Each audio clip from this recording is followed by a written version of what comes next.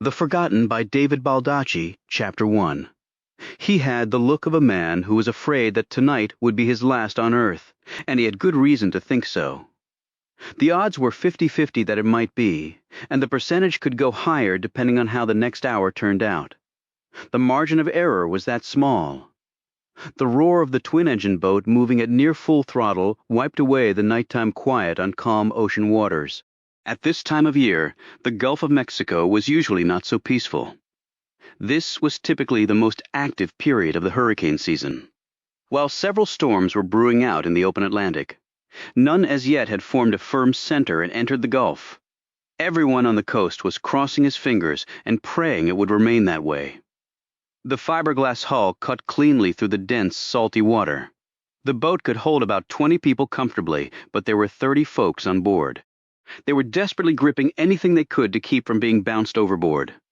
Despite the smooth waters, a boat carrying far too many people and moving at high speed was never very stable. The captain piloting the boat did not care about the comfort of his passengers. His top priority was staying alive. He kept one hand on the wheel and the other on the dual throttles. He eyed the speed gauge with a worried look. Come on, you can do this, you can make it. 40 miles per hour. He pushed the throttles ahead and crept the speed stick up to 45. He was almost topped out now. Even with the twin stern-drive engines, he wouldn't be able to muster more speed without unduly depleting his fuel. And there were no marinas around here to provide more gas. Even with the breeze created by the boat's movement, it was still hot out here. At least one did not have to worry about mosquitoes, not at this speed and this far from land. The man eyed the passengers one by one. It was not an idle observation. He was counting heads, although he already knew the answer. He had 4 crewmen with him. They were all armed, all watching the passengers. In a mutiny, it would be 5 against 1. But the passengers did not have submachine guns. One clip could take out every one of them with bullets to spare. And the majority were women and children, because that was where the real demand was. No, he was not worried about a mutiny. He was worried about timing. The captain checked his illuminated watch. It would be close. They had been late leaving the last outpost. Then their chart plotter had gone haywire for 30 nerve-wracking minutes, sending them in completely the wrong direction. This was vast ocean. Every bit of it looked the same. No landmass to aid in navigation. They were not in well-marked shipping channels. Without their electronic guidepost, they would be screwed, like flying a plane without instrumentation in thick fog. The only outcome would be disaster, but they had gotten the plotter straightened out, corrected course, and he had immediately pushed the stern drives hard. Then he had pushed them some more. His gaze continued to flit to his dash, checking the oil, fuel, and engine temperature gauges. A breakdown out here would be catastrophic. They couldn't exactly call the Coast Guard for assistance. He futilely looked to the skies for eyes watching from up there. Unmanned eyes that would send back gigs of digital data about what they were seeing. He would never hear the response team until it was too late. The Coast Guard cutters would be on them before he could do anything. They would board, know immediately what was going on, and he would go to prison for a very long time, perhaps the rest of his life. But he was not as scared of the Coast Guard as he was of certain other people. He pushed the boat's speed up to 47 and said a silent prayer that a vital engine part would not blow. He looked at his watch again. He counted the minutes in his head as he scanned the water ahead of them. "They'll feed me to the sharks," he muttered. Not for the first time he regretted agreeing to this business venture. Yet the money was so good he could not turn it down despite the risks. He had done 15 of these runs and figured with a similar number in the future, he could retire to a nice quiet spot in the Florida Keys and live like a king.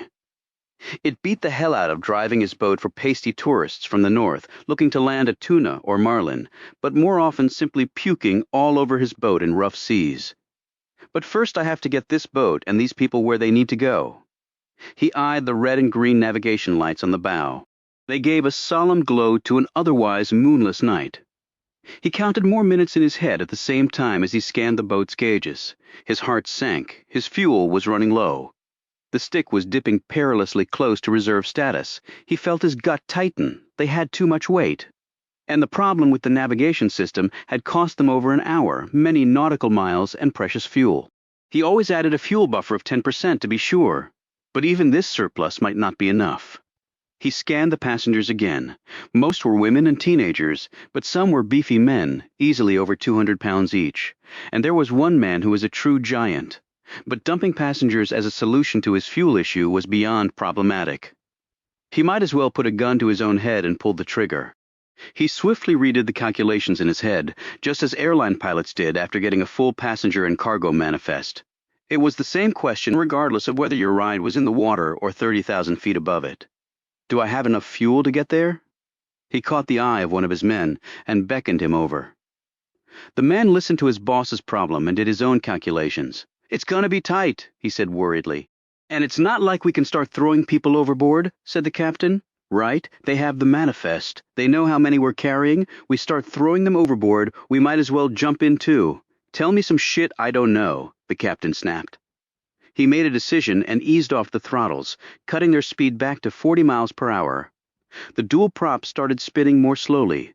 The boat was still fully up on plane. To the naked eye, there wasn't a big difference between 40 and 47 miles per hour on the water, but with the reduced fuel burn, it could be the difference between running dry or making it. They would fuel up, and the return trip with only 5 of them on board would be no problem. Better to be a little late than not get there at all, said the captain. There was a hollow ring to his statement, and the other man did not miss it. He clenched his weapon tighter. The captain looked away from him, his throat constricting as a cold dread gripped him.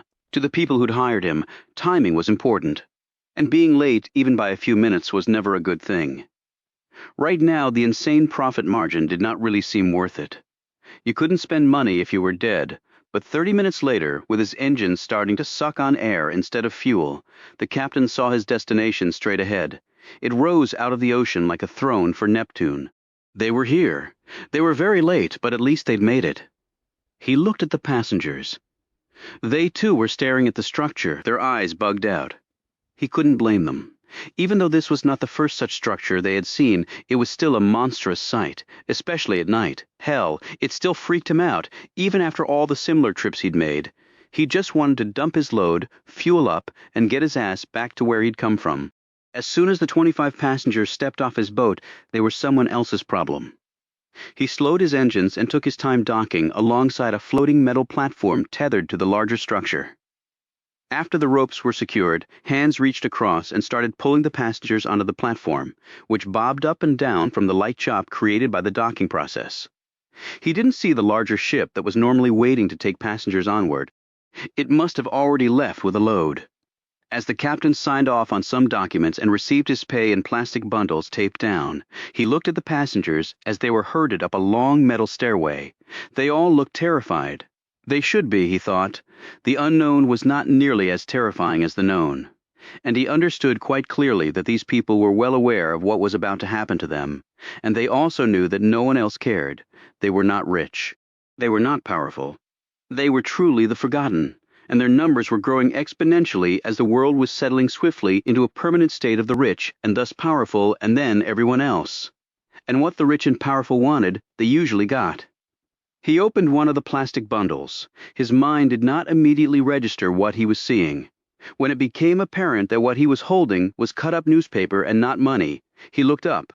The muzzle of the MP5 was pointed directly at him, less than 10 feet away, held by a man standing on Neptune's seat.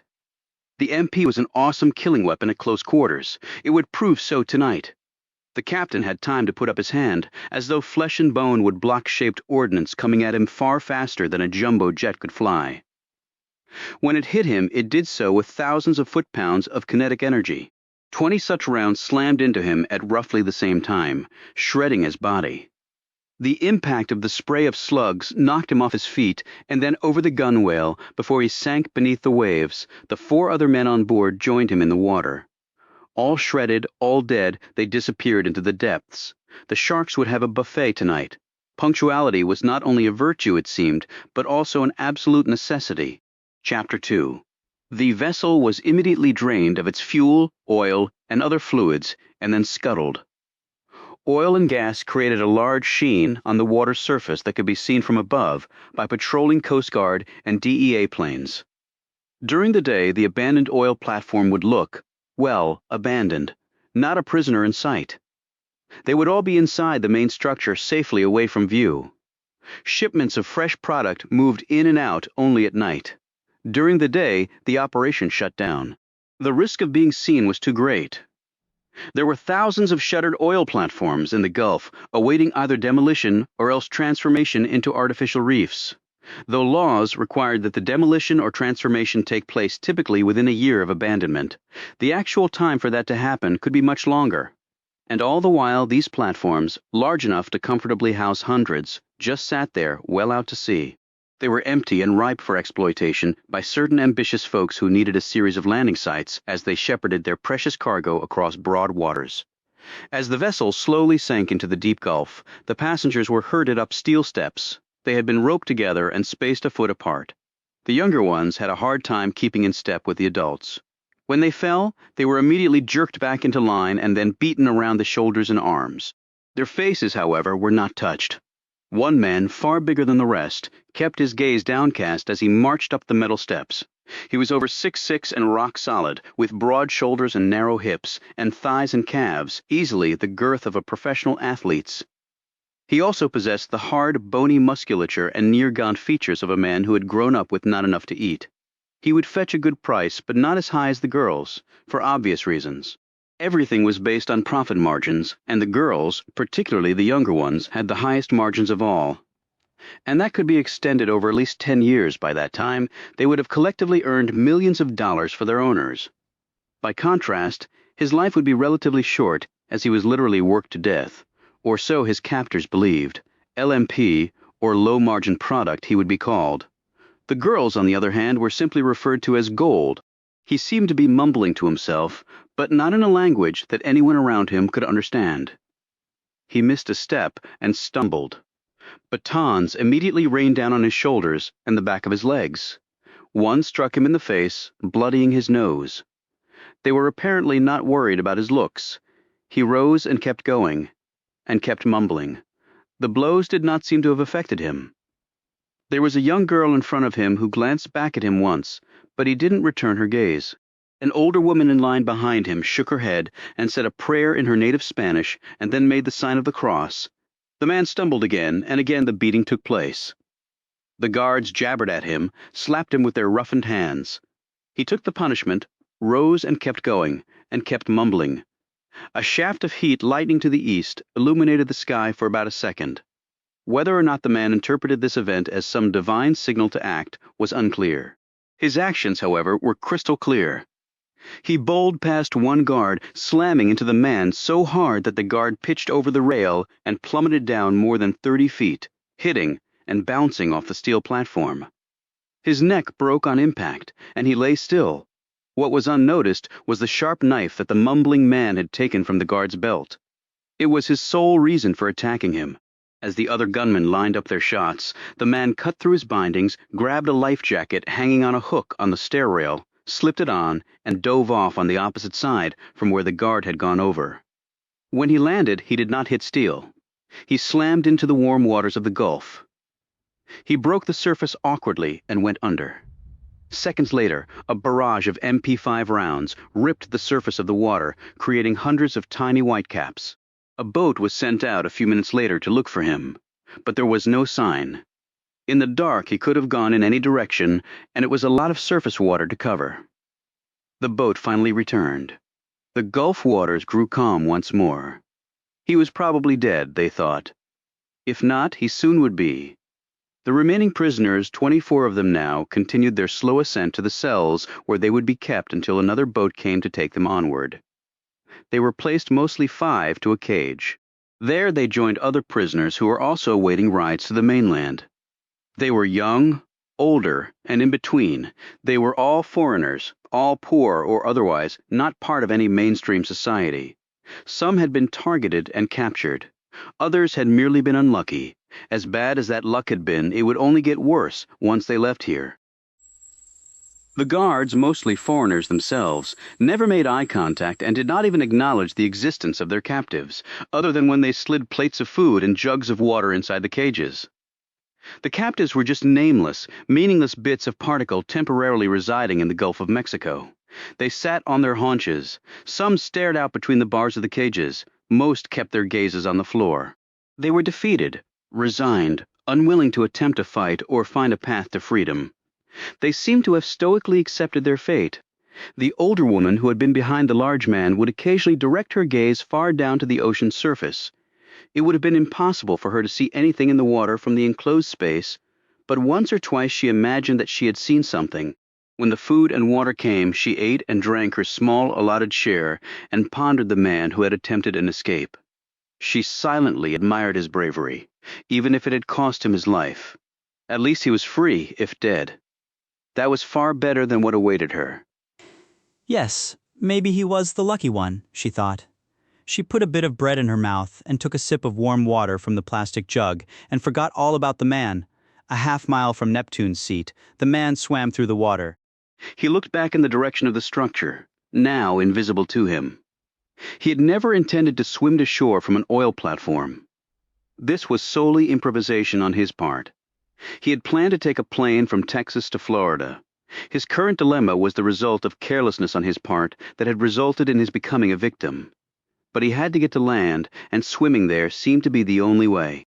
He adjusted the life jacket, which was too small for him, but provided some needed buoyancy, and treaded water for a bit, trying to move as little as possible.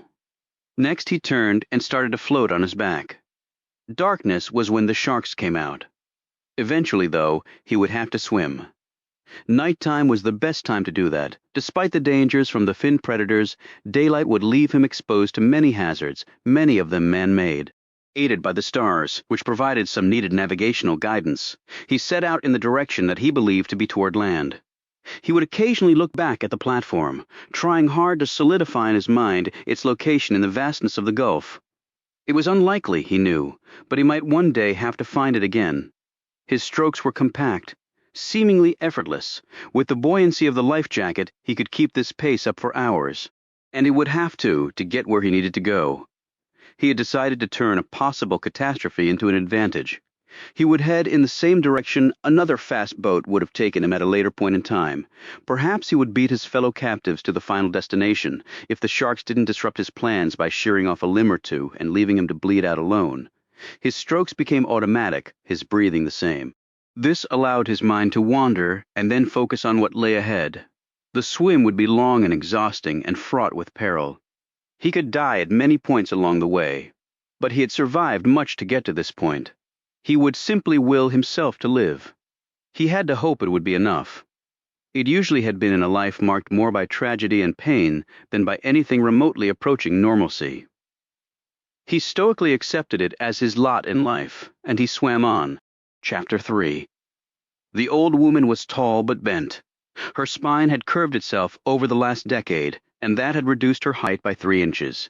Her hair was cut short and in severe lines around her face, which had all the wrinkles and sun damage one would expect after more than 8 decades of living, 2 of them in coastal Florida.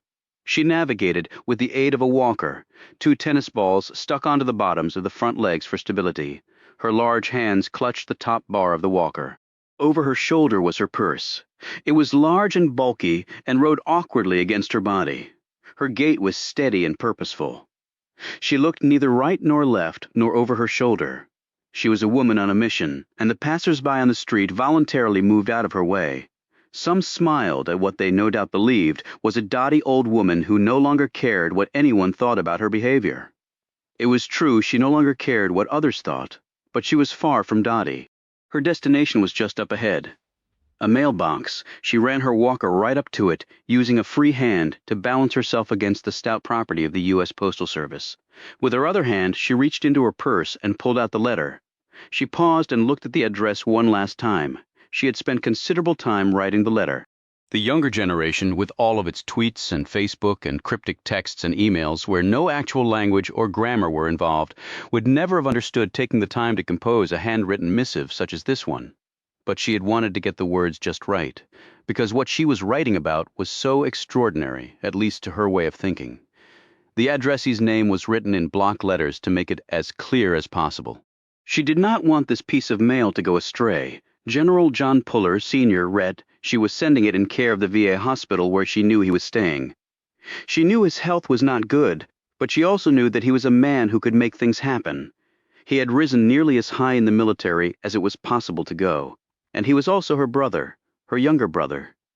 Big sisters were special to their little brothers. While they were growing up, he had done his best to make her life miserable, playing an endless series of practical jokes on her, embarrassing her in front of her boyfriends, competing with her for their parents' affections. It was different when they became adults.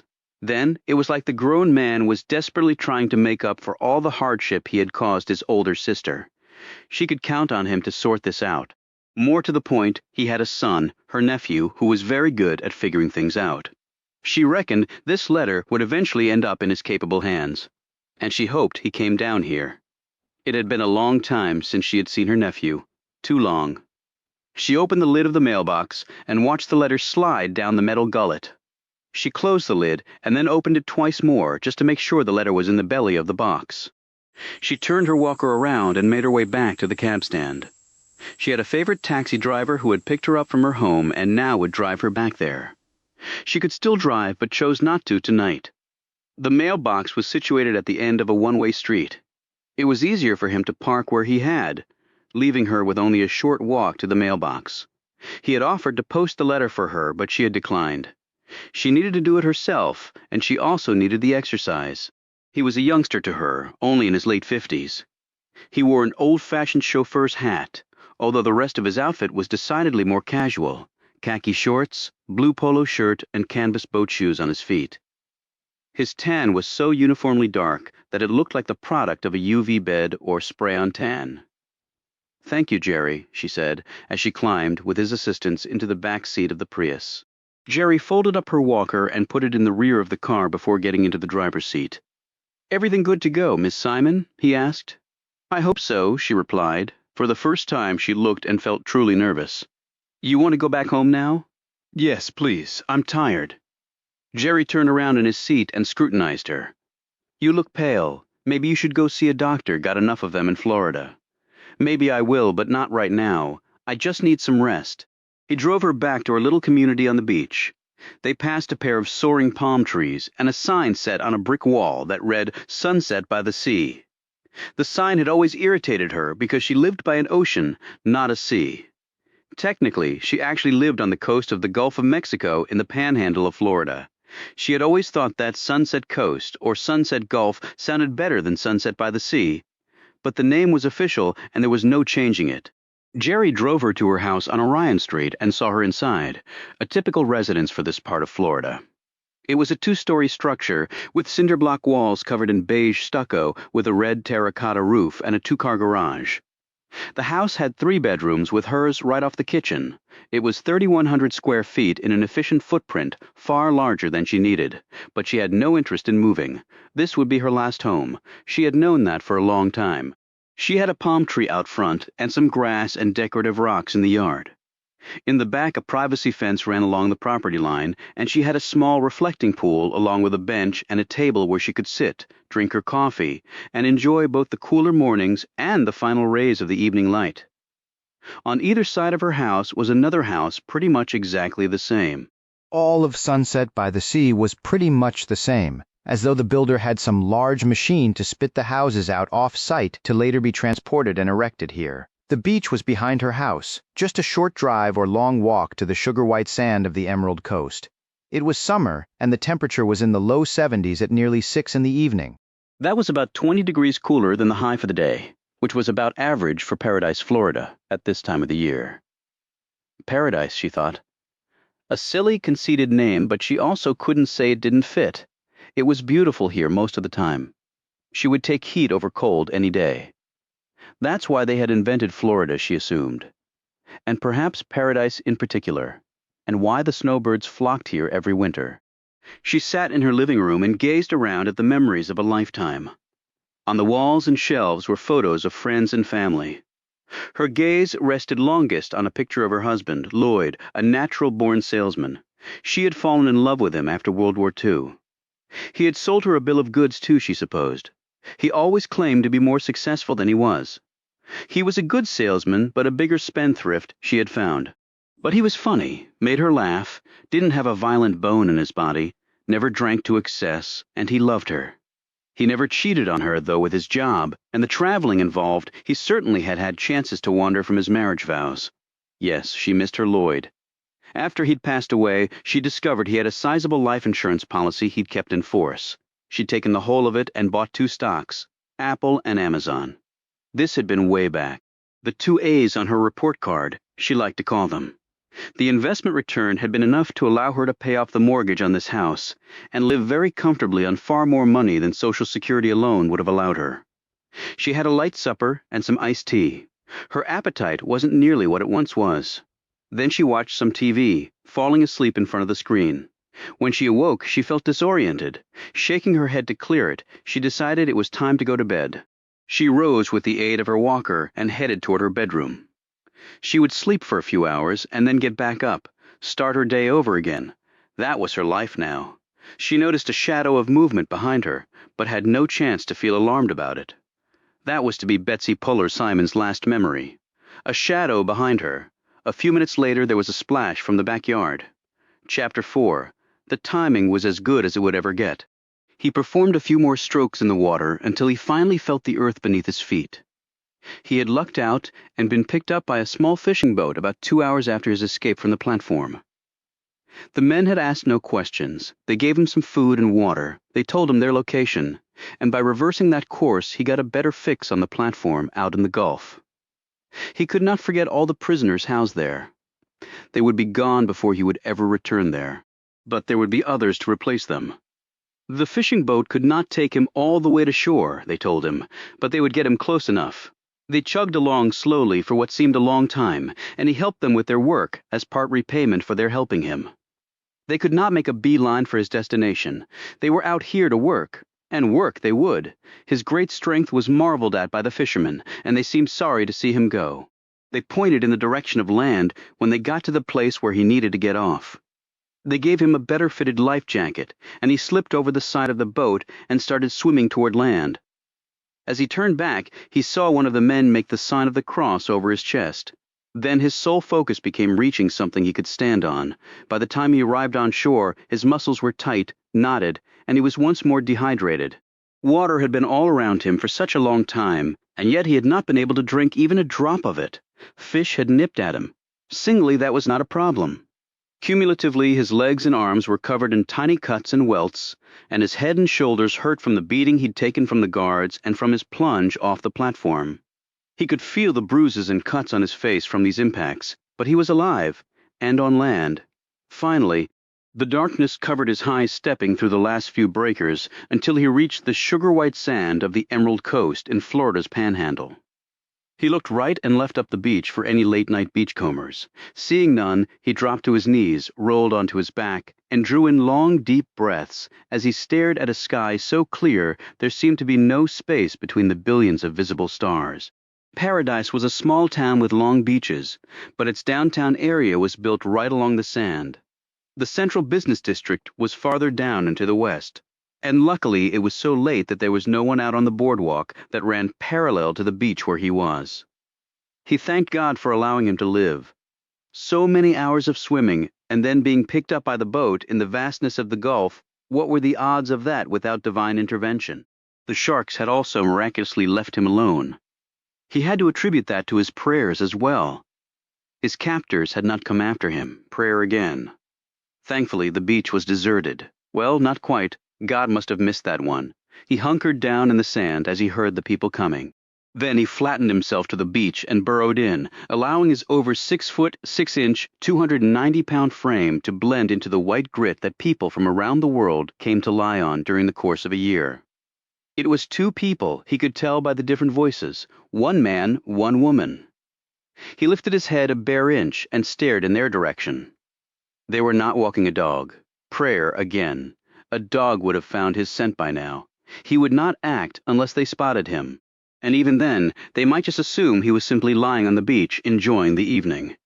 He hoped they would not see him, and that if they did, they would not panic. He knew that after his long journey at sea, he must look pretty bad. He tensed his body, waited for them to pass by. They were within 40 feet of him. The woman looked in his direction. The moonlight was not strong, but not weak either. He heard her exclaim, and then say something to her companion, but then he realized that she was not actually looking in his direction. As he watched, a lithe figure came out from behind the cover of sand dunes.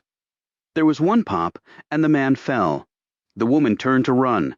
But there was another pop, and she fell too, hitting the compacted sand with a thud. The figure put the gun away, gripped the woman's hands, and dragged her into the water a good 10 feet. The tide took over from there, and the body quickly sank beneath the water and was swept out. This same process was repeated on the man. The figure stood on the sand a few inches from the water and scanned the breakers, probably making sure the bodies were not going to be swept back to shore. Then the figure turned and was gone the way it had come. He kept his body flat to the stretch of beach, even as he felt shame for not coming to the couple's assistance.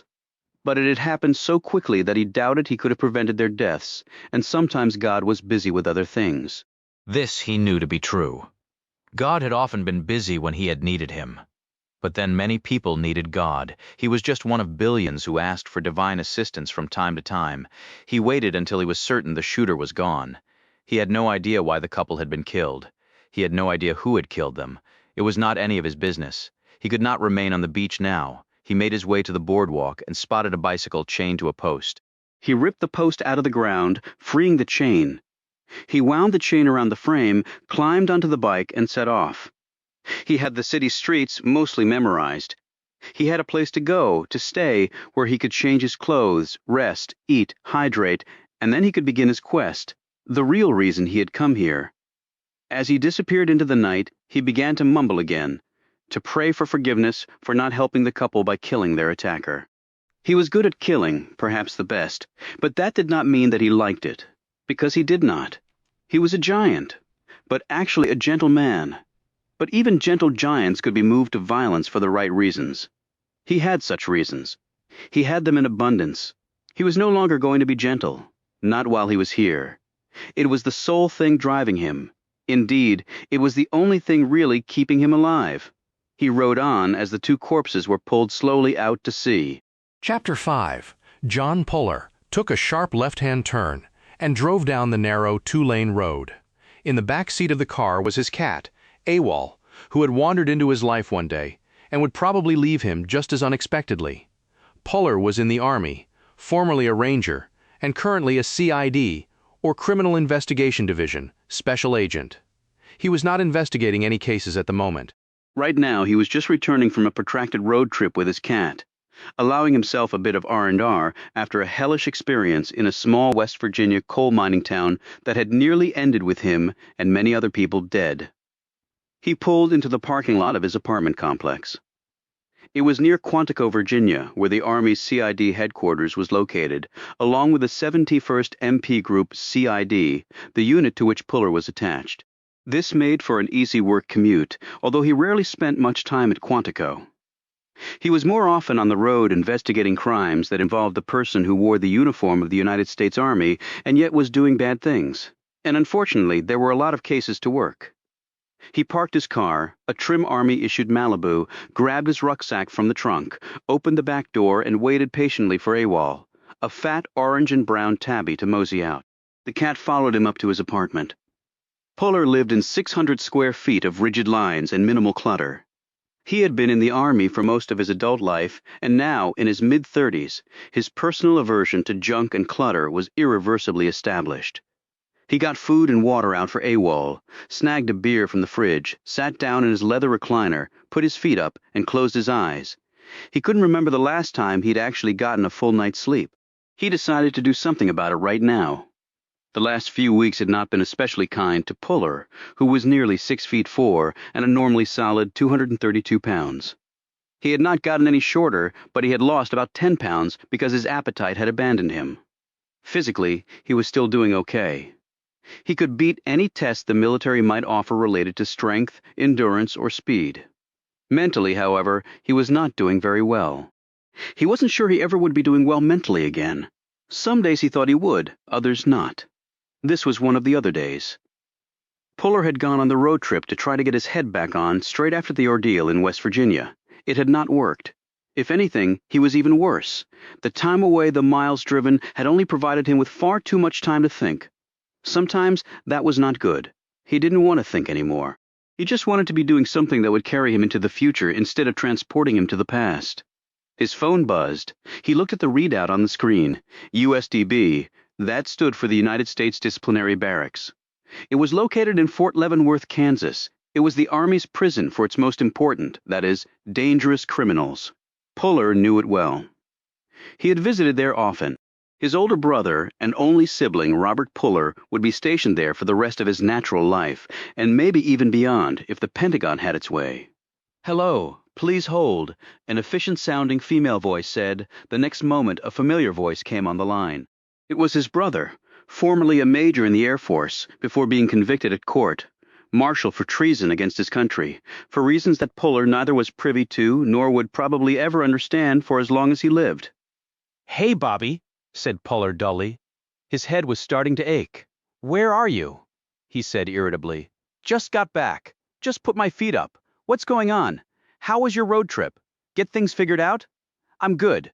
"Which means you didn't, and you're just blowing me off." That's okay, I can take it. Normally, Puller looked forward to talking to his brother.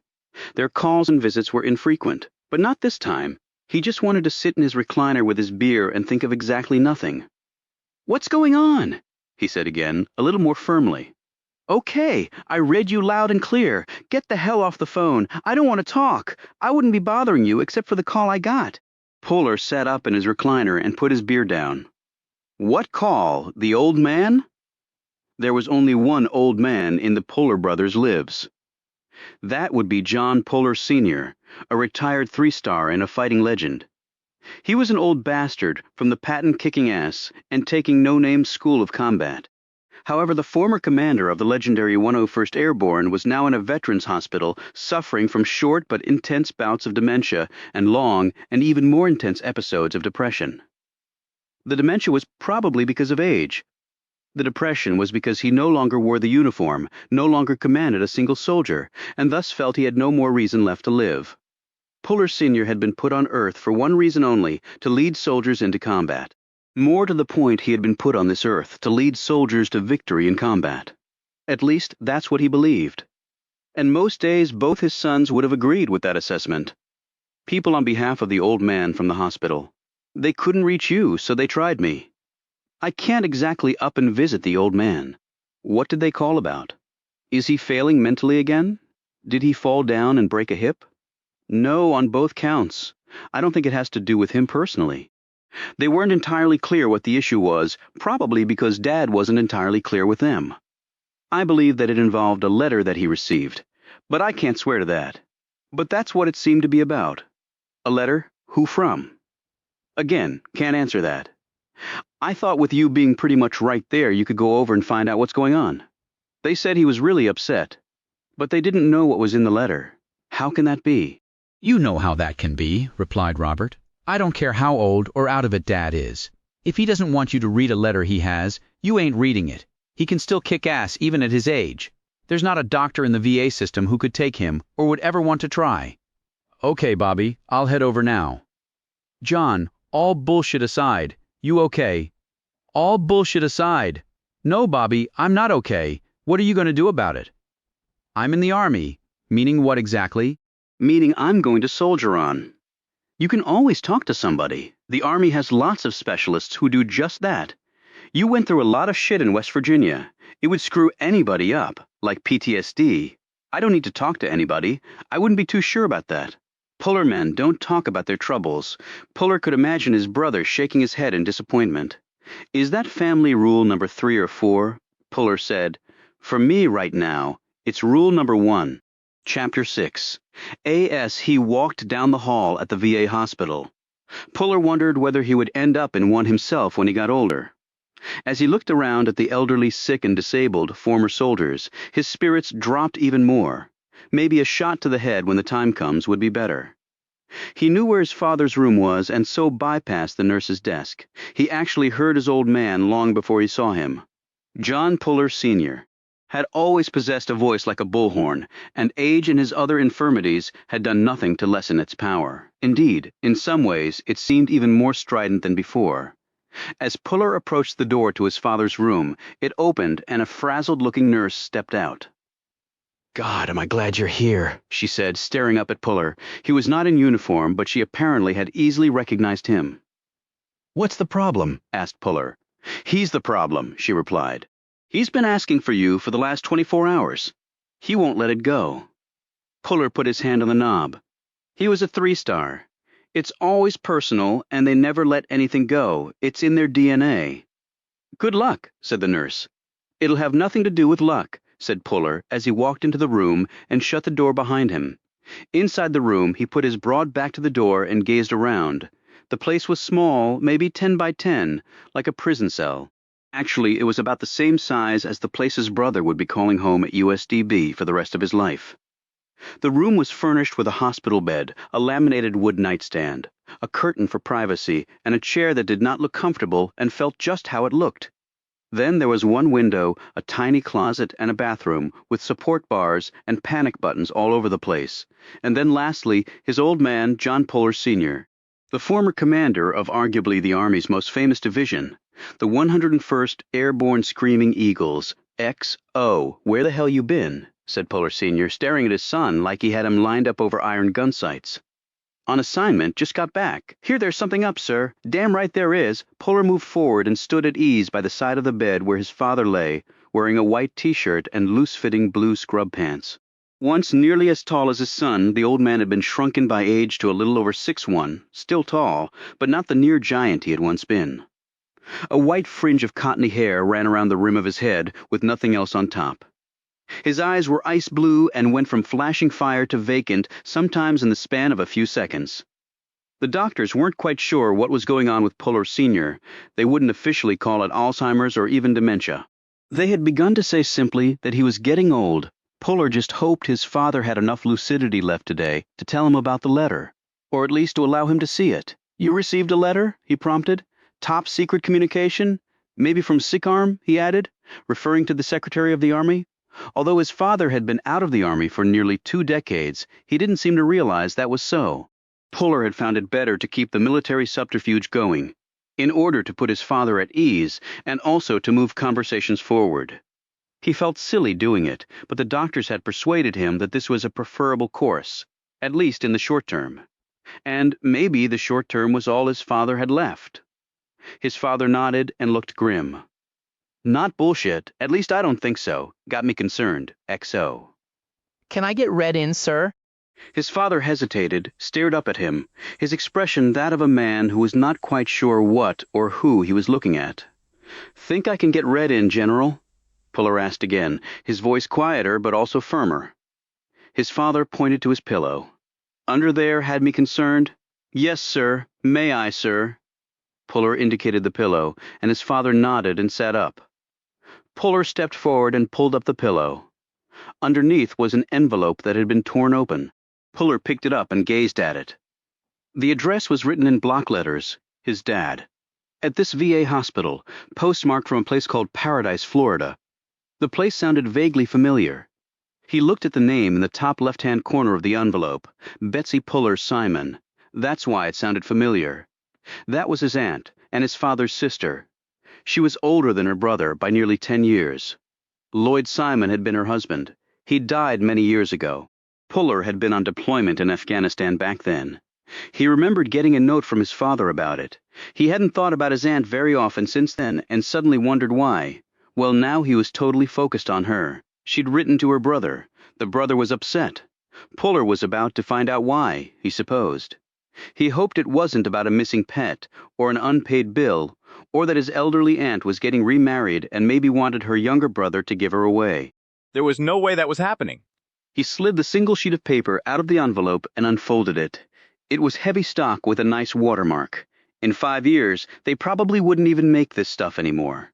Who wrote letters by hand these days? He focused on the spidery handwriting sprawled across the page. It was written in blue ink, which made it jump off the cream-colored paper. There were 3 paragraphs in the letter.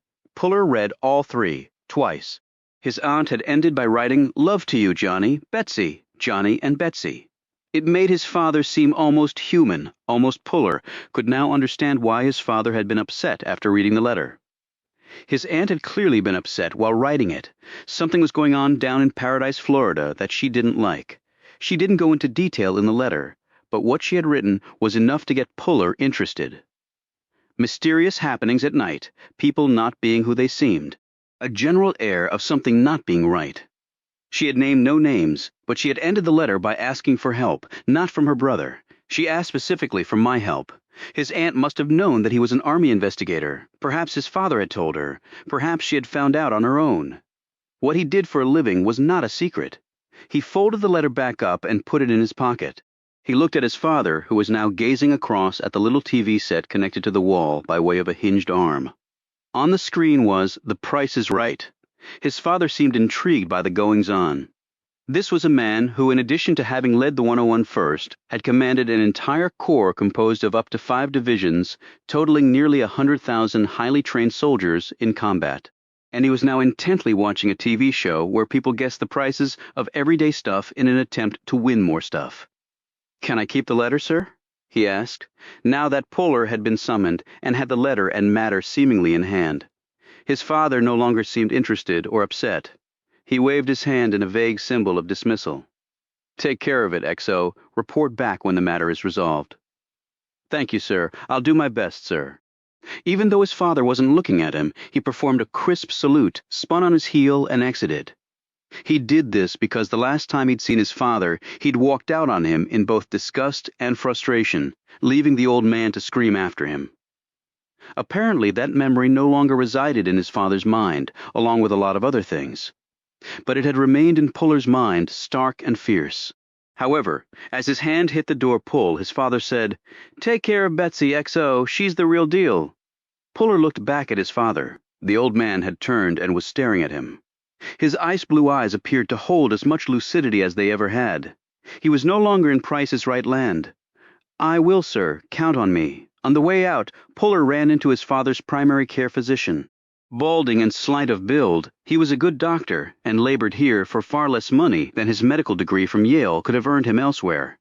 "So how's he doing?" asked Puller. "As good as can be expected. Physically, he's still an amazing specimen. I wouldn't want to arm wrestle him, but up top things seem to be continuing to slip.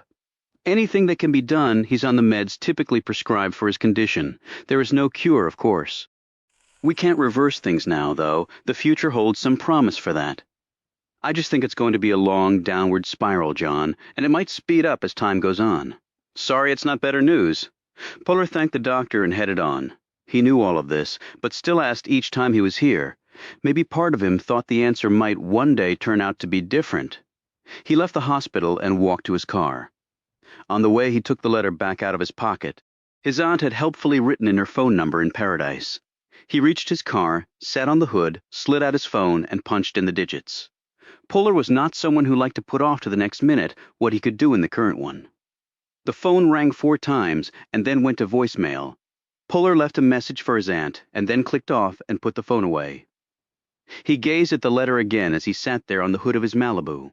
Well, it actually belonged to the United States Army, but Puller was the United States Army, so maybe it was the same thing. A letter with troubling concerns, but then again he'd only tried to call her once. Maybe she was simply at the doctor's. Elderly people spent much of their time at doctors' offices. He had certainly seen that with his father. Puller sighed. In many important ways, this was not his problem. His father had probably forgotten all about the letter. Puller hadn't seen his aunt in a long time. She had not been a part of his life as an adult, but she had been when he was a young boy, sort of a substitute for a mother who was not there because she couldn't be. All these years later, Puller still could recall vividly moments spent with Betsy Simon. She had been there for him when he needed something that he simply did not have in life. Things that little boys needed. Things that fathers could not supply even if they happened to be around, which his father had not. He'd been too busy commanding thousands of men to do things not just the Army way, but also his way. Betsy Simon had filled that void. She was so important to him back then. He had talked to her about everything, both troubles and triumphs. She had been a wonderful listener. And Puller had come to realize that the advice she dispensed to him growing up had been couched so artfully that it seemed to be his own ideas. He had leave time still remaining. No one had expected him back this early. He could not walk away from this, or her, and it wasn't entirely altruism. A part of Puller wondered whether his aunt could once more help him through troubling times, and not just with his father. He had never really talked about what had happened in West Virginia with anyone, not even his brother.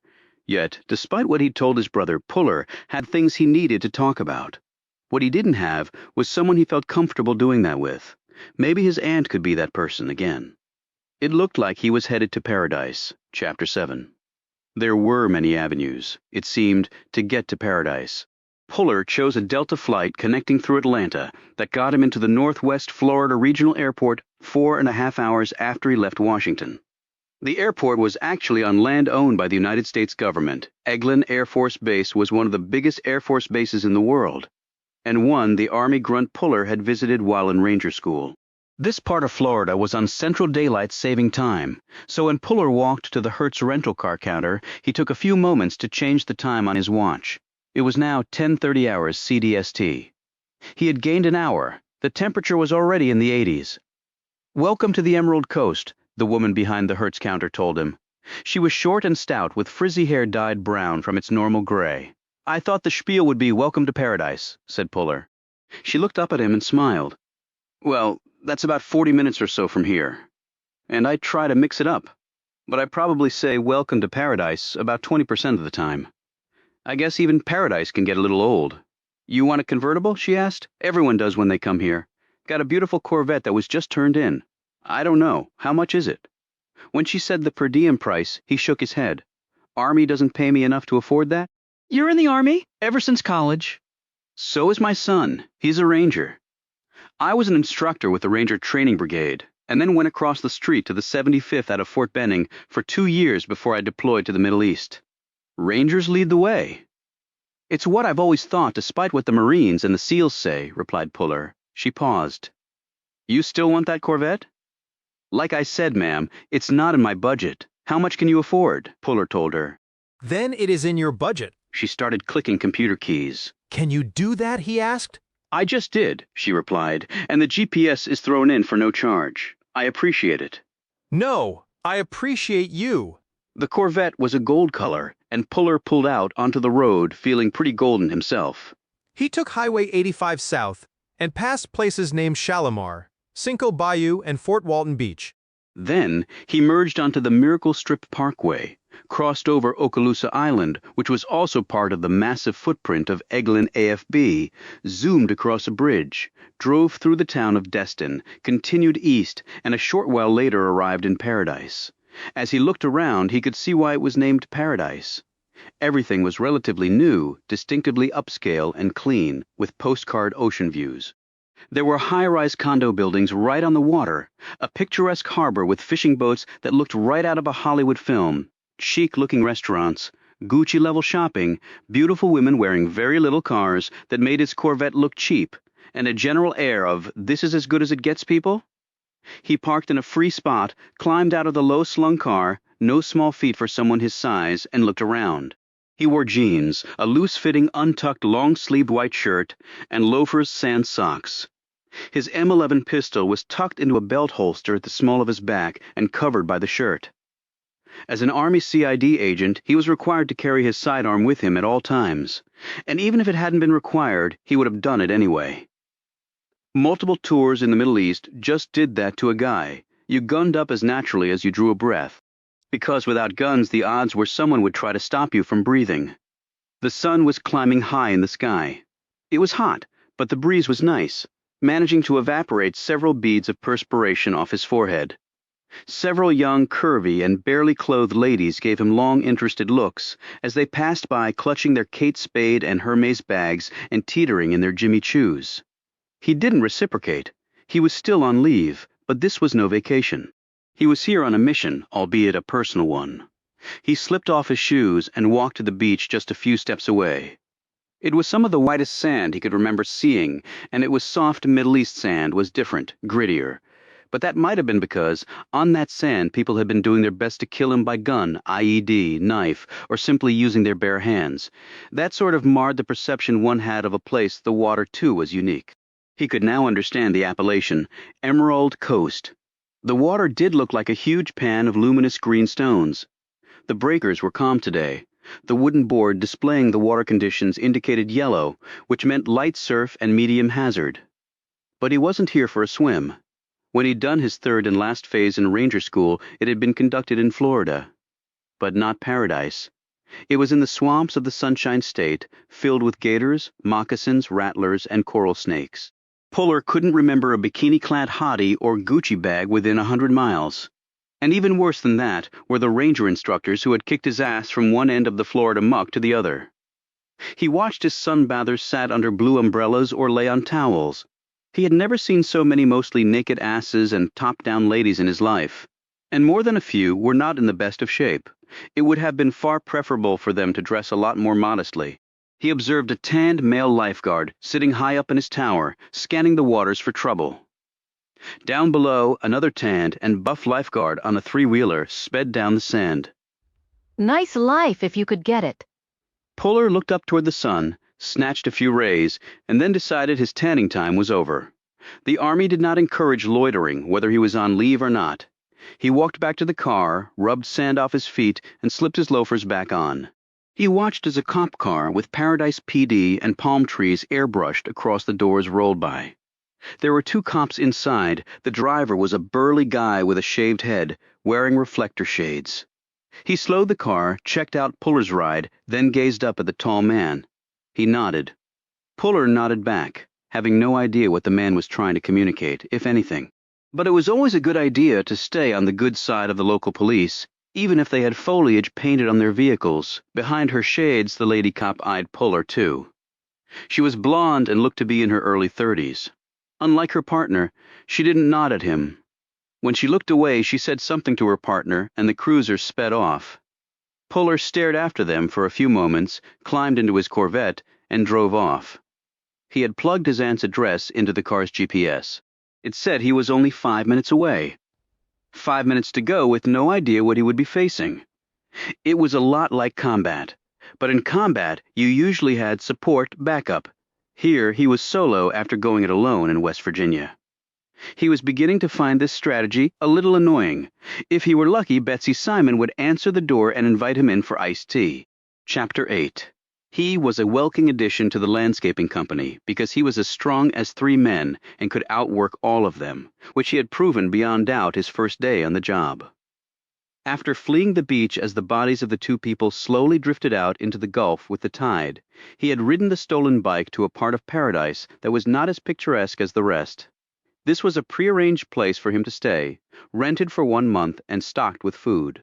It was a 12 by 12 room with a hot plate, yet was more living space than he had ever had before. He felt fortunate to have it. He had rested for several hours, hydrated, eaten, nursed his injuries, and contemplated his next moves.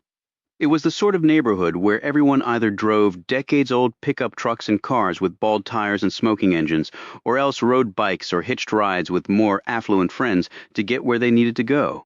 At night, the area was not safe to go out in unless you had the protection of one of the gangs that controlled this small corner of Paradise. It was not near the water, and no one would ever come here to take tourist photos. But it was where most of the men and women lived who cut the lawns, cleaned the pools, washed the clothes, and cleaned the houses for the wealthier folks who called Paradise home. He had ventured out at night, but only to confirm his employment with one of the larger landscape companies. One look at his size and physique was all that the company foreman needed to pronounce him up to the task. On the walk back to his apartment, he had encountered 4 young men who were street-level members of a gang that called themselves Dueños de la Calle, or the Street Kings. They had encircled him on a quiet side avenue, gazing up at his great size. It was like the bull elephants surrounded by a pack of lionesses. They were trying to decide if they could collectively take him. He could see the gun bulges under their shirts, and in the streetlight the glints of homemade shivs and store-bought blades resting in their hands. He did not wonder if they could take him. He knew they would fail, armed or not. He had already decided how he would kill each of them if they attacked. It was not his first choice, because it would complicate his reason for being here. But he obviously couldn't let them kill him either. He kept walking, and they kept encircling him like a moving bubble of flesh and bone. Finally, he stopped, looked at them. They spoke to him in Spanish. He shook his head, told them in broken Spanish that he didn't really speak it, though he did fluently. He only did this to throw them off, make it harder for them to communicate with him. Frustration messed with the mind. Then he spoke in his native tongue, and this seemed to catch them off guard, which had been his intent.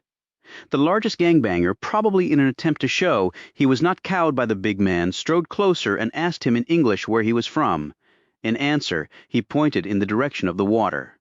This did not seem to please them. The smallest of them shot forward, using more courage and adrenaline than common sense, and tried to stick a knife in his gut. The man moved with a speed that was surprising for someone his size. He disarmed the smaller man and lifted him off the pavement with one arm as though he were a child. He placed the blade against his throat, where it tickled the little man's trembling carotid. Then, with a flash of movement, he threw the knife, and it buried point first in a wooden door 20 feet across the street. He dropped the man, and the gang melted away into the night. They were young, but obviously their stupidity had limits. He walked on. The next day had been spent in 12 hours of labor for which he received $8 per hour. This was paid in cash at the end of the day, but he was docked $5 for food that consisted of a bottle of water, a sandwich, and chips, and another $1 per hour was deducted because of rising gas prices, he was told. The money was meaningless to him. He simply took it, stuffed it into his pocket, and rode in the back of a battered truck to a location near where he was staying. The temperature had reached 98 that day, and he had been out in the sun for all of it. While even the most veteran of the company's workers had wilted quickly in the heat and humidity, and sought frequent breaks in whatever shade was available, he had worked away, as oblivious to the heat as he had been to swimming all those hours through the Gulf. When one had been to hell, anything less did not intimidate. He had sat on his bed early the next morning. Sweat dripped down his back because his rent did not include air conditioning that actually worked.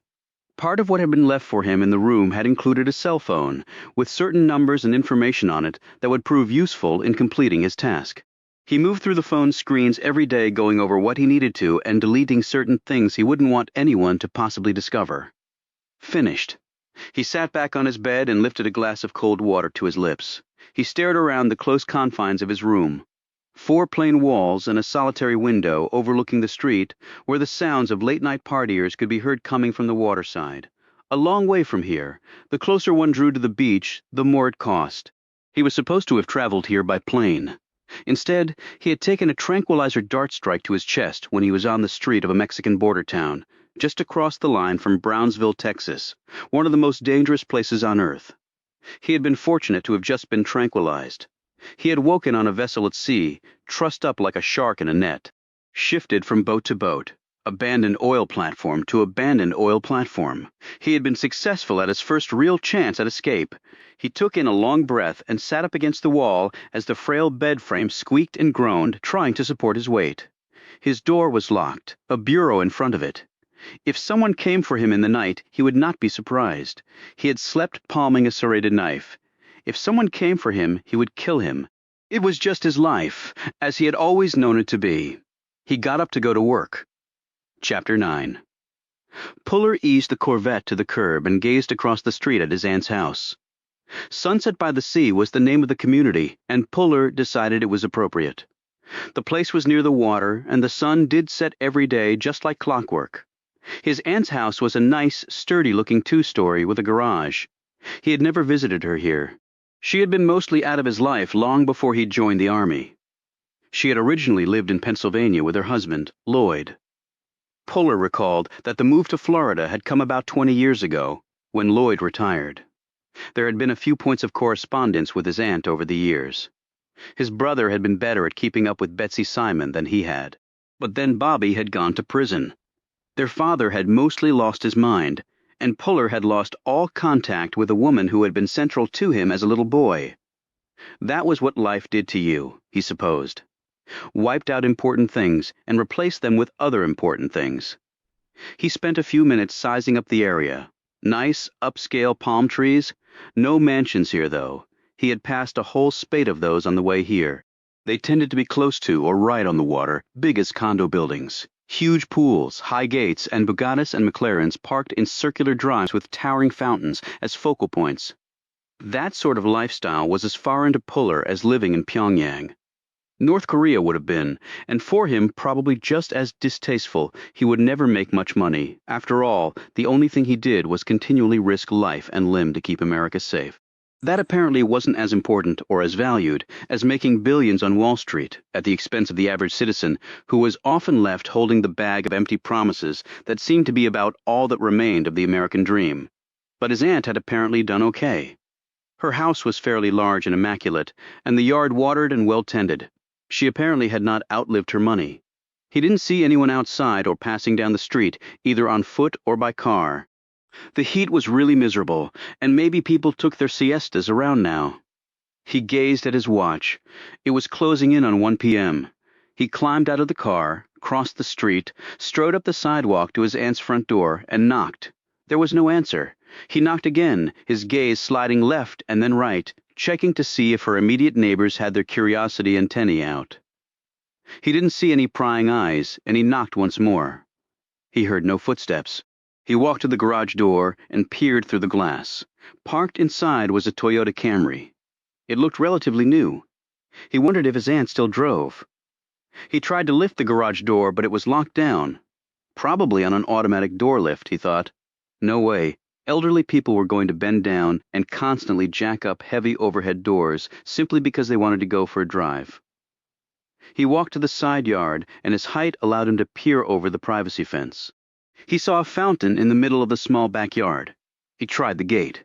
It was locked. It was a simple latch, though, a bit of jiggling, and it opened. He stepped into the backyard and walked over to the fountain.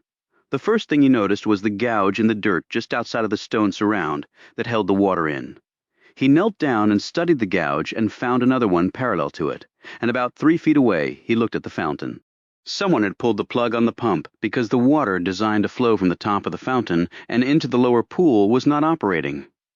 He leaned over and studied the floor of the pool. There were loose decorative stones laid there, but something had disturbed them. Some of the stones had been pushed around to such a degree that the concrete floor of the pool was revealed.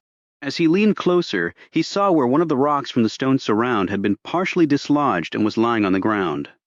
There was a mark on this stone. He looked at it more closely. Is that blood? He knelt down and studied the topography in relation to the back of the house. He noted the gouges in the dirt once more. Could they be from a walker? There were no footprints that he could see. The grass was wiry and pretty dry, so he wouldn't have expected any discernible impressions. He leaned in closer and studied the pool, maybe 2 feet deep, about 6 feet in diameter, with the water kept in by the low stone wall. His gaze swept around the rocks, looking for any other marks. He saw no blood, no human tissue, and no hairs. He moved closer, peered down into the clear water, and once more observed the places where the stones had been disturbed. Puller stood and pantomimed, falling into the pool, hands out to break his fall. One there, knees impacting the decorative stones, too. He adjusted things a bit to account for a possible walker. He compared his pantomime with what he was seeing. Not an exact fit, but something had disturbed the stones. But unless she were unconscious, his aunt could have rolled herself to the side and gotten her face out of the water. So, unconscious for some reason, face down in the water. 2 feet of it would easily cover her head. Death would have been quick. Then Puller shook his head. I see felonies everywhere. Dial it back, Puller. He had no proof that his aunt was dead or hurt in any way. He might have been crawling around her backyard in the heat, looking for evidence of a crime that had not even been committed.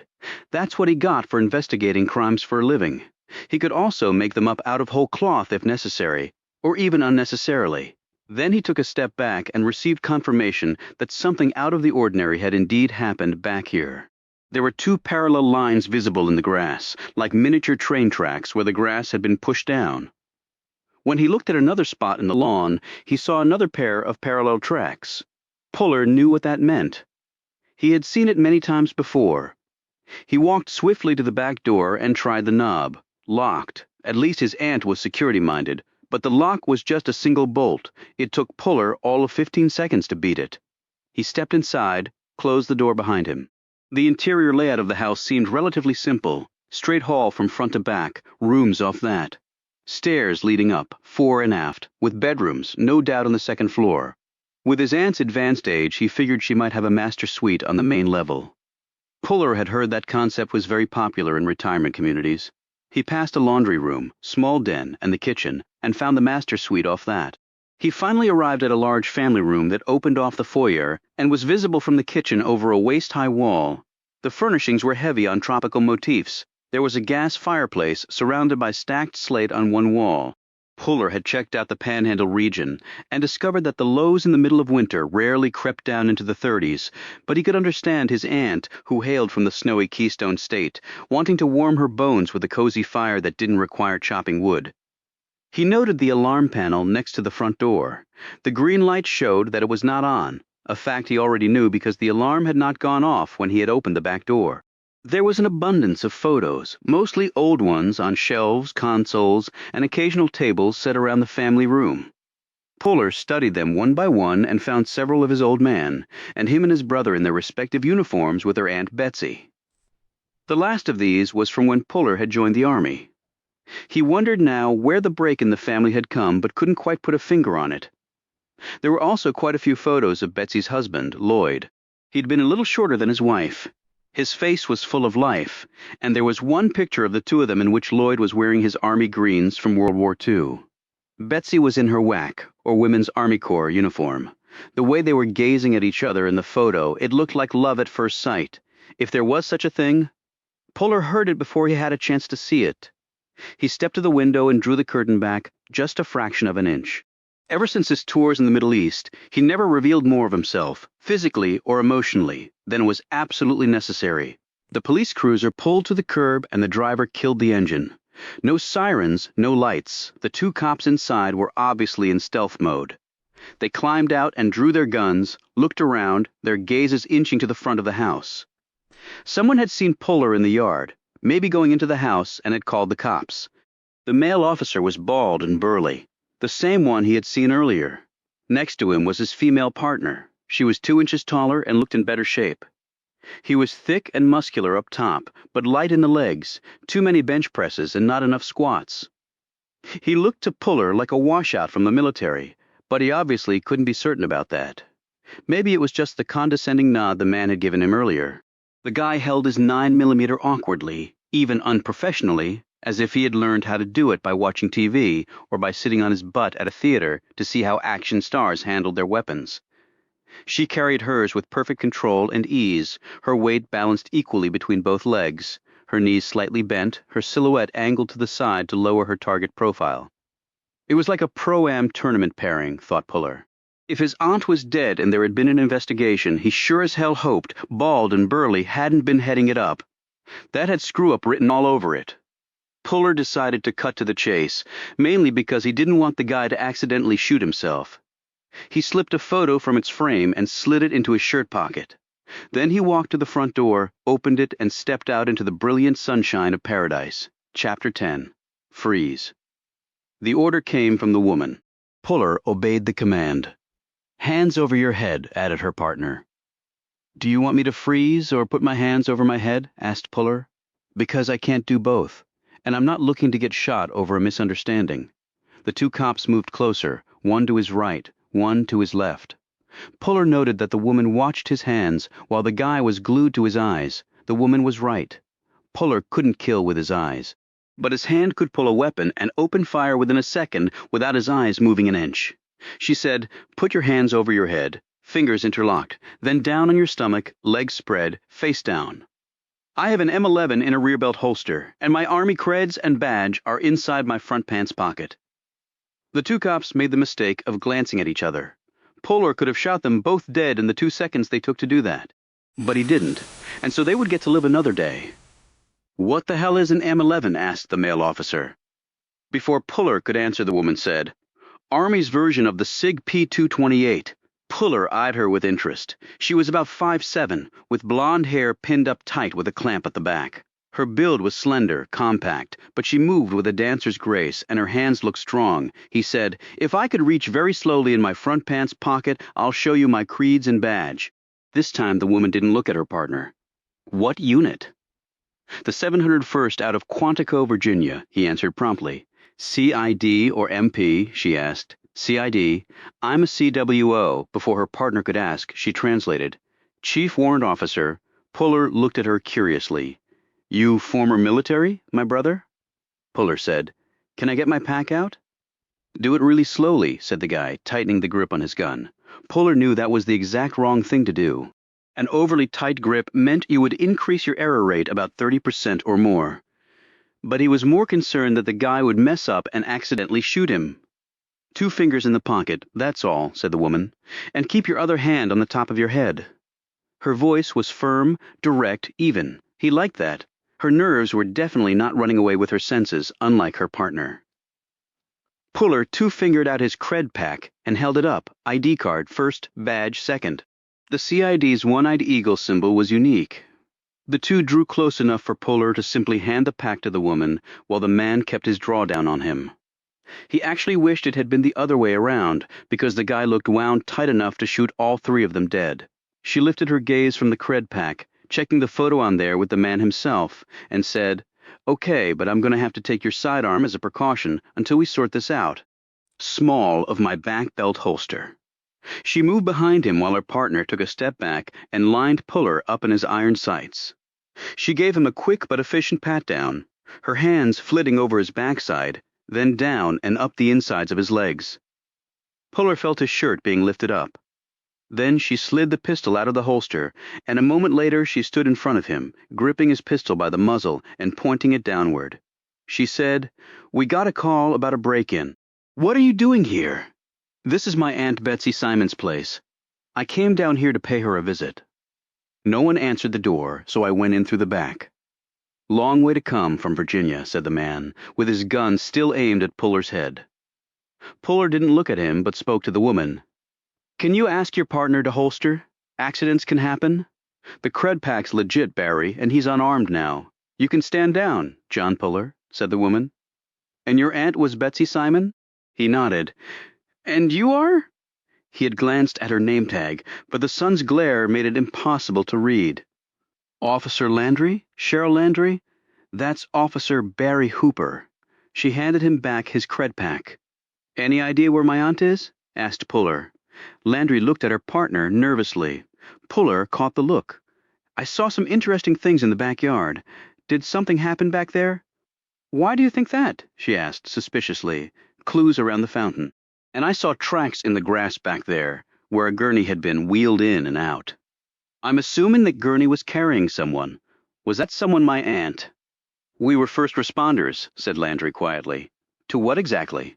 "The lady who lived here drowned in the little pool back there," interjected Hooper. His partner shot him a reproachful glance and said, "It seemed to be an accident. I'm sorry, Agent Puller." Puller stood there trying to take it all in. In a way, he was not surprised. In another way, he was flummoxed. He had been hoping that the victim was someone other than his aunt. He asked, "Can you walk me through what happened?" Hooper snapped, "We're responding to a B&E right now, and you're it. We're not standing here jawing with you. We should be cuffing you and reading you your rights." Landry looked at him. "He's right. We don't know if your aunt was Betsy Simon. And we don't know what you were doing in her house. Photo in my shirt pocket. I took it from the house." Landry slid the photo out, looked at it. "It's quite a few years old, but if you saw my aunt, I don't think she's changed that much, and I look pretty much the same, with a few more lines, and our names are listed on the back." Landry studied the picture and the reverse side, and then let Hooper look at it. "It's him," Barry said. Landry. "Still not conclusive to me," retorted Hooper. Puller shrugged and took the photo back. "Okay, so let's go down to the station and straighten it out. I was heading there anyway after I finished looking around here." "Like I said, the lady fell and drowned in her little pool," said Hooper. "Accident all the way." "Medical examiner confirmed that," Landry said. "Haven't heard autopsy should be done by now." Hooper said, "It was an accident. Lady fell and drowned. We checked the scene out thoroughly." "Yeah, that's what you keep saying." What? Are you trying to convince yourself it's true? Landry added, "That's what it looked like, all right, Agent Puller. I can understand it's hard to accept a tragedy like that, but it happens, especially with older folks. And Florida has more than most," added Hooper. "Dropping like flies every minute of every day." Puller turned to look at him and took a step closer to the man to accentuate their differences in vertical prominence, except they're not. "Not what?" said Hooper, looking confused. "Flies. And in case you didn't know, autopsies reveal about 25% of the time a different cause of death than the one everybody thought it was. We can go down to the station," said Landry in a placating tone, "and straighten things out, like you said. You want me to follow you or go in your car?" asked Puller. "It's not a choice. You go in our ride," said Hooper before Landry could speak, "with your hands cuffed and your rights read." You're really going to arrest me? Asked Puller. Did you break into that house? Hooper shot back. I went in to check on my aunt. Why didn't you call the police if you were concerned? Asked Landry. We could have filled you in. Maybe I could have, but it's not my way of doing things, replied Puller. Army have the luxury of letting its guys just bop around the country doing their own stuff, said Hooper. No wonder our taxes are so damn high. Even the Army lets its guys have some R&R time, Officer Hooper. We'll leave your car here, broke in Landry. You ride with us, but without the cuffs or the rights read. Thanks, said Puller, as Hooper eyed his partner darkly. but if your story doesn't check out, she warned, that all changes. Fair enough, said Puller. But after you find out I'm legit, I'll need to see my aunt's body. He walked toward their cruiser. Let's roll, he called back over his shoulder. The two cops slowly followed. Chapter 11, The Paradise. Police station was located 2 blocks off the beach in a 2-story stone and stucco structure that had an orange terracotta roof and a pair of palm trees out front. It sat next to a Ritz-Carlton hotel and looked more like a country club than a place where cops went to get their patrol assignments and cruisers to go hunt criminals. As Puller climbed out of the police car and looked around, he said to Hooper, "Did you purposely locate in the high-crime area to keep watch over the criminal element?" Hooper ignored him, but placed an arm on Puller's elbow to shepherd him into the building. Apparently, Hooper was under the impression that Puller was in custody, and the only things missing were the cuffs over his wrists and a Miranda warning ringing in his ears. The place inside looked much like the place outside. High dollar, clean, orderly. In fact, it was the cleanest, most orderly police station Puller had ever seen. The personnel working inside pristinely delineated office spaces barely looked up as the trio came in. Their clothes were starched, spotless, and looked to have been fitted by a veteran tailor. No phones were ringing, no one was screaming for his lawyer or declaring that he was innocent of all trumped-up charges. No uncooperative prisoners were puking on the floor. No fat, sweaty cops with major BO and pissed-off attitudes were waddling down the halls in search of a myocardial infarction in the form of a vending machine stuffed with chocolate and sodium. It was such a total disconnect for Puller that he looked around for a camera, seriously wondering for a few moments whether he was being punked. He glanced at Landry, who was walking next to him. "I've never seen a police station quite like this one. What's so different about it?" she asked. You been in any others? "A few. Trust me, it's different. I was looking around for a valet outside and a place to order a drink in here before I teed off for a quick round of 9 holes. And I don't even play golf." Hooper nudged his elbow harder. "So we've got a strong tax base. That's a problem somehow." Didn't say it was a problem, just said it was different. Then maybe everybody else should follow our example, retorted Hooper. "Because I think we've got it right. Money equals a better life all around. Yeah, next time I'm in Kabul, I'll let them know your thoughts. I was talking the United States of America, not dipshit land where they talk funny and think their pissant god is better than our real god." I think I'll keep that one to myself, replied Puller. "Like I give a crap what you do." Puller tried to remove his elbow from Hooper's grip, but the man kept it there, as if he were a magnet and Puller were a block of metal. The guy was doing it just to piss him off, that was clear. And Puller could do nothing about it unless he wanted to end up in a jail cell, which would seriously crimp the investigation of his aunt's death. Hooper directed him to a chair outside of a frosted glass-enclosed office with the name Henry Bullock, Chief of Police, stenciled on the door. Landry knocked twice, and Puller heard a gruff voice say, "Enter." Hooper stood next to him as Landry disappeared inside the office. Puller had nothing else to do, so he looked around. His attention was captured by a man and a woman in their early 40s because they appeared distraught in a sea of otherwise complete calm. They were seated at the desk of a man dressed in black slacks, white-collared shirt with the sleeves rolled to the elbows, and a muted tie. A plastic lanyard with a badge on it hung from his reedy neck. Puller could catch only snatches of the conversation. But he heard the words, "late night walk," then the names Nancy and Fred Storrow. The woman dabbed at her nose with a tissue, while the man looked down at his hands. The guy behind the desk hit keys on his computer and uttered sympathetic noises. Puller drew his attention away from this exchange when the door to Bullock's office opened, and Landry and another man, whom Puller assumed was the chief of police, stepped out. Henry Bullock was a fraction under 6 feet, with thick shoulders and hammy arms that pulled tight against his regulation uniform. His gut was widening and offered even greater strain against the fabric than did his muscles. His body was better balanced than Hooper's because the man's legs were thick but tapered down to unusually small feet.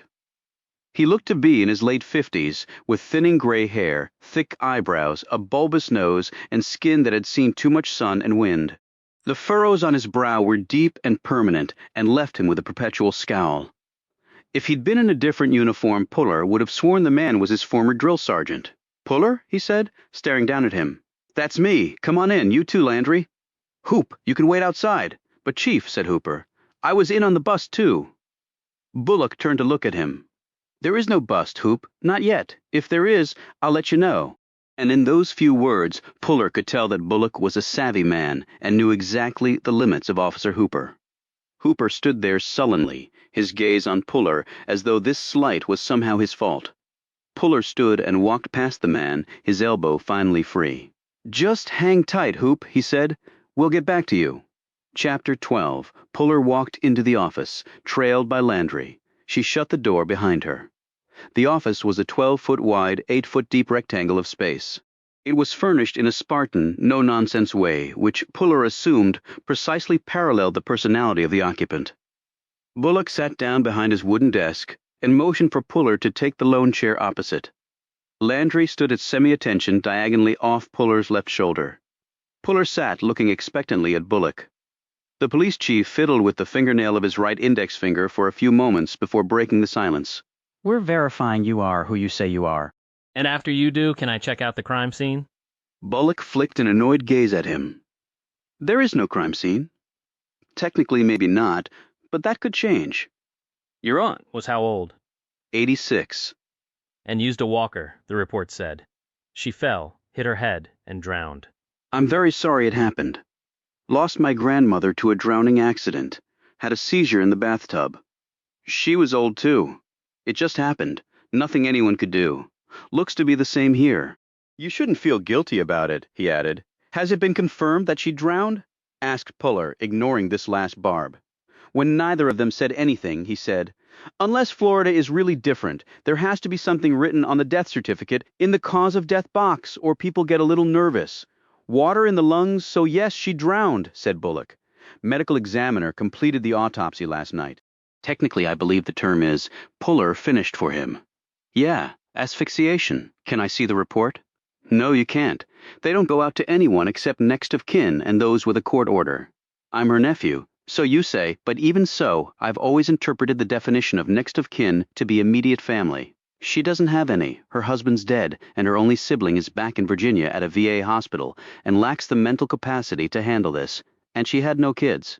"I'm sorry, there's really nothing I can do about that," said Bullock. "The privacy of the deceased is not something I take lightly. But you do take lightly that someone might have murdered her?" Bullock snapped. "I don't care for what you're insinuating. Weren't you going to contact her next of kin?" Puller asked. "We were in the process of doing that. We did a preliminary search of her home, but didn't find any helpful info, and you have to understand, this is Florida." "Lots of elderly, lots of deaths. We have 4 others we're running down next of kin on, and I have limited manpower. The ME listing drowning as the cause of death tells us what killed her. It doesn't tell us how she got in the water in the first place. She fell. That's a guess, not a fact." Landry stirred, seemingly about to say something, but then apparently thought better of it and remained silent. Puller noticed this, but didn't react. He figured he could have a chat with her later, outside the presence of her boss. "It's an educated, professional assumption based on the facts on the ground," corrected Bullock. "An educated assumption is really just a guess in sheep's clothing. The real reason I'm down here is because of a letter she sent." He pulled it from his pocket and handed it to Bullock. Landry moved around and read it over her supervisor's shoulder. Bullock finished reading, folded the letter, and handed it back. "Proves nothing. If I had $1 for every time some old woman thought something weird was going on, I'd retire a rich man. Really, that would take like over 1 million old crazy ladies, wouldn't it? The population of Paradise is 11,457. I checked before coming down. You're going to have to recruit a lot more old crazy ladies if you want to retire." Before Bullock could respond to this, a fax machine on a credenza behind him zinged to life. A paper came down the chute. Bullock picked it up, alternated reading it, and gazing at Puller. "Okay, you are who you say you are? Nice to have it confirmed?" Landry here tells me you're Army CID. That's right, about 6 years before that, I was in the ranks carrying a rifle. Well, I've been chief of police of this little hamlet for 15, and 15 years before that, I was a cop pounding the streets. Saw my share of murders and accidents. This is the latter, not the former. Am I missing something here? Asked Puller. Is there some reason you don't want to check this out more thoroughly? If it's a question of manpower, I'm here to volunteer my services. And I've been around a lot of accidents and murders too. The Army unfortunately has an abundance of both. And I've handled cases that started out looking like an accident that turned into something else, and vice versa. Well, maybe you're just not as good as we are, shot back Bullock. Maybe I'm not. But why don't we find out for sure? We have a little question of justice to be answered. Bullock rubbed his face with his hand like he was working off some fine grit, and shook his head. Okay, I think we're done here. I'm sorry for your loss if she is your aunt. But I would not advise going near her property again unless you have appropriate authorization. Next time we will arrest you, and how exactly do I get authorization? Talk to her lawyer. Maybe he can help. Probably just charge you a few $1,000s. I don't know who her lawyer is. Maybe if I could go back to her house and check? What part of appropriate authorization don't you get? Said Bullock. So it's a chicken and egg problem. Hell, she's your family, or so you say. Puller slipped out the picture. I've got this. Bullock waved his hand dismissively. Yeah, Landry told me about that. It's not conclusive proof of anything. So that's it. That's all you'll do? What I'm doing is my job to serve and protect. Well, if Betsy Simon was killed, you didn't do a really good job on either one, did you? Bullock rose and stared down at Puller. For an instant, Puller thought the man was going to pull his gun, but he simply said, "You have a good day, Mr. Puller."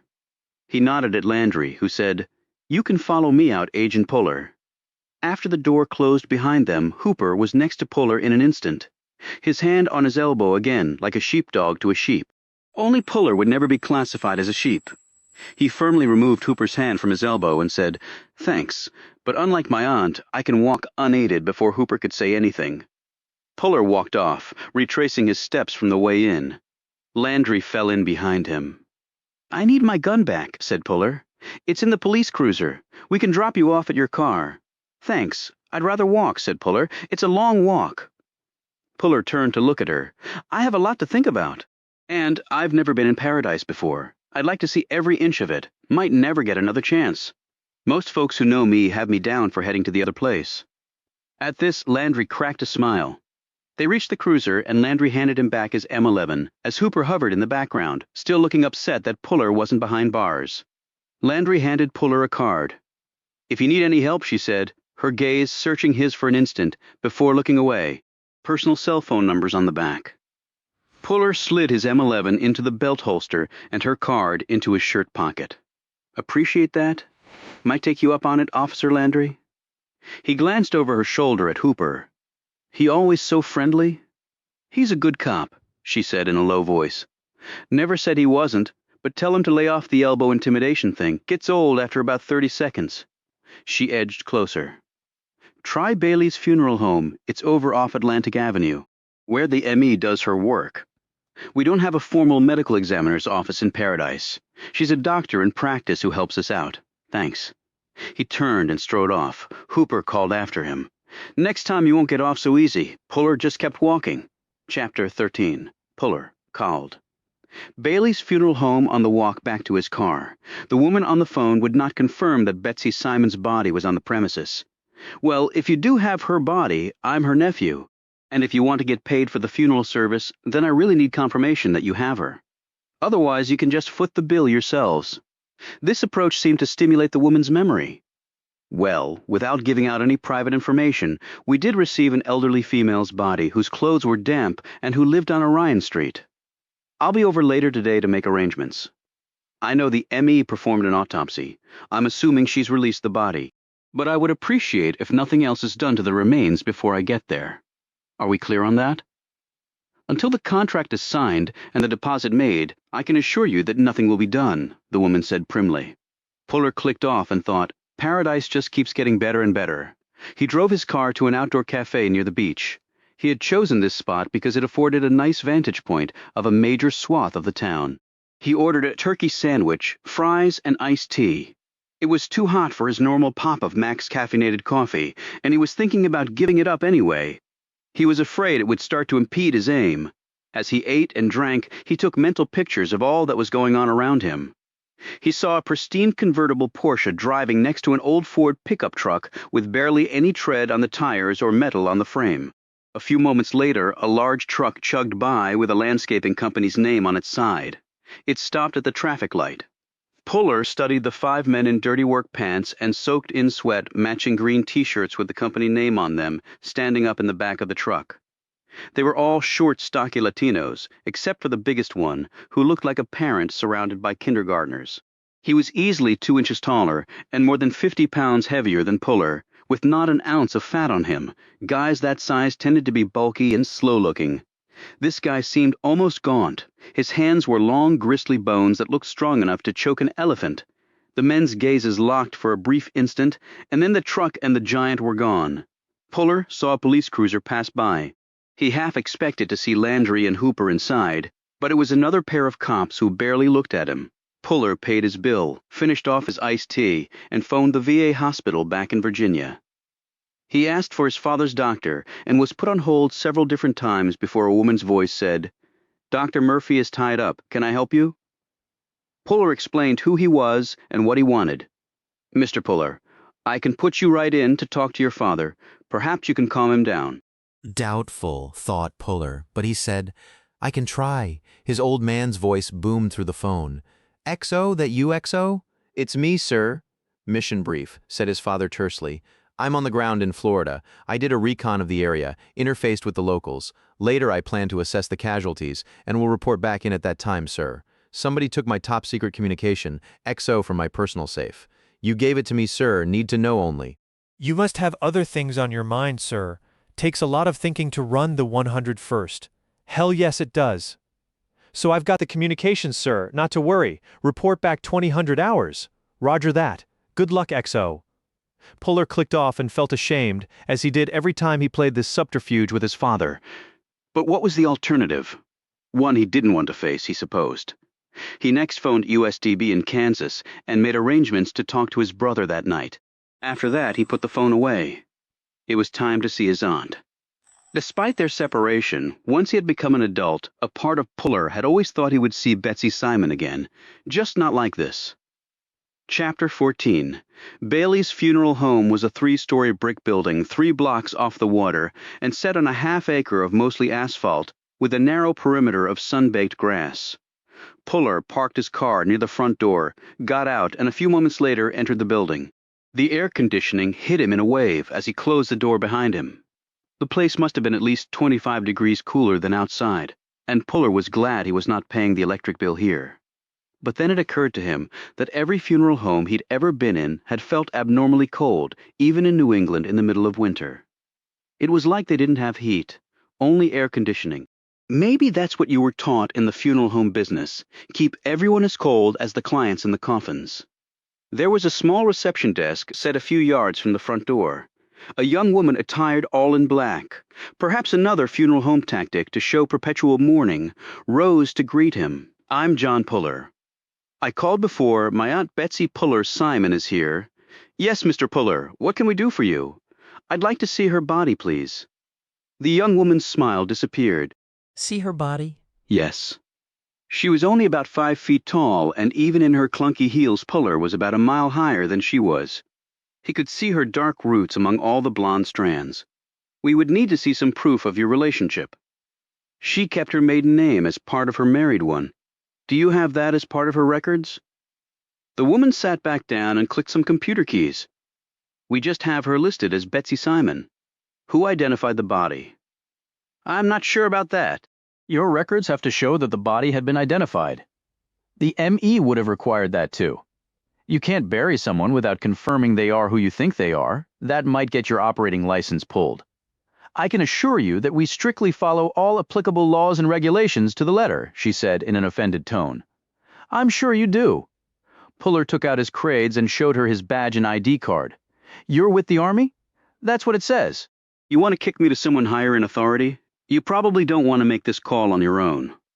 The woman looked relieved by this suggestion. She lifted the phone, spoke some words. After a few minutes, a man, dressed all in black with a white shirt that was so stiff with starch that it had left his neck permanently red, came out from behind a door with his hand extended. "Mr. Puller, I'm Carl Brown. How can I help you?" Puller showed Brown his cred pack and explained his situation. Brown looked suitably sympathetic. Puller figured that was taught in funeral home school as well. Brown led him off to a side room where there were empty caskets set on long tables. "It's just that we have so many rules and regulations governing our industry," said Brown. "We have to maintain the privacy and dignity of the people who entrust their loved ones to us. Well, her loved ones didn't entrust Betsy Simon to you. I didn't even know she was dead until a little while ago. And I didn't request that her remains be brought here. Who did?" "The local police asked that we pick up her body. There are many retirees down here, and many live alone. Their families may be scattered around the country or even the world. It takes time to contact them. But leaving the body in a tropical climate such as Florida's is not exactly, how shall I say, a respectful avenue to pursue for the deceased. I understand that an autopsy has been performed on her remains." "That is correct." "And the ME has released the body?" Brown nodded. "This morning? Apparently she found no evidence of a crime or anything like that." "Have you seen the autopsy report?" Brown said hastily. "Oh, no, that's not something that would be shared with us. You have her contact information." "I can get it, yes. Has anyone officially identified her body?" asked Puller. "Our records indicate that that was done by people on the scene who knew her. Probably a neighbor if she didn't have family in town. But we would always prefer that family members come and confirm that." "Well, here I am again without." Puller slipped the photo from his pocket and showed it to him. "I'm on the far right. Betsy is 2 over for me. It was taken years ago, but I don't think she's changed all that much. Look on the back of the photo. It lists all of our names. Is that good enough?" "I don't see what other reason I would have come all this way to look at a body that didn't have anything to do with me. The Army pays me to do better things with my time." Brown looked ashamed by this last comment. "Absolutely. I'm sure they do." He looked around, apparently, to see if anyone was in earshot. "All right, if you'll just follow me. Chapter 15. This room was even colder than the other spaces here, and there was a good reason for this. Dead bodies needed cold for preservation." Otherwise, the process of decomposition made human mortal remains extremely unpleasant to be around. Puller gazed down at the long figure on the marble slab. A sheet covered everything except her head. Puller was alone in the room. Brown was waiting just outside to give him some privacy. His aunt's features were obviously very pale, but they were easily recognizable. He had had no doubt that she was actually dead, but at least now he had confirmation of it. Her hair had been tidied up, and it lay flat against her head. Puller reached out and touched several of the white strands. They felt bristly, harsh. He took his hand back. He had seen many dead bodies in various states of decay, many far worse than his aunt's condition. But she had been family. He had sat on this woman's knee, listened to her stories, eaten her cooking. She had helped him learn the alphabet, come to love books, let him play in her house, make noise at all hours. But she also had instilled in him discipline, purpose, and loyalty. His old man had earned the 3 stars, but his older sister could very well have done the same. Puller thought, if she'd been given the chance. He estimated her height, about 5'9". She had seemed like a giant to him when he was a boy. Age had probably shrunken her as it had her brother. But she was still tall for a woman, as her brother was for a man. He had not seen her in a long time. He had not really regretted that in adulthood, as there were many other things to occupy his time, like fighting wars and finding killers. But now he did regret it, losing that connection with a woman who had meant so much to him growing up. And now it was too late to do anything about it. And if he had kept in touch with her, would she be lying here on a slab?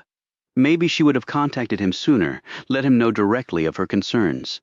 "You can only play the guilt card so much, John.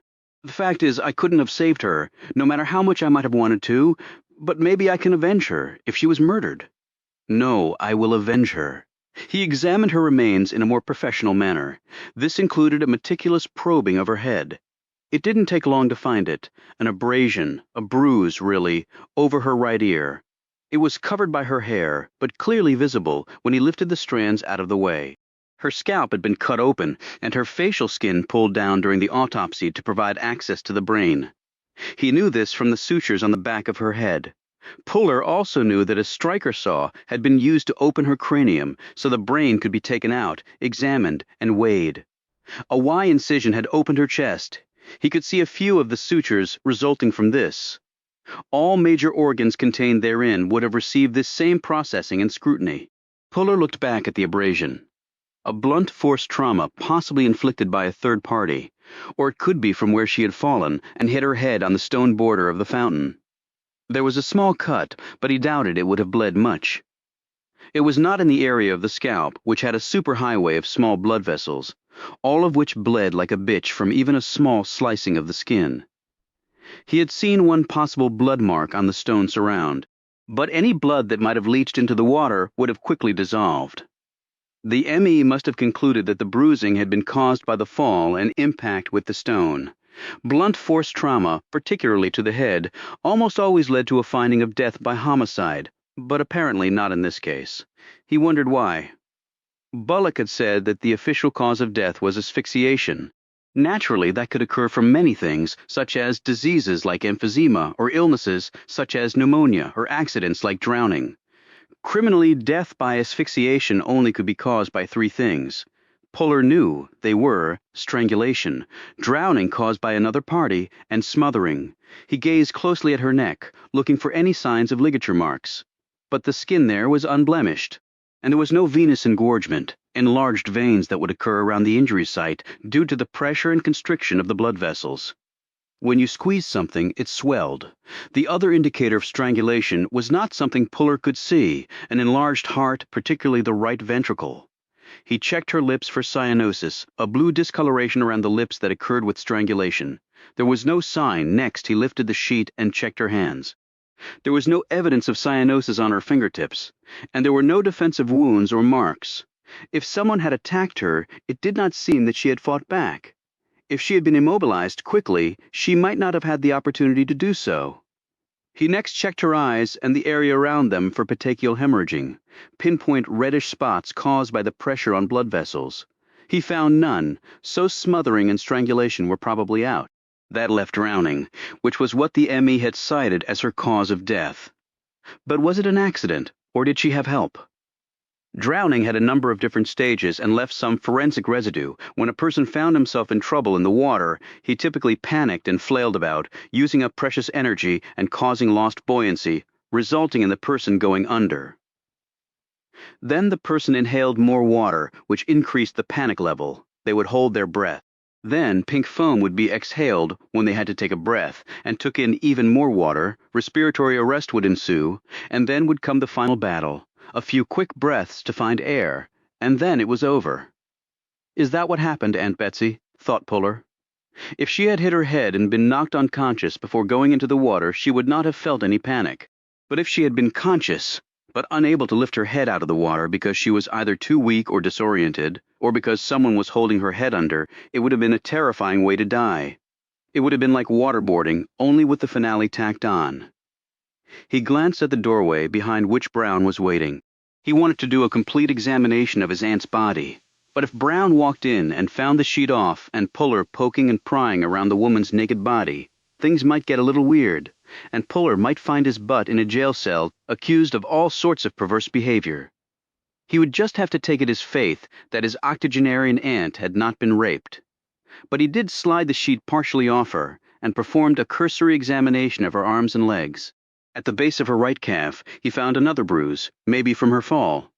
If so, that supported the theory of an accident. He put the sheet back and looked down at her. He drew out his phone and used the embedded camera to take pictures of his aunt's covered body from various angles. Not exactly up to crime scene protocol standards, but he had to work with what he had. He could learn no more here, but Puller found himself unable to look away from his aunt, unable to leave her just yet. It had long been a family rule that Puller men did not cry under any circumstances. Puller always had adhered to that rule when fighting in the Middle East, where he'd had the opportunity to weep over dozens of lost comrades in arms. Yet he had broken the cardinal rule back in West Virginia when he'd watched someone he'd grown close to die. Maybe it was a sign of weakness, or maybe it was a sign of his becoming less of a machine and more of a human. At this point, he didn't know which. As he continued to stare down at his aunt, he felt the creep of moistness around his eyes, but he did not allow it to build. There might be time to grieve later. Right now, he had to figure out what had happened to Betsy. Until he had conclusive proof that said otherwise, the letter she had sent had convinced Puller that her death was not an accident. His aunt had been murdered. He left the dead behind and walked back to the living, but he would not forget her. And he would not fail her in death, as perhaps he had in life. Chapter 16. Puller got the name of the medical examiner, Louise Timmins, from Carl Brown, and then left Bailey's funeral home. As soon as he stepped outside, the heat and humidity hit him like a dew round from an Abrams tank. After the frigid interior of the funeral home, it was quite a shock. He took a breath, shrugged it off, and kept moving. He had a number of leads to run down. First, the medical examiner, where he hoped he could get a copy of the final autopsy report. Second, he had to try to track down whether his aunt had a lawyer and whether there was a last will and testament, and he had to talk to her neighbors, in particular the one who had identified her body. The neighbors, in fact, might know the name of Betsy's lawyer, if she had one. In the methodical way his aunt had led her life told Puller that she probably did. He put the address of the medical examiner into his GPS and found it would take him past his aunt's house. He put the Corvette in gear and drove off. He liked the way the car rode, although getting his tall body in and out of the low-slung vehicle was proving to be more difficult than he had thought. Maybe I'm just getting old. 20 minutes later, he pulled the car to a stop at the curb across from Betsy's house. He took a few moments to look up and down the street for Hooper and Landry, lurking, but saw no sign of them. He unwound his long legs and got out. As he did so, he saw a short, big-bellied man walk by on the other side of the street. He had a tiny dog on a long leash. It looked like a round ball of flesh with fuzzy cowlicks all over, riding on twigs masquerading as legs. When the man headed to the house next door to Betsy's, Puller hurried across the street and caught up to him as he was putting his key in the lock. The man turned and looked startled. Puller could understand that, but there was something more in the man's features, real fear. Well, Puller was a big guy and a stranger, and he had busted in on the man's personal space. But Puller thought he knew why the guy seemed to be shivering in 90-plus degree heat. He was the one who called the cops on me. Puller whipped out his cred pack and showed his ID card and badge. I'm with the Army's Criminal Investigation Division, he said, and the man immediately stopped shaking. My aunt was Betsy Simon. I was told of her death and came down to check into things. The man's face showed his full level of relief. Oh, my goodness, then you're John Puller, Jr. She talked about you all the time, called you Little Johnny. Pretty ironic, considering your size. The innocuous comments deepened the guilt Puller was still feeling. That's right, her death was quite a shock. It was to me, too. I found her body. It really was awful. He looked down at the dog that sat quietly next to its master. This is Sadie. Sadie, say hello to Mr. Puller. Sadie gave a little yap and lifted her right paw. Puller smiled, bent down, and shook it. I'm Stanley Fitzsimmons, said the man, but my friends call me Cookie. Why's that? I used to be in the bakery business. Desserts, specifically, he pointed to his belly. And as you can see, I sampled everything I made. Would you like to come in? It's the hottest part of the day, and neither Sadie nor I are really heat people. I only had her out because she had to use the bathroom, and I needed a bit of exercise, too. If you're not a heat person, why move to Florida? I'm assuming you came from somewhere else. I did. Michigan? Upper Peninsula? After 50 years of 9-foot snowdrifts, and half of each year spent seemingly in darkness and with temperatures in the teens, I'm less of a cold person than I am a heat person. And the spring, fall, and winter are spectacular here. 3 out of 4 ain't bad. I've got some fresh lemonade, I have my own lemon tree, and I can answer any questions you might have. Thanks, I appreciate it. Chapter 17. Cookie took Sadie off her leash, and the tiny dog immediately went to her water bowl and lapped at it for what seemed a very long time. Cookie bustled around the kitchen, getting out glasses and little plates. Puller watched as a pitcher of lemonade appeared along with a platter of cookies, pastries, and other assorted goodies. Puller looked around the house. It was expensively decorated with heavy, solid furnishings, all with a Caribbean theme, window treatments that were sturdy enough to keep out the afternoon light and heat, and carpet that your feet sank into. Cookie must have been an awfully good baker. In one glass cabinet there was a display of a dozen vintage watches. Puller drew closer and examined them. Started collecting them years ago, Cookie said over Puller's shoulder. Some are very valuable. Will you ever sell them? My kids can after I'm dead. I like them too much. Puller could hear the air conditioner running full out and wondered what a monthly electrical bill would be for this place. As if in answer to his thoughts, Cookie said, I put solar panels in 2 years ago. They work wonders. I not only get my electricity for free, I have a surplus that I sell back to the city of paradise. Not that I need the money, but I won't turn it down either, and it's totally green. I'm into that. They sat and drank their lemonade. It was tart and cold and had a nice aftertaste. Cookie helped himself to several chocolate fudge bars and urged Puller to try the coconut-filled pastries. Puller bit into one and came away impressed. This is really good. Cookie flushed with pleasure at his words. You would think over the years that I'd get sick of baking, but the truth is I love it more than ever. See, now I get to bake for myself and my friends. It's not a job anymore. Did you bake for Betsy? Oh, yes, and for Lloyd when he was alive, so you've been here a while. Moved in 3 years after Betsy and Lloyd did, so yes, a good long time. He set his glass of lemonade down, and I want you to know how so very sad I was when she passed.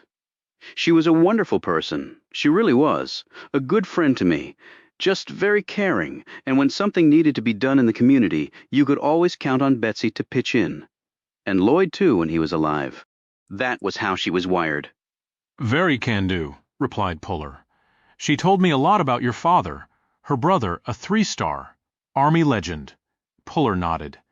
Yeah, he never liked to talk about his father. Do you know whether she had a lawyer?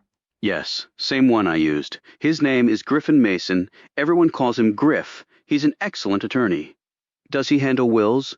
Every lawyer in Florida handles trusts and estate work, said Cookie. Sort of their bread and butter, what with the elderly population? You have his contact info? Cookie opened the drawer of a built-in desk next to the refrigerator, drew out a business card, and handed it to him. Puller eyed it briefly and slipped it into his pocket. So you said you found her body? Can you run me through the details on that? Cookie sat back, and his plump face assumed a sad expression. Puller could even see tears clustering in the corners of his eyes. I don't get up that early. I'm more of a night owl. And at age 79, 4 or 5 hours a night are plenty for me. At some point down the road, I'll have a lot longer time to sleep. Anyway, I have a little morning routine. I let Sadie out in the backyard while I sit on the back deck and drink my first cup of coffee and read the newspaper. I still get the actual paper. Most of the old folks around here do. I'm online a lot and consider myself pretty tech-savvy for an old fart, but I still like to hold the news as it were. What time was that? About 11 or so. This was several days ago now, you understand. So I was sitting on my deck, and I noticed that Betsy's back door was open. From the deck, I could see it over my fenceline. I thought that was odd because, as a rule, Betsy didn't really get going until around noon or so. Her osteoporosis had done a real number on her spine. It was getting difficult for her to even get around with her walker, and I knew it was difficult for her to get out of bed. I can see that, replied Puller. Did she have a caregiver? Yes, Jane Ryan, lovely girl. She would come 3 days a week, starting around 9 in the morning. She would do some tidying up around the house, and then help Betsy get up, get her clothes on, stuff like that. Why, only 3 days a week? Betsy wanted to retain her independence, I guess. And a full-time caregiver isn't cheap. And Medicare really doesn't cover that, unless you're in far worse shape than Betsy was. And even then, they don't cover the entire expense. Betsy never seemed to be hurting for money, but folks of our generation, we're frugal. Jane also helps me as well. Twice a week. You look pretty independent. She runs errands, takes care of Sadie when I'm gone. She's a great physical therapist, and all those years of baking left me a permanent pretzel, particularly in my hands. You have her contact info? Cookie presented him with another business card. I have hundreds of them. People in Florida pass them out like candy. The elderly are a service industry's best customers. We all have stuff that we can't do ourselves anymore, but that still needs doing. Okay, so back to that morning. I walked to the fence between our properties and called out her name. I didn't get an answer, so I left my backyard, walked over and knocked on her front door. I didn't expect her to get up and race to the door if she was in bed, but I thought maybe she might call out. Her bedroom is on the first floor. I know, said Puller. Go on. Well, there was no answer at the front door, so I decided to go into her backyard and get into the house that way. I was hoping nothing had happened to her, but in our neighborhood we've had people die before, and they haven't been found for some time. At our ages, your ticker can just stop and down you go. I guess that's true, said Puller. He kept his gaze on the man, willing him to pick up the pace and get to what he really needed to know. I managed to open the gate latch and stepped into the backyard. I was looking at the door as I came around the corner of the house. I almost didn't look in the direction of her little fountain pool, but luckily I did. I couldn't see it from where my deck is situated, you see? But now I could. Puller stopped him there. Okay, if you could just take it one step at a time, tell me everything you saw, smelled, heard. Puller had taken out a notebook and Cookie looked at it anxiously. The police told me it was an accident. The police might be right. Then again, they might be wrong. So you came down to investigate? I came down to see my aunt. When I found out she was dead, I paid my respects. Then I switched to investigation mode to make sure she didn't leave this world against her wishes. Cookie gave a little shudder and continued. I saw her lying in the fountain pool. It's only about 2 feet deep. You'd think no one could drown in it. But she was face down. Her entire head was under water. Which way was she facing? Her head was pointed toward the house, arms outstretched or by her side. Cookie considered this for a few moments, obviously trying to picture the scene in his mind. Right arm outstretched and over top of the stones around. Her left arm was by her side. Her legs splayed. Her walker on the ground on the right side of the pool. What did you do next? I ran over to her. At that point, I didn't know if she was dead or alive. I kicked off my sandals and walked directly into the water. I grabbed her by the shoulders and lifted her head out of the water. Puller thought about this. Cookie had wrecked the crime scene. He had to do it, because like he'd said, he didn't know if Betsy was still alive. Crime scenes could be legitimately tainted by first responders trying to save lives. That trumped even preserving evidence in this case. Unfortunately, it had been for naught. But she wasn't. Cookie shook his head. I've seen a few dead people in my life, not just at funerals and such. Smoke inhalation killed my little sister over 50 years ago. One of my best friends drowned in a pond when we were teenagers. Betsy's face was deathly white. Her eyes were open, her mouth hung loosely. There was no pulse, no sign of life. Foam around the mouth? Yes, that's right. Were her limbs stiff or supple? They seemed a little stiff, but just a little? Yes. Upper arms stiff or supple? Stiff. But her hands seemed normal, if cold. What did you do then? I set her back down exactly as I had found her. I watch a lot of CSI and NCIS. I know you're not supposed to mess with the area where a body is found. Then I went back to my house and called the police. They showed up about 5 minutes later, a man and a woman. Landry and Hooper? Yes, that's right. How did you know that? Long story. Were you around when they went over the scene? No. They took my statement and then asked me to go back to my house and to stay there in case they had any other questions. Other police cars showed up, and then I saw a woman with a medical bag drive up, get out, and go into the backyard. Medical examiner, said Puller. Right. Then a black hearse arrived a few hours later. I watched them bring Betsy out on a gurney with a white sheet over her. They put her in the hearse, and it drove off. Cookie sat back, obviously exhausted and saddened by retelling the story. I'm really going to miss her. Did she still drive? I saw the car in the garage. Not really. I mean, I hadn't seen her out in the car in a while, but she was still capable of driving? I would say no. Her legs were weak and her reflexes were shot. Her spine was bent. I'm not sure how she dealt with the pain. He paused. Come to think of it, she did go out the day before I found her. I saw Jerry drive up. Jerry Evans. He has a car service. I've used him. He picked Betsy up around 6 in the evening, and she was back around 30 minutes later. Short trip. Any idea where she went? Yep, I asked Jerry. He said to mail a letter. Puller knew it was the letter. Why not just put it in the mailbox out front? Our mail comes early here, Jerry said. The box she used had a later pickup. It would go out that night. Puller thought she mailed a letter. And a bit later, she was dead. Before Puller could even ask, Cookie handed him a business card with Jerry's name and number on it. Thanks. Did she often go into the backyard at night by herself?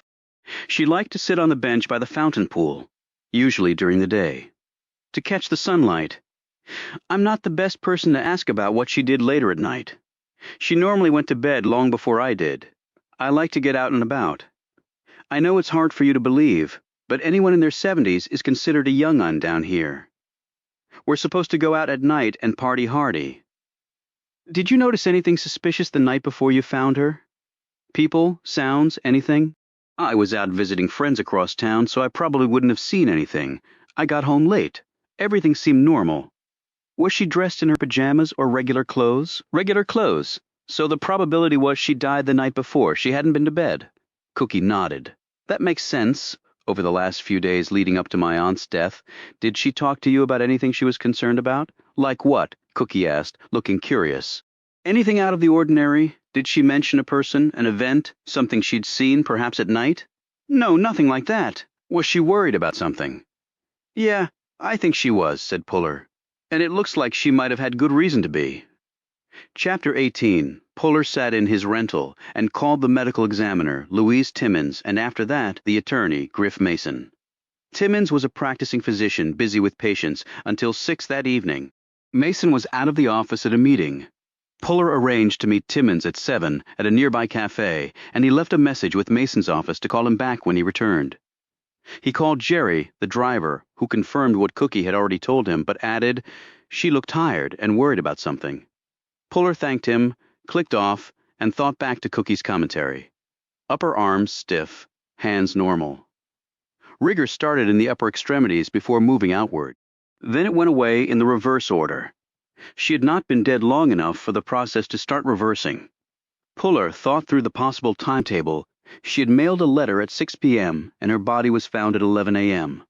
The next day, Puller didn't think she had died the moment she had returned from the mailbox, but probably later that evening. So stiff upper arms told Puller that rigor was just beginning on his aunt's body. That meant that when Cookie found her, she had been dead probably about 12 to 14 hours. That number could be skewed by the Florida heat and humidity, which would speed up a body's decomposition, but it at least gave Puller a range to work with. If Cookie found her shortly after 11, her death might have occurred around 10 the previous night, give or take, or about 4 hours after she mailed the letter. Puller checked his watch. It was past 3 in the afternoon, and he didn't yet have a place to stay. Now it was time to find a bed. Right as he put the car in gear, he spotted it. A vehicle parked at the curb 4 car lengths down from him and on the other side. It was a tan Chrysler sedan Florida plates that began ZAT. He couldn't see the rest because the plate was dirty, perhaps intentionally so, he thought. The reason this was significant was that Puller had seen this very same car parked across the street from the funeral home. He eased the Corvette from the curb and slowly drove off. He checked his rearview mirror. The tan Chrysler started up and pulled out. Okay, that was progress. Someone was interested in him. He took out his phone and snapped a picture of the Chrysler's reflection in his rearview mirror. There looked to be 2 people inside, but the sun's glare made it difficult to see much detail. He drove up and down the main strip right off the water, but easily gauged that all of these places would be far beyond his budget. He began driving off water, block by block. He checked prices at the 2nd and 3rd blocks, and found them to be so high he wondered how anybody could afford the places on the water. He finally got on his cell phone and did a search of lodgings in the area, by price. On the 5th block from the water was one that landed in his sweet spot, a residence inn called the Sierra, where one could rent by the day or week. $80 a night, breakfast included, or you could get it down to $4.50 for the full 7 days paid in advance. Actually, it wasn't all that sweet for a guy whose salary was paid by Uncle Sam, but it was going to have to do. The 3-story building was a block of ragged stucco with an orange terracotta roof, which was in as bad shape as the stucco. It was sandwiched between a gas station on one side and a building undergoing renovation on the other. The narrow street it was on had nary a palm tree. What the streets did have in abundance were old cars and trucks, some on cinder blocks, others looking as though they were close to being so. It didn't seem to Puller that any of the rusted vehicles were from later than the 1980s. He looked in his rear view for the Chrysler, but didn't see it. A group of barefoot kids in shorts and no shirts was running up and down the street, kicking a soccer ball with great skill. They all stopped playing and stared when Puller pulled up in front of the Sierra in his Corvette. When he got out, they stared even harder and drew closer. He grabbed his bag from the passenger seat, shut and beeped the doors locked with his key fob, and strode up to the kids. One of the boys looked up at him and asked in Spanish if that was his car. Puller answered in Spanish that it was actually being rented by a friend of his named Uncle Sam. The boy asked if Uncle Sam was rich. Not as rich as he used to be, answered Puller as he walked toward the Sierra's little front office. Puller paid for 2 nights, got his room key, and instructions on where and when breakfast was served. The woman behind the desk told him where he could park his car. She gave him a key card to access the garage. I can't leave it on the street? Asked Puller. She was a small Latina with straight dark hair. You can, but it might not be there in the morning. Right? Said Puller. I'll put it in the garage. When he got back to the car, the gang of boys had surrounded it, touching it and whispering. You like cars? Puller asked them. They all nodded their heads. I'll let you hear the engine. He got in and fired it up and revved the engine. They all jumped back at the sound, looked at each other, and started laughing. Puller drove to the garage area that was on a side street next to the Sierra. He put his key card in an electronic reader, and the large metal door rose, revealing a large space beyond. He pulled through, and the door automatically closed. He parked the car, exited via a side door of the garage, and walked back to the Sierra. At the corner, he saw one of the boys who had been admiring his car. He had brown curly hair and looked about 10 or 11. Puller noted the skinny, undernourished frame. But he also saw that the boy's muscles were hard and his features determined. His gaze was wary, but then Puller figured around here one had to be careful. You live around here? Asked Puller in English. The boy nodded. See, he pointed to his left. Mi casa? What's your name? Diego. Okay, Diego, I'm Puller. They shook hands. You know Paradise really well? Diego nodded. Very good. I live here all the time. You live with your mom and dad. He shook his head. Mi abuela, so his grandmother was raising him, thought Puller. You want to earn some money? Diego nodded so vigorously that his soft brown curls bounced up and down. Si, me gusta el dinero. Puller handed him a $5 bill and then took out his cell phone. He showed him the picture of the Chrysler. Keep an eye out for this car, he said. Don't go near it. Don't talk to the people in it. Don't let them see you watching, but get the rest of the license plate for me if you can, and what the people inside look like.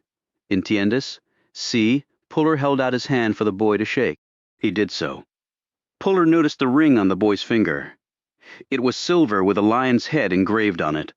Nice ring. Mi padre gave it to me. I'll be seeing you, Diego. But how will I find you? Asked Diego. You won't have to. I'll find you. Chapter 19. The home was one of the largest on the Emerald Coast. 10 acres on prime waterfront on its own point, with sweeping views of the Gulf across an infinite horizon. Its total cost was far more than 1,000 middle-class folks collectively would earn in a year. He pushed lawnmowers and hefted bags of yard debris and loaded them onto trucks parked in the service area behind the mansion. The landscape trucks were not allowed to come through the front entrance with its fine cobblestone drive. They were relegated to the asphalt in the rear. There were 2 pools in the rear grounds, one an infinity pool and the other an Olympic-sized oval. The grandeur of the grounds was matched only by the beauty of the interior of the 35,000-square-foot home, with an additional 20,000 square feet in various other buildings, including a pool house, guest house, gymnasium, theater, and security quarters. He had seen one of the indoor maids venture outside to receive a package from a FedEx driver who also was relegated to the service entrance. She was a Latina, dressed in an old-fashioned maid's uniform, complete with white apron and black cap. Her body was slim but curvy. Her face was pretty. Her hair was dark and luxurious-looking. At the end of the dock that ran straight out into the Gulf was a 250-foot yacht with a chopper resting on top of an aft helipad. He labored hard, the sweat running down his back and into his eyes. While other workers stopped for water or shade breaks, he continued to push on, yet his tasks had a purpose. They allowed him to circumnavigate the grounds. In his mind, he placed all of the buildings onto a chessboard, moving pieces in accordance with various scenarios. What he focused on most of all was the deployment of the security forces. There were 6 on duty during the day. All seemed professional, worked as a team, were well-armed, observant, and loyal to their employer. In some, there didn't seem to be many weaknesses. He assumed there were at least a fresh half-dozen deployed at night, and maybe more, since the darkness was a more apt time for an attack. He drew near enough to the main gate coming in to see the alarm pad and surveillance camera mounted there. The gates were wrought iron and massive. They looked like the ones in front of the White House main entrance. The walls surrounding the front of the estate were stucco and over 6 feet high. The homeowner obviously wanted privacy. He dropped to one knee and was performing some pruning tasks around a mound of bushes when he saw a Maserati convertible pull up to the gate. Inside were a man and a woman. They were both in their early 30s and had the well-nourished and pleased looks of folks for whom life had held no hardships. They punched in the code and the gate swung open. As they passed by him, neither of them even looked at him. But he looked at them, memorizing every detail of their faces. And now he also had the 6-digit security code to the front gate, because he'd seen the man input it. The only remaining problem was the surveillance camera. He drew closer to the gate and worked on trimming back a bush. His gaze ran up the pole to which the camera was attached. The power line was enclosed in the metal pole, a standard practice, he knew. But once the pole was set in the ground, the power lines had to go somewhere. He stepped through the gate before it closed all the way and started to work on a patch of lawn running back from the camera post to the fence line. As he got down on his hands and knees and clipped at weeds and picked up an errant leaf that had had the effrontery to land on the lush grass, he studied the slight hump in the ground. This was where the trench had been dug for the electrical line running to the gate, which also powered the camera, voice box, and security pad. He eyed the rumpled contour of the lawn to where it disappeared under the fence. If one had not been looking for it, the evidence of the trench would have been almost invisible. But not to him. He had to assume that the power line would be encased in a hardened pipe, but maybe not. He rose and walked around the perimeter of the property. He could not go back through the gate without revealing that he now knew the code. He also wondered how often it was changed. They were in the middle of the month and also the middle of the week. If they changed the code at the end of 7 or 30 days, which was probable, he still had time. He reached the rear of the grounds and saw the vastness of the gulf spread out before him. Seagulls swooped and dove, boats either flew across the water or slowly puttered along. People were fishing, sailing, motorboating. That was during the day. At night they were moving other kinds of product, the kind he had once been. But luckily he had escaped. Others had not been so fortunate. He put his bag of lawn debris in one of the trucks and paused to drink from a cup of water he had filled from one of the large orange water coolers. He glanced at 2 other men who were working on a tree just inside the fence line. They were Latinos. There was also 1 white man, 2 blacks, and then there was him. He was of indeterminate origin. Technically, he was Caucasian. Technically, he had never categorized himself that way. He belonged to an ethnic group, a strong one, judging by his features. There had not been many people looking to come to his country and breed with the ones already there. It was remote, it was harsh. Outsiders were welcomed not with open arms, but only with suspicion. His people were proud, and they did not take kindly to insult or injury. Well, that was putting it mildly. They never turned the other cheek. He crumpled up the paper cup and threw it into the garbage bin on the back of the truck. He walked through the rear gate and made his way over near the infinity pool area. The Maserati was parked nearby. Lounging next to the pool was the woman who'd been in the car. The man was not there. She had slipped off her sundress and high heels, which sat next to her as she lay back on the chaise. Her bathing suit was tiny, a strip of fabric up top, a thong below. As she rolled over on her stomach, he could see nearly all of her revealed buttocks. They were mostly firm, but still soft enough in places to be intensely feminine. She undid the straps on her top and let them fall to the side. Her legs were long, smooth, and toned. Her light blonde hair, done up in a ponytail while in the car, now cascaded along her freckled shoulders. She was a very beautiful woman. He could understand why the man in the Maserati had been smiling so smugly, as if she were his property. His musing stopped when he realized he'd made a mistake. He had watched the woman a few seconds too long. He heard footsteps behind him and felt the tug on his arm. The voice said, "Move your ass, now!" He turned to see one of the security men there, earwig inserted, squiggly cord running down to the power pack hidden in his waistband behind his jacket. Though it was hot, they all wore jackets, and under the jackets were their guns. "Now," the man said again, staring up at him. "You're not here to admire the view, lawn boy." He moved off at once. He could have killed the man with 1 strike to his neck, but there would have been no point. His plan would have been ruined. But his time would come. He looked back once more at the woman to find her, turned slightly to her side, not enough to reveal her breasts, but nearly so. She seemed to be watching him. Behind the sunglasses he could not be sure. He wondered why someone like her would take notice of someone like him. The answer to that question could not be good for him. Chapter 20. Puller sat on the bed in his room and looked around. Nothing special. A floor, a door, a window, a bed, and a toilet. There was a double connecting door with the room next to his. He'd stayed in some better places and many far worse ones. The walls were thin. He could hear the sounds coming from adjacent rooms, not clearly enough to recognize words, but certainly raised voices. On his way up to the room, he'd passed several people, presumably residents here, who'd gazed at him suspiciously. He apparently was one of the few whites here, maybe the only one, by the glances and the whispers that had accompanied them.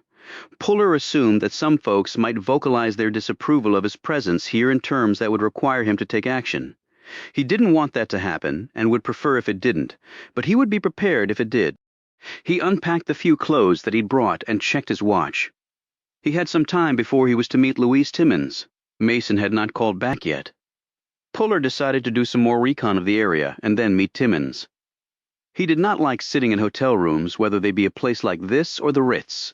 Not that he would ever see the inside of a Ritz. Not on Uncle Sam's pay. He locked his door on the way out.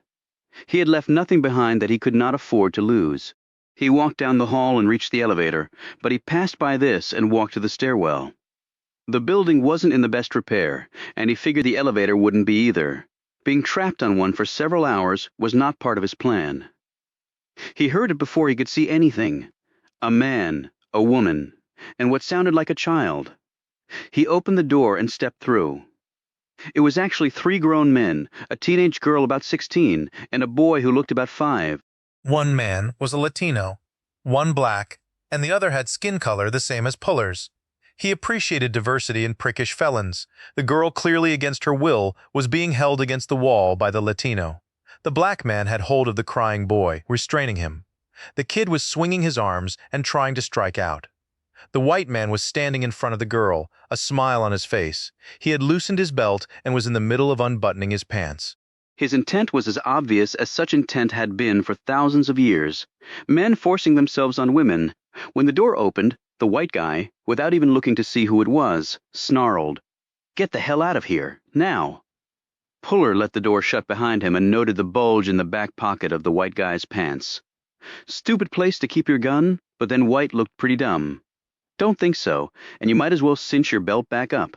This is not going to go according to your plan. The 3 men turned to look at him. The girl shrank back and clutched at the boy. White said, "You really want to do this, shithead? Name's Puller, first name John, and you are." White looked at his buddies and smiled, but there was nervousness behind the smile. Puller noted. The black man was the biggest, but Puller had him by 4 inches and 40 pounds. White was 5'9" and a pudgy 190. The Latino was 5'6", $150, and had no demonstrable muscle. Puller towered over them all. The width of his shoulders nearly spanned the doorway. He edged forward, his gaze directly on White, but his peripheral radar keeping his buddies in view. White buckled his belt. "You looking to get your ass killed?" said the black guy. "No, same way I'm sure she wasn't looking to get assaulted by 3 jerk-offs." White slightly turned his head, his right hand dipping to his back pocket in a move that was as obvious as it would prove to be futile. Puller sighed. Not how he wanted it to go down, but he didn't have much choice now. He struck before the gun was halfway out of the man's back pocket. He slammed his elbow into White's neck and followed that by whipping a knee into his left kidney.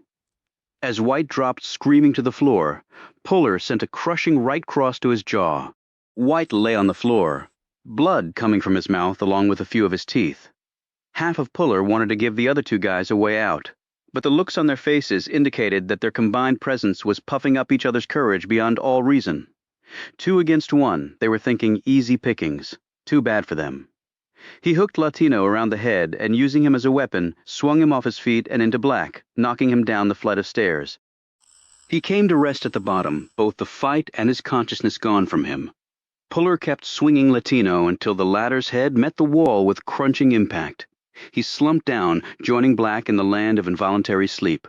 Puller stood there for a moment, not even out of breath, and more than a little pissed off that all this had come to pass. He looked at the girl. "You okay?" She nodded. She was pretty, with soft curves and a large bosom. She looked older than she probably was. He doubted that this was the first time this kind of an assault had happened to her. Puller eyed the little boy. He your brother? She nodded again. What are your names? I'm Isabel. He's Mateo, she said in a tiny, scared voice. You want to call the cops? Puller thought he knew the answer to this, but felt compelled to ask it anyway.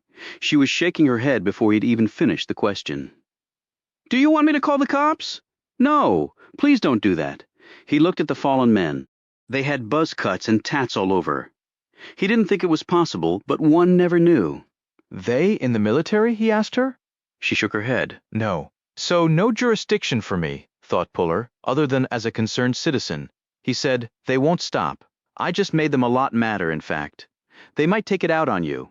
She grabbed her brother's hand, and they both ran off through the door. Puller could hear their footsteps for a few seconds, and then they were gone. He did a quick check of the three guys, all breathing, all pulses strong. He didn't care if bones were broken or skulls fractured. That was the price one paid for being pieces of shit that preyed on others, especially three grown men against a girl and her 5-year-old brother. When White moaned and moved a bit, Puller kicked him in the head, sending him back to sleep. Prick!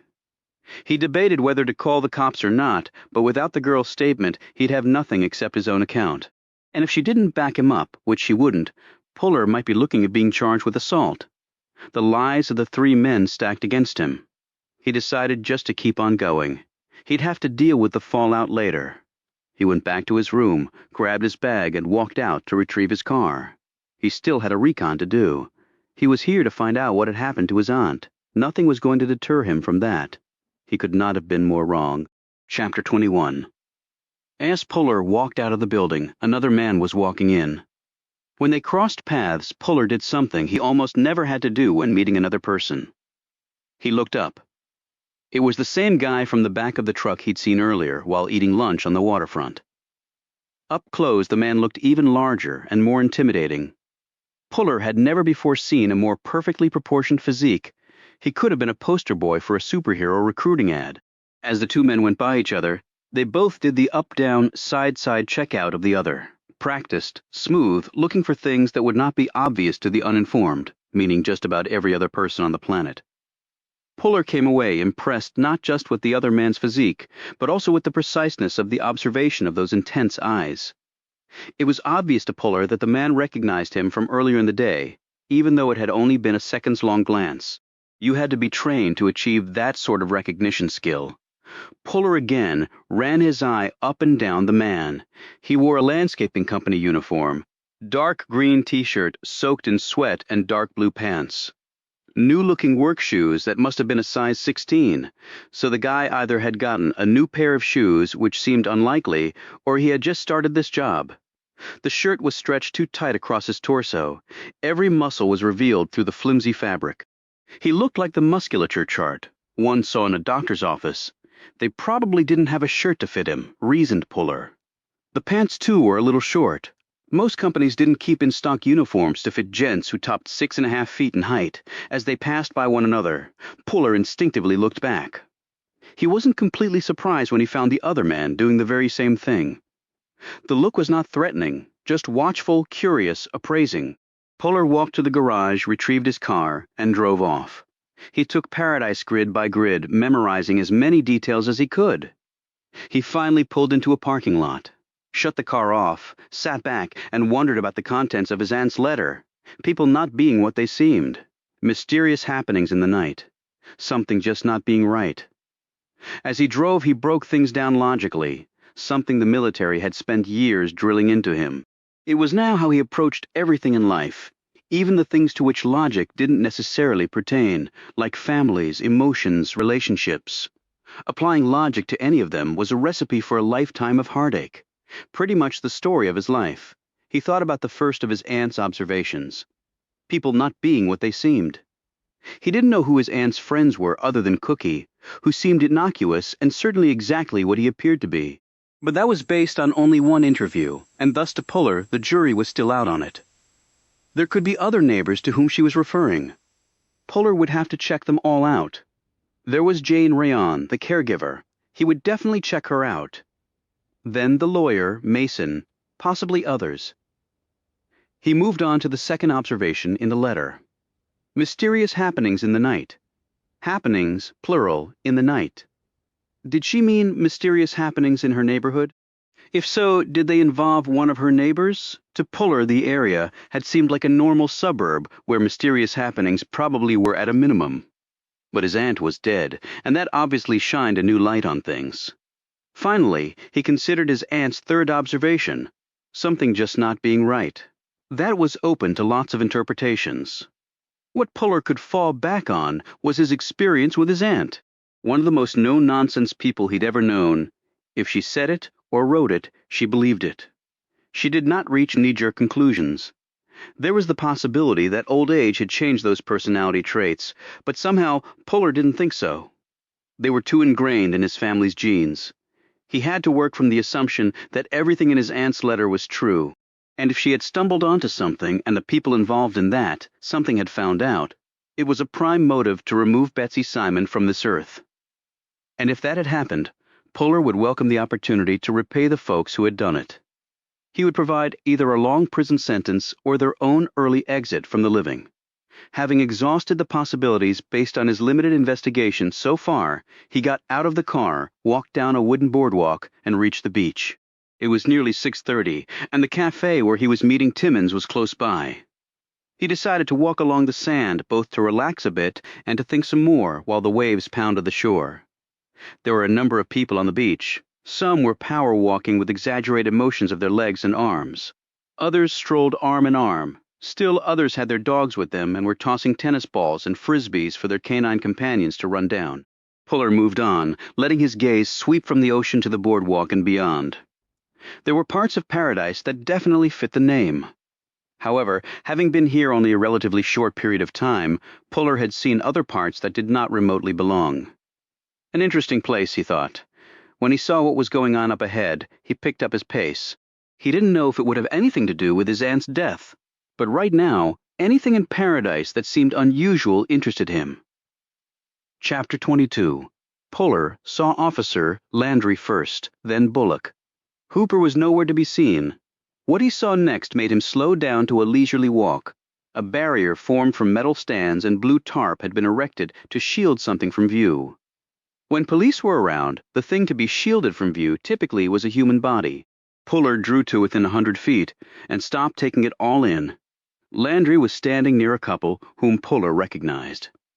He had seen them at the police station earlier, looking worried and upset. The names they had mentioned came back to his mind. Nancy and Fred Storrow, they went out and never came back. There seemed to be a lot of that going around in paradise. Puller wondered if either or both of them were behind the shield. He looked out toward the water. The tide was coming in. Had it brought the body or bodies along with it? He couldn't imagine that 2 bodies had been dumped on the beach and were just now being found. You didn't dump bodies in public places in broad daylight. It was now nearing 7 in the evening. He looked out toward the water again. Tide. Had to be. He doubted the corpses were in very good shape. Prolonged time in the water did awful things to bodies. He glanced over at the couple again. The woman was weeping, leaning in against the shoulder of the man, while Landry stood awkwardly next to them, her official notebook dangling in one hand. Bullock was standing over near the shield, shaking his head and tapping his fingers against his gun belt, like he was sending out an SOS signal. They hadn't set up a perimeter, but people were keeping their distance. Puller walked toward Bullock until the man looked up and saw him. He at first put up his hands to ward Puller off, but then recognized him. He strode forward, his black shoes slipping in the sand. When Bullock got to within a foot of Puller, he said, "What are you doing here?" "Just going for a walk on the beach. What do you have here?" "What we have is an ongoing investigation that I am not at liberty to disclose to a civilian." "I'm not a civilian. To me, you are. 1 body or 2. Excuse me." Bullock took a step back and looked suspicious. "Behind the shield." "Did the tide bring it or them in? What the hell do you know about it?" "Nothing. But you put up a shield on a beach, and you got a woman sobbing over there. A woman I saw at the station earlier today, probably filing a missing persons report, and the dominoes begin to fall into place. Was it an accident?" "Look, Puller, my best advice to you is to turn yourself around, get back on a plane and fly home. Appreciate the advice, but paradise is growing on me." I can see why you like it down here so much." Bullock turned on his heel and walked off. His shoes rooster-tailing streams of sand behind him. Another officer came and took charge of the couple, allowing Landry to break free and walk over to him. "What did Chief Bullock say to you?" she asked. "He wanted me to join the investigation and lend my expertise in helping solve the crime. He also invited me over for a beer later at his house." She smiled. "He doesn't drink beer, but I didn't believe you anyway." Puller nodded at the blue tarp. "You called the ME yet?"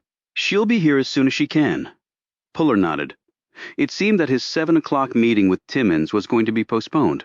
"I won't ask you for details because I don't want you to get in trouble with Bullock." "Thanks. Where's your partner?"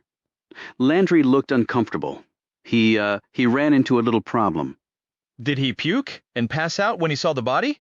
She looked away, but something in her features told Puller he had nailed that one. "I've got a lot of experience with bodies coming out of the ocean." "Why? I thought you were Army, not Navy." "Oh, you wouldn't believe what goes on in the infantry. And lots of Army bases are next to bodies of water. I doubt Chief Bullock would approve of that. I know he wouldn't, but I thought I'd offer anyway, and if you ever want to run anything by me unofficially, of course, feel free." "I appreciate that. We don't have a traditional plainclothes detective division. Uniforms do it all.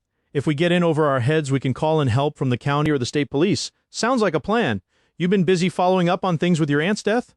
"A little. If you find out anything that shows it wasn't an accident, will you bring it to me?" "I will. And you won't play vigilante?" "I never go looking for trouble, but somehow it finds you? Sometimes." "I'm staying over at a place called the Sierra. Not exactly a great part of town. It is, if you can't afford the really great parts. And for the record, $80 a night is not exactly cheap in my mind, even with breakfast thrown in. What can I say? It's paradise. Can you tell me more about the area? Like what? I'm sure you have the typical problems, but do you have any gangs? Officially, no. In reality, yes. What do you mean officially no then?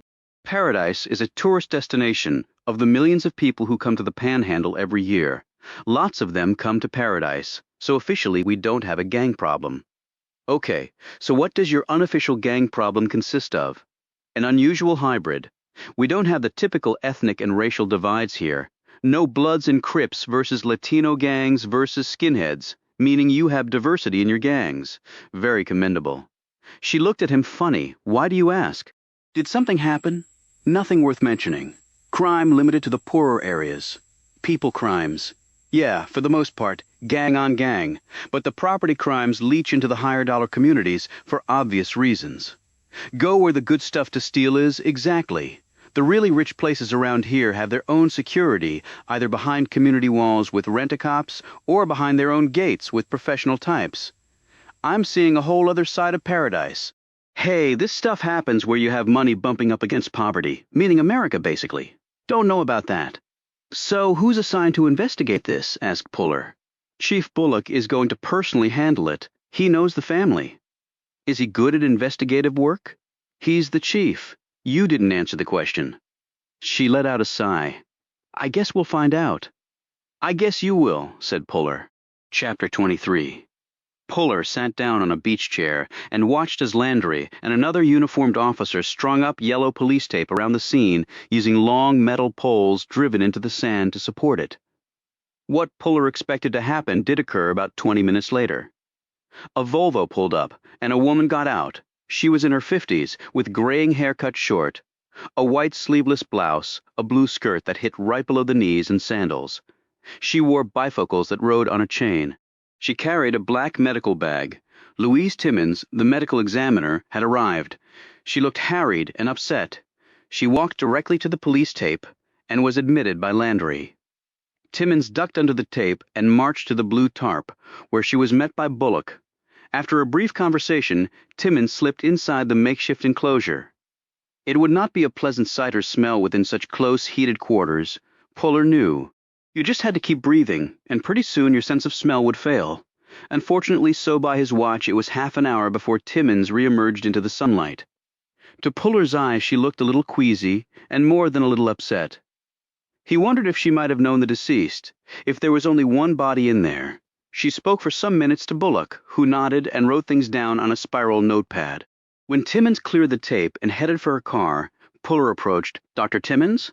She looked up at him. She was only about 5'2", and thus had to crane her neck back some to fully take him in. Yes? John Puller. We talked before? Right? Your aunt? She did not seem pleased to have encountered him here. I meant to call you to say that I would be delayed when I found out about this, but time got away from me.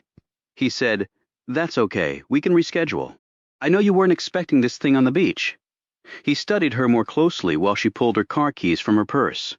Up close, she looked pale, drawn, and jumpy. No, I wasn't expecting it. I was totally floored by it, in fact.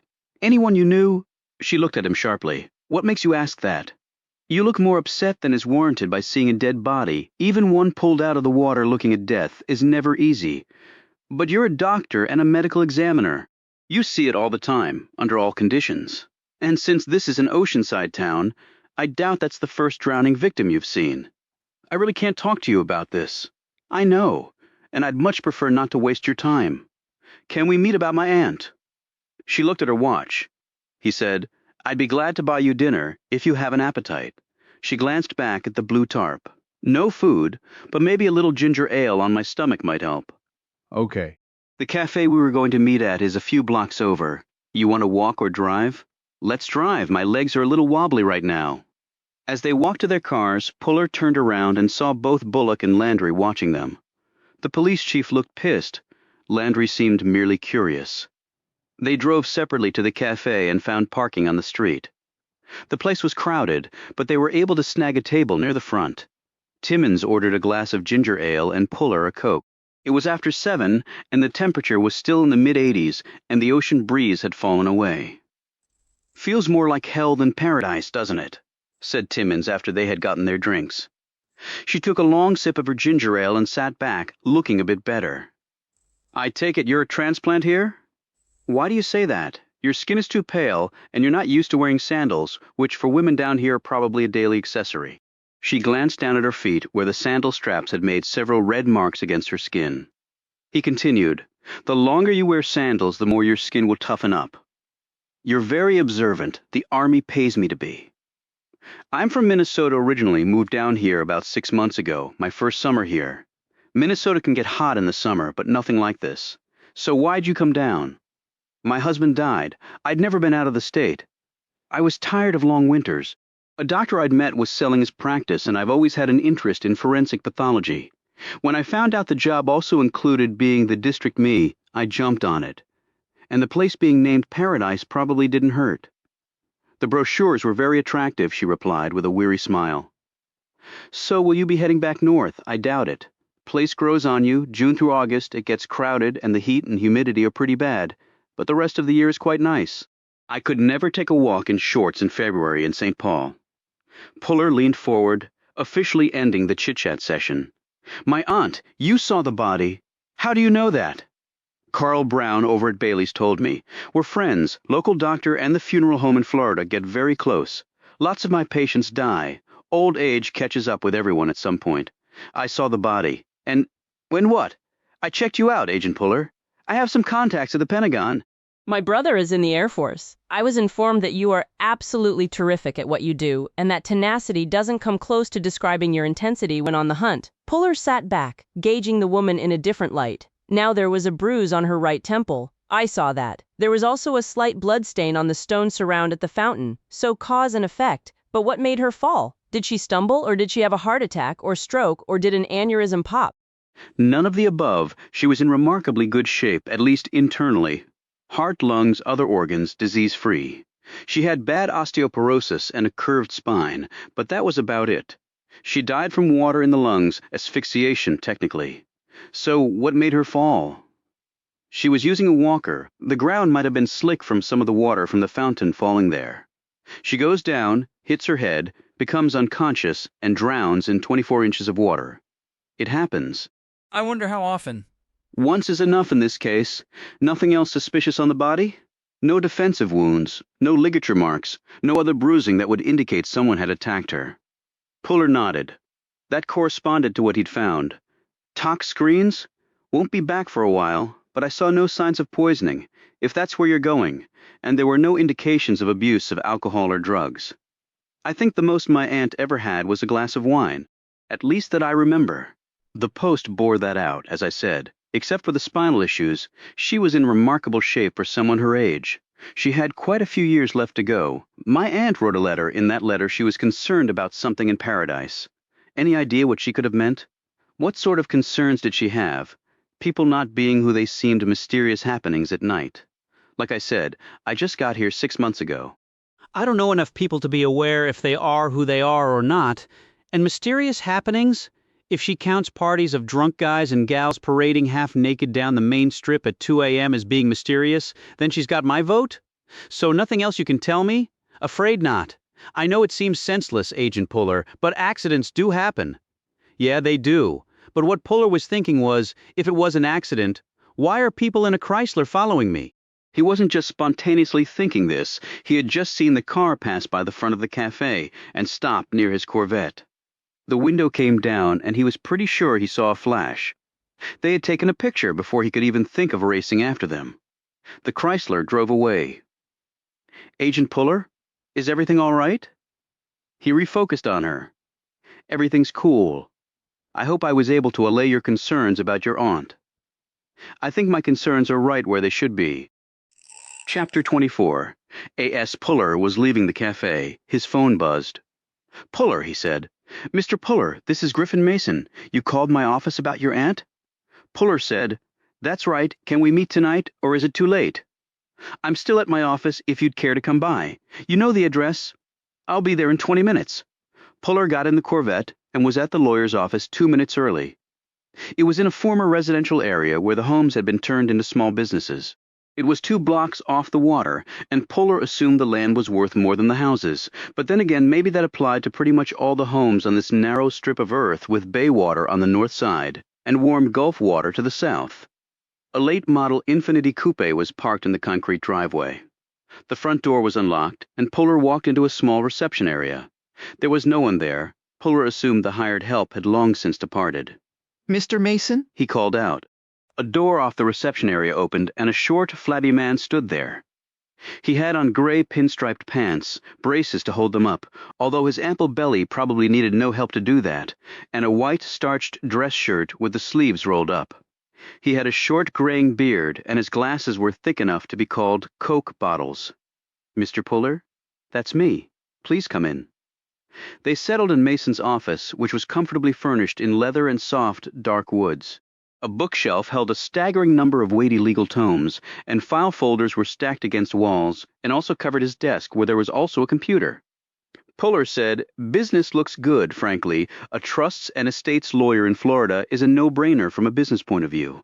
You don't have to be a brilliant attorney. You just have to be competent and have a pulse. The average age of my clientele is 76, and they keep coming. I've had to turn business away, even after hiring an associate 2 years ago.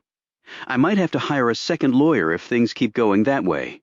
Nice problem to have now, about my aunt. Just as a legal technicality, could I see some ID, please? Puller pulled out his cred pack and showed Mason, who smiled and said, Your aunt spoke very highly of you. I hadn't seen her in a while. As soon as he finished the statement, he felt a pang of guilt. Well, it didn't diminish one iota her admiration for you and what you've accomplished. I'm just an army grunt. There are lots of us. Don't be modest, Agent Puller. I was never in the military, but my father was. World War II, your aunt told me about the medals you've earned. Quite impressive. Puller wondered who had told his aunt about this. He didn't think it was his father. The old man just wasn't that into his sons' lives. I tried to phone her when my father received a letter from her, said Puller. No one answered. Then I discovered what had happened. I understand that my aunt had a caregiver, a Jane Rian. I know Miss Rian. She's a very capable young woman. She has lots of clients in town. I look forward to meeting her. Puller paused. It was quite a shock to hear my aunt was dead. I know, it was very shocking to me as well. She had some physical problems, but she seemed very strong mentally. I thought she would live to be 100. He moved some papers around on his desk. You say she wrote a letter to your father? Is that why you came down? Yes. I thought it was time to pay her a visit. Puller was not going to reveal to him what was in the letter. Did she have a will? Yes, she did, and I can tell you the contents. I refreshed my memory on them after I got your call. What are they? With the exception of a few minor bequests, she left everything to you. Puller stared at the man. This was not something he had ever expected. To me, and not my father? Not unless your father is Chief Warrant Officer John Puller, Jr. No, he's a 3-star retired. I'm the CWO. Then you get it all. He paused. You seem surprised? I am, like I said. We hadn't been in contact for many years. I didn't even know she knew my current rank. It was very recent. She had no children, and her husband had passed on. And as I said, she thought very highly of you. Was quite proud. Called you the son she wished she'd had? This statement hit Puller like a sucker punch to his kidneys. Okay, he said slowly, for he could think of nothing else to say.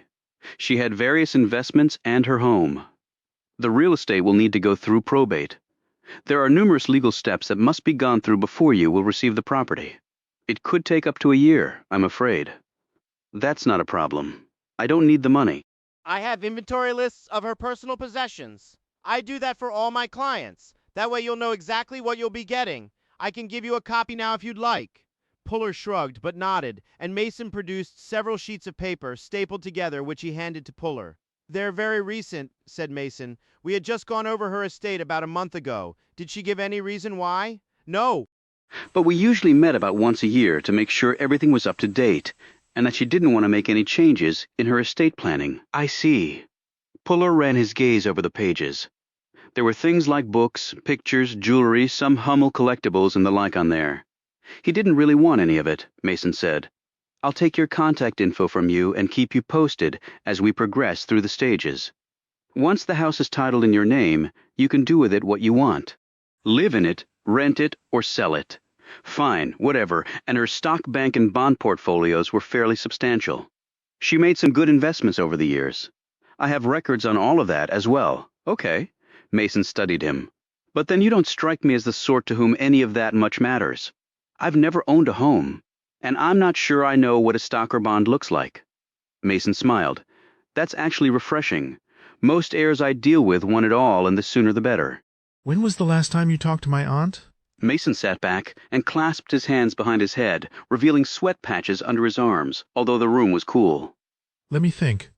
Thursday of last week, I suppose? She called me. How did she sound? She sounded normal. What was the call about? Just routine matters. She had a capital gains question she needed an answer for, so nothing that was bothering her. Mason lowered his arms. Not that I was aware of. Puller had interviewed thousands of people over the years. Some were telling the truth. Most had been lying. Liars gave telltale signs. Breathing sped up just a bit. Eye contact was lost.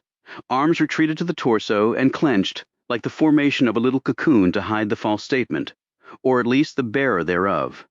A good interviewer could spot the liar nearly 90% of the time. Based on that, Puller was pretty sure that Mason had just lied to him. But he didn't know to what degree. Puller said nothing.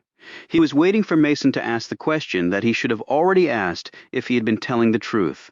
Mason said, "Do you think your aunt was worried about something?" Puller didn't answer right away.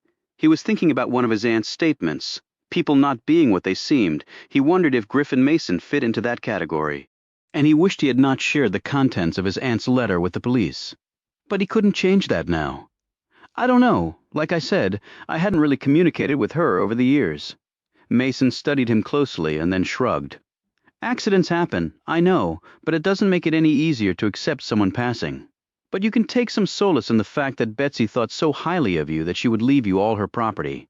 Would you happen to have a key to her house? And a copy of the will for me to take? Actually, I do. Betsy entrusted a set of keys to me when she had surgery a while back. I tried to give them back, but she insisted that I keep them. Mason opened a drawer, took out a silver lockbox, opened it, rummaged through some keys in there, and pulled out a set of 2. Front door and rear doors. Give me a minute to make a copy of the will. He ran the pages through a copier that was set against one wall of his office, then handed the still warm pages to Puller. Puller stood and slipped a card out of his pocket. Here's my contact info for down the road. Mason took the card. Are you going over to the house now? No, in the morning. Will you be staying in Paradise long? I don't know, said Puller. I guess once you get to Paradise, it's hard to leave, right? He walked out. Chapter 25. Puller parked his Corvette about a block down from the house and walked the rest of the way.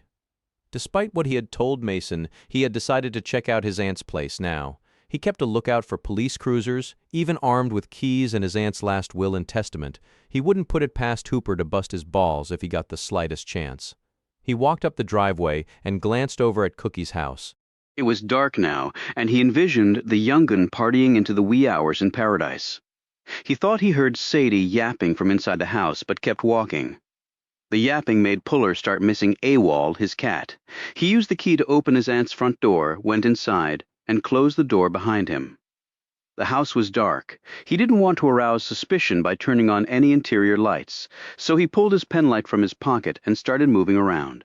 He had the interior of the place pretty much memorized from his earlier visit.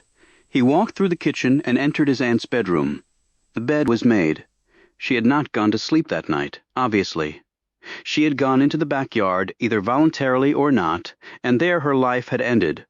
A nightstand next to the bed was filled with books. His aunt had been a reader when Puller had known her all those years ago, and she had obviously kept up that habit.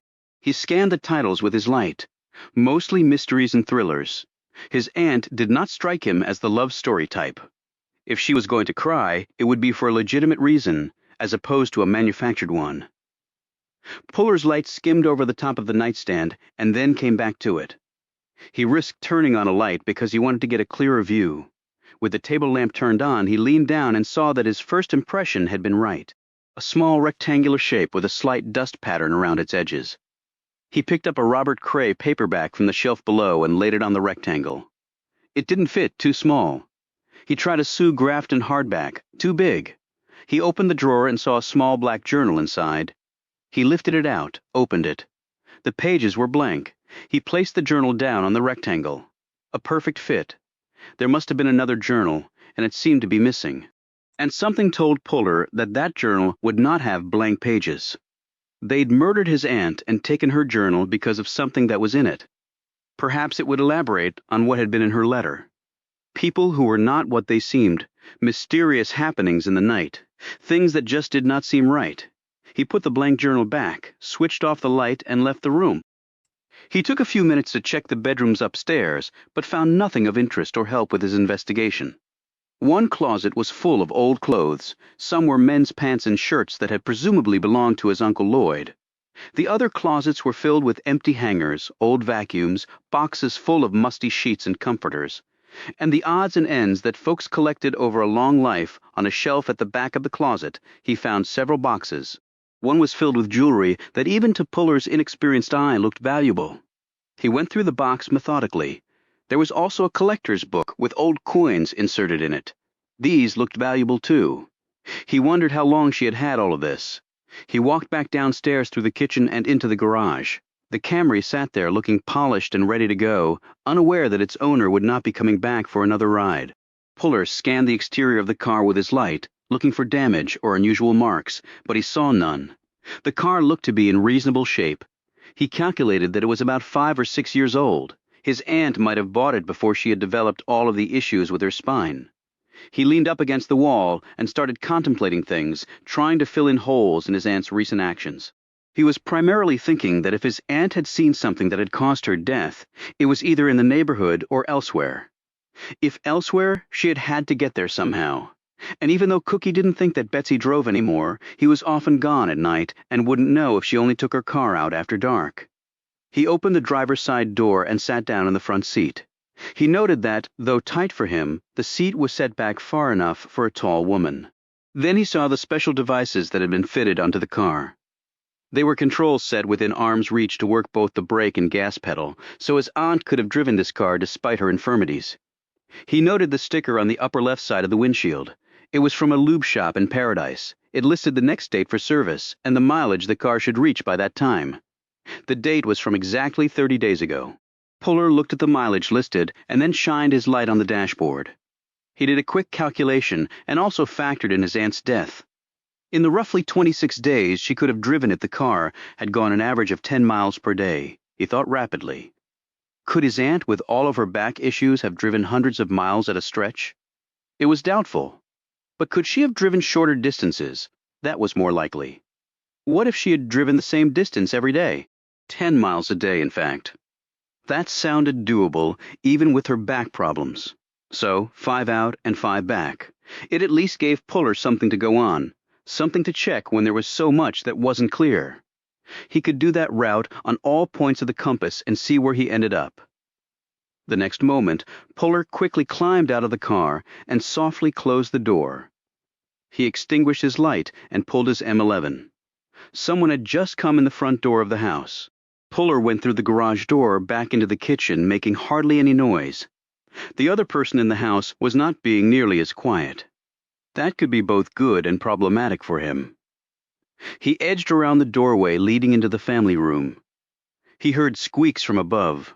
The person had to be upstairs. He wondered briefly if it could be the police, but surely they would have announced themselves. However, if it was Hooper, Puller might shortly find himself in a shootout with the hair-triggered cop. The last thing he needed right now was to be arrested for blowing away a police officer. Yet, if anyone was going to get shot tonight, he much preferred it not be him. His hand slipped to his trigger guard. When it moved to the trigger, he had to be prepared to fire, and he would. And then he saw the person come down the stairs, and his military cop voice roared, "Down on the floor now, or I will fire my weapon." The person did not get down on the floor. She screamed and ran. Chapter 26, she did not make it to the front door before Puller reached her. He wrenched her arm back, pulling her face to face with him. "Oh my God, please, don't hurt me. Don't hurt me," she pleaded. Puller let go of her arm, stepped back, but kept his M11 at a 45-degree angle, ready to aim it up at her if the necessity arose. He switched on a table lamp, partially illuminating the room. "Who the hell are you?" he demanded as he ran his gaze over her. She was about 25, with blonde hair and a ponytail. She wore faded blue jean shorts cut high up her thighs, a tight-fitting lime green t-shirt, and flip-flops with Corona printed on the straps. "I'm Jane Ryan. Who the hell are you?" Her tone and words had grown more defiant when it appeared that he was not going to shoot her, but her fearful gaze held on his gun and she still seemed wobbly. "John Puller?" He held out his ID and badge. CID agent with the Army. "Good God, you're Betsy's nephew," she exclaimed. "And you're her caregiver." Or were her caregiver, replied Puller. "How did you know that?" I asked questions like I'm doing now. "What are you doing here?" She opened up her bag so he could see inside. "I left some things in an upstairs bedroom. A jacket and some slacks. I thought I'd be back for them when I came to see Betsy again, but of course that didn't happen." Puller holstered his gun. "I'm sorry if I frightened you. It's okay. At least I know my heart is strong now. Otherwise I would have dropped from a coronary." She was about 5'5" and in good shape.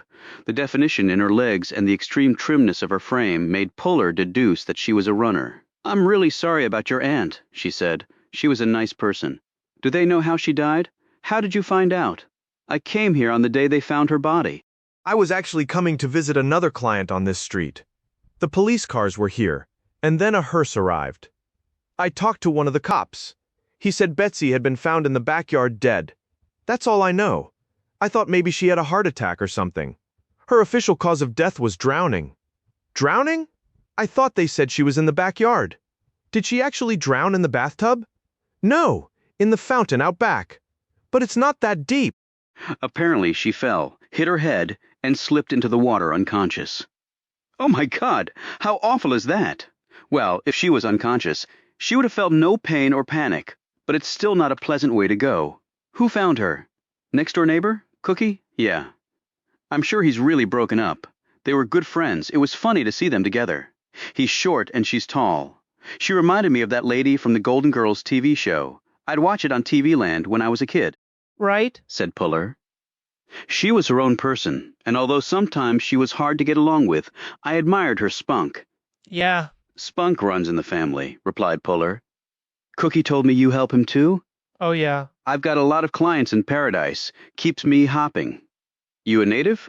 "No." "And I don't technically live in Paradise. I'm in Fort Walton Beach, which is nearby. I came down here about 5 years ago from New Jersey. The winters are a lot nicer, meaning warmer, I bet." "How was my aunt before she died?" "She had the typical aches and pains associated with someone of that age. She was on meds again. No surprise there. She used a walker. She was tall, a lot taller than me, but her spine was curved.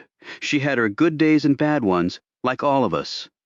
Yeah, but she recently had a really bad day. Well, yeah. How are her spirits? Did she seem depressed, annoyed, worried? Not more than usual. I've been a caregiver for quite some time now, and I've found that older people's emotions can run the gamut during the day. They tend to be in higher spirits in the morning. As night approaches, they start to falter a bit. At least that's been my experience. Did she drive, or did you drive for her?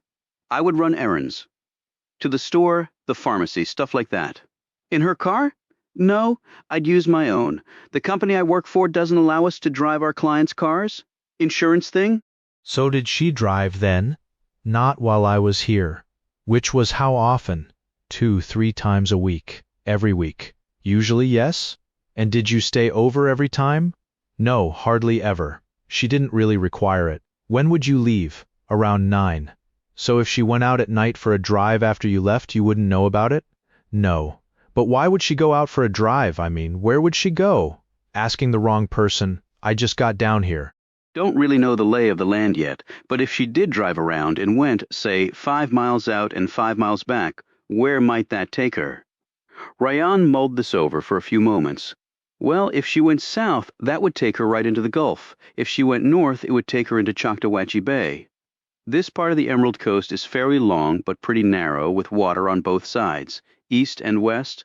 West. That would come out around the jetty, although it's all back roads there. If she stayed on Highway 98, it would angle northwest and take her to Destin. And east? Then you'd be heading toward Santa Rosa Beach, Seaside, and then way past 5 miles, Panama City. Anything interesting along that way? Lots of beaches. The Emerald Coast stretches for about 100 miles. You've got Eglin Air Force Base to the west, and east of Panama City, there's Tyndall Air Force Base. Lot of military bases around here, commented Puller. Right, I guess you'd know that being in the military.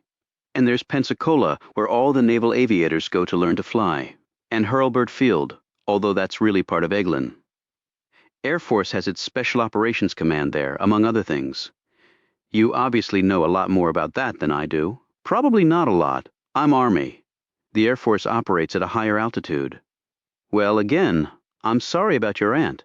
And I'm sorry for scaring you. I really appreciate everything you did for Betsy.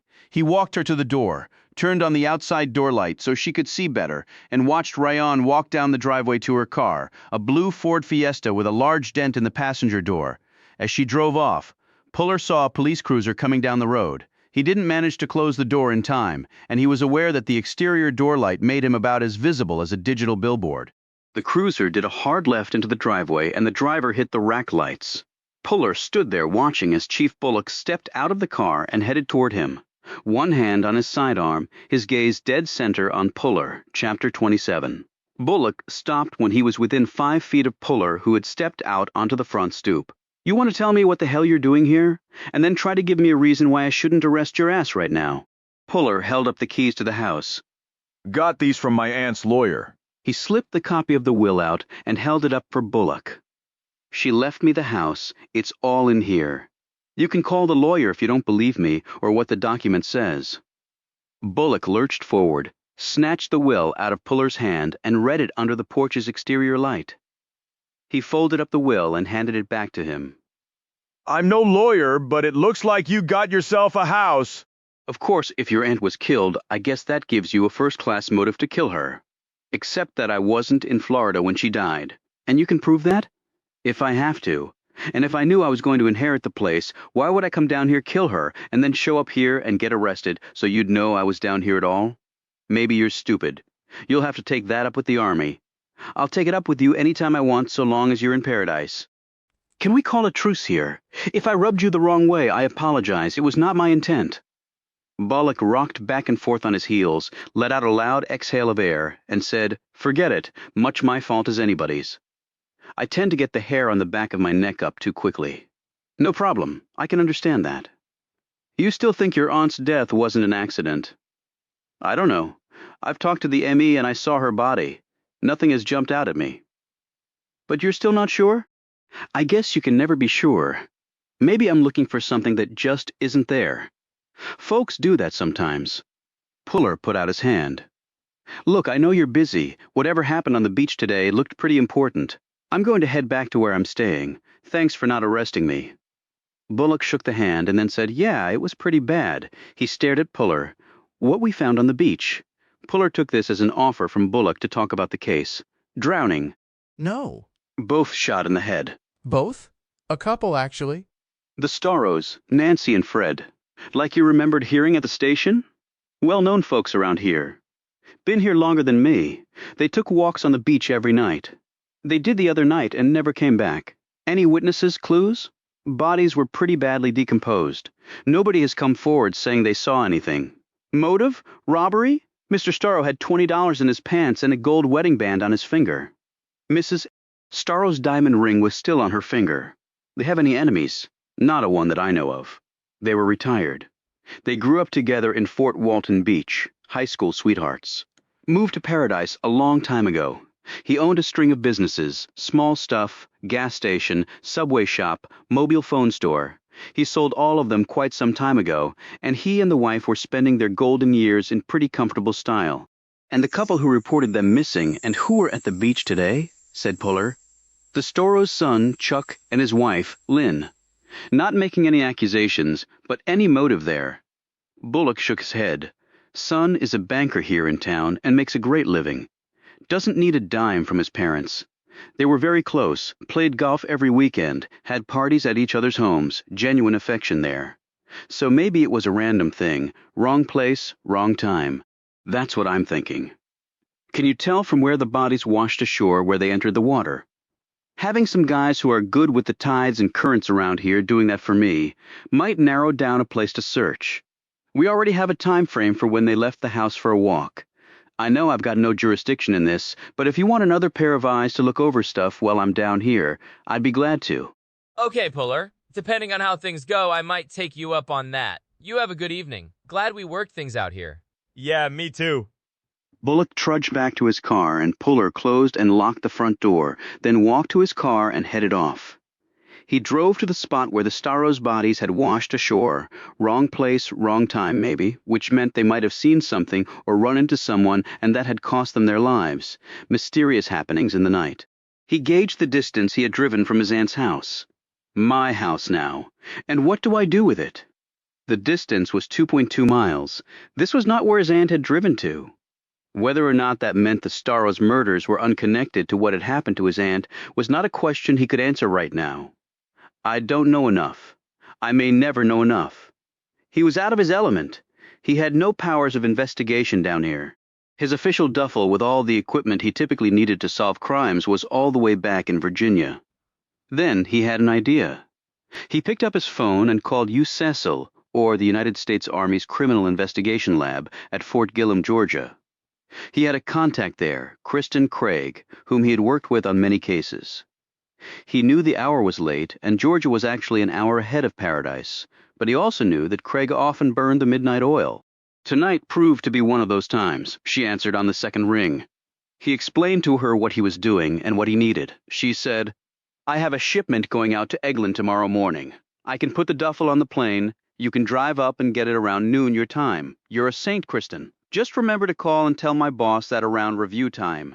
She gave him the necessary information to retrieve the duffel.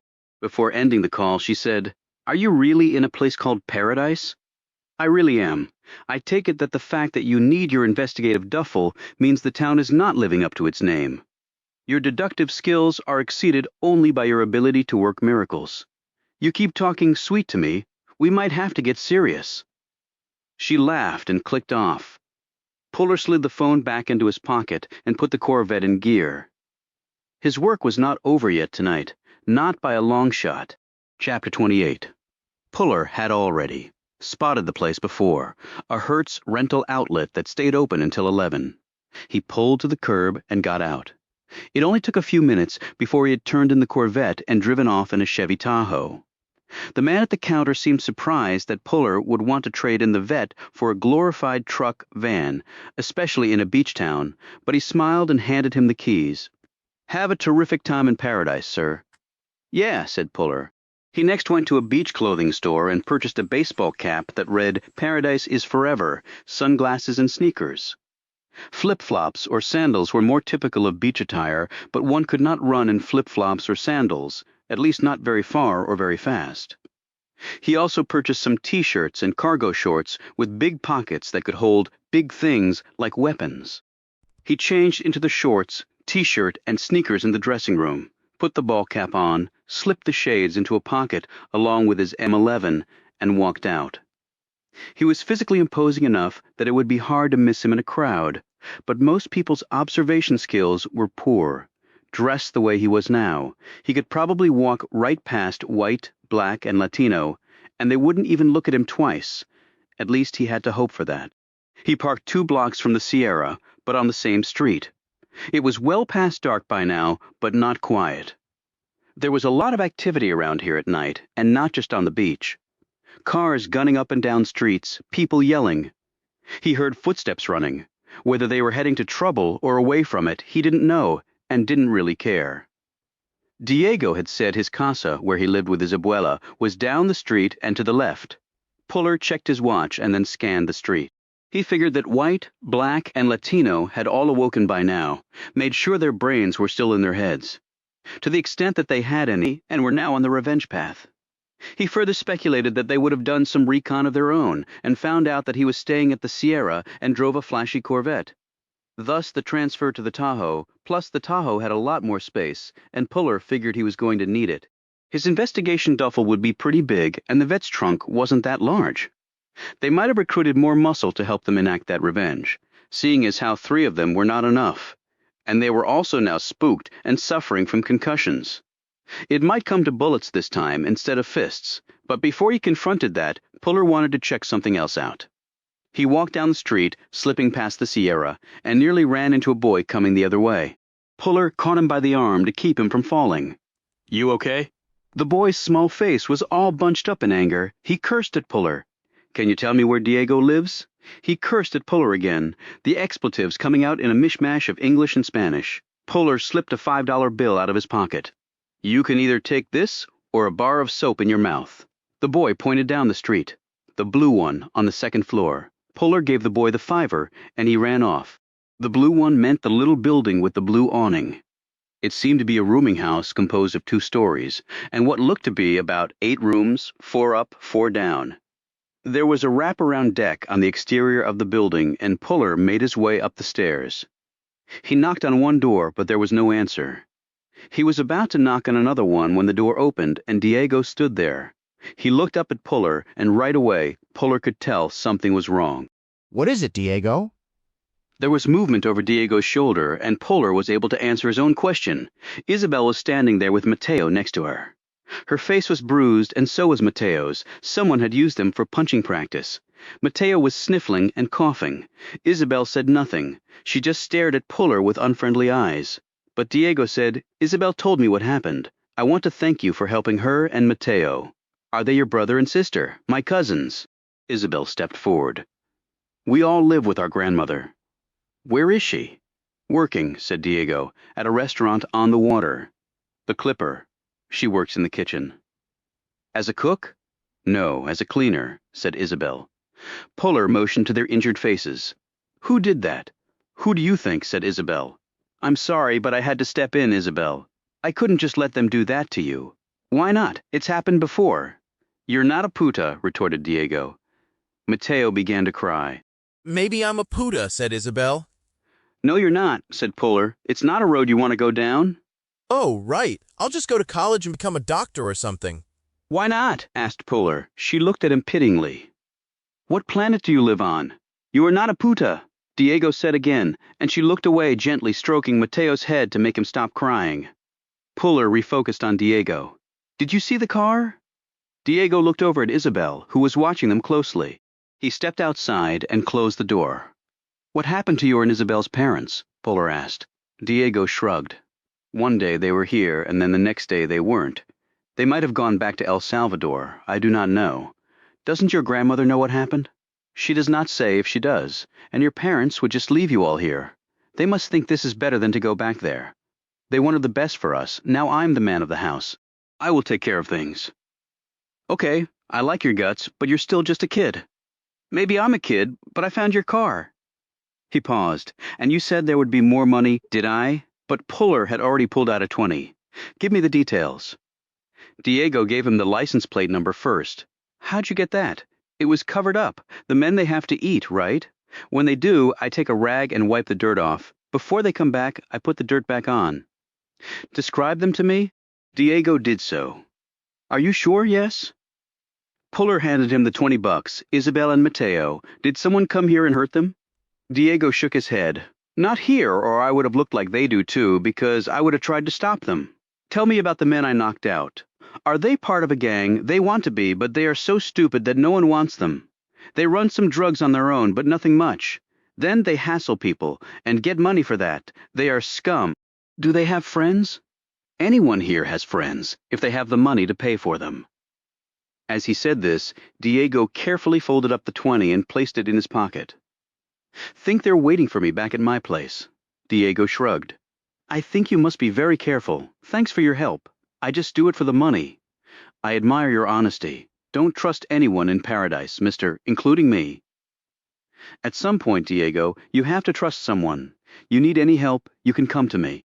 If you are still alive, mister, we will see. You can just call me Puller. Okay, Puller? Buena suerte. Yeah, you too. Puller walked off. Part of him was thinking about having to deal with the Three Stooges again, and possibly their paid help. But part of him was thinking about the descriptions that Diego had just given him of the two men in the Chrysler. Lean, fit, buzzcuts. They fit the description of men who had the same employer he did. The United States Military. Chapter 29. Puller walked to the Tejo, climbed into the back, stretched out, and thought about what he had just learned. If the guys in the Chrysler were former military, then that changed the balance of things. They might very well see through his disguise and change rides. They might be able to fire at him faster than he could fire back, and if they were still in the military, he wondered why they would be here following him. If they weren't in the service, he wondered the very same thing. After what had happened to him in West Virginia, it was possible that the military had put a tail on him. He decided to see if that theory held any water. He called Kristen Craig back. She must have recognized his number because instead of hello, she said, "Miss me already?" Always. Seriously? Don't you ever sleep? Look who's talking. Yeah, but I heard what happened in West Virginia. Not the official story, because there is no official story, but just scuttlebutt, stuff between the lines. I think you could probably write your own ticket right now. Even take a vacation if you wanted to. I'm on vacation. Well, sort of. I have my iPad ready to take down your next assignment, boss. Puller chuckled to himself. He got a kick out of the lady. He really did. If she weren't married, he might have even asked her out. I need a license plate rundown. Okay, not usually something I do, but I know people. Do you know people who can get it done sooner rather than later? You know the drill. Somewhere in the world there are DoD personnel awake and on the job. And there are 2 of them on this call. I'll turn it around as fast as I can. Now, can you tell me a little of what you're involved in? Why? Just in case you get killed and I have to explain my billable hours. Is it even related to the military? 5 minutes ago I didn't think so. Now I'm not so sure. It all started when my aunt sent a letter saying things were not quite right in Paradise, Florida. Then the next thing I knew, she was dead under suspicious circumstances. Jesus, Puller, I'm sorry. Yeah, me too. Anyway, I got down here and things got even funkier. And the license plate? 2 guys making my business their business by following me. And from their descriptions, they sound a lot like dudes who either wear or wore the uniform. I don't like the sound of this. Her voice had clearly changed. Gone was the playfulness, replaced with legitimate concern. Me either. Do you have any backup? Like I said, I'm on vacation. You need to stop taking vacations then and get back to work. Seriously, Puller, get somebody to watch your back. Good advice. I'll start looking. In the meantime, get me what you can. I'll pick up the duffel tomorrow as planned. Just make sure you get to tomorrow. I'll do my best. He clicked off, set his internal clock to wake in 2 hours, and closed his eyes. His hand gripped the butt of his M11, and he knew it would take him 3 seconds to wake aim and fire at anyone trying to do him harm. If that wasn't fast enough, then he was dead. That's just how it went. At the end of 2 hours, he woke in the back seat of the Tahoe, refreshed and ready to go. It was 1 a.m. now, and he believed that the time was right for things to happen. Both military and cops liked to strike at night. Targets were tired, in their beds, with weapons often conveniently out of reach. Yet even stupid criminals could grasp the concept of coming for you in the dark. 10 minutes later, Puller's theory turned into a fact. White, black, Latino, and 3 of their best friends were heading down the street, marching with purpose. It seemed like they had worked out the optimal ratio at 6-1. To Puller. Their math was a little fuzzy, but maybe his standards were higher. Actually, there was no maybe about it. His standards were higher. All the men's features were grim. White was perhaps the most grim-looking of all, largely because it seemed his mouth was wired shut. I must have hit him even harder than I thought I did. They passed the Tahoe without even a glance. On the battlefield, this negligence would have resulted in their immediate deaths. But this was Florida and not Afghanistan, so Puller refrained from drilling them all in the back with rounds from his M11. He could see gun bumps under their shirts, front and rear. 2 of them carried baseball bats and another was clasping a metal bar. They were loaded for bear, geared for war, ready to kill. Of course, probably none of them knew what being in actual combat was like. Puller did. And for those who had experienced combat, they never wanted to experience it again. It was not really a situation sane people tended to embrace, but Puller, who was sane, had embraced it countless times because he had signed up for the job. It had changed him completely and irreversibly. It had made him a killing machine. He could slaughter people in ways unimaginable to most folks. He debated whether to let the night pass without this encounter, but then decided it was best to get it over with. Otherwise, he would always be looking over his shoulder, and he didn't have time for that. He did make one phone call, relayed certain information to the person on the other end of the line, and clicked off. He waited 10 minutes and then got out of the Tahoe. It was time to go to work. Chapter 30. The stretch of beach was isolated and thus deserted. That was why he was here tonight. He had ridden a small scooter over. With his great size, he looked slightly ridiculous on the little machine. But he didn't care. It beat walking, and the helmet hit his face. He stood near a dune and behind a palm tree and observed the sandy rim with a pair of night vision optics that had been in the welcome package he had received on arriving in paradise. The ocean was vast and black, nearly impossible to distinguish from the sky above. The conditions were hazy, and the featureless horizon blended with the water to seem like one solid mass. The sea captured his interest for a good reason. What was coming tonight would definitely be arriving by water. He checked his watch. He had been given parameters of time, and that's all they were, parameters. But his patience was nearly infinite. He had spent years of his life waiting for relatively insignificant events to occur. Those were lessons that never left you. They were mental scars carved on your brain and your soul. He drew in a breath and scrunched up his face. The smell was foul, and it apparently always was here. He looked at the sand with his optics. The Emerald Coast did not live up to its name here. The sand was marred by black rocks jutting out everywhere, like soft skin pulled back to reveal the hard, charred bone underneath. There would be no sun worshippers here during the day, and no one at night for any length of time unless they wore a gas mask. 40 minutes later, his patience was rewarded. It was a wink of white light, nothing more. He saw no red and no green. The boat was not using its running lights, which was highly illegal and highly dangerous under all nighttime marine conditions. But he could understand their reluctance to announce themselves in such a way. He knew it was not the same boat that had carried him to the abandoned oil platform. He had heard the gunfire. He had seen the men riddled with bullets, their bodies hurtling violently into the water. But it was another boat, though, probably far larger than the one he had been on. It was one in a long string of such vessels, carrying precious cargo from one place to another. And this place, this landing, this beach tonight, was just one more stop in that string.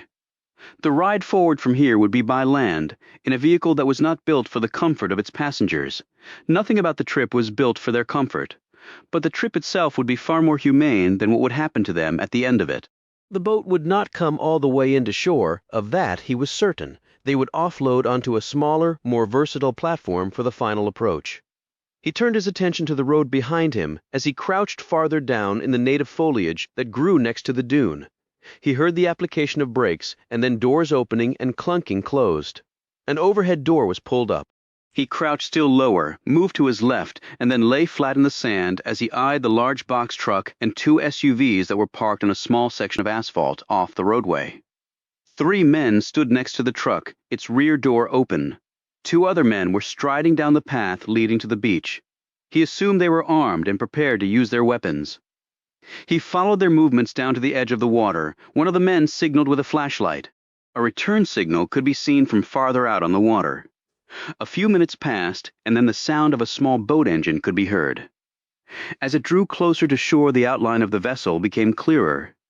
It was a 30-foot-long RIB, or rigid hull inflatable boat, which military special forces often use during their missions. It was painted black and was nearly invisible as it made its approach. It came to within several feet of the beach, and the pilot cut the engine, allowing the rib to gently glide until the bow hit the sand. The men on the beach hustled forward and started grabbing people off the RIB, one by one, until 20 were assembled on the beach. They were tied together and their mouths were taped shut.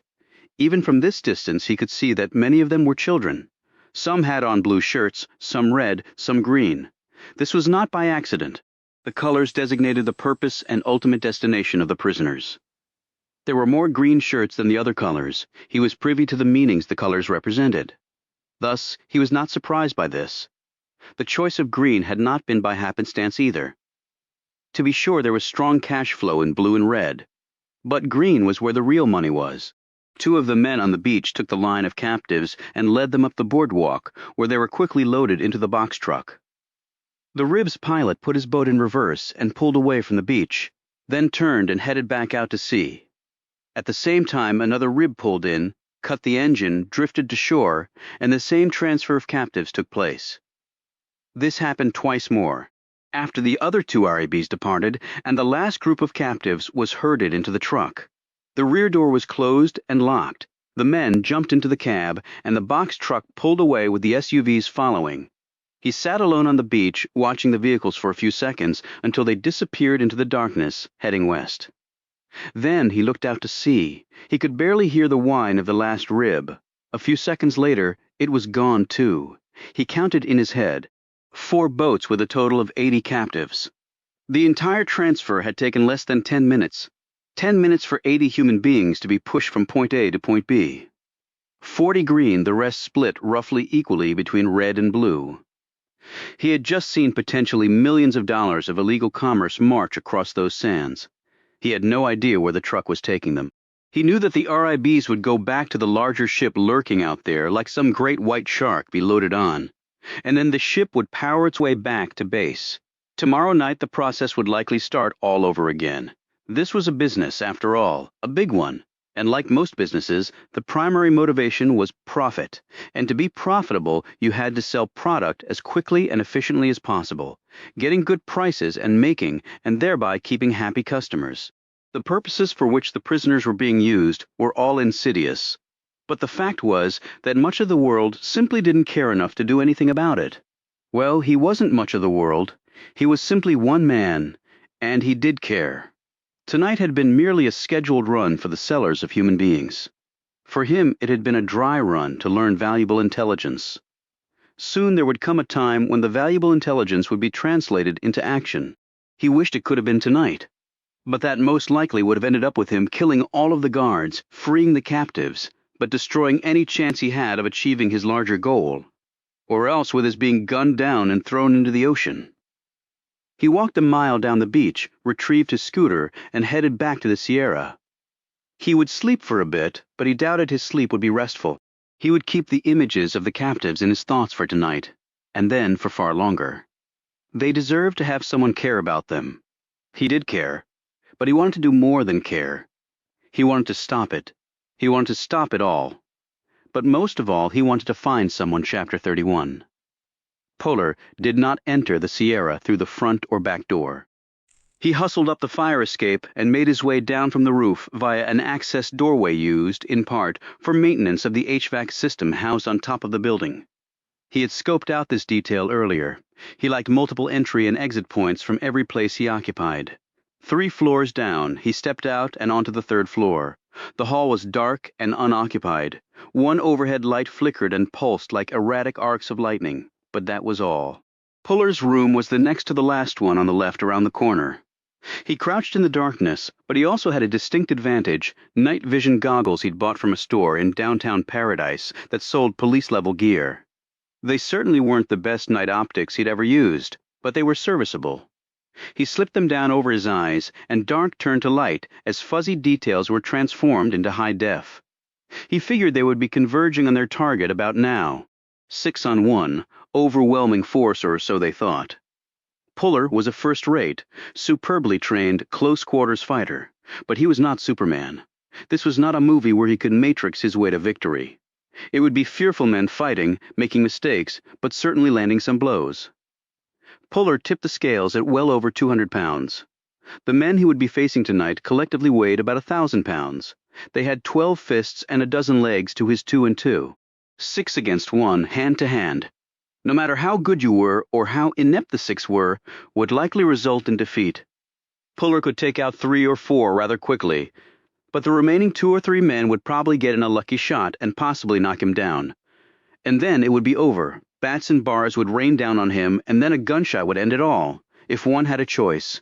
And sometimes one did. A truly superb close-quarters fighter only fought when the conditions favored him. He didn't have much time, because they would quickly determine that he was not in the room. Then they would do one of 2 things: leave and come back, or set a trap and wait for him. And a trap would involve a perimeter. At least he was counting on that, because a perimeter meant that the 6 men would have to divide their forces.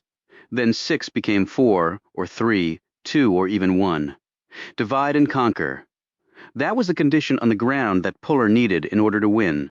And it would be even better if his adversaries tonight provided it for him. Something told him they would. A well-thought-out perimeter could defeat most plans to pierce it. A few moments later, he could see that this perimeter was not well thought out, and so it would be pierced rather easily.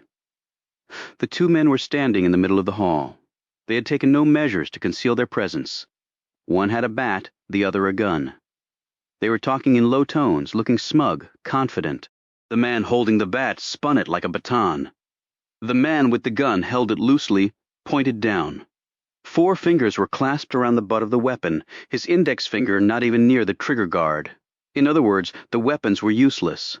The men didn't react until the bat was taken from the first man. A blow to his stomach from the head of the bat sent him pitching to the floor. The second man raised his gun but did not fire it because he was no longer holding it. Puller, holding the pistol by the muzzle, brought the butt of the weapon around and crushed it against the man's temple. He went down to join his buddy on the ragged carpet covered in puke stains. A tap from the bat on the writhing first man's head was all that was needed to stop the writhing. The attack had taken all of 5 seconds. Puller had swung the bat at almost the same time he had stripped the gun from the other man. The only sounds had come from bodies falling to the floor. Puller crouched there, the bat in one hand, his other hand around his M11. He had dropped the other pistol after removing the mag and clearing the chamber of the loaded round. He did not like firing other people's weapons. A badly maintained gun could be more dangerous to the one firing it than to the one being fired on. He counted off a few seconds in his head. 2 down, 4 to go. His room was around the corner. These jackasses had been the front line. He figured perhaps 1 man at another barrier, and then 3 at ground zero to finish the job. He crab-walked to the corner, did a turkey peek, and drew back. Here the darkness was near total because someone had removed the overhead lights. Nice tactic, he thought, but with his goggles, darkness was preferable. Halfway down the hall, in a shadow that was deeper than the surrounding darkness, was stationed a 3rd man. He was crouched in a narrow alcove. Gun, bat, or metal bar would be his weapon. Puller had several options. He could bull rush and reach the man before he could react. Or he could approach with stealth, take the man down quietly and move on.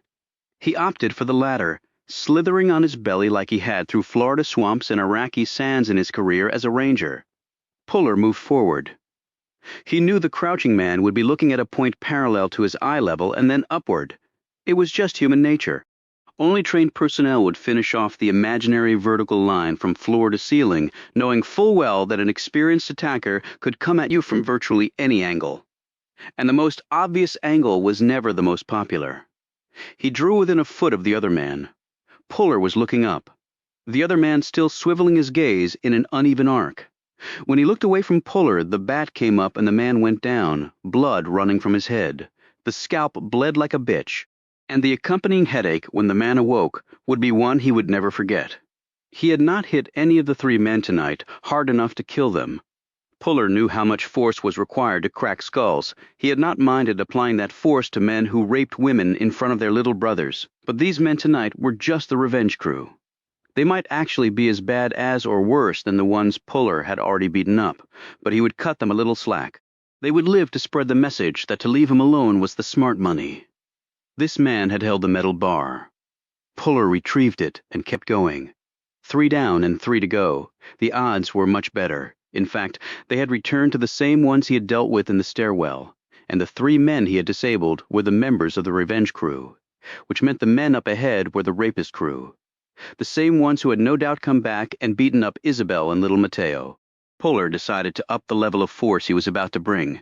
He moved quickly down the hall. The door to his room was slightly ajar. He shook his head at the tactics employed by the opposition.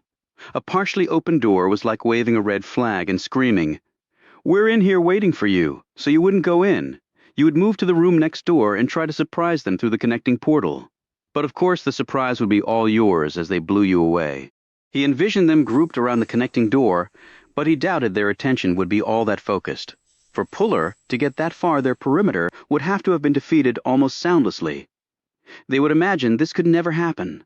They had chosen to be the rear guard tonight because they had hoped that Puller would never make it this far. They did not want another encounter with him. What sane person would after the beating they had endured? For all he knew, they would be playing cards, or banging back beers to get up their courage, or smoking cigarettes, or peering out the lone window. Anything but being professional. He hit the door to his room so hard that it broke off the hinges. There were 2 shapes directly in front of him. As he had thought, they were clustered around the connecting door. The metal bar took out both with one swing. White dropped onto the bed. This time he might very well be dead. Black was flung through the window, shattering the glass, and dangled there, half in and half out. Now Latino was the only one left. He was in the far corner of the room, looking ready to shit his pants. He had his gun out. He was at most 6 feet from Puller. In the dark and with his adrenaline spiking and turning fine motor skills to 0, it might as well have been 6 miles. He fired once and missed by 5 feet. He did not get a chance to fire a second time. The first blow knocked the gun from his hand. The second blow knocked him off his feet. The third blow left no doubt that the fight was done. As Puller rose, his breath already starting to relax, he sensed it.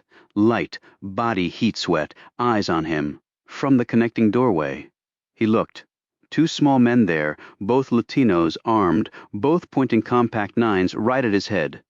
2 guns could not miss at this distance. The rear guard he had not accounted for. 8 men had come tonight. Not 6. He had screwed up in an unforgivable way. The penalty for that was crystal clear. He was dead. Chapter 32. It was the first time Puller had seen men fly without benefit of an aircraft, or so it seemed. Their feet left the floor like they were attached to piano wire and someone had just hit a switch, lifting them skyward. The next moment their heads collided. The sound was like a pair of cantaloupes smacking against one another. Puller could see the sensation of the violent collision spread to their eyes and mouths.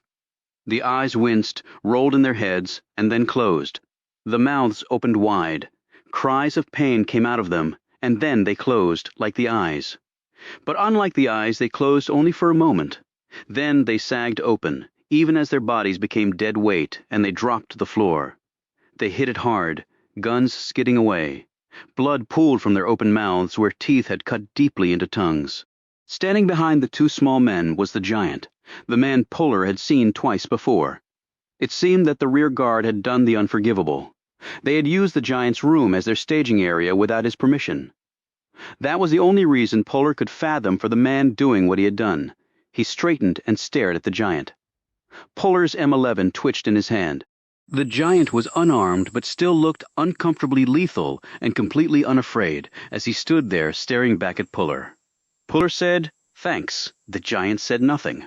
He glanced once at Puller's sidearm as though gauging whether this was a threat that needed to be dealt with now. Then he put one enormous boot on the torso of the first man and pushed the man's body slid into the room.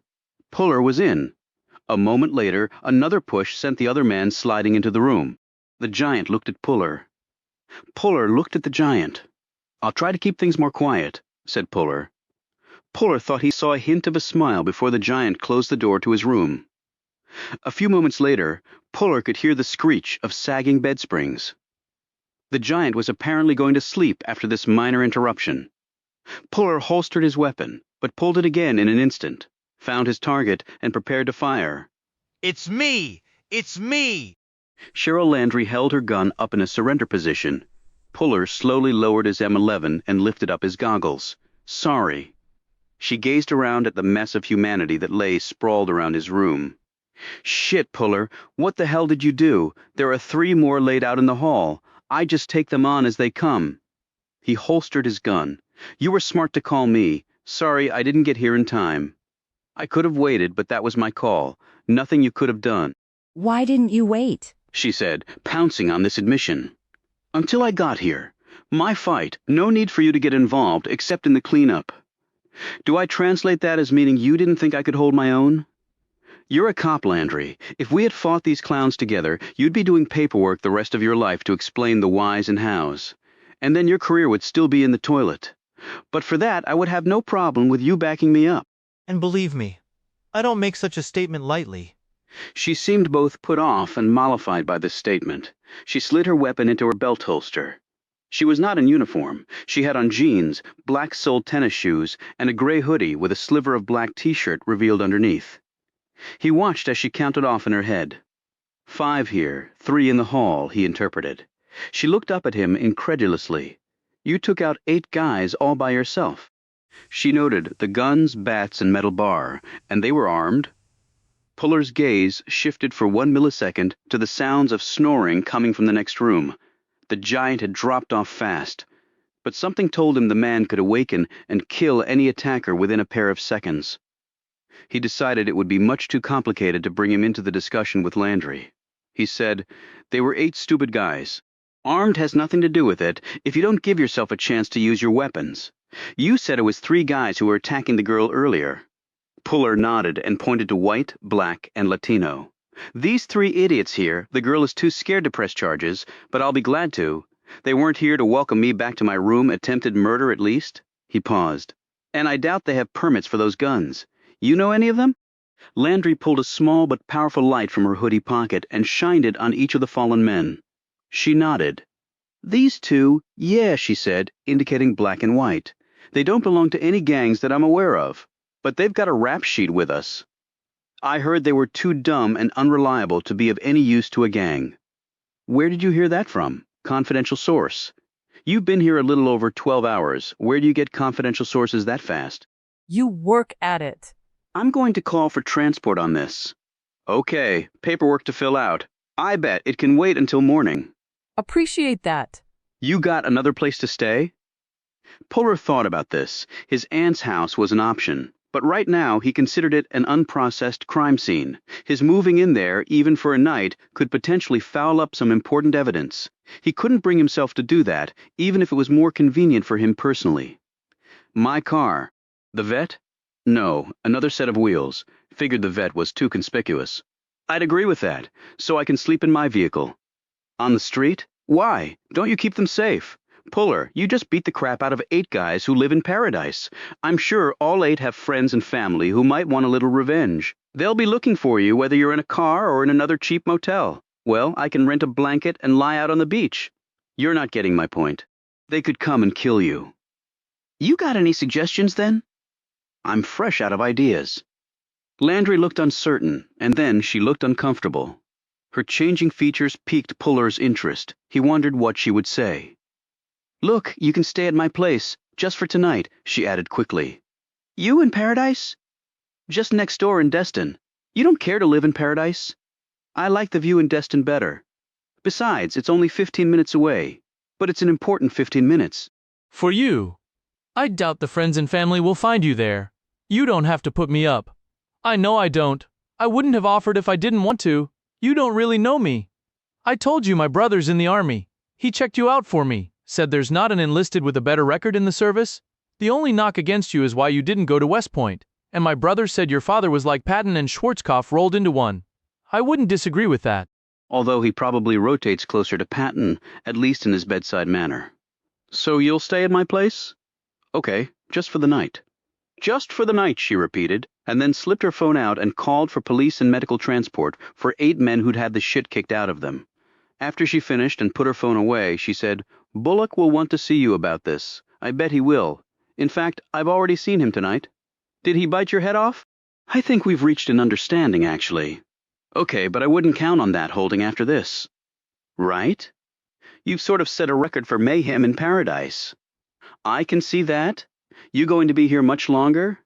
Wish I could tell you for sure, but I can't. Your aunt? My aunt?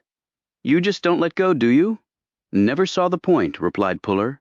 Chapter 33, Puller was following Landry over to her place. She was ahead of him in a dark blue, white-top Toyota FJ 4x4 cruiser. It looked rugged and durable and ready to roll on asphalt or sand, which was probably why she had purchased it. Puller had pegged her as particularly no-nonsense.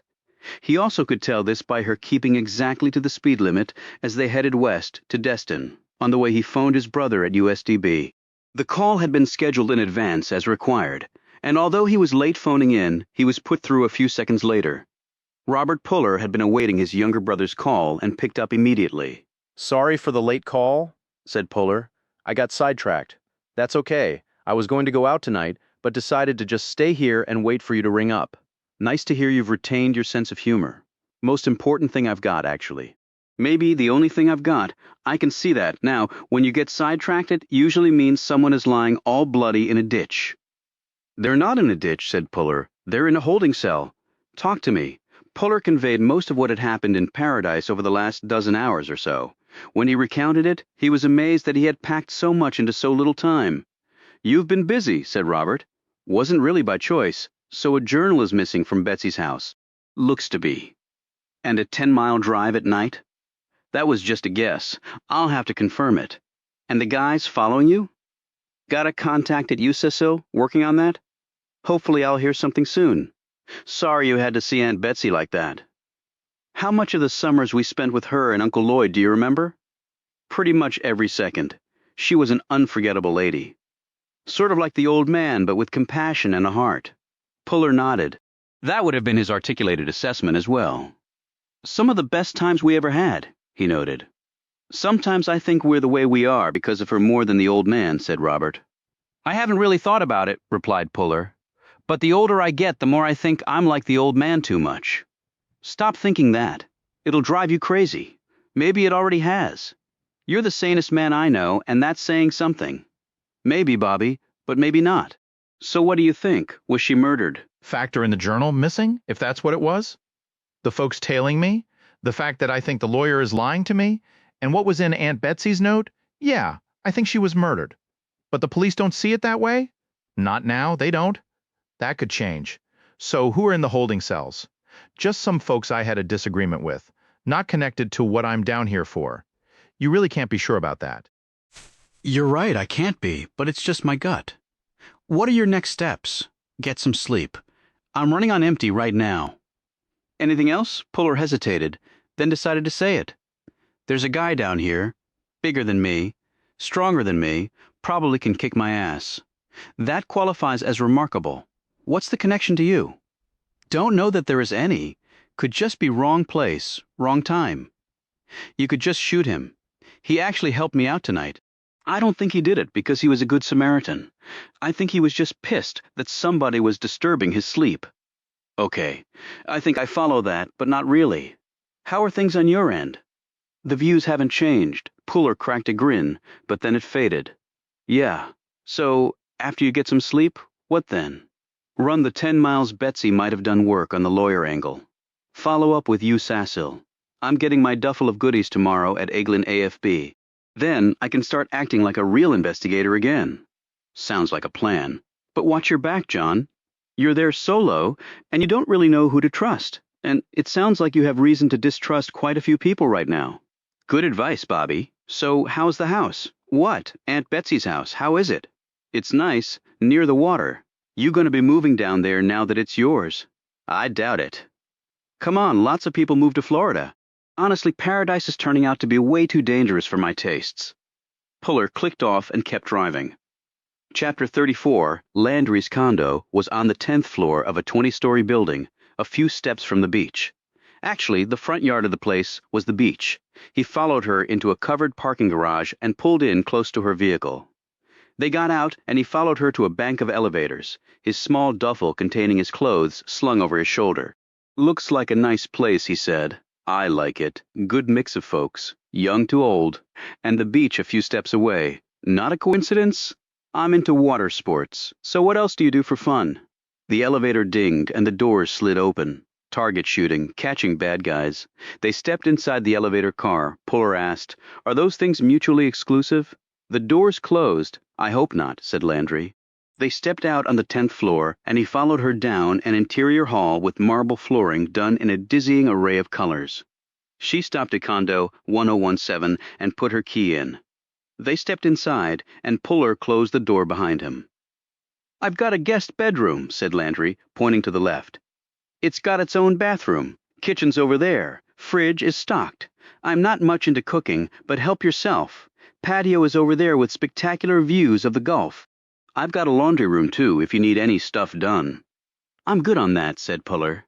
He went to his room, dropped the duffel on the bed, and came back out. He looked around. The furnishings all looked relatively new and in good taste. He wasn't much into decorating. His apartment back in Quantico was neat and spare, but in all other respects indistinguishable from a college dorm room. He slid open the door to the small patio and stepped out. The breeze was strong up here, and it carried the full weight of the briny smells from the ocean. There was a Chase sling chair, a small charcoal grill, and a round outdoor table stacked with books. Standing up against one wall was a surfboard and an even longer paddleboard with the paddle next to it. Slung over the rail and kept there with clothesline clips were several bikinis. Puller gazed at them for a few moments and then switched his observations to the ocean when Landry stepped out and discreetly collected her bathing suits, carrying them back inside before rejoining him. Puller leaned against the railing and eyed the boards. "So you really are into water sports. Pretty stupid to live here and not be. You from Destin?" "Miami moved here about 5 years ago." "How come I understand Miami is a fun place for young people? It can be for some young people. It just wasn't right for me. Besides, I'd grown up there. I'd seen and done it all, nothing new. And it got to be too crowded, too crazy. The Emerald Coast is a better fit, or the Redneck Riviera, as some call it, and becoming a cop. What I wanted. My father was a detective in Miami. I grew up with cops around all the time. Liked what I saw. So I joined the ranks in Miami. I think my father thought my brother would follow in his footsteps, too. But the Army was his dream." Your father? Sorry you left Miami to come here? "He probably would be if he were alive. Psycho freaked on PCP took care of that." "I'm sorry, but detectives don't usually go down that way. They come in after the fact. He wasn't detecting. He was a citizen sitting in a bar having a drink when the PCP dude went apeshit. My dad tried to stop him. It didn't work. How about your mom?" She looked up at Puller. "I think I've told you enough about me. Not prying, just making conversation." "No need. I get along just fine with silence. Me too, actually. I'm beat. I'm hitting the sheets. You're on your own for breakfast. I get up early, do some beach stuff before hitting the gym downstairs. You can join me if you want, then I head to work. I'll let you get to it then." She left him, and he heard her bedroom door close a few moments later. Puller continued to stare out over the ocean. From his high perch, it was like he could see the whole world from up here. All he wanted to see, however, was the truth behind his aunt's death. He heard a shower start running and figured Landry was rinsing off before hitting the sheets. She was one who kept things close to the vest, an interesting person, but then again, Puller had been here a little over 12 hours, and he had met a whole host of interesting persons. The running water stopped, and he heard the shower door open. He counted the seconds in his head, giving her time to towel off and go to bed. A few moments after that, he heard her bed squeak slightly. He checked his watch. It was really late. Later, actually, for him, since he'd lost an hour based on his internal clock. He went back inside. The AC was on, but it somehow felt hotter in here than it had out there. He walked to his room, closed the door, shed his clothes down to his green army boxers, and climbed into bed. The sheets felt cool against his skin. He put his M11 under his pillow, a ritual of his that he figured he would keep until his death. Serving all those tours in the Middle East just did that to a guy. Over there you were never really certain who was your friend and who was your foe. Depending on the day, it could be one or another, and the next day those roles could reverse. When you were talking about matters of life and death, such confusion was not welcome. His thoughts turned to the giant. A friend tonight. But what about tomorrow? There was no reason to believe the man had any connection to why Puller was down here, but Puller knew that could change. When he had been in West Virginia recently, many people had turned out to be not who they claimed to be, and connections that seemed absurd before had turned out to be very much real. He popped his neck, stretched a kink out of his long legs, closed his eyes, and went to sleep. He figured if he dreamt, it would have absolutely nothing to do with being in paradise. He, like Landry, preferred the view from here. Chapter 35. Sheriel Landry stirred at 6 a.m. At 6:10 she was outfitted in board shorts and a bikini top over which she wore a short-sleeved t-shirt. With flip-flops on her feet and a large beach towel under her arm, she opened the door to her bedroom and saw Puller sitting at the small round kitchen table, drinking a cup of coffee and reading the morning paper. He was dressed in workout clothes, black shorts, army green t-shirt, and sneakers. He looked up and saw her staring at him. He held up the cup. "You want some Java before you hit the water?" "No thanks, I'm trying to cut down." She walked across to the patio and retrieved her paddleboard. "I'm actually thinking of taking up herbal tea instead," said Puller, as she stepped back inside. "Seriously?" "Caffeine blows your aim. That's reason enough for the military to ban it, although they never will. It's too ingrained in the DoD's psyche." He held up the paper. "Hope you don't mind. It was at the front door. No problem. The only reason I get the paper is that it's free. I read online for the most part." Puller looked down at the first page of the paper. A large photo of the deceased Mr. and Mrs. Storrow dominated it. "The Storrow murders are all over it." She nodded. "I wouldn't put it past some folks in neighboring towns to play that up big just to take tourists away from paradise. Is it that cutthroat down here? When it comes to tourist dollars, it is?"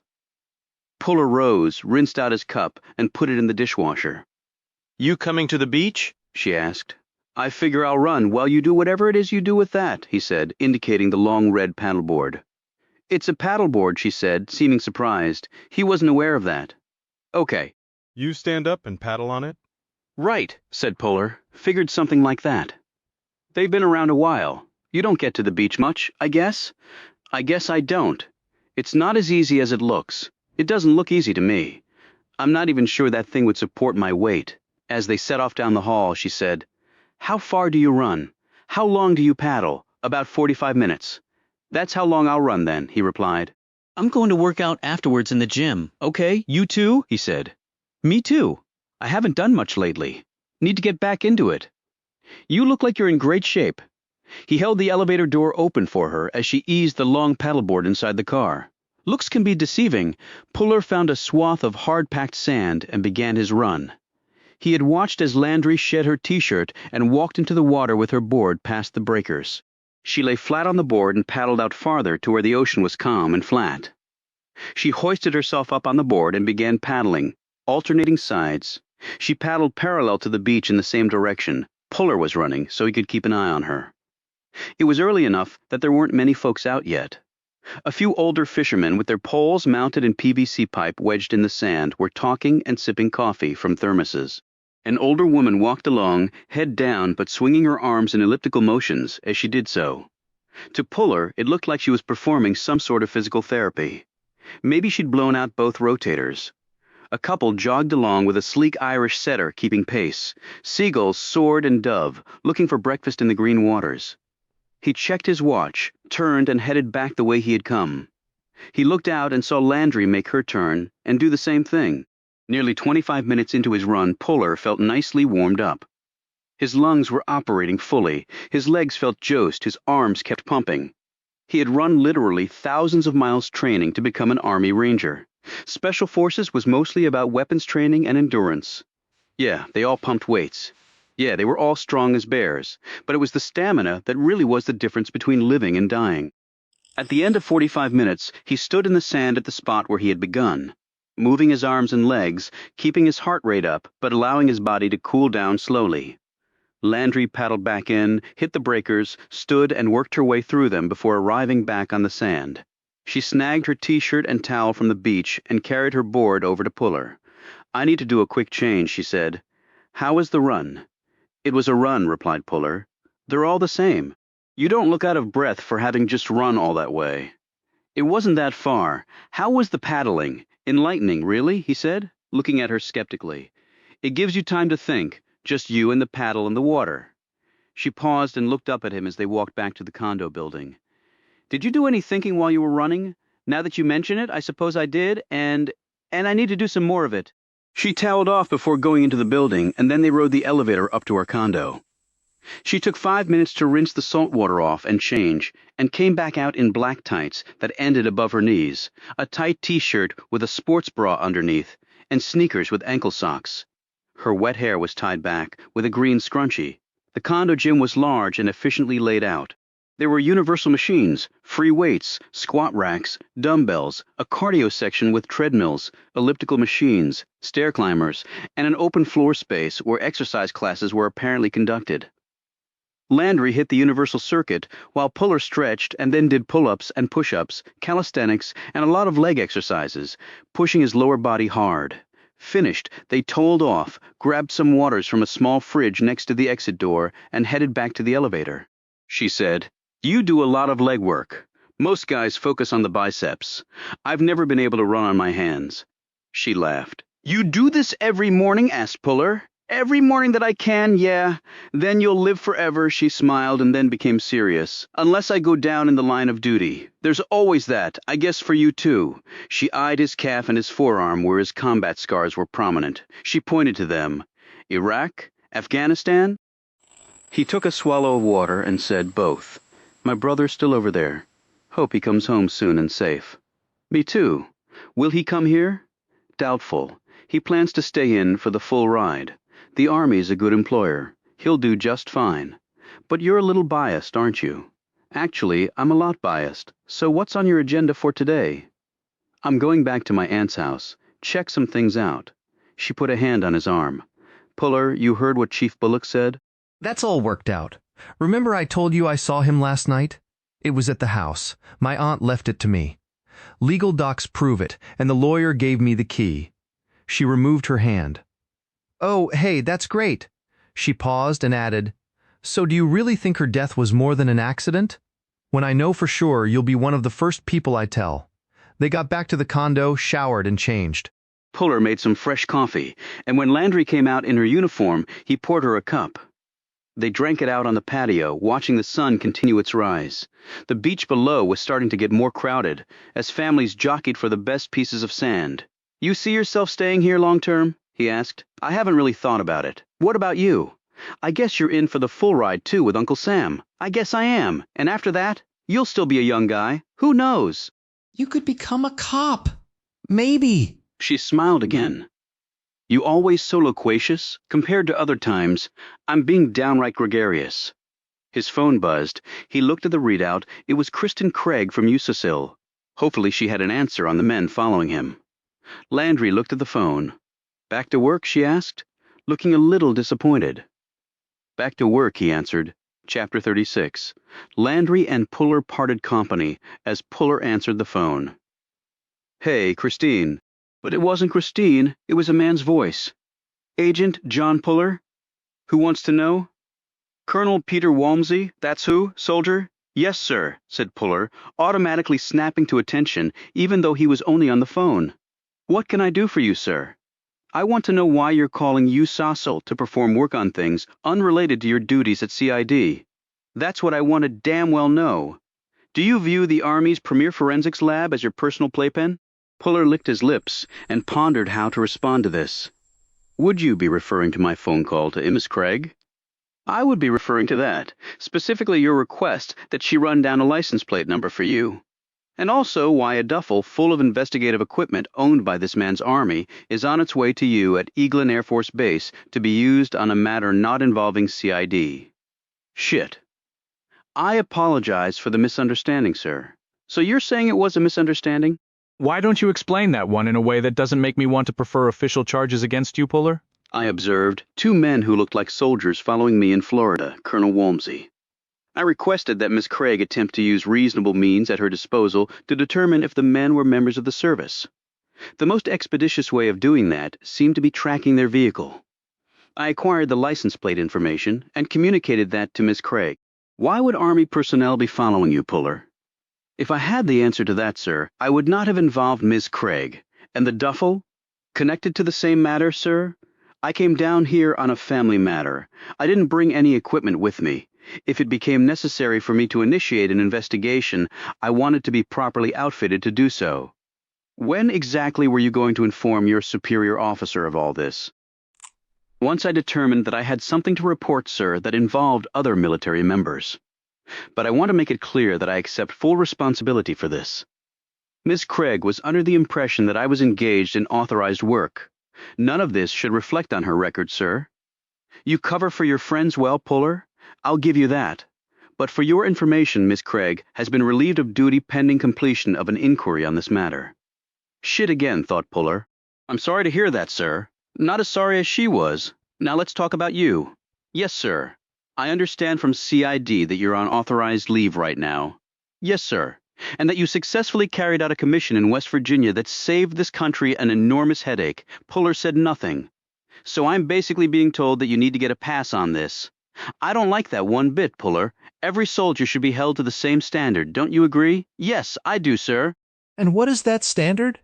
Puller thought he was back in boot camp. The highest possible standard, sir, he replied automatically. But that apparently is not how it's going down in this case. Sounds like bullshit to me, Puller. Yes, sir, it does, but you can man up and do something about it. Get your ass up here and take the heat. Puller admired the skill with which the colonel had maneuvered him into a corner. Sir, I would be glad to do that as soon as I've completed my task down here. What the hell task is that? Said Walmsley, who had apparently not reckoned on this response. My aunt? Your aunt? What the hell is going on with your aunt? That's what I'm trying to find out, sir. Can't you ask her? I would, sir, but somebody killed her. Someone killed your aunt? Walmsley said skeptically. Is that why you want your duffel? Is your aunt in the army? No, sir. Then I'm apparently not getting through to you, Puller. What you're planning to do is an unauthorized. It was at this moment that Puller ran out of patience. It was contrary to his nature in speaking with a superior officer, but perhaps his brief time away from the army had dulled those professional instincts. He would just assume that was the case. Sir, if I may elaborate, my aunt sent my father a letter at the VA hospital where he's currently staying. The letter stated she was afraid that things were happening down here that she thought were suspicious. My father asked me to investigate. I came here to do so. I found my aunt dead. Naturally, my suspicions were aroused. When Walmsley next spoke, his tone was far less confrontational. Your father? At the VA hospital? Yes, sir. He's not that well, but he's hanging in there, even though sometimes he thinks he's still commanding the 101st. There was a long stretch of silence, and then Walmsley said, Fighting John Puller is your father. Yes, sir. I'm John Puller, Jr. That was not included in my briefing on this. I can't imagine why the hell not. Puller could see a certain aid to Colonel Walmsley getting his or her ass reamed over that one.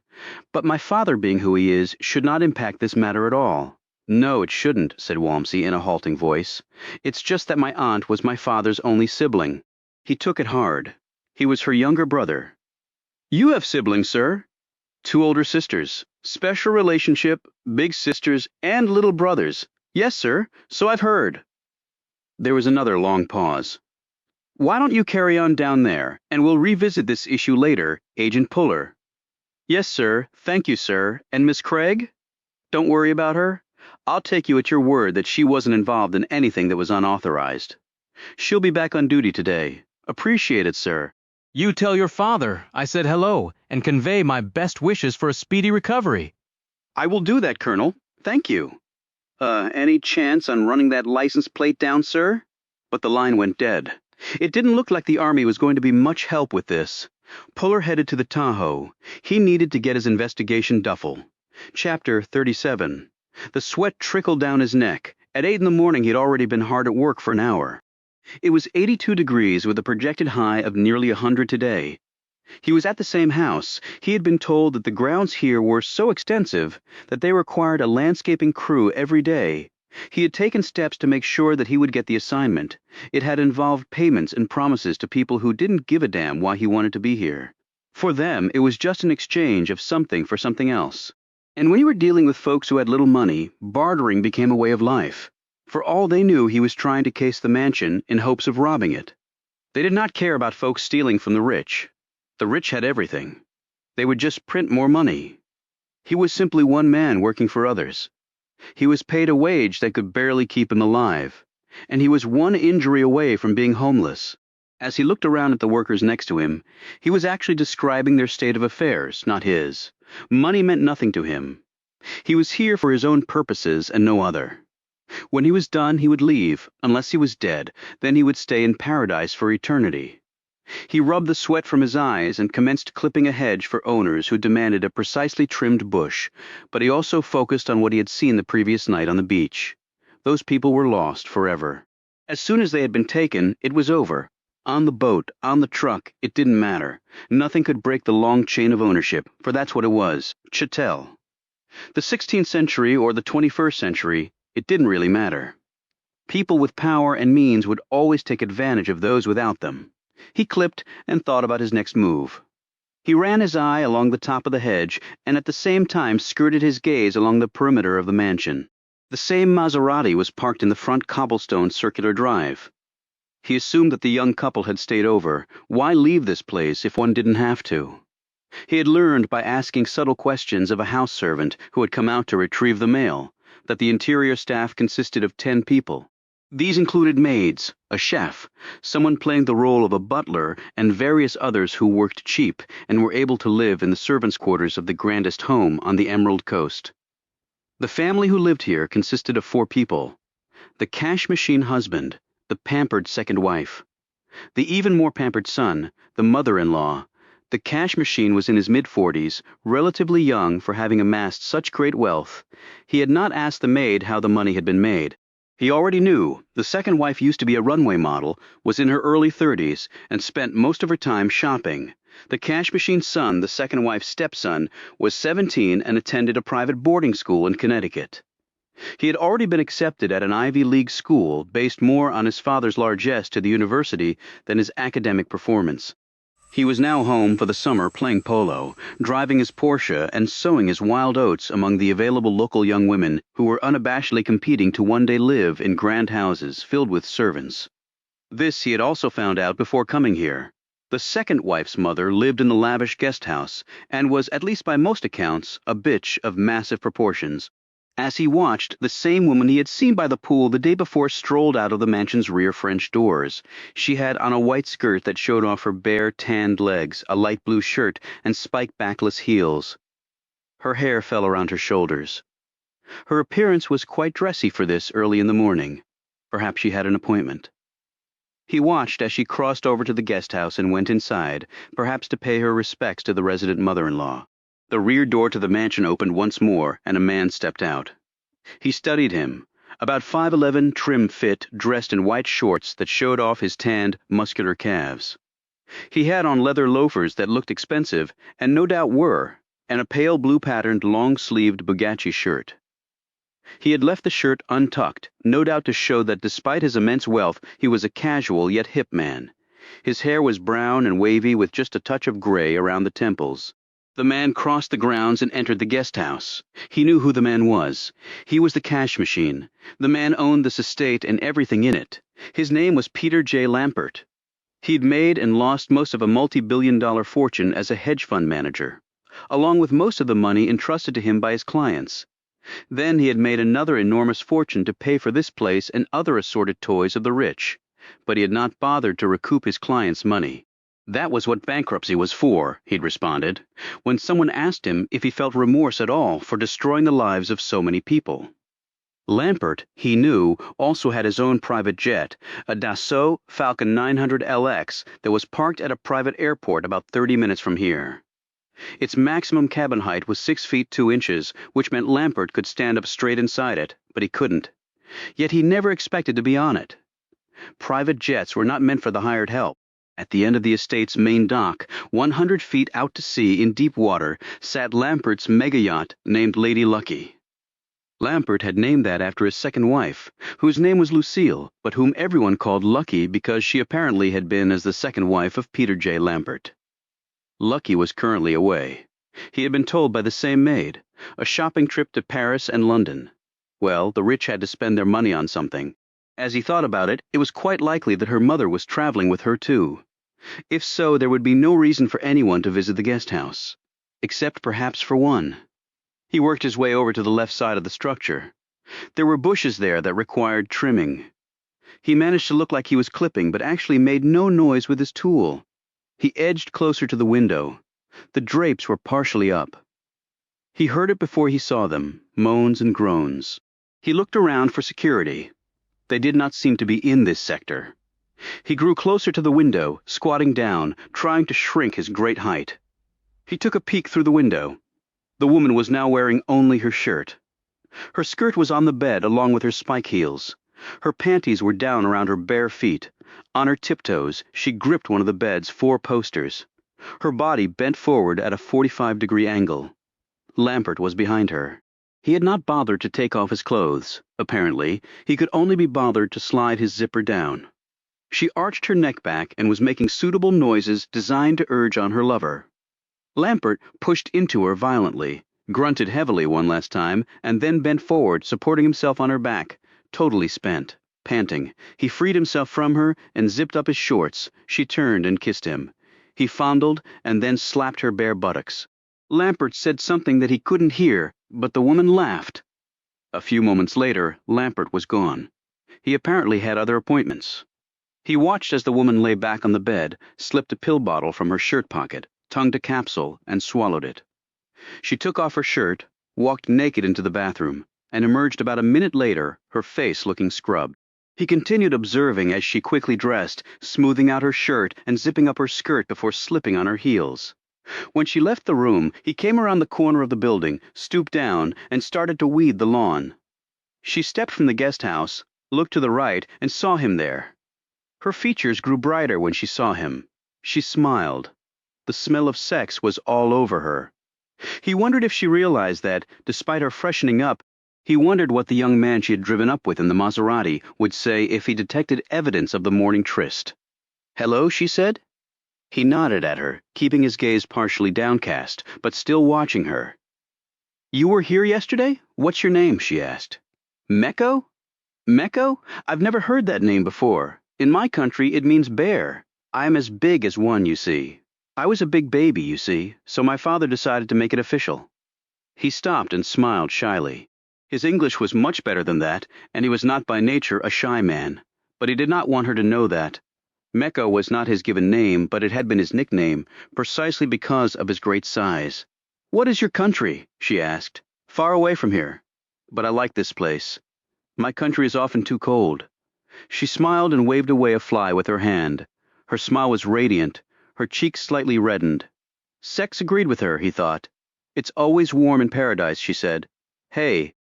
They both looked over to see a burly security guard heading their way. Mecco hastily stood and moved away from her. "Hey," the guard said again as he came up to Mecco. It was the same guard as yesterday. "You're really trying my patience, Bud," the woman said. "I was talking to him. He was doing his work. I asked him a question." The guard looked at her like she was on drugs. "You asked him a question. Why?" "Because I wanted to hear his answer," she said, scowling. "So you can just leave him alone." The man was about to say something, but seemed to think better of it. "Right, Miss Murdoch. I was just making sure everything was okay, just doing my job." Everything is very okay, she said sternly. After the guard retreated, Murdoch said, "My name is Christina, Mecco. My friends call me Chrissy. It was nice talking to you." As she walked away, he watched her. She glanced back once, saw him, and smiled again, tacking on a little wave. In that knowing smile, he saw something interesting. He was almost certain that she knew he had been watching Lampert and her have sex. And she didn't seem concerned by it in the least. In fact, she seemed uplifted by it, a singularly remarkable woman of great beauty. A part of him hoped he would not have to kill her. Chapter 38. The trip to Eglin Air Force Base took about 30 minutes. The duffel was where it was supposed to be, and Puller signed the necessary paperwork, loaded it into his rental, and drove back to Paradise. Along the way, he passed through Destin and eyed Landry's high-rise. That made him remember he needed a new place to stay. He arrived back in Paradise around noon. He hadn't missed it for even a minute. He made a stop at Bailey's funeral home, where he needed to see his aunt's body again. After he was finished there, he drove directly to his aunt's house. The sun was high, the day was hot, and the humidity had crept so high that simply walking produced rivulets of sweat. But Puller had spent many years of his life in heat even worse than this, and it had little effect on him. He re-entered his aunt's house using the key that the lawyer Mason had given him. Now that he had his duffel, he could make a proper investigation. He unpacked his duffel and spent the next 5 hours going over the interior room by room. The only remarkable thing he found was nothing. The only fingerprints were his aunt's. That was why he had stopped by the funeral home, to take a set of elimination prints from Betsy Simon. There was no sign of forced entry, no indication of a struggle. He found a box of photo albums stuffed in a closet next to the small laundry room. He looked through a few of them and then stuck the box into his duffel. He would look at them later. He moved his investigation out to the backyard, where he followed his aunt's presumed path from the house to the fountain area. He got down on his knees and examined the stone surround, the disturbed stones under the water, the holes in the lawn made from the walker. If his aunt's body had still been here, he might have seen something that was not right, but it wasn't, and thus he couldn't. He sensed someone watching him and turned and saw Cookie peering over the fence. "Did you grow?" Puller asked. "I'm standing on a box." "What are you doing?" asked Cookie. "Just satisfying my curiosity. You really think she was murdered, don't you? What do you think?" Cookie seemed alarmed by the question. "I don't have an opinion. I thought it was an accident, but I wouldn't know what to look for." "Well, I do know what to look for, and I'm not finding much." "Did you speak to Mason?" Puller rose and went over to the fence. On the box, Cookie and he were close to eye. I did. He was helpful. "What do you know about him?" "Like I said, good lawyer. He's handling my estate, too. He does the same for lots of people. You know him beyond that?" "Some, but we're not really friends socially. Did you hear about the bodies washing up on the beach?" Cookie nodded sadly. "The Storrows. I knew them. Nice people. I wonder what the hell happened." "The police are checking it out. The paper wasn't very full of details. Do you know anything?"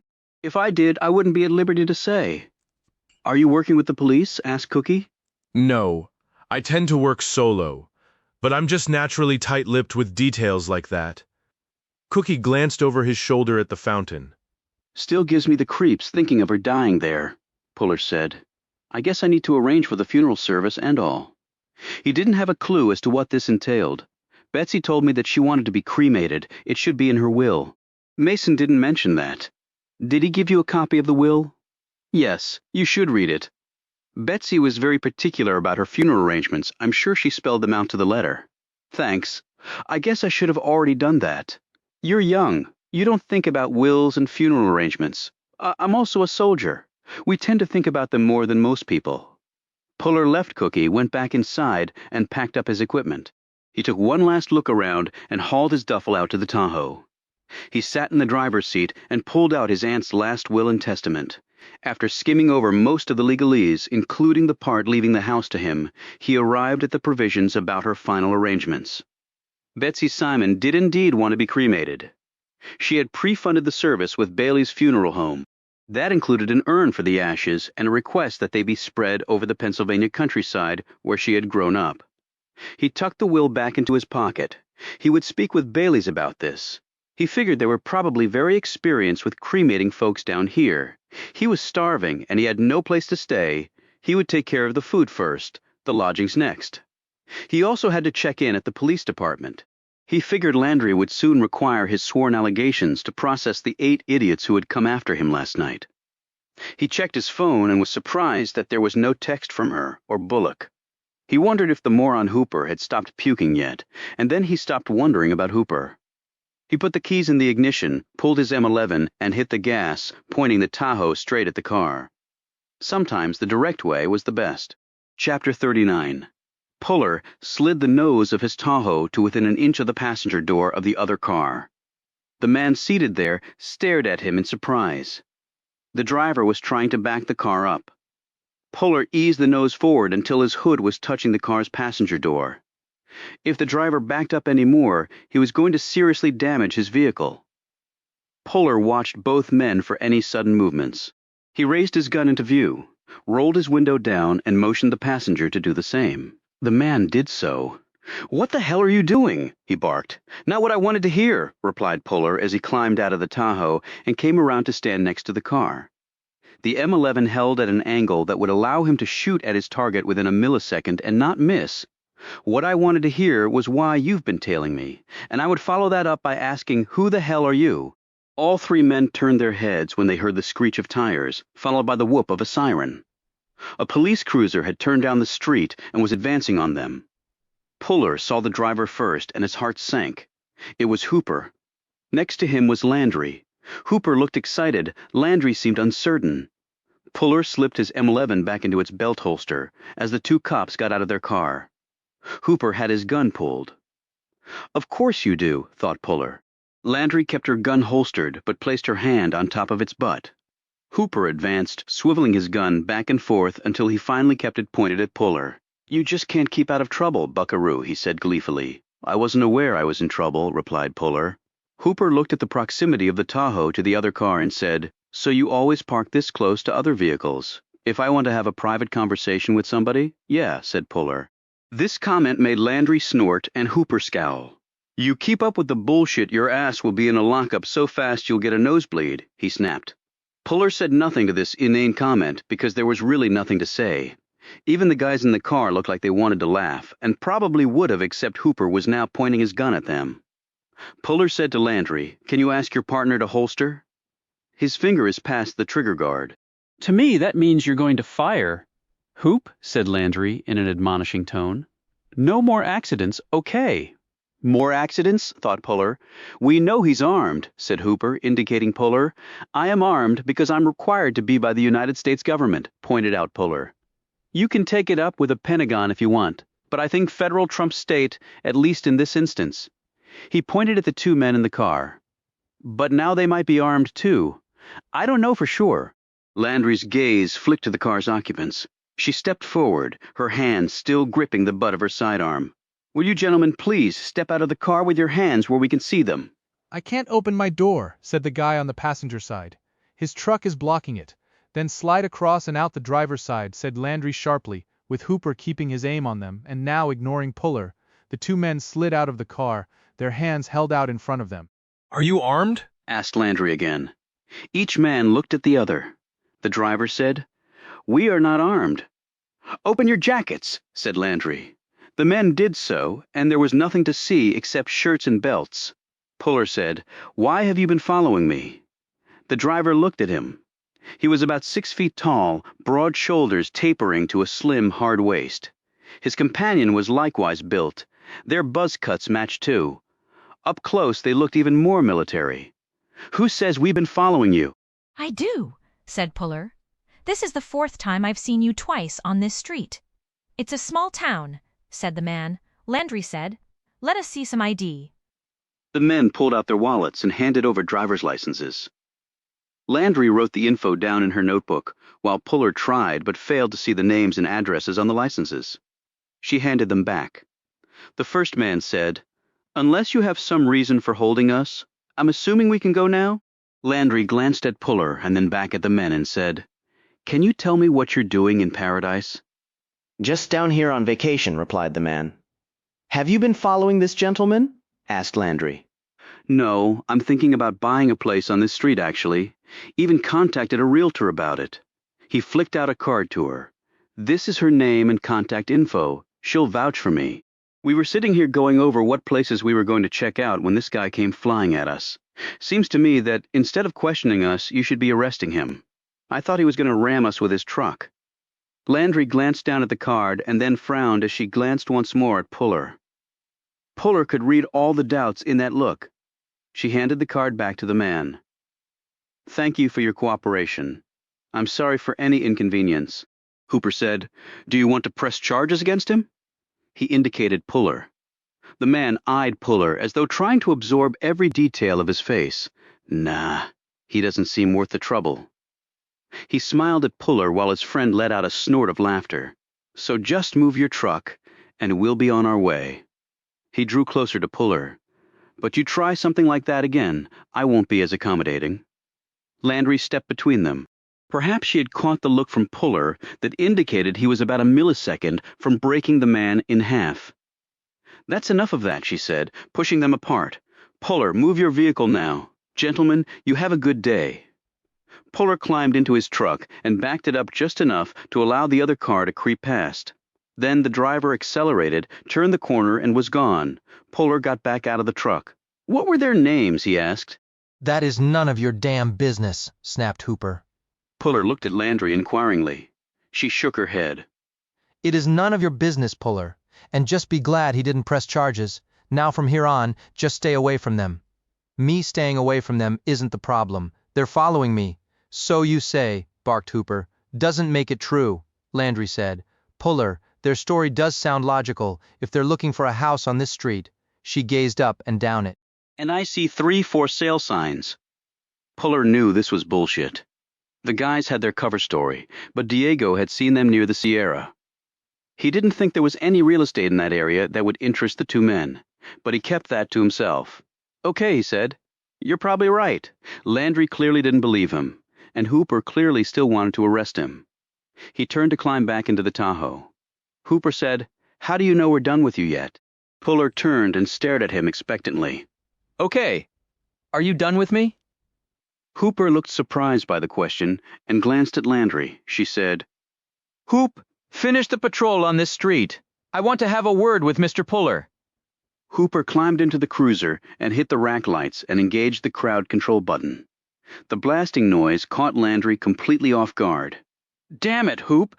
Just go, she snapped. He sped off faster than he should have on a residential street. How do you stand working with that idiot? Asked Puller. She ignored the comment and said, What is going on with you? Come again. Are you getting paranoid? I'm not paranoid. Those guys are following me. You have proof of that? I'll get it. What you need to get, Puller, is to just leave it alone.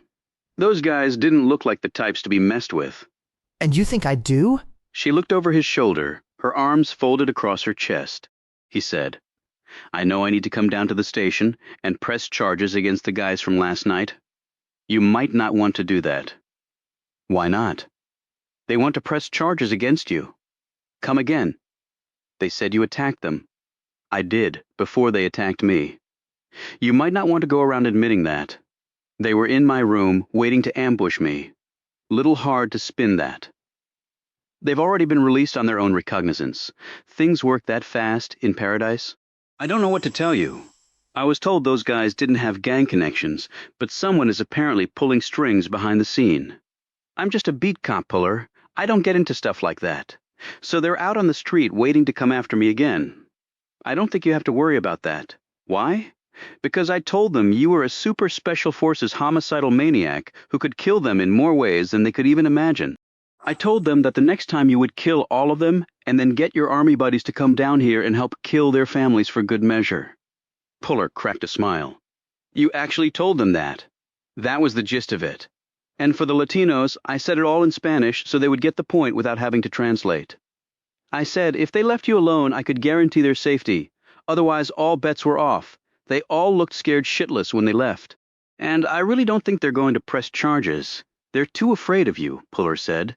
Okay, I appreciate the assist. You're welcome. Now you can focus on what happened to your aunt. Puller smiled. I wish every local cop I worked with was as cooperative as you. You treat me with respect, I reciprocate. The moment you stop doing that, so do I. I've got no problem with that. He paused, wondering whether he should even venture there. But it would be a good way to ask more questions, and he found he was enjoying Landry's company. She could be a good asset for him on this case if it turned out his aunt's death wasn't an accident. You free for dinner? She looked surprised, and Puller thought a bit pleased by the invitation. You let me stay at your place rent-free, he said in a joking manner. I'd like to do something for you. She thought about this for a few seconds. Part of Puller thought she was going to say no. I get off duty in 2 hours. Where do you want to go? Your town? I'll defer to you. There's a place called Darby's on the main drag. Okay, I've seen it. Say about 8 o'clock? Sounds good. He climbed into his truck and drove off, but he was no longer thinking about dinner with Landry. Tweedledum and Tweedledee in the sedan. He needed to know who they were and whether they were connected just to him somehow or to what had happened to his aunt. And maybe he had a way to do that. He picked up his phone. Chapter 40. Well, I was wondering when the hell I was going to hear from you. Just been a little busy, General Carson, said Puller. General Carson? I thought we had moved to Julie. It's still working hours, ma'am. Wasn't sure how you felt about that. Julie Carson was a 1-star stationed at the Pentagon in the J2's office.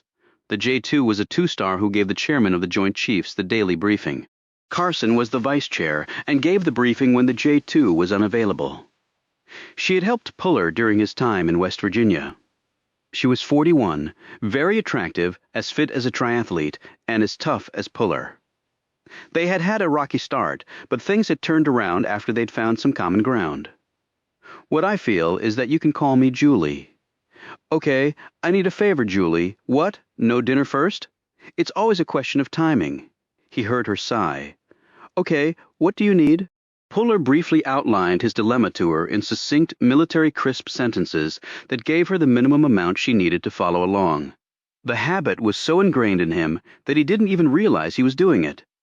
Damn, Puller, I heard you were out on R&R. What the hell are you doing in Florida, in the middle of something else? Do you plan to work your way across all 50 states getting into murder and mayhem? Believe me, this is not by choice. If my aunt weren't involved, I wouldn't be down here. I'm sorry for your loss, she said quickly. So you think it's foul play? It's looking more like it, though I don't have a shred of proof. And the 2 guys in the car. You really think they're military? Were or are, I need to find out which. I can run the plate for you today, but it might just be a rental. It probably is, but if so, they had to put some name down for it and show a driver's license. That might give us enough to go on. I'll get to work on it ASAP. I appreciate it, Julie. Now that's what I like to hear. How are things at J2? Actually, I'm fairly bored with the routine. Thinking of a transfer? The rest of my military career will be a series of transfers, the choices of which will largely be dictated by other people. That's how it goes when you're chasing more stars. Yeah, I got a taste of that with my dad. Probably one reason I opted for the enlisted side. Too much thinking goes on with the stars and bars side of things. You're an enlisted and enlightened man, Puller. She paused, and when she next spoke, Puller heard a subtle change in her voice, like she was going from Pentagon mode to something more human.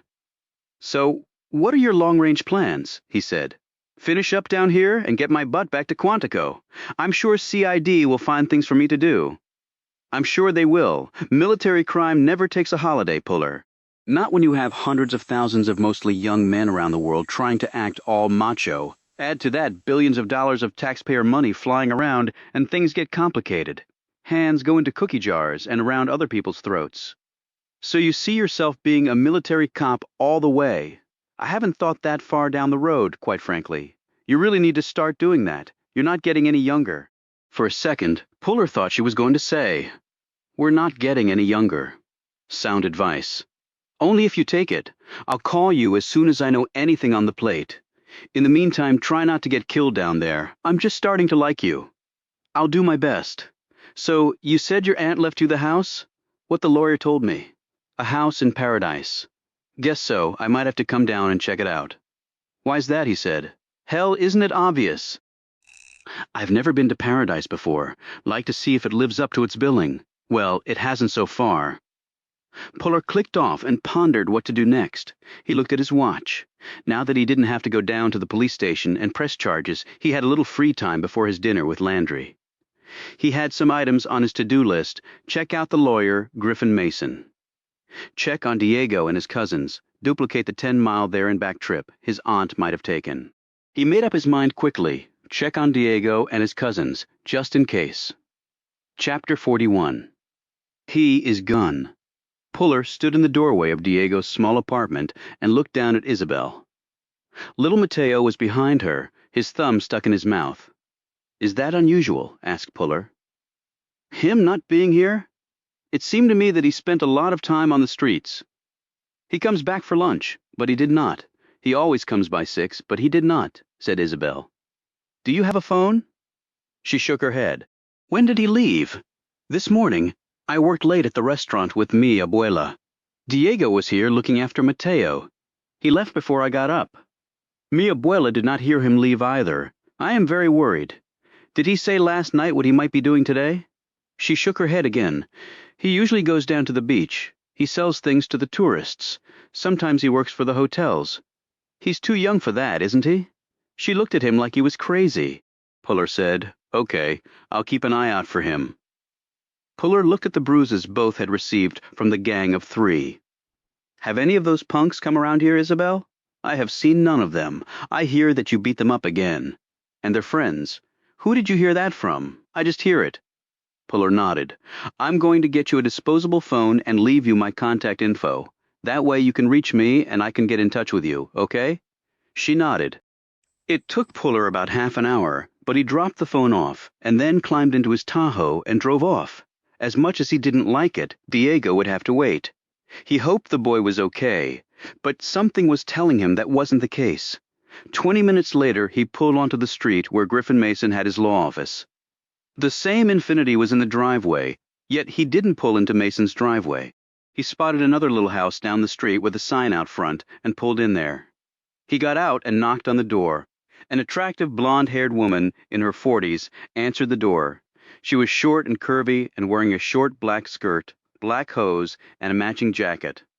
Her white blouse was open enough at the top to show a slice of cleavage from her ample bosom.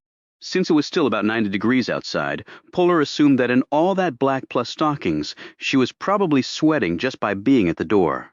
"Can I help you?" she asked. "My name is John Puller. I was out here yesterday meeting with Griffin Mason over an estate issue. He's not my lawyer. He represented my aunt who recently passed away. He said to check references before I decided to keep him on with the estate work." She blanched. "Griff gave me as a reference?" "That's right, miss." "Dowdy?" "You seem surprised."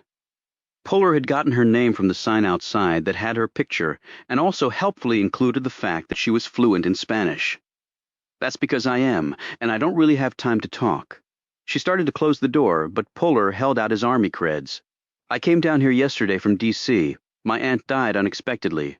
I don't know a soul in town. I'm just trying to come up to speed fast and doing my proper due diligence, the military way.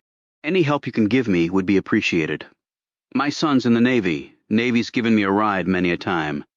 He stared at her expectantly. She glanced down the street toward Mason's office. "I've got a dinner meeting to go to in about 20 minutes, but I can answer questions for you until then. Come on in." A minute later, they were seated in her office, which was far neater than Mason's. "So, as I explained, Miss Dowdy, just make it Sheila," she said. She pulled out a cigarette. "Don't worry, it's an electronic one. Damn thing really works. Smoked for 20 years and then went cold turkey. With this a year ago, hope my lungs can regenerate." Puller watched as water vapor rose from the device, and then refocused on her. "As I said, Sheila, I'm just checking references on Mason. I assume you know him." "Oh, I know Griff all right. So would you recommend him?" "I'm a lawyer. I say anything negative, then somebody can sue me, and Griff certainly would." "Well, that in itself is sort of a negative answer," pointed out Puller. "But nothing actionable," she replied promptly. "So you wouldn't recommend him?" She sat back, studied him. "Who was your aunt?" "Betsy Simon. Didn't know her."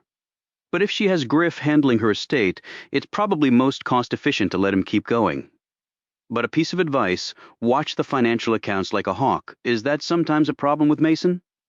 "I wouldn't use the word sometimes." "Then why would people use him? He must hide his tracks well. But you must know differently. How?" "Let me put it this way. I've been practicing law down here pretty much as long as he has. Our client list is very similar. We handle the same sorts of cases. Trusts and estates lawyers are not like the Wall Street M&A guys. We don't get rich doing this. I sure as hell haven't, and I work my ass off. Excuse the language. But Mason has gotten rich. Don't let the crummy office in the old house fool you. I live in East Paradise, 2 blocks off the water, because that's all I can afford. I drive an 8-year-old Toyota Camry. Mason has a 1-acre waterfront spread that is definitely well into the 7-figure range. In addition to that, Infinity, he drives a Porsche and an Aston Martin. And he takes trips all over the world, Africa, Asia, the Middle East, South America. Doesn't take a genius. The clients are not footing all that, at least not knowingly. So he's stealing client funds again? How come no one has wised up to it? You can't be the only one who's become suspicious because of the house and cars. You have to prove it. You have to want to prove it, and apparently no one has. His clients are old, and then they're dead. The heirs usually are out of town. I see it because I live here, and I'm in the same profession. Anything else? She tapped her cigarette on the desk. You didn't hear it from me, but besides the money, there's also something else going on with that guy that gives me the creeps. What's that? He seems to like children. He seems to like children way too much, if you know what I mean. Why do you think that? I was with him at a legal function one time. After it was over, he got drunk as a skunk in the hotel bar. I was just about to leave when he pulled me back to the table. I thought he wanted to rent a room and get a quickie on with me, as if I'd even consider something like that with him. So he's tried to come on to you before. Let's put it this way. He always tries to look down my shirt and feel up my ass any chance he gets. But then he started showing me all these pictures in his wallet. She paused and pursed her lips in disgust. They were all of young boys and girls. Did he explain why he had them? He said they were his kids. She laughed. He must have been drunk out of his mind. Probably doesn't even remember showing them to me. Are you sure they weren't his kids?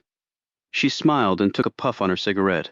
Well, considering the fact that he's a fair-haired Irishman and the kids in the photos were black and Asian. No, I'm pretty sure they weren't related. Chapter 42. Another hot day on the job had left his fellow workers soaked in sweat and craving cold beers found among air-conditioned bars. Mecco left them to their bottles and returned to his room. He did not interact with them at work and did not care to be with them while away from work. They seemed fine with that. It would not have mattered to him if they had not been fine with that. He was not sure what the altercation had been about next door the night before, and he really didn't care. He had, however, seen the other man fight. He was good, excellent in fact, but he had allowed himself to be outflanked. He would have died if Mecco had not helped him. And maybe I should have let him die. This was not a flippant thought on Mecco's part. The other man did not belong here, and people who did not belong somewhere usually had a good reason for being where they didn't belong. The man had had a gun, a SIG P228, but it had been slightly altered. He could tell that even from a distance and in poor light. The other man's fitness, close-shaven hair, close-quarter combat skills, and the weapon were telling. He was military, American military, judging by how he had spoken to Mecco last night. There were many military bases around here, which prompted the question of why the military man was staying in a place like the Sierra, and what had he done to anger the street punks? Maybe nothing. Mecco had done nothing to piss off the ones who had come after him that night on the streets. They were like hyenas looking for prey in all the right places, and occasionally running into someone who fought back. Then the hyenas would run away. They always did. As he sat on his bed, he forgot about Puller and reflected on the additional information gathered on the Lampert estate today. After his brief conversation with Chrissy Murdoch, he had continued to work the grounds. Over near a stand of trees, he had seen one of the maids talking with the pool man. He had drifted over and listened. When the maid was done with her conversation, Mecco had edged still closer to her. When she saw him, she looked startled. But he spoke to her in Spanish, and his smile was disarming. As he worked the lawn, he spoke with her. Her reticence diminished. Her answers grew longer. Her name was Beatrice. She was very beautiful. Her skin was light brown and smooth. Her hair was dark and luxurious and smelled of coconuts. It was clear that she took good care of her hair. She had not worked much outdoors. He could tell from the condition of her skin and the smoothness of her hands. She was from El Salvador, she told him. She had been working here for 2 years. She looked healthy and well-fed. Her uniform was spotless. She had not arrived on one of the boats, at least he didn't think so. But he couldn't be sure. He asked her in Spanish about her coming here. Then he had his answer. She looked away and hurried off. He wondered if she knew what her name represented in Spanish, Voyager. She had not come very far geographically, but she had traveled the equivalent of a trip to the moon. He knew. But now she lived in the big house and wore the spotless uniform and had enough to eat. Back in her native country, he doubted this had been the case, so she should be happy. Only he knew she wasn't. One could not be happy when one was a slave, no matter how well you were treated. You were still a slave. He had knelt down and started collecting twigs and scraps of leaves. The Lamperts, he had been told, demanded a perfect lawn, with every blemish needing to be removed. They paid well for this. They probably spent more on landscaping services in a week than most people would earn in a year. And perhaps Lampert wanted no blemishes on his fancy lawn to compensate for the ugly wounds he inflicted on others. Or perhaps he was not that complicated a man and gave no thought to this issue. Mecco rose and put the debris in a trash bag he had carried with him. He knew that security had been watching him more closely, but apparently talking to a mere maid for a bit did not amount to an actionable offense, as it had with one of the ladies of the manor. He felt a presence nearby and turned to see Chrissy Murdoch come out of the main house with the man who had been with her in the Maserati. The man had on a seersucker suit, white shirt, and a red bow tie with loafers and no socks. He looked like an ad in one of those magazines where everyone looked perfect and led perfect lives. Is your life perfect, sir? Would you like a little imperfection in it?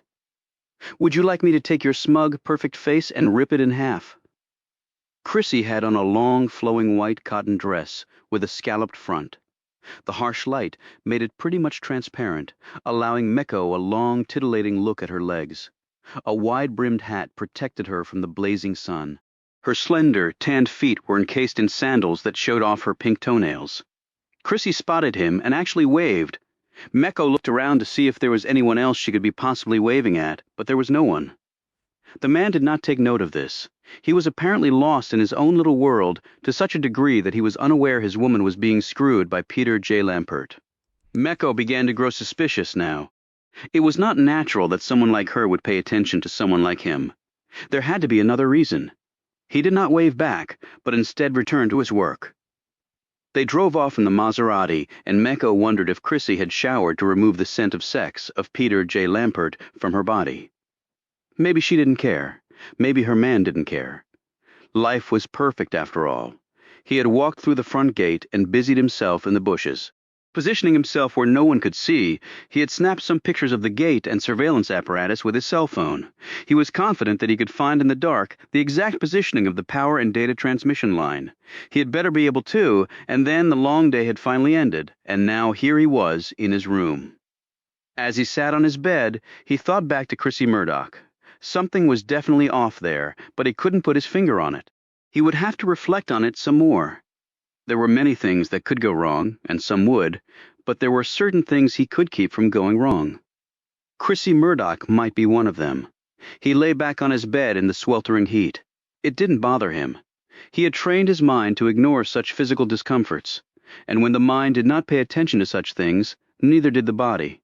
The mind controlled pain, and the mind could make pain go away. He had survived much agony with that simple philosophy. Tonight would be busy. He had two things to do. The first surely would be problematic. The second might be catastrophic. But he had come here to take risks, not to avoid them.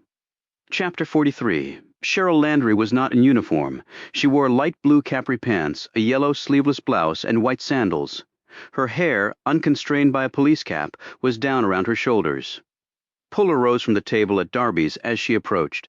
He had taken a shower at a local YMCA for a daily fee and changed into fresh clothes, khaki pants, short-sleeved shirt, and loafers. As she sat down, she looked, he thought, a little self-conscious, as though she preferred the uniform and clunky shoes to what she had on. The waitress brought menus, and Puller glanced over his, while also checking out the folks at the other tables. She caught him doing this. "Scoping the place?" she asked. Always good to have alternate exits, just in case. One behind the bar. Another left of the kitchen. "I take it you like scoping too." "Comes in handy." "What's good on here?" he asked, indicating the menu. "Scallops, swordfish, mussels, and the New York strip, if you're into cows." They ordered drinks and their meals. Puller had opted for the swordfish over the cow. They sat back, and Landry finally seemed to focus on him. "Something you want to say?" asked Puller. "I don't know. Should there be? We could run that one in circles for days." "You invited me to dinner, not the other way around?" "Fair enough. But you do make people nervous, Puller. I've been told that before. I'm sure you have. 8 guys beaten up, nearly ramming another car, doing your own investigation, and we found out you got a set of elimination prints from your aunt's body. The chief was not happy about that. No law against me visiting my aunt's remains, but there is a law against obstructing a police investigation. I was under the impression that you weren't conducting one. So what exactly am I obstructing?" "It's not that simple, and you know it. I do. Their drinks and appetizers came, and they both plunged into them, perhaps as a way to avoid more conversation, at least until it became absolutely necessary. They didn't return to the topic until their entrees were nearly done. Landry took a sip of her Riesling and glanced at him. "Ready to resume the War of the Roses?" he asked. "Oh, I haven't started to fight. I think we should be on the same side. A house-divided thing, you know. I'm in one kind of uniform, you're in another. Not that much of a difference, really. Look, I'm not saying that your aunt wasn't murdered, and I'm not necessarily saying that she was. That's why people investigate. So I'm really not seeing the problem. You come here, do your thing, and let's say you find out she was killed. Okay, then what do you do? Find the killer." Wrong. That's for the police to do. "That's my job. So, you want me to do all the grunt work and then hand off the arrest to you?" I don't need you to help me look good, she said heatedly. "Never said you did, so where does that leave us?"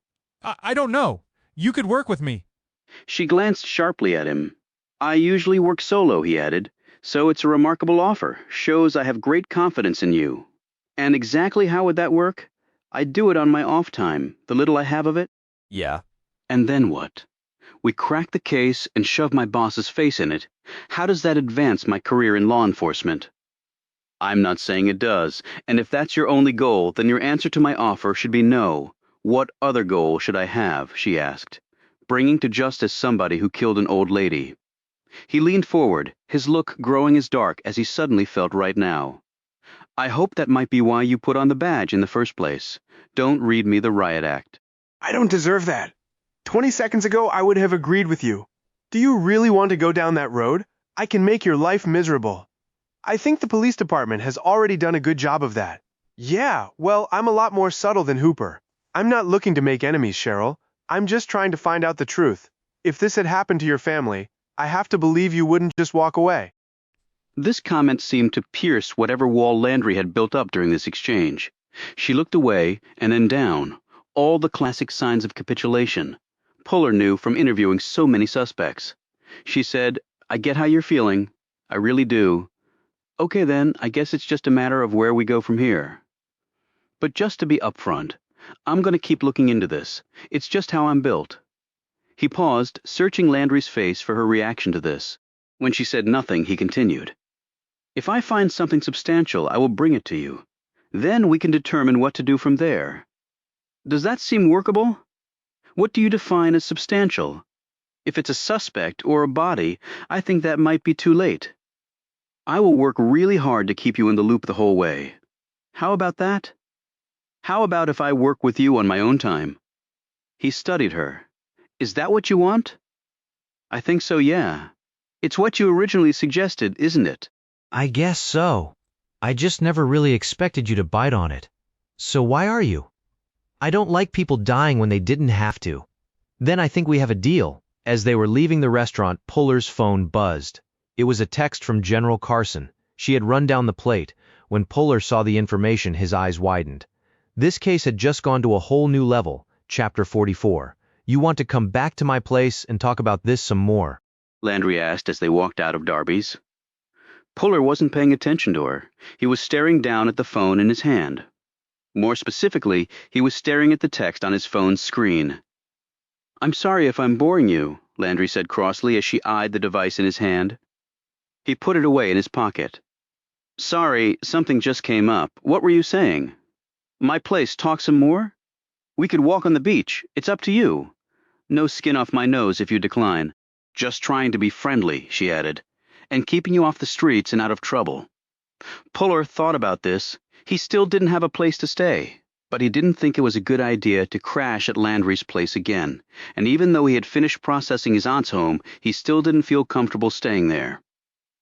She had left it to him, of course, so he had every right to be there if he wanted. But what it really came down to was that until he figured out what had happened to her, Puller didn't think he deserved to stay in the woman's house. Not after all those years of not contacting her, letting her tumble from his life like an insignificant piece of debris. "You know of any places I can bed down in paradise?" He paused and smiled. "If you think it's safe enough for me, why not stay at your aunt's?" "If those guys in the Chrysler are tailing me, it would be too easy for them to keep tabs on me." "You really think they're following you?" "Don't know one way or another. Until I do, I'm not taking chances. There's a place called the Gull Coast. It's on Gulfstream Avenue, 2 blocks south of the Sierra. It's a little bit more money because it is closer to the beach, but you probably won't have to worry about being murdered while you're brushing your teeth. Sounds right up my alley. Thanks. So you want to hook up later? I usually take a walk on the beach at night around my condo building. I'll meet you there in an hour. That'll give me time to check into the Gull Coast. Okay, see you in an hour. She walked to her car and Puller to his. He punched in the numbers on the phone as he pulled out of the parking lot. Wondered what took you so long, said Carson on the other end of the phone. I figured you'd call me the second after you got my text. Just got a little backed up down here? But tell me something. How can the Pentagon be told to stand down for running a lousy license plate? We did trace it, you know, to a big cloud somewhere over the Indian Ocean. Not really, but it might as well have been total dead end. I was as surprised as you figured it would turn out to be a private company. Then we got the call to knock it off. Call from who?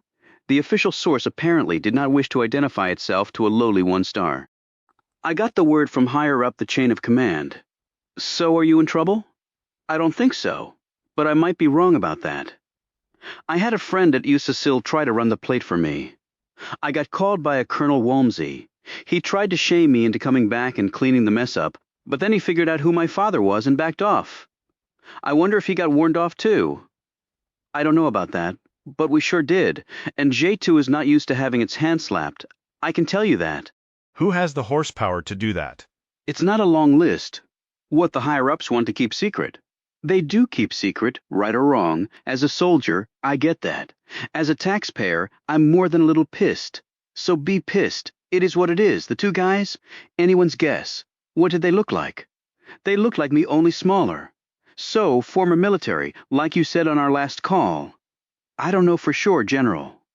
General, we're back on the clock. Okay, She said in an amused tone. Maybe they're still on our side. In fact, since you got called off, maybe they are on our side. maybe. But it prompts the question of what the hell you've gotten yourself into, Puller. Blowback from West Virginia? That's what I was thinking. It touched a lot of very hot wires. It looked like things turned out great, and you were the hero, but you know, DC, things could have changed. Maybe they're looking for a scapegoat for a reason, unknown to either of us. Wouldn't be the first time something like that has happened, meaning me as the scapegoat? And I was involved too, if you recall. So why would they be down here tracking me? He gripped the phone so hard he thought he felt the shell begin to cave in. Puller? I'll call you back. What is it? I'll call you back. Puller clicked off and hit a hard right. Because the Chrysler guys kept showing up where he was, he had simply assumed that they had to be after him. That had been an assumption he had no business making. While it was true that the guys had taken up a tail on him, they had been seen around the Sierra after all. They had to have picked him up from some point, and he knew what that point might have been. My aunt's house. They might not have been following him. This might have nothing to do with blowback from what had happened in West Virginia. They might have been checking out Betsy Simon's home, and it wasn't a huge stretch to their having killed her. He didn't care if they were from the Pentagon or if someone high up was trying to call the dogs off. If they had killed his aunt, they were going to pay for it. He punched the gas and the Tahoe sped off into the darkness. Chapter 45. Puller parked 2 blocks over and walked the rest of the way to his aunt's home. He did it by a very circuitous route. If people who could call off the Pentagon were involved in this, then Puller had to raise the level of his game accordingly. He stopped near a fence-a-lane and studied the terrain ahead. It was 10 o'clock, dark, even on the Emerald Coast, where the sun purportedly never stopped shining. It was quiet on Orion Street. A slight cooling breeze was blowing in from off the water. A car started up somewhere, its ignition shattering the silence. Puller hunkered down and took cover behind a bush to remove himself from the possibility of headlights reflecting off him. The car drove past. It wasn't a sedan with the 2 men inside, but Puller still recognized it.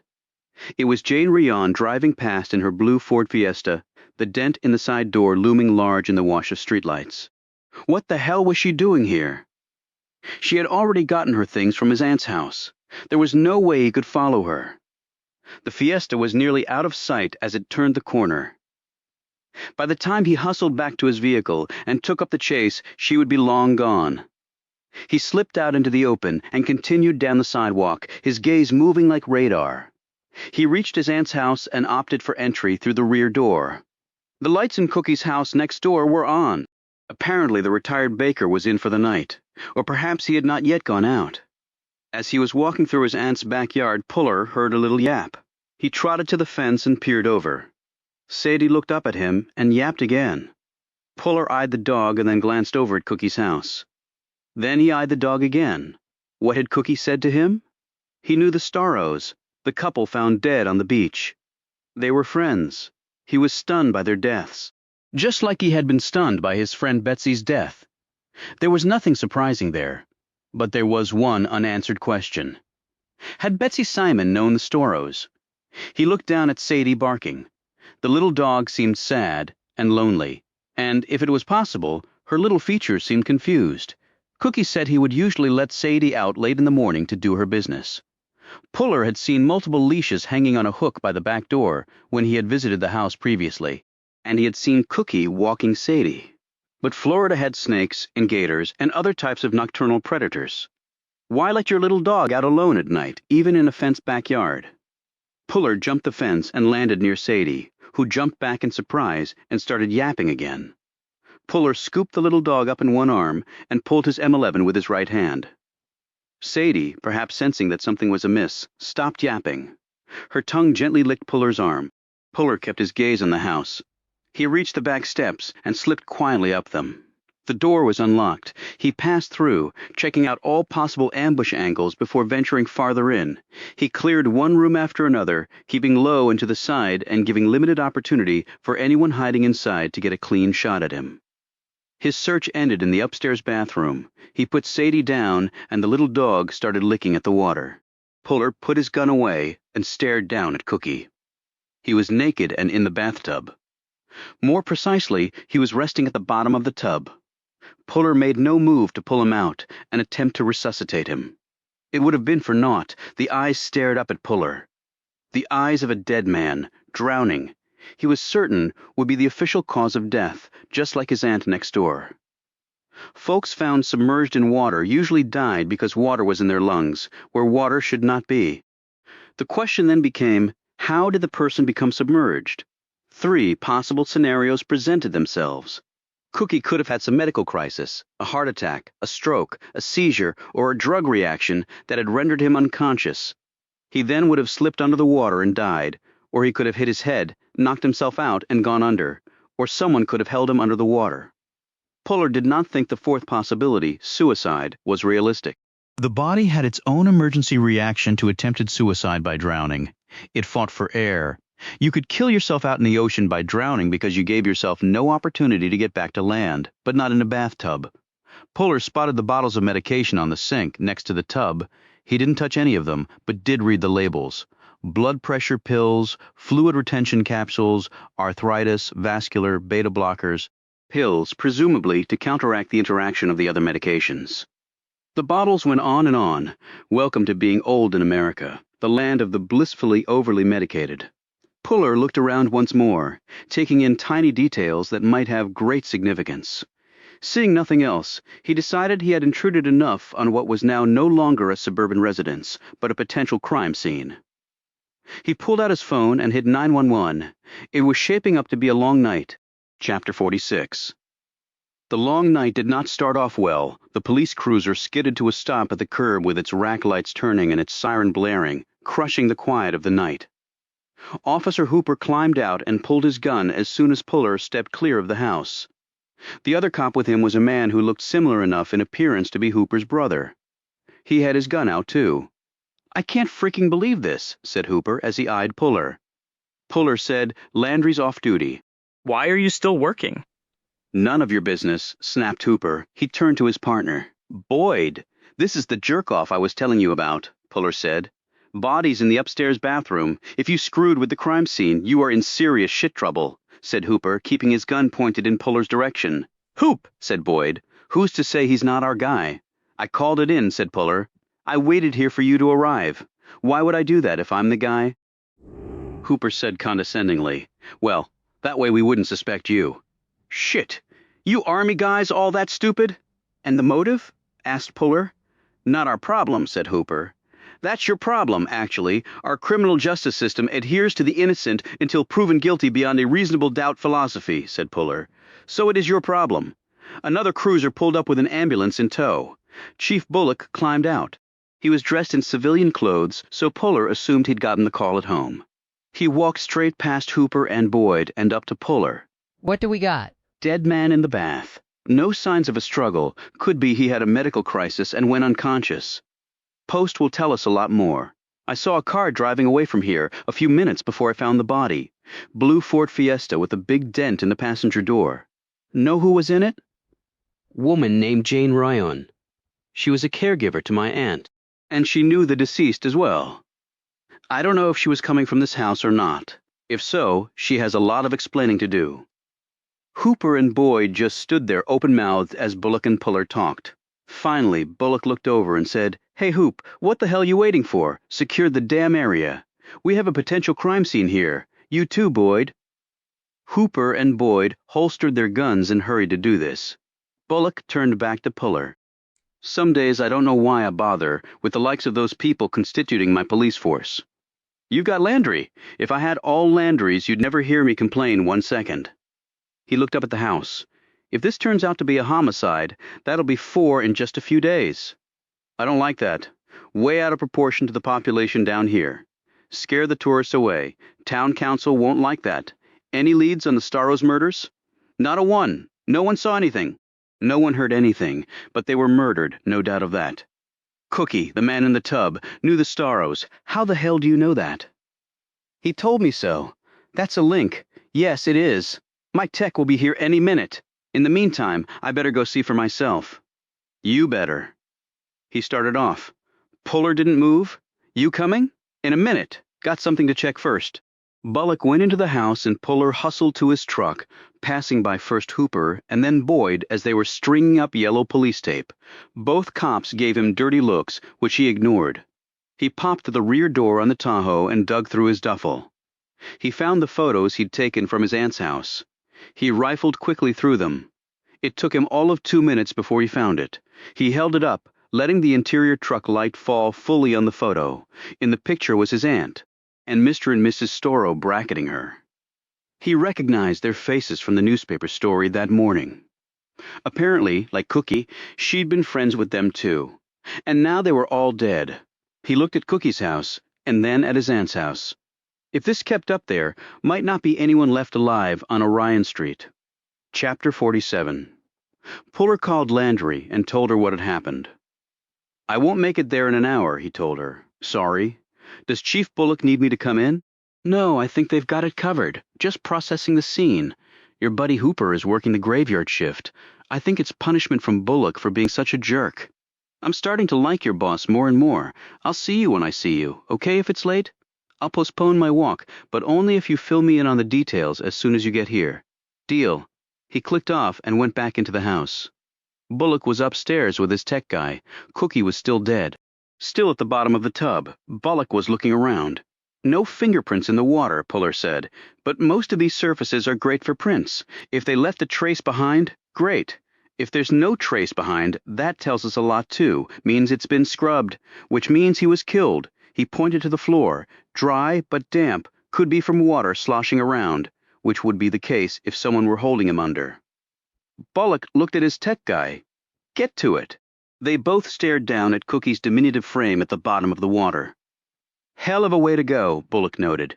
"Anytime someone other than the man upstairs decides when you die, it's a hell of a way to go. So you do think that's what it is? Murder. I'll wait for the post, but yeah, I wouldn't be stunned if somebody killed him. Looking a lot like your aunt's situation." "Yeah, it is. I've got a car going to check on this Ryan woman. That's good." "You think she might have done it?" Cookie was old and small. She's young and bigger and stronger. So, yeah, she could have done it. And her motive, no way to tell just yet. Puller debated and then decided to share it. "My aunt also knew the Storrows. You really think that's significant? Anytime you can tie murder victims together in some way, it's significant. Or at least it could be, I guess. I'm going to go check into a room at the Gulf Coast." "About those men in your room last night? What about them? We couldn't hold them, so Landry told me. For what it's worth, I believe you 8 against 1 sort of explains itself. Yeah, it should. Watch your back. I always have. On the way to his SUV. Puller scooped up Sadie along with some of her food and a leash. The tiny dog looked up at him mournfully as she sat in Puller's big hand. Yeah, I know, Sadie, said Puller, but it'll be okay. Chapter 48. The first thing was to make them fearful. Well, to make him fearful. Fearful people often took steps to stop that fear. That is, they often made mistakes when they reacted fearfully. Mistakes were good when the other side was committing them. Meko looked up at the grand estate in the darkness. It looked different in the moonlight, but he knew exactly where everything was. Tonight would not be the main assault. Tonight was just the opener. He did not approach the main gate. The use of that gathered intelligence would come later. There were 6 security agents roaming the grounds. They did not use guard dogs. Good for him, because his scent would have already reached them. Dogs were much better guards than humans in that regard, but humans were more dangerous. Dogs only had teeth and claws. Humans carried guns and killed with malice, the only species that did. He had approached from the ocean side, slithering up a dune and then across a stretch of high grass to the fence. The fence did not have electronic monitors or surveillance cameras like the front gate did. It was also not electrified, but there were motion sensors tethered to bright lights. Trip one and you revealed your position. However, Meko had scoped out where all of them were when he was here working. The lights would not trip him up, but he still had to be careful. The defensive philosophy here was a simple but effective one. Put up reasonable outer perimeter measures, like fences and gates. If one got through them, the real defenses, clustered in an inner hardened circle around the target, would kick in and stop you. At least that was the theory. He clambered over the fence and dropped silently to the ground. He looked to the east and then to the west. The guards staggered their rounds. He had seen it from prior observation. He had also gained this intelligence from some well-placed questions to other members of the hired help he had encountered while working here. They obviously had no love for their employer. Perhaps they thought Meko was simply a burglar looking to steal from the rich. What did they care about that? Someone who had everything losing a little piece of it. More power to him, they probably thought. But he thought there was another reason for their helpfulness, and it was the most disquieting one of all. It made the anger boil in his chest. It made him want to lash out and crush someone, but those feelings would keep. He would not crush anyone tonight. Not unless he had to. He zigzagged across the lawn, avoiding the motion sensors in the trees. He waited by a clump of bushes as one of the perimeter guards made his rounds. When the man was just past him, Mecho struck. The guard crumpled to the ground unconscious, blood running from the head wound. It was not fatal, Meko knew that. He had calibrated his blow to wound, not kill, and he was a man who knew exactly how to do this. He also had the man's weapons, a Smith & Wesson .44 semi-automatic and an MP5. Overkill perhaps for a security patrol around a residence, however rich the occupants might be, and you had to multiply that by 6, for the other guards were similarly equipped. Florida had very liberal gun ownership laws. As Meko looked down at the fallen man, he had to smile. The fellow apparently was pulling double duty because it was the same man who had yelled at Mecho during the day for speaking to Chrissy Murdoch. Well, he would have a nice long sleep tonight. Meko moved on, drawing closer to the house. There was a vintage Bentley convertible parked in the courtyard. A noise from another building drew his attention. The guest house again. He looked at his watch. Could it be? He crept closer. A small light illuminated the front of the building. Meko could see another guard posted by the front door of the guest house.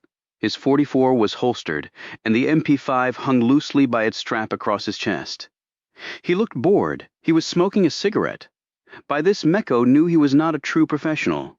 People who knew what they were doing never smoked on duty. Smelling your opponent before he could attack was sometimes the difference between life and death.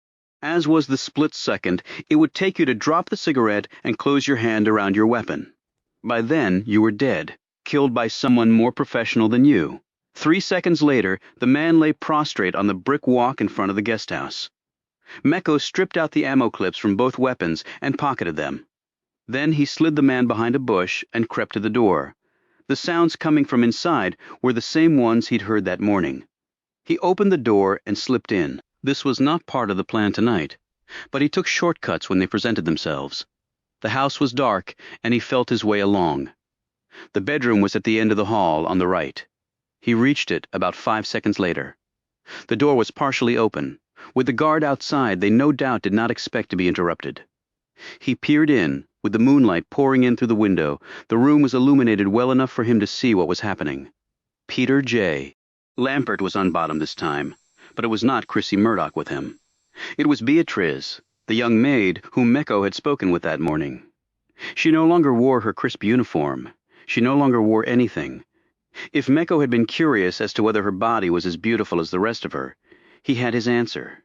She was exquisitely lovely. She straddled her employer. His hands were around her waist, and he was smashing her down on him with what Mecco could see was far too much force. Peter J. Lampert seemed to get a kick out of being overly physical with women. Beatriz was not moaning as Chrissy Murdoch had been, at least not moaning in pleasure. She was moaning in pain. Her small breasts bounced up and down, and Mecco could see her butt cheeks wrinkling with each hard collision against Lampert's thighs. Mecco tensed, every instinct he had telling him to attack, but instead he pulled back, moved swiftly down the hall, and reached the living room. He looked around and decided this was as good a place as any. He did what he had come to do, and then left outside. He gave the guard behind the bush a kick in the head, pretending he was Peter J. Lampert. It felt good. He did one more thing before he left. The package was placed 20 meters away from the house and next to the Bentley convertible that had a license plate reading The Man. As he crawled over the fence, he counted the seconds off in his head. He reached the beach and kept counting. 50 seconds later, when he was back on firm ground, the explosion occurred, lifting the pristine old Bentley 5 feet up in the air.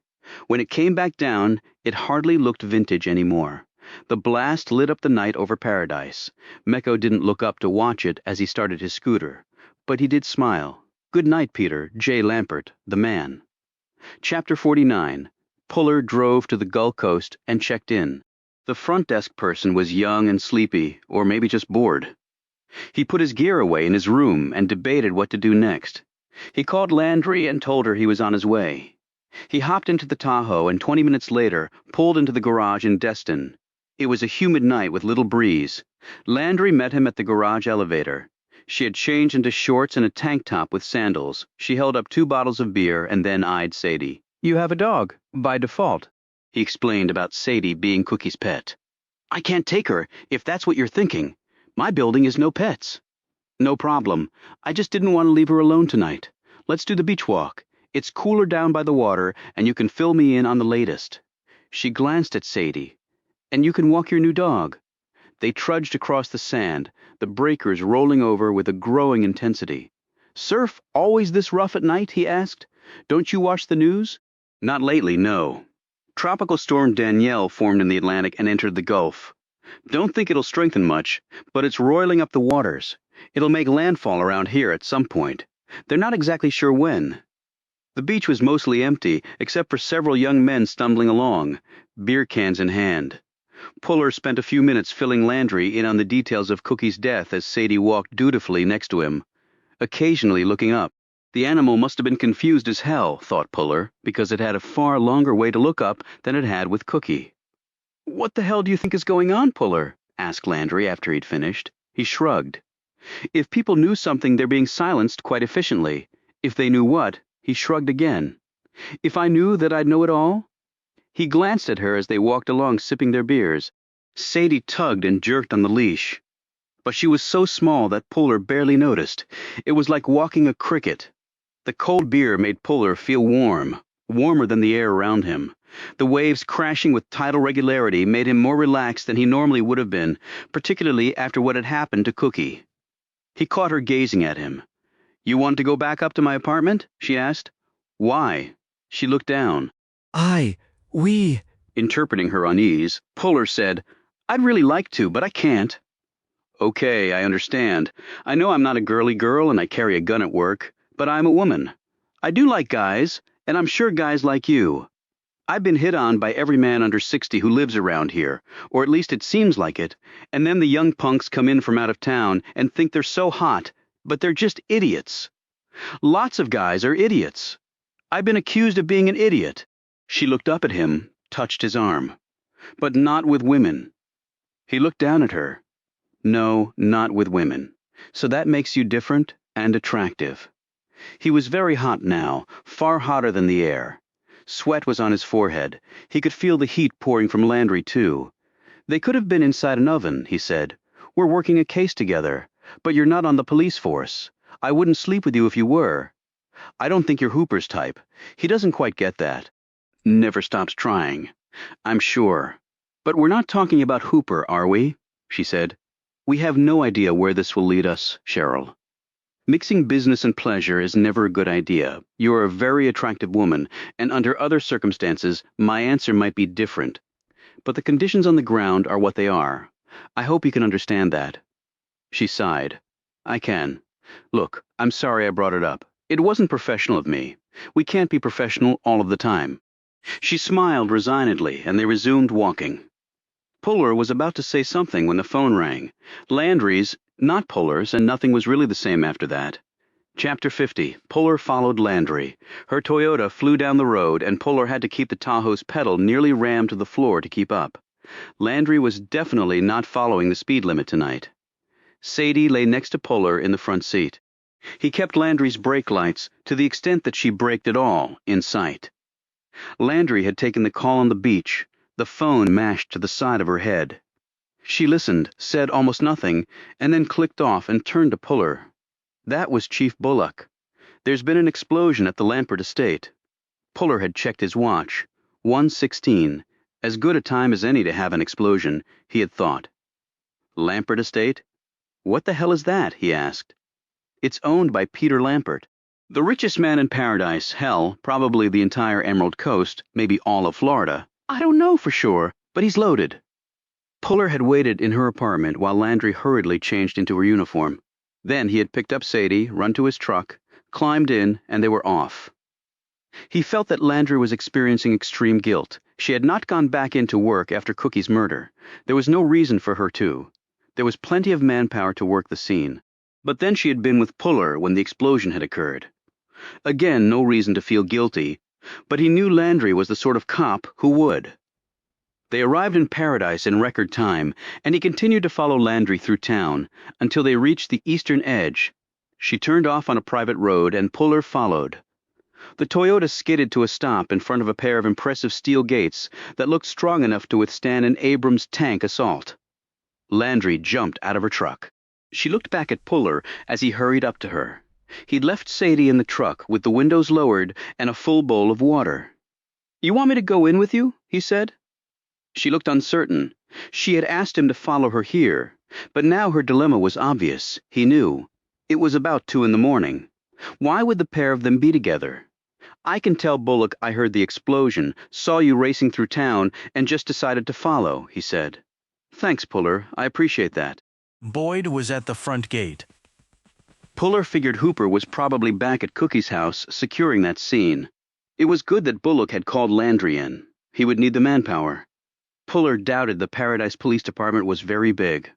Boyd looked at Landry the way a man does a woman after he's been rejected by her. Puller assumed that this was indeed the reason for the look. Landry had said that Hooper and all the other cops had been trying to get her into bed, and it was clear in Boyd's look that the rejection had not gone down well. When he saw Puller right behind her, his features became darker.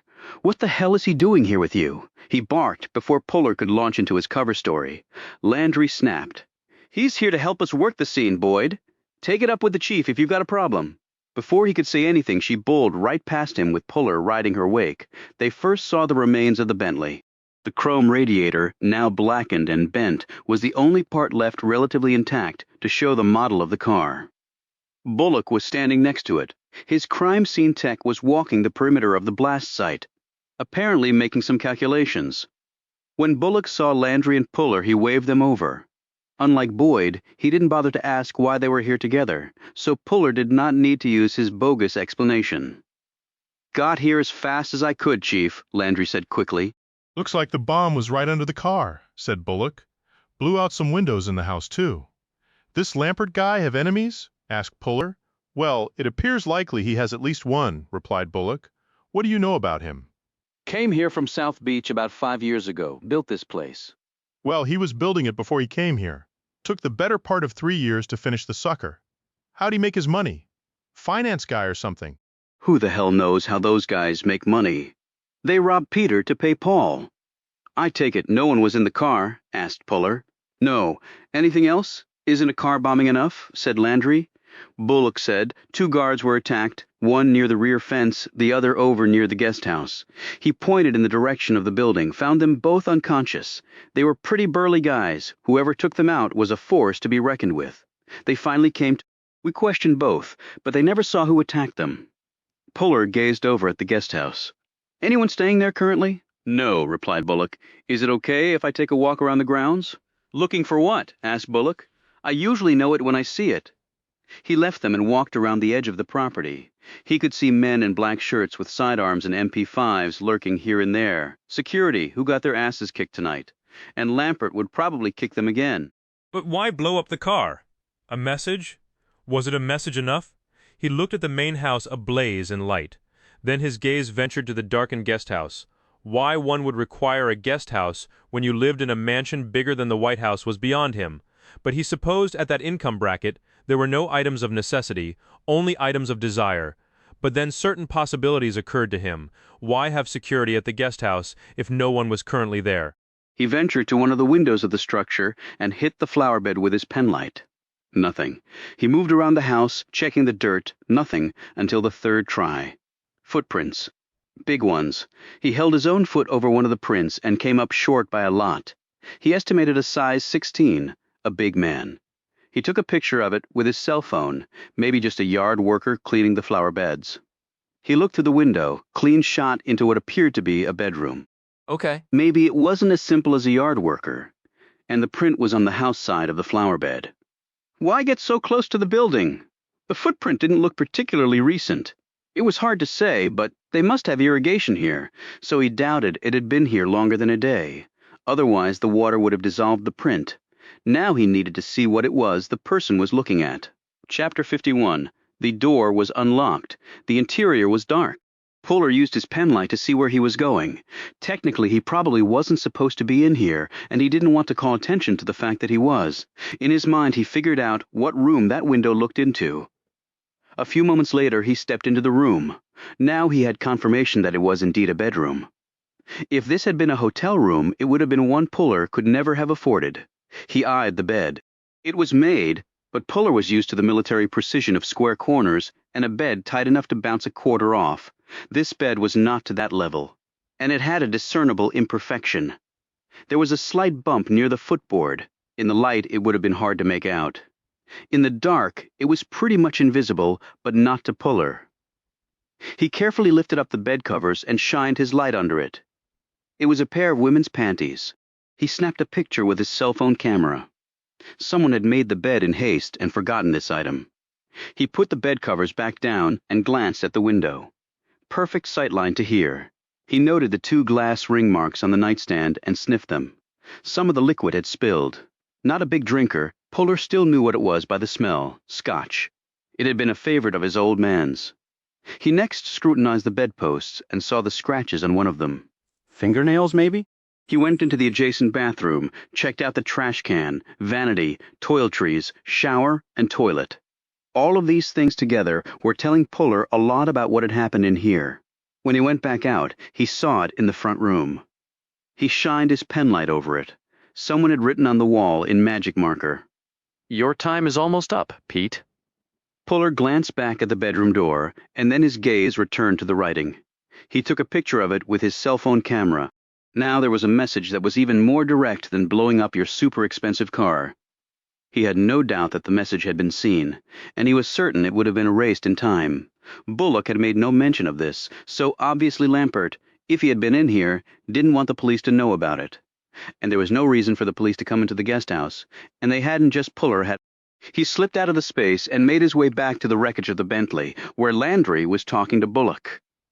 He walked over to the tech, who was poking around the car's remains.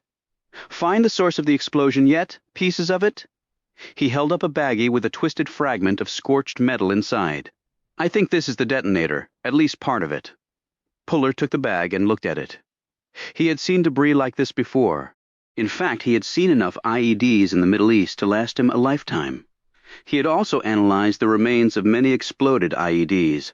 Most bombs had common components: explosive element, detonator, timer, and power source. But different bombers had different techniques for creating their stuff. The bomb signature, it was called, Puller had gotten to where he could tell at a glance which local bomber had constructed a certain IED. This detonator debris, however, was not from the Middle East. At least it was not any that he recognized, and he was pretty confident he would have. So, other things being equal, the bomber had not come from that part of the world. It would have been a stretch anyway. A jihadist in Paradise, Florida. The irony was a little much. Bullock and Landry joined him. Bullock pointed at the evidence baggie and said, "Anything strike you about that bomb fragment?" "Well, I'm no ATF expert, but I've seen lots of Middle East bombs, and this isn't one of them. If I had to guess, I'd say it was more Russian than anything else." Russian? Bullock looked stricken by this. "We got Russians blowing up cars in the Panhandle?" "Not necessarily. The bomb might be Russian-made, but whoever set it off doesn't have to be. The Russians sell to whoever is willing to pay." He handed the baggie back to the tech and looked up at the main house. It was the biggest home he had ever seen. The guest house had been about 4,000 square feet. He couldn't tell how many square feet this was. Perhaps they didn't use square feet when measuring it. Perhaps they used acres, and there were about 44,000 square feet in an acre. Peter Lampert must do quite well for himself. But his time was coming, at least according to the writing left in the guest house. He had already decided not to tell Bullock and Landry about it. He shouldn't have gone in the guest house, and by telling them he would have to admit to what he'd done. Puller pointed at the house. "You question them yet?" "Was just going to," said Bullock. "You want to sit in?" Puller stared at him for a moment, suddenly disquieted by how nice the chief was being to him. Even Landry raised her eyebrows at this offer. "I'll just be part of the peanut gallery. Suit yourself. But if something occurs to you, speak up with all the crap that's happening. I'm thinking I need all the help I can get. Otherwise, I'm going to be the former police chief of Paradise." They walked inside to question Peter J. Lampert and Company, Chapter 52. The first thing Puller noticed was that Peter Lampert was fully dressed. White slacks, dark shirt, and sandals. But his hair was slightly damp, so the guy had showered at this hour of the night. Maybe after having sex. He wondered who else had showered. Lampert was sipping a drink from a bar that spanned one entire wall of a room that seemed as big as an airplane hangar, but was decorated to look like Buckingham Palace. He came forward and held out his hand to Bullock. "Nice of you to come personally, Chief," he said in a pleasant voice. Bullock nodded and shook his hand. "Sure thing, Mr. Lampert." Lampert's gaze flitted across Landry and then came to rest on Puller. He gazed up at him as he jiggled the ice in his cut crystal glass. "And who do we have here? John Puller?" said Puller. "Army CID. Bullock said quickly, "He's just here observing Mr. Lampert." Lampert kept his gaze on Puller for another few seconds, and then smiled and finished off his drink. "You're very calm for someone who just had his car blown up," said Puller, who had decided to step out of the peanut gallery. Lampert held up the empty glass. "That's what 30-year-old Macallan is for. Replenishes the spine in no time." Scotch, thought Puller, like in the guest house. Then it just came down to who did the underwear belong to? Two more people came into the room, a man and a woman. They looked like models for Ralph Lauren, all American with nary a flaw. The man was in shorts and a t-shirt. The woman had on a light blue thigh-length silk robe. They apparently had been in bed when it had happened. Guy threw on whatever was handy. Lady stepped into her robe. The woman's hair wasn't damp. "James Winthrop and Christine Murdoch," Lampert said by way of introduction. "James works with me and Chrissy is his, significant other." He gave Murdoch a little smile and then turned his attention back to Puller. Puller checked out both of them closely. Winthrop looked scared.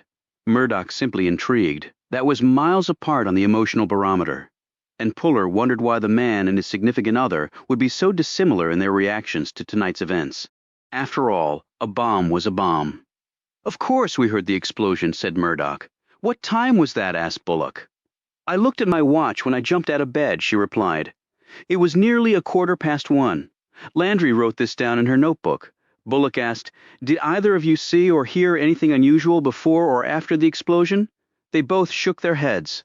Bullock gazed over at Lampert. "Where were you when it happened?" he said. "I was in my room. My wife is out of town. I was reading a book, and then all hell broke loose. Before that, I didn't see or hear anything unusual. Puller didn't know if Landry and Bullock had noticed the man's wet hair, or wondered why Lampert was, unlike his guests, fully dressed. "Did your security personnel see anyone?" asked Bullock. "Not a thing, apparently. I thought they were the best in the business. Right now, I feel like firing all of them and starting over." He glanced at Puller. "Army CID?" Puller nodded. "And before that?" Ranger, then you could be a first-rate security person? Whatever Uncle Sam's paying you, I'll double it. Puller had no idea if the guy was being serious or not, but he said, "Sorry, doesn't work that way. Anything works, if you want it badly enough." "Yeah," said Puller. "You have any idea who could have done this?" "I've had a business career filled with ups and downs. I've made enemies. Screwing someone in business usually leads to a lawsuit, not a bombing," replied Puller. "Who says I screwed anyone?" Lampert said, dropping his friendly demeanor. Murdoch broke in. "I think he was just speaking in generalities, Peter." Lampert kept his gaze on Puller. "Is that what it was, generalities? Let's assume it was anyone on that list who would blow up your car." "There might be," Bullock said. "We'll need those names." "Okay," to Puller. Lampert looked uninterested by the whole thing. Most people who had had a bomb go off in their front yard would have been a little more stressed out. Lampert was either really stupid, or there was a lot more to all of this, and Lampert didn't seem stupid. "Anything else?" asked Lampert. "I need to get some sleep. We'll continue our investigation outside," said Bullock, "and we'll follow up tomorrow." "Sounds good," Lampert replied. Bullock and Landry turned to leave through the front door. Murdoch and Winthrop turned to go back to their rooms. Puller stood right where he was. The light blue robe was quite tight. From behind Puller could see the outline of Murdoch's underwear, and the panties in the guest house seemed a little small to be hers. Not conclusive, of course, but interesting nonetheless. He glanced over and saw Lampert staring at him like he had just read Puller's mind. "You have any other guests staying with you, Mr. Lampert?" he asked. A thin smile spread across Lampert's face. "Nope, just the hired help." Bullock and Landry had turned back when this exchange started. They both stared with puzzled looks at Puller. "Just the hired help? Thanks, Mr. Lampert. That's all I needed to know." Lampert smiled and held up his glass. "I'm sure it is, Mr. CID. I'm sure it is." Puller walked out. Chapter 53. Another 80 had been delivered tonight, just like clockwork. 4 boats worth. They looked just like the last shipment. Destroyed, Mecco watched from a different spot tonight. He did not like patterns. Patterns could get you killed. He had no reason to believe that anyone suspected he was here. But he had no reason to think they didn't either. He imagined these men lived their lives full of suspicion, just as he did. After the bomb went off at Lampert's house, they would have to proceed with caution. Calling off tonight's shipment might have been tempting for them, but apparently the allure of a mountain of dollars was too much. And the boat was probably already on its way when the Bentley had been blown up. So the show went on. These folks wore the color-coded clothing of the previous group. As he observed them, Mako concluded that tonight was heavy on drug mules and prostitutes, by far the most profitable. The simple laborers, the ones who silently mowed grass in nice southern suburbs or mutely hefted cartons in warehouses in the Midwest, brought the least amount of money, but the profit margins were still excellent, just not off the scale like those associated with the drugs and hookers' revenue streams. The fourth rib turned and headed back out to the mothership. Mecco turned his attention to the truck in which the 80 people had been placed. The rear door came down and was bolted shut. The back of the truck would be soundproofed, of course. No screams would be heard, though. Mecco imagined the prisoners were probably too terrified to utter a sound. He hustled to his scooter and climbed aboard. When the truck started off with its 2 SUV motorcade, Mecco fell in behind it, keeping about 800 yards back. He did not worry about losing the vehicles. He had placed a tracking device on the underbelly of the truck while the first shipment of passengers was arriving on the beach. The guards had made the mistake of moving away from the vehicles to draw nearer to the beach, never thinking that leaving their rear flank exposed would be a problem. Yet it was a problem, a big one. But one man's problem was another man's opportunity. They traveled east for 4 miles, their route gradually leading away from the Gulf as they did so. The destination was not surprising. A warehouse in the middle of a decrepit industrial park. This was far away from the tourist traps and nowhere near the pristine white beaches or the emerald green waters. This had the look and stench of the real world. A world where people toiled away for crap wages doing shit work and wondering when their ship was going to come in. Meko understood that very well. He had wondered that very same thing, only far away from here. A universe away from here, in fact. Where is my damn ship? Well, maybe it was a rib with human cattle on it. After the truck drove through the open overhead door of the warehouse, the door rattled down behind it. One SUV had driven in with the truck, the other had stayed outside. Meko had a good idea what was happening inside the warehouse. It was like U.S. Customs processing in a way, and in a way the farthest thing from it. The folks in the truck were being let off, dressed in different clothes, and given certain documentation, a bit to eat, a few ounces of water to drink.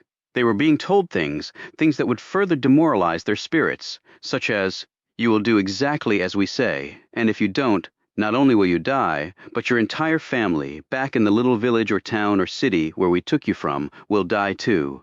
No exceptions, ever." The instructions would be given. They would be able to sleep for a bit. They would be segregated according to their ultimate function. The future prostitutes would be given the best accommodations and rations. Their looks and overall health mattered, at least for now. Later they wouldn't. And then they would be discarded, most drugged beyond rehab. And they'd shuffle away and die alone. The drug mules would be given things too, things that would allow their innards to receive more bags of drugs than they would have thought possible. 10% of them would suffer ruptures of these bags while they were still inside them. All 10% would die from it. Heroin or coke pouring into one's bloodstream in such profound doses is not something the body was built to endure, because nowhere in the evolutionary chain did humans have to adapt to such treatment. That was good for humanity, bad for the 10%. The 10% was known in the industry as a reasonable and acceptable cost of business. Indeed, like credit card companies that jack up interest rates to cover losses from hackers and deadbeats. The slavers upped their chattel rates to cover these losses. Businesses always passed the cost along, whether they were selling hammers or humans. Again, there was nothing Meko could do to help the 80 people in the warehouse tonight.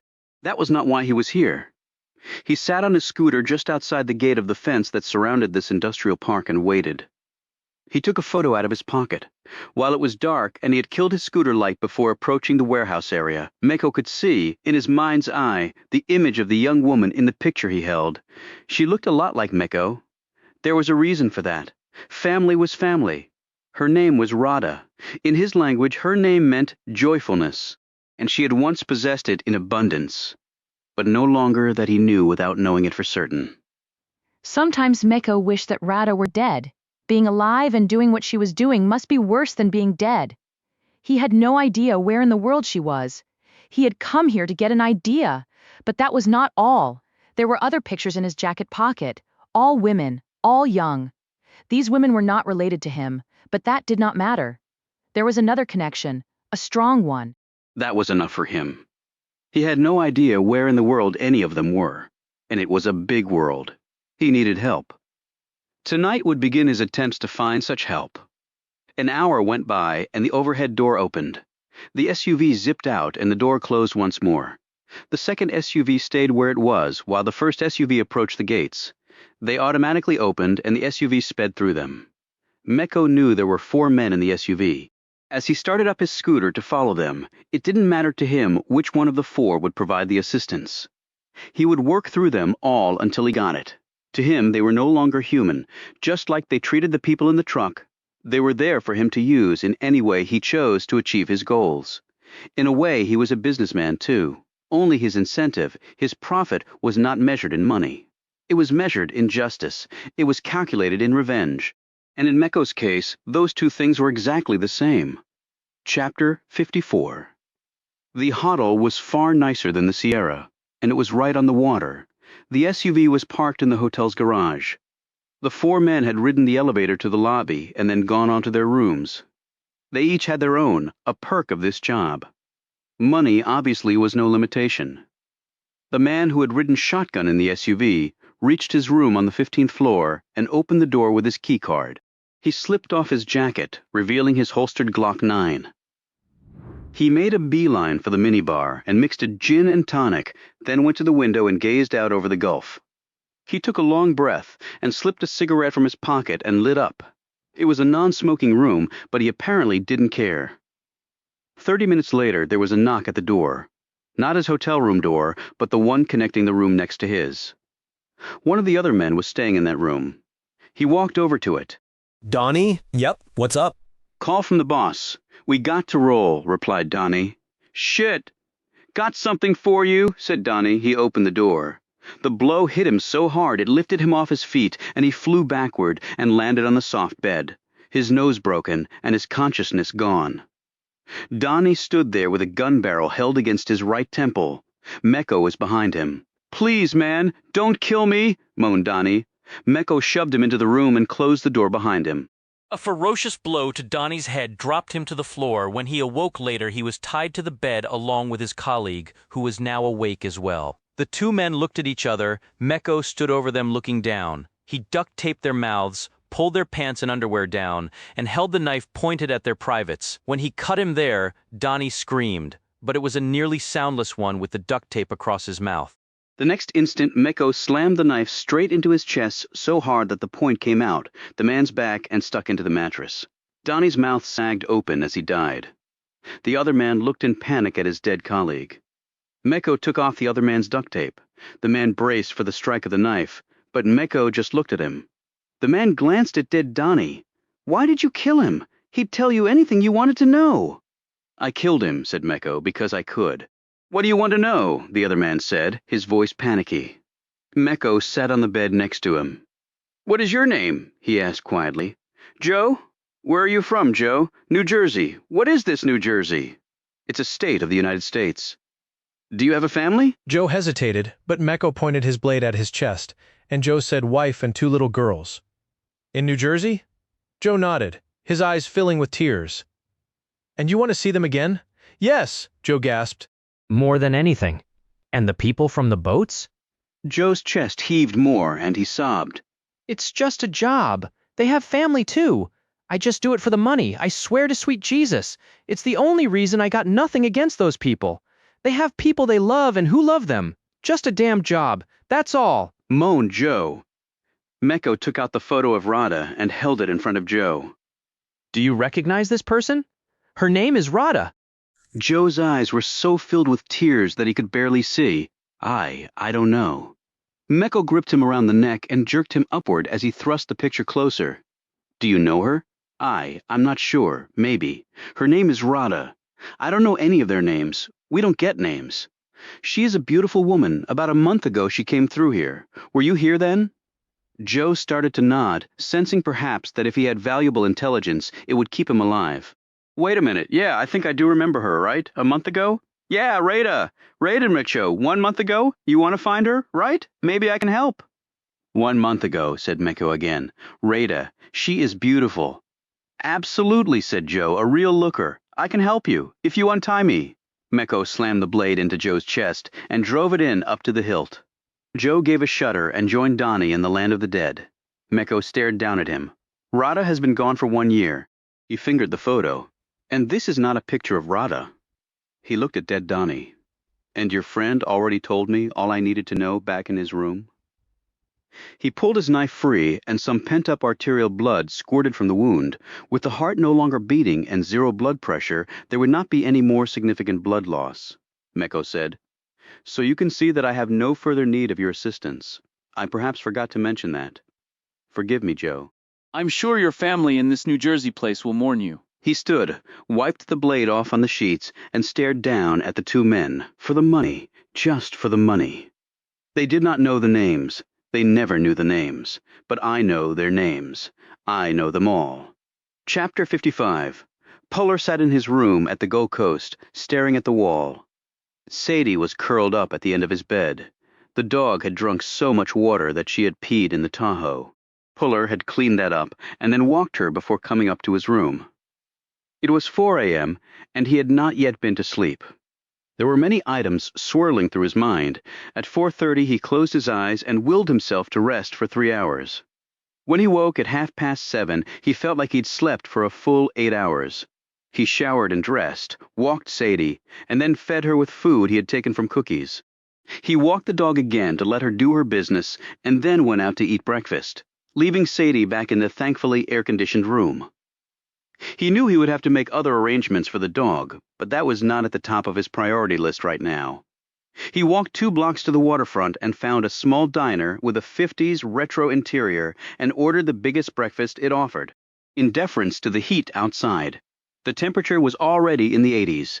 He had water with ice in lieu of coffee. Fully fueled, he left the diner and walked down the street. Did you get enough to eat? He turned and saw her standing by a mailbox. Julie Carson was not in uniform. She had on jeans, sandals, and a green sleeveless blouse.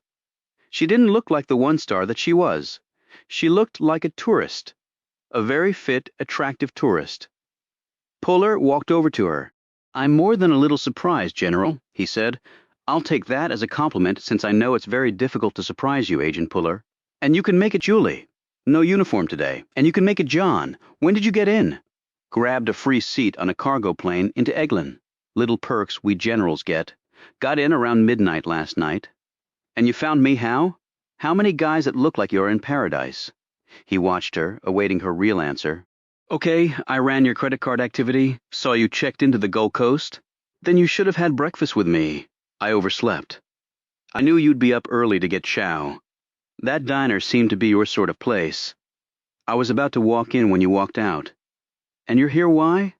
Had a week of leave I never took. Found out J2 could get along without me for a few days.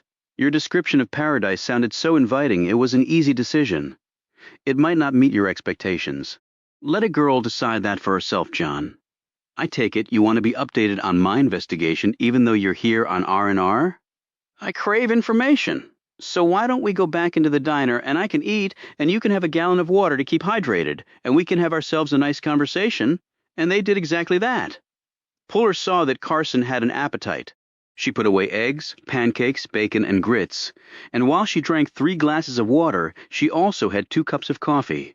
While she worked through her meal, Puller brought her up to speed on all events, including the explosion at the Lampert mansion the night before. Carson took one last sip of water and set her glass down. "You've been busy. I've been reactive, actually. Not an ideal situation. 8 guys. I'm impressed. I only took out 6.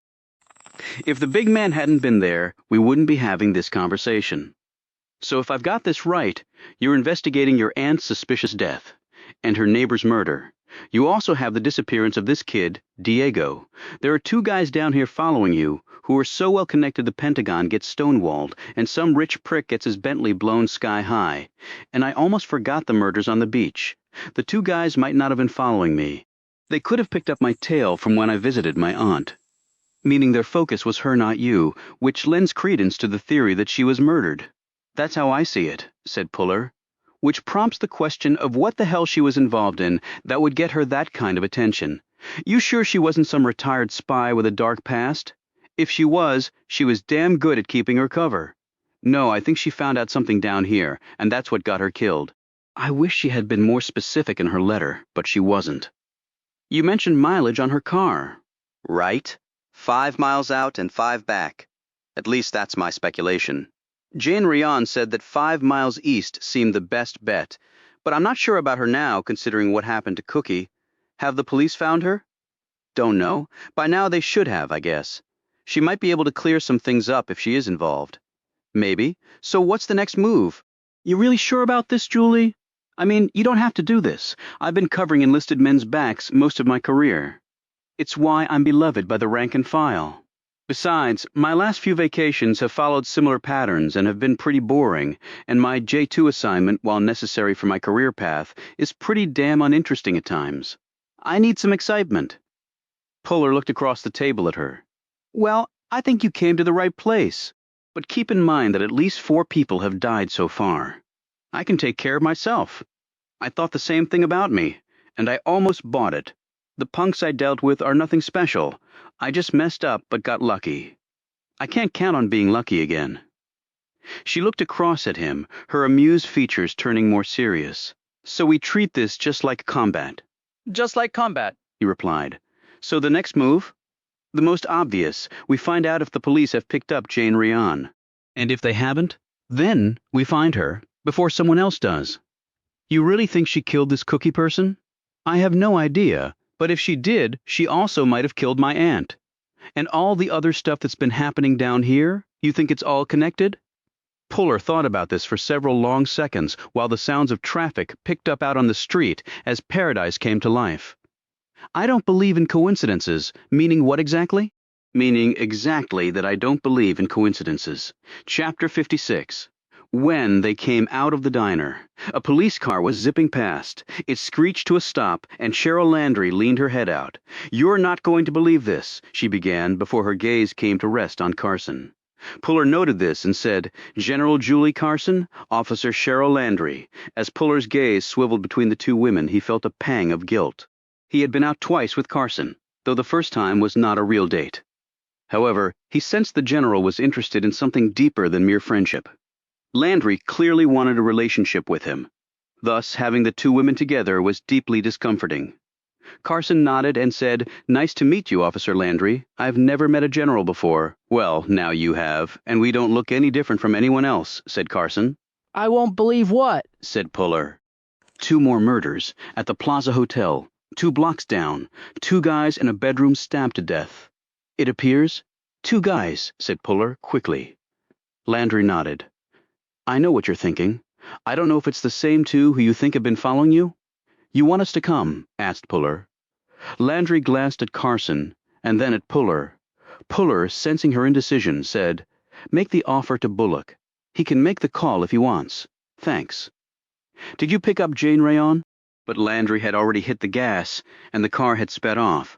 Puller looked at Carson. 2 more dead. "Who knew? Paradise could be so damn bloody," said Carson. "And of course it can't be a coincidence," she added, raising her eyebrows at him. "Don't think so. So we wait until we get the okay from this Bullock guy, and what about Rayon? We can check her out. But while we're here, I want to find out something else." She followed him down the street and away from the beach. The sun seemed to be fighting its way to the top of the sky with astonishing speed. Carson wiped a bead of sweat off her brow and picked up her pace so she was walking next to Puller. "What's this place we're heading to?" "Diego's." They passed the Sierra and Puller arrived at the building with the blue awning. He marched up to the 2nd story and knocked on the door. No one came. He knocked again, and then a 3rd time. He heard footsteps and relaxed slightly as Carson looked at him expectantly. The door opened. Puller had thought it would be one of 2 people, Diego or Isabel. Well, maybe 3. If one counted little Mateo, it was none of them. The woman standing there was in her 60s, short and plump with brown hair streaked heavily with silver. Her face was thickly lined and a prominent mole had grown in the crevice between her cheek and nose. She was dressed in sweatpants, cheap sneakers, and a dark top. She looked curiously from Puller to Carson. "See? So this was the abuela," thought Puller, the grandmother. "Habla Inglés, señora?" asked Puller. "Yes, poquito. My name is John Puller. I know Diego and Isabella Mateo. I helped them out the other day. They might have told you." "Yes, they tell me." Then her face collapsed and her shoulders started to shake. Puller put a hand under her arm to keep the woman from slumping to the floor. "What's wrong?" he asked her. "Los niños, they know here." "Where are they?" asked Puller. "Donde están los niños?" amended Carson. "No sé, desaparecido." Puller looked at Carson. "They vanished?" Carson nodded. "That's what she said." Puller said, "Have you called the police?" "He llamado a la policía?" She shook her head. "No policía. Nunca la policía." Carson said, "Doesn't sound as though she likes the police very much. She could be undocumented, and the kids too. Right." Puller looked at the sobbing woman and said to Carson, "It could be the guys I beat up, but something tell me it's not. But Diego did help me track down the 2 guys. So the 2 guys made them disappear. I guess that's the most likely answer. Diego was following them. Maybe they spotted him and Isabel and Mateo were with him." Puller felt sudden guilt for involving Diego in this. Unless the 2 guys are lying dead at the plaza, still could have been them. Diego and his cousins might have escaped from them. After killing the 2 guys? Carson said skeptically. Puller looked at the woman again. "Lo siento, podemos ayudar de alguna manera." The woman shook her head and told Puller that only God could help her now. She shut the door and Puller stood staring off over Carson's shoulder. "Should we report it?" she asked. "We might do more harm than good if the kids are okay. They might end up getting deported." Better than being dead, John. Yeah, I know. We can ask around. Maybe someone has seen them. That's a good idea. Diego has some friends around here. They might know something. It took them 20 minutes to locate 2 of Diego's friends. The first had not seen Diego for 2 days. The second one had seen him yesterday. Was he with anyone? Asked Puller. The boy held out his hand.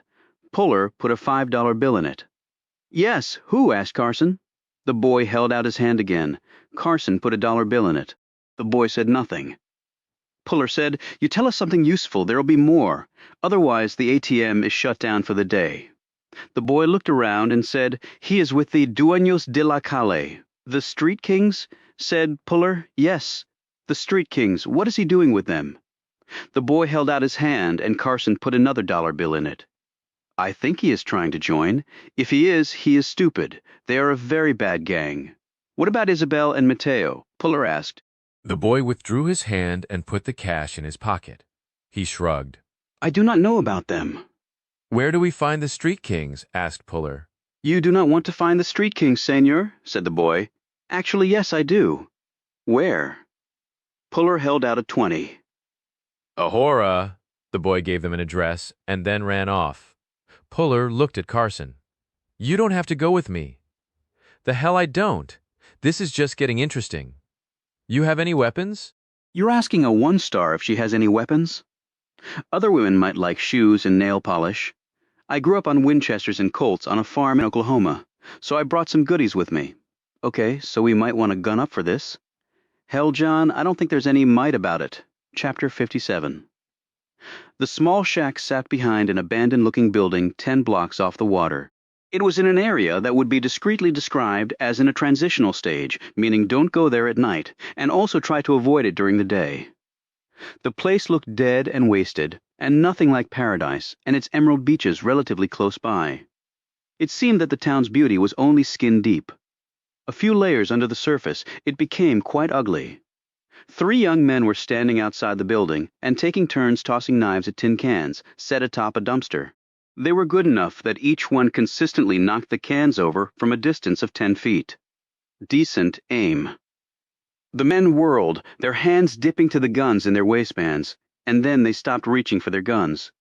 Puller stood there holding an MP5 set on 2-shot bursts. Carson had not been kidding about weapons, and flying on military transport had allowed her to bring whatever gun she wanted.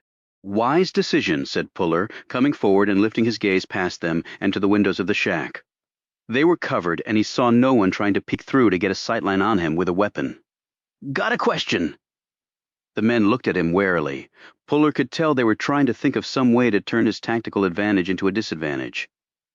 But he wasn't worried, because the MP5 at close quarters was a difficult nut to crack. His name is Diego. He has 2 cousins, Isabel and Mateo. Where are they? The men said nothing. Puller moved closer. Diego, Isabel, and Mateo, where are they? The men remained silent. Puller moved a foot closer. With one sweep of the MP, he could lay all 3 down for eternity. He shifted the fire selector on the MP to full auto. I'll ask one more time, and then I won't ask again. We don't know where they are, said one of the men, staring at the muzzle of the MP. But you did know, right? The 3 men looked at one another. The man who had spoken shrugged. Hard to say. No, it's really not. You just have to say it. Puller moved another foot closer. The men smiled. Puller thought he knew why. I wouldn't, said Puller. I'm not the only one here. The men stopped smiling. It was in the corner of Puller's eye. A 4th man. He'd come around the building's east side. He had a slim, compact pistol aimed at Puller's head. Check your chest, said Puller. The man flinched, looked nervous, but didn't look down, obviously suspecting a trick. The other men glanced over. The one who had spoken swore under his breath as he saw the red dot squarely over the man's heart. He said something in Spanish. The man with the gun looked down, saw the dot, he swore too, lowered his gun. Puller pointed his MP at him. Why don't you lose the gun and join the discussion group? It wasn't a question. The man dropped his gun and walked over to the others, the red dot following him the whole way. Diego and his cousins, said Puller. They were here and now they're not. So where did they go? The 4 men glanced nervously at one another. Glancing and not talking tends to make me very angry, said Puller. And when I get angry, I do unpredictable things. He put the fire selector back on 2-shot bursts and fired some rounds above their heads. They all instinctively dropped to the dirt. Puller eased his finger off the trigger and said, "Where?" The men rose on trembling legs. One of them said, "They took them." One of the other men glared at him and looked ready to punch his colleague. The speaker sensed this but hurried on. "They were taken last night. The man paid $1,000 for them both." Both. Which both? Los niños, Diego y Mateo. "Who paid $1,000? Puller said sharply. "Like I said, un hombre." Two of the other men hissed, but the speaker looked defiantly back at them. Puller said, "What was his name? What did he look like?"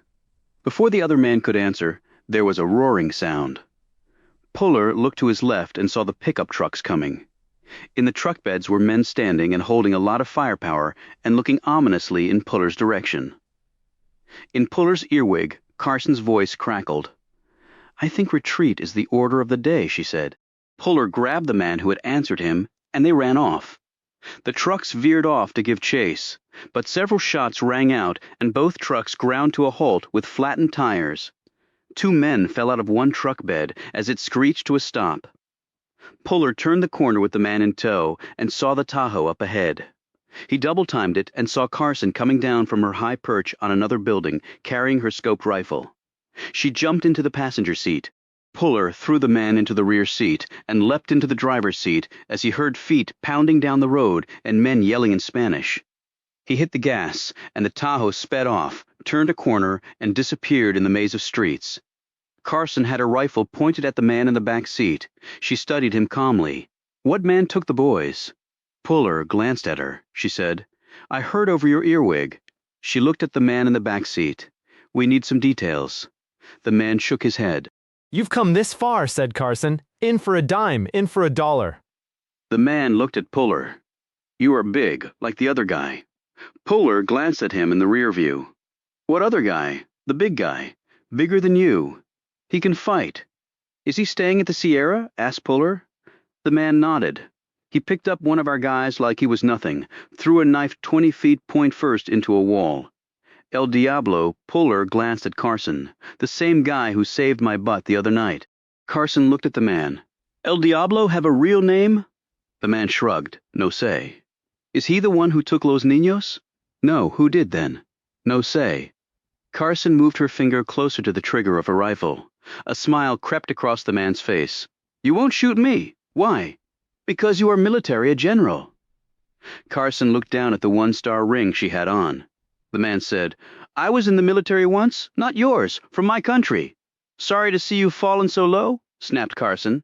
Puller said, "We want to help Diego and Mateo, that's all. Help us do that? They're just kids. They are beyond help. You don't know that. I know that, and I don't care. They're not my problem." Carson looked at Puller and shrugged. "Open the door," she said. The man said, "What?" "Open your door and jump." "What?" "Jump." She pointed her gun at his crotch. "General or not, you jump now, or you'll be missing some very vital parts." The man kicked open the door and leapt out, tumbling along the road and then coming to a stop. They watched as he picked himself up and slowly limped off. Puller said, "I like your style." Carson eyed him with a stern gaze. "What?" he said. "Next time you go on R&R, pick a safer place than Paradise." His phone buzzed. He answered it and listened for a bit before saying, "Okay." Then he clicked off. Carson said, "Talk to me. I've been officially invited to join the murder investigation." Chapter 58. Mecco studied the police officers. He was bagging yard debris, and the police officers were bagging the remains of a very expensive automobile. Mecco wondered if they had found the bits of the license plate with the man on it. He hoped not. He hoped it had been blown into the water and swallowed by a shark.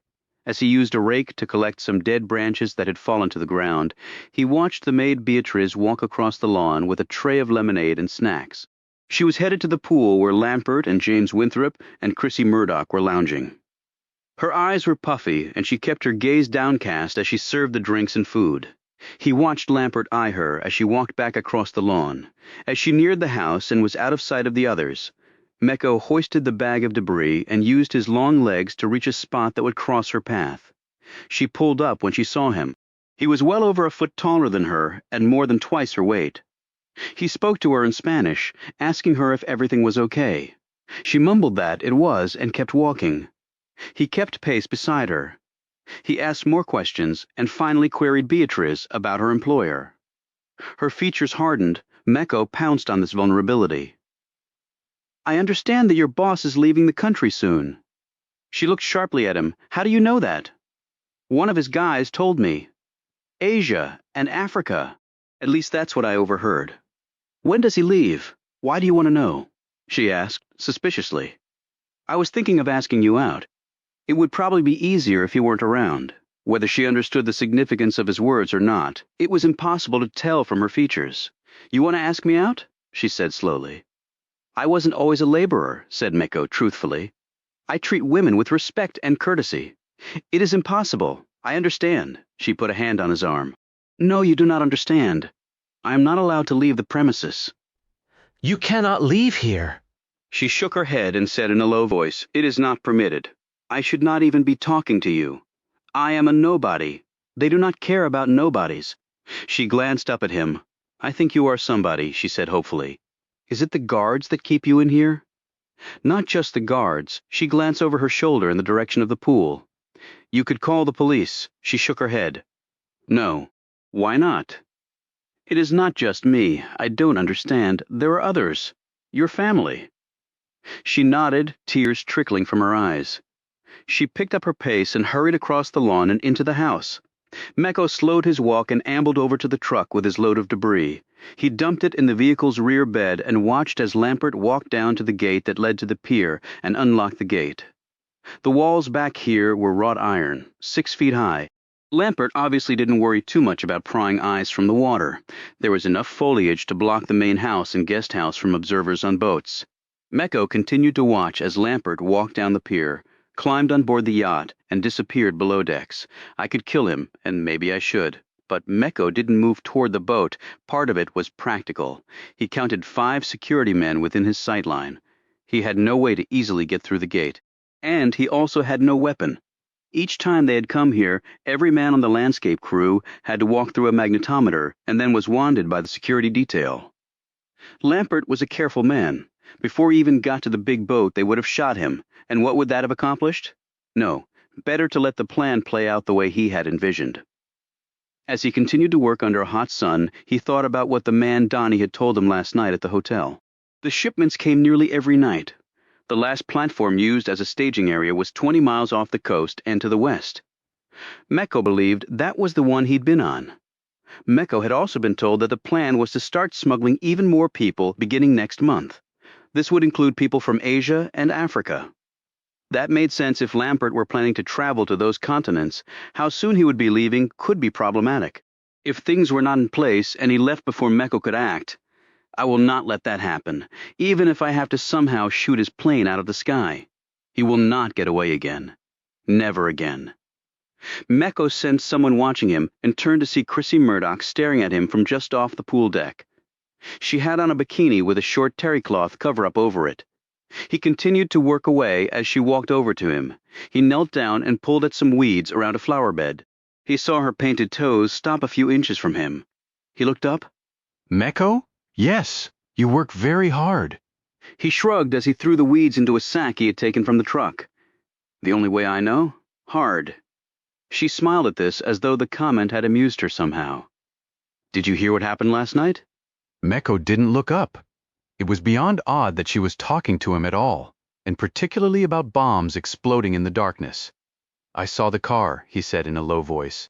And you saw me too, didn't you? He looked up at her, shaded the glare of the sun with the width of his hand. I do not understand. At the window of the guest house yesterday morning. You were looking. I saw your reflection in the mirror hanging on the wall. Shit, thought Meko. It's okay. I'm not upset or anything. Did you like what you saw? Was she playing with him? Yet for some reason he thought she really wanted to hear the answer. Did you like what you were doing? He shot back. She seemed to mull this. It's complicated. Complex things are actually simple. Oh, you think so? Don't you? Maybe. What do you think? Did I like it? No, but then again, it's none of my business. She looked over his shoulder at the yacht. He has the best of everything, she said. Houses, planes, yachts, and are you one of his bests? You don't seem like a typical member of a landscaping crew. I came here for a better life. I have yet to find it. In my country, I had a good job. I use my brains here, I just use my back. So, why come here then? I had to. Were things bad in your country? Things were bad, he said curtly. I see? Do you really see? She looked at him with a bemused expression. Why do I think you're talking more about me than you? Does the other man know James? James is lock, stock, and barrel with Peter. This is a phrase I don't understand. Peter owns James, so no, he doesn't care. Then James is less than a man. A fact I know perfectly well. Why do you bother to talk to me? Because I saw. I trust my gut on people, and you passed that test. That doesn't matter. People like you do not talk to people like me. Is that the rule? Yes. I like to smash rules, Miko. I always have. He shrugged and went back to weeding. Will you be here much longer, she asked. Will you? I don't know. It's up to Peter. The same for me, thought Miko. Chapter 59. The Blaze Hotel did not look like the far more famous one in New York City on the edge of Central Park. Its exterior was the usual beige stucco, its roof the usual terracotta tiles, and each balcony overlooking the water had columns shaped like palm trees. Puller did not focus on the architecture of the building as he and Carson walked inside. He was thinking about Diego and how to get him and Mateo back in something other than body bags. And he still had no clue where Isabel was. Do we tell the police about what just happened? Asked Carson, as they hurried through the ornate lobby that had as its centerpiece a fountain with King Neptune in the center on a pedestal with dolphins and mermaids leaping around him. If it weren't so garish, it might have actually been funny. Yes, we do. They need to get an APB out on the kids right now. Landry met them at the elevator banks, and they rode a car up to the floor where the murders had occurred. On the way, Puller told her about Diego and Mateo and their run-in with the Street Kings. You're lucky to still be walking around. Those guys are real animals. They wouldn't last a minute in Afghanistan, said Puller. Amen to that, added Carson. Landry called in this information. I'll let you know as soon as we hear anything, she said after she got off the phone. As they climbed off the elevator, Puller caught Landry and Carson checking each other out in a way only women could do, and most men would never even notice. But Puller noticed, and, again, it made him uncomfortable. The hotel room was empty except for Bullock and the two dead bodies. Other than that, there was no visible sign that anything had been processed. Bullock came over to them, and as if in answer to his thoughts, he said, called in some support from the state police. And I'm trying to think of a way to engage the FBI. This is getting out of control. But I've heard nothing back yet. Florida slashed its budget like every other state. Not sure we're going to be getting any help. Puller was only half listening. His attention was on the bed where the two men lay. He drew closer, Carson right next to him. Who called it in? Asked Puller. Hotel. Room service came up here with a breakfast order one of the guys had put in the night before. No one answered. She opened the door and, to put it delicately, tossed her cookies along with the breakfast tray. Luckily, someone cleaned that up before we got here. Those wounds look deep, said Carson. They are, replied Landry. The knife blade came out the other side on both men. Long blade and strong killer, said Puller. He focused more on the faces. He had already seen that the two men were not the same pair that had been following him. When Carson asked him about this, he shook his head. No. Different guys. Never seen them before. He looked at Landry. Time of death?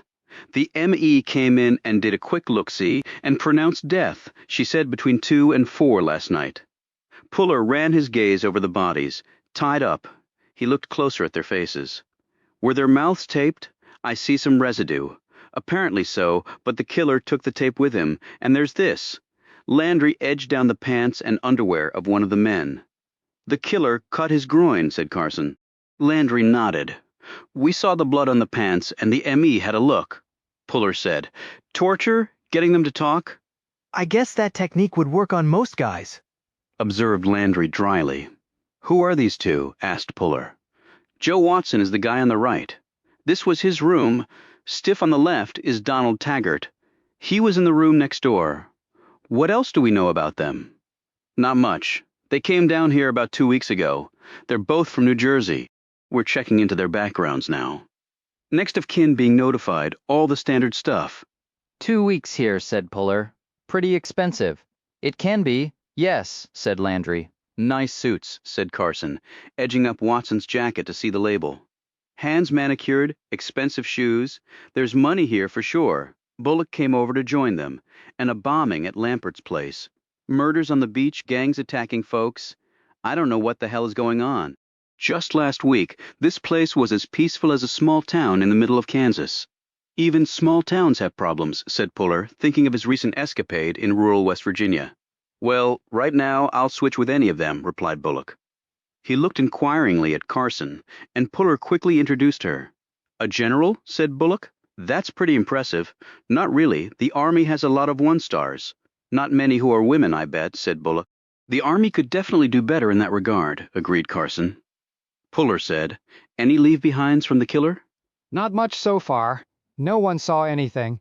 And unfortunately, the hotel doesn't have security cameras in the corridors. Why not? Asked Carson. What happens in paradise stays in paradise, replied Bullock. Vegas has tons of surveillance cameras, she pointed out, in the casinos, and I guess we're a little more forgiving here. Not very forgiving to those two, said Puller, pointing at the dead men. How's the investigation coming with your aunt? Asked Landry. It's coming. Did you ever find Jane Rion? She wasn't at her home. We left messages on her phone for her to contact us. How about an APB? We don't have enough cause to issue an APB. You just saw her driving down the street. She could have been coming from anyone's home or just passing through the neighborhood. We learned she has other clients on that street, and the ME has not issued her report yet. We don't even know if it was a murder. So you're just going to wait to hear from her, said Puller. And if you don't?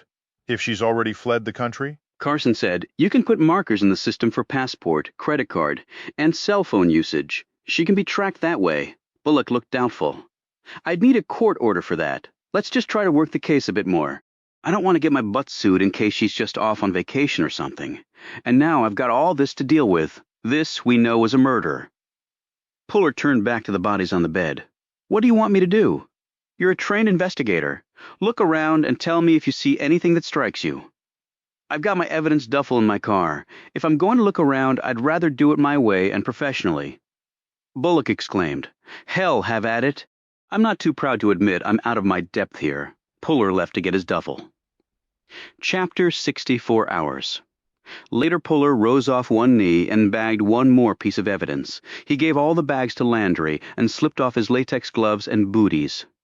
Carson, Landry, and Bullock had watched Puller methodically work the crime scene, taking photos, measuring, dusting for prints, and generally scrubbing the room for any clues to the killer's identity. He had done both this room and the one next door. Army trained you well, John? Said Carson, looking impressed as he tossed his gloves and booties into his duffel. Yes, they did, John, Landry added hastily. Puller tried not to think about the increasingly complex situation with the two women as he packed his tools away. Bullock was sitting on the edge of a credenza. While Puller had worked away, Landry went for sandwiches and waters. They had eaten outside the room at Puller's insistence so as not to contaminate the crime scene. Any conclusions? Bullock asked. Got a partial footprint near the edge of the bed in the other room. Dirt pattern that was probably carried in from outside. No obvious smells. Killer probably wasn't wearing any type of strong cologne that might have lingered. I did elimination prints on the dead guys. Those are most of the prints I found in the rooms. I would assume some others match hotel personnel. For elimination purposes, we'll need to print any of them who came up here. Unless it was someone working at the hotel who killed them, Carson pointed out. Right, said Puller. Then we'll need to print all of them, Bullock said. We'll get right on that. He nodded at Landry, who walked out to get it done. Puller swept his gaze around the room. Anything else? Asked Carson. Not forensically? I think we'll know more when we find out about the dead guys' backgrounds. He looked at Bullock. These aren't street bangers, but you have drug problems here, right? What city doesn't have drug problems? He said stiffly. Any other issues here we should know about? Carson looked at Puller and then at Bullock. The police chief stared back at the CID agent. Like what? I don't know. That's why I'm asking you. You know this town better than I do. There's nothing special about Paradise in the crime department. In fact, before this last wave of violence, we were pretty clean. Puller glanced at Carson Bullock, caught his look, and said, You know something I don't? People disappear here, asked Puller. Disappear? What the hell do you mean? Spontaneous combustion? Do they live here one day and then they're gone the next? Missing persons? No, we don't get much of that. How many folks here are undocumented illegals? Asked Carson. This is a beach town on the Gulf. Unprotected border. Tourist destination. Cheap labor is important, meaning you have a lot of undocumented, said Puller. I wouldn't say a lot, but if they went missing, you wouldn't necessarily hear about it. I mean, folks might not report it. I guess they might not, but what are you getting at? When I find out, I'll let you know, Landry said. I'll fill you in, Chief. Some kids are missing. We have an APB out on them. Before Bullock could react to this, Puller hefted his duffel over his shoulder and looked at Carson. You ready? Let's go. You just gonna leave it at that? Said Bullock. I came down here to find out why my aunt died. I intend to finish that mission. And all the other stuff that's going on? If it's connected to what happened to my aunt, then that too. He motioned with his hand to the bed. You might want to get them out of here. The smell is only going to get more unpleasant, especially in this heat. Carson followed him out as Bullock stood in the middle of the room looking at the dead men. Puller loaded his duffel into the Tahoe and climbed into the driver's side while Carson got in the passenger seat. Landry hurried up to them. Are you heading out? She asked. For now, yeah. You getting the elimination prints done? Organizing it right now. Let me know when you find out anything about the two stiffs. They weren't down here for a vacation. I will. Landry glanced at Carson and then back at Puller. You have time to get together later? Puller licked his lips and felt the heat rise to his face. That's a possibility. I'll give you a call. Landry looked like she'd been slapped, and she glanced once more at Carson. Are you at the Gold Coast? At first, Puller thought she was asking him, but then it became clear she wasn't. Carson said, Yes, just checked in. I assume you're down here on vacation. I am. Then you might want to try a place closer to the beach. The goal is a long walk, and you don't want to miss any rays.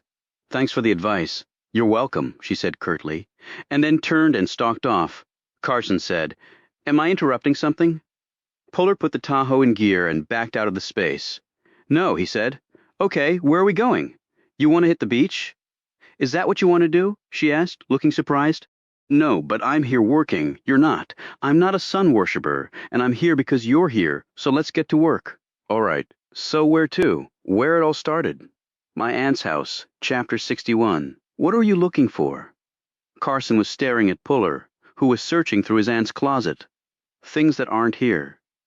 He went back outside, dug through his duffel, and pulled out the stapled pieces of paper, rifling through them. He counted down the items on the list and nodded his head. Breakthrough? Asked Carson. You could say that. Puller slid the papers into his pocket and stared over at Cookie's house. Yellow police tape was still up, but there was no police cruiser parked out front. They were probably over at the new crime scene at the plaza. John, what's going on? Just trying to piece something together. About the murders? Maybe, maybe not. She followed as he walked over to Cookie's house and through the gate into the backyard. The house was dark. The door was locked. 10 seconds later, the door was no longer locked. Army, teach you that? Whispered Carson over his shoulder as he eased the door open. Army taught me a lot of things, most of them useful. She followed him inside. While I'm here, I might as well get some stuff for the dog, he commented. He opened some cabinets in the kitchen, found the doggy supplies, and piled them in a plastic bag he pulled from the recycling bin next to the pantry door. So you just came for the dog stuff? Asked Carson. Puller didn't answer. He went over to the cabinet housing Cookie's watch collection. He counted off again. This is getting to be a little tiresome, Puller, Carson said, a bite in her tone. Just trying to add up the pieces before arriving at a course of action. She looked at the watches. And those figure in all this somehow? They figure in something, but we've got one more place to check. He looked at his watch. It's still too early yet. We've got some time to kill. Let's take a drive. Where? Not where, really? More like how far? 5 miles. They left Cookie's house and climbed back into the Tahoe. Puller checked the rear view. See the two guys anywhere? No, but I didn't expect to, really.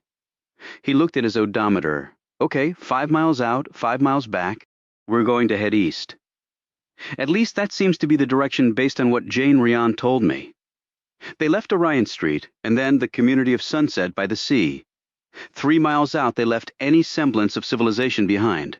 4 miles out, it was only them, the sand and the ocean. 5 miles out, Puller stopped the truck and looked around. They were on the main street. To the north looked busier, with some buildings visible in the distance. To the south was a row of palm trees. The ocean has to be on the other side of those trees, said Puller. Provides a natural screen from the road, observed Carson.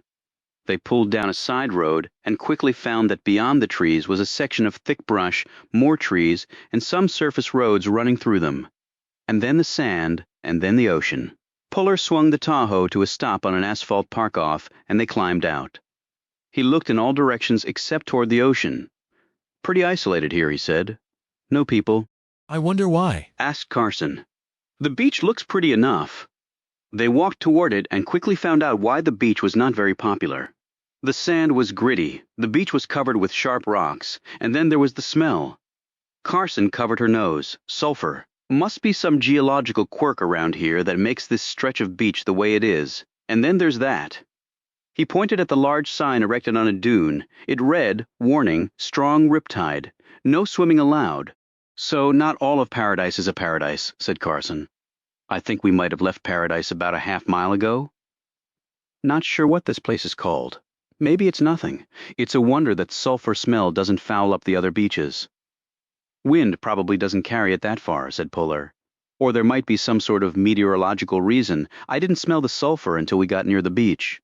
Me either, come to think of it. But why in the world would your aunt come here? I don't know. She was old, disabled, used a walker. So walking on a beach like this would be problematic. I've almost fallen twice. They stopped and looked around. Puller fixed his gaze directly out at the ocean.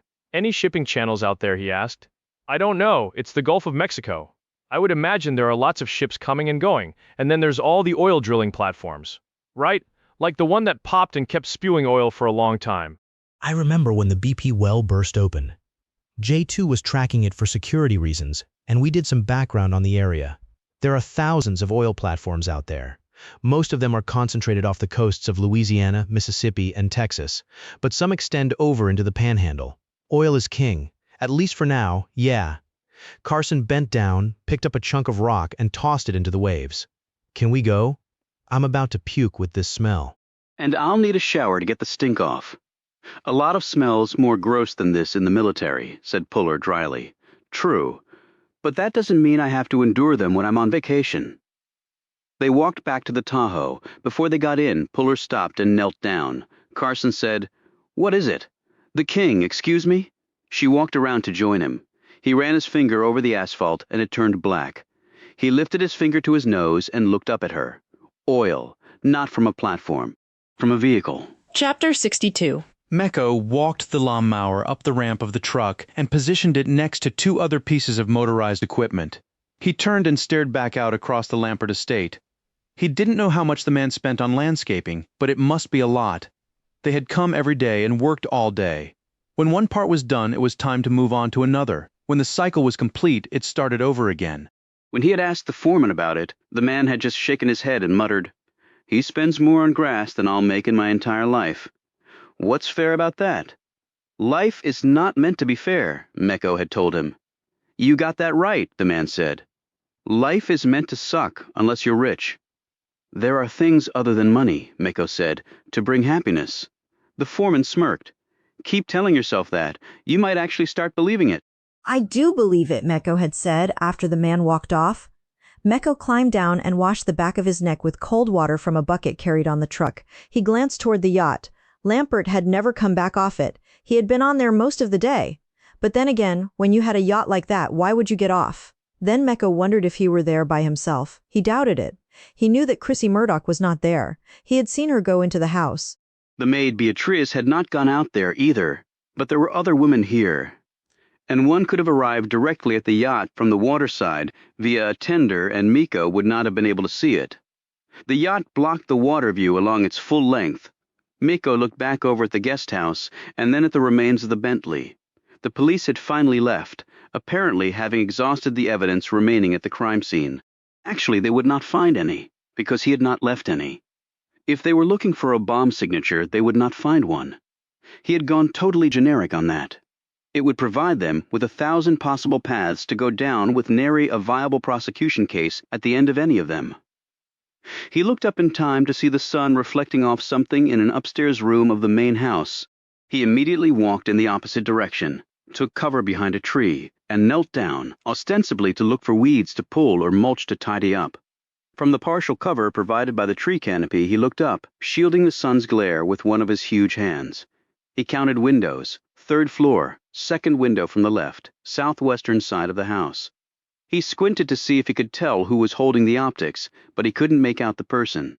He ran a sightline from the window to what the person was looking at. It was a simple process and yielded a simple answer. The yacht with decent optics, and from that height the person could probably make out quite a few details on the boat, which also meant the person was well ahead of Mecco when it came to recon. He saw Beatrice come out again. Mecco moved swiftly enough to intersect her path. He walked along with her for a few paces. He asked the question that he needed answered. She didn't seem to want to, perhaps thinking he was casing the place for a later burglary. But finally she did tell him. Mecco thanked her and said that he would try to help her. How? She immediately asked him. I can get you out, perhaps. You cannot do that, she replied, her face turning as pale as her almond skin would allow. My family? I know, he said. It's complicated. It is not complicated, she whispered back. Do not do anything to help me. I am beyond help. She turned and rushed off. Mecco looked around to see if this conversation had engaged the interest of anyone, security types or otherwise. He could see no one paying them any attention. They were merely servants conversing. Perhaps it was expected. Class to class. It was only when you tried to mingle outside your class, steerage passengers emerging on the main decks during daylight hours, that people became upset. But she had told him what he needed to know. The room with the optics belonged to Christine Murdoch. She was the one spying on Lampert and his yacht, and Mecco wondered why that was so. Chapter 63. Peter Lampert sat back in the leather chair that was located in his private office on Lady Lucky. He was surrounded by only the best here. The best boat, the best equipment, the best crew, the best wine, the best views, and the best ass money could buy.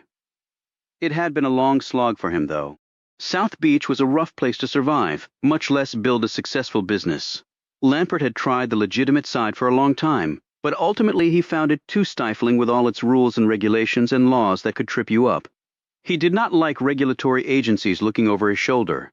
He didn't know of one businessman who did. After his hedge fund had imploded, he had decided to build a different business model. Thus he had taken his talents to another line of work. He had installed proven business systems in a field that often existed on crude violence and sketchy accounting. Now he had built an incredibly profitable empire by charging fees tied to profitability, like royalties on a book. He charged a standard fee up front to find and transport product to the end user. If the product hit certain benchmarks once deployed in the field, additional money started to flow back to him. If a prostitute reaped over 6 figures, then money started to come back to him. If a drug mule successfully completed 10 missions, money started to flow back to him. The lowest level product, the common laborer, typically had a more modest threshold to meet because their initial cost was the least. But the profits generated by them added up because there were so many of them deployed in the field. Volume was volume. Slave labor in civilized countries was one of the fastest growing segments of the criminal world. Not that he ever saw anything remotely criminal about it. To Lampert, he was doing these poor folks a favor. As slaves, they were fed and housed and lived a decent life, despite the fact that they were not free. He had often had these people taken from worlds where there was never enough to eat, never a roof over their heads, and where wages were something one dreamt about but never actually received. Freedom was vastly overrated in his mind. He had accountants placed in strategic areas with full access to the books of his business associates. These associates, often not the most cooperative of men, had fallen in line with his demands solely because he had made the business far more lucrative and stable than it ever had been before. And he guaranteed a steady stream of product across all service lines. That was the most critical factor in his business, and it demanded constant foraging for bodies in some of the most remote places on Earth. There was no margin of error in this segment of the business. As a result, a boat that was late with product was a boat that would not be sitting above the water much longer, along with its captain and crew. He looked out the starboard window and checked his watch. Then he glanced back at the computer screen over which a stream of business data poured over secure networks. He played hard, but he also worked hard. It was not easy, building what he had.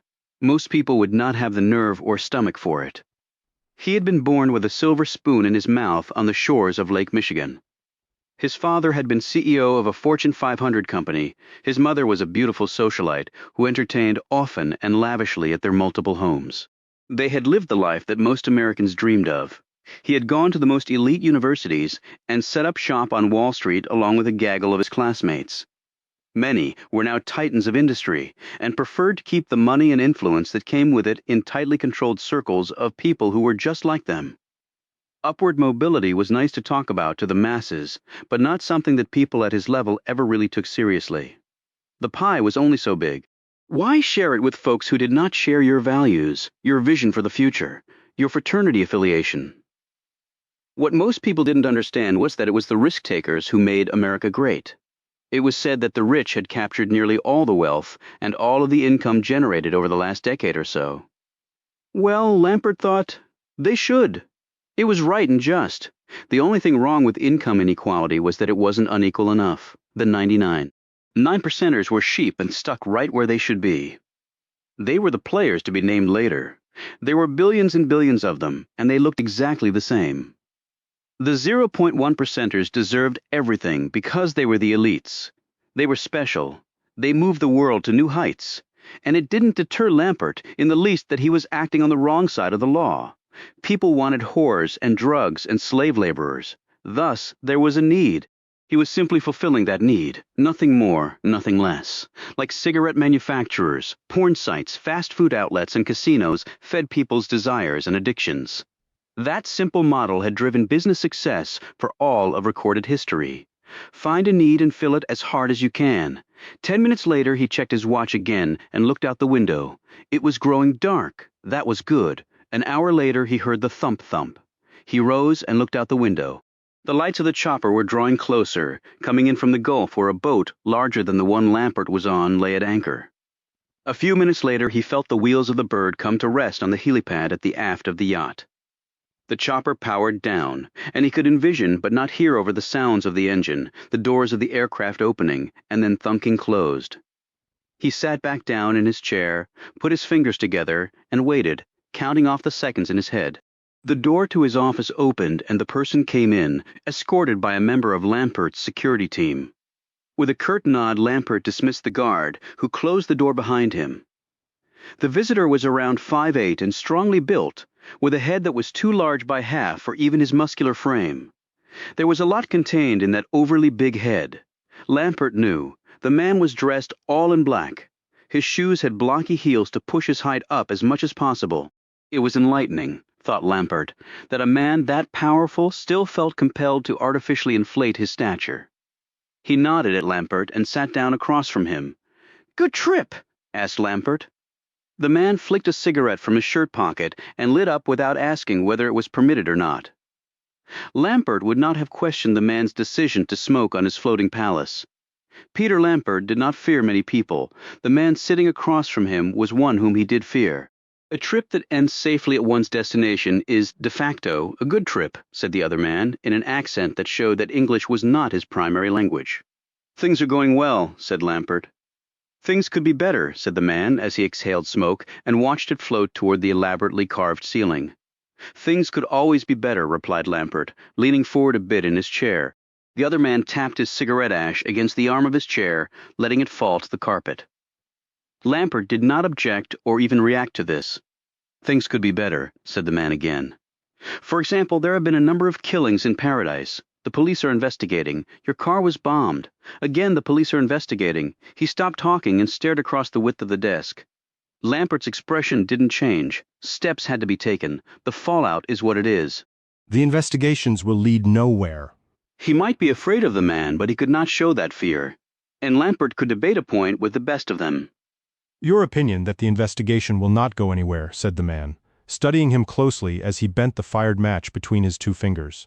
"My educated opinion based on conditions on the ground. And if you're wrong, I don't believe that I am, but if you are, there will be consequences, Of course there will be. For you. Then I have every incentive to make sure I'm right. The man eased a bit to the left, making the leather seat squeak, moving on. It's getting more difficult to acquire product. The price has to go up. You'll send this down the line. How much? 10% for now. As a base. Add 5% for each category above base, meaning a 20% increase for the top tier. Yes, that's steep. It could be more. But I'm a reasonable man. I'll have to eat some of that. The man looked around at the luxurious interior of the yacht. I think you'll be just fine. I'm sure I will, so long as your educated opinion turns out to be right. Money isn't everything. Lampert smiled.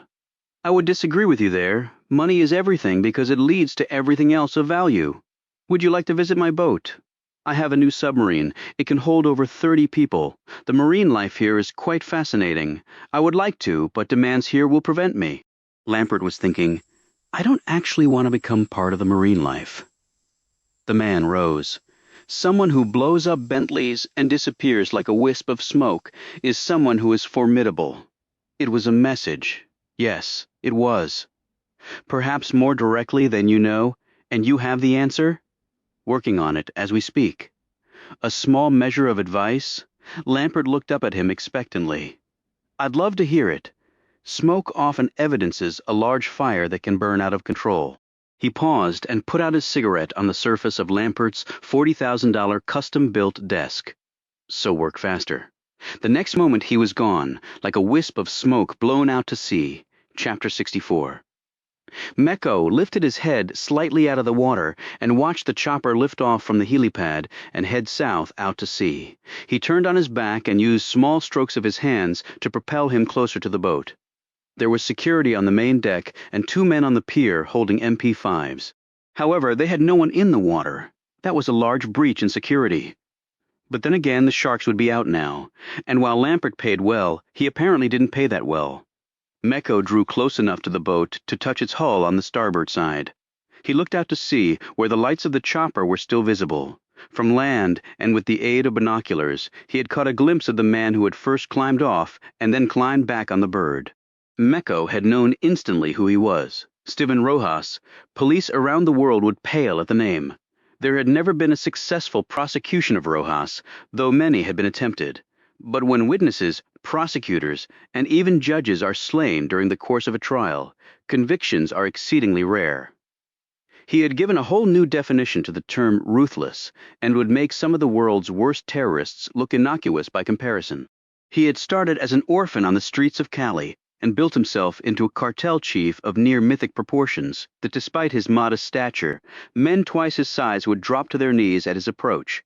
He would kill without warning or provocation. He was not simply a sociopath who happened to be a global criminal. He was the sociopath who happened to be a global criminal, but something had come along that even Rojas had not anticipated. Rojas had watched his hemisphere's drug pipeline into America move from his native Colombia to Mexico. But then he had adapted to a new business line. He would provide the mules to move the drugs throughout the United States. And along with that he would move other valuable product, namely prostitutes and slaves. Slaves in particular were the new growth market. Forget illegal immigrants. They expected to be free and paid at least something. Slaves expected nothing. They just hoped not to die. Everything after that was a positive for them. Not that there was much that was positive. Rojas and Lampert were partners in the largest slave ring in the world, and they were poised to make it even larger, unless they were stopped. Still in the water, Mecco moved down the starboard side of the ship. There was a line of portholes low enough for him to see in. He gripped one and pulled himself partially out of the water. The room he was looking into was dark and empty. He lowered himself back into the water and moved to the next window. It was on the 4th porthole that he found something other than dark and empty. Beatriz was still dressed in her maid's uniform. She stood in one corner while Lampert sat at a table and ate his dinner. He ate slowly, chewing his food methodically. When he glanced at the bottle of wine within a few inches of his arm, Beatriz shot forward and refilled his glass.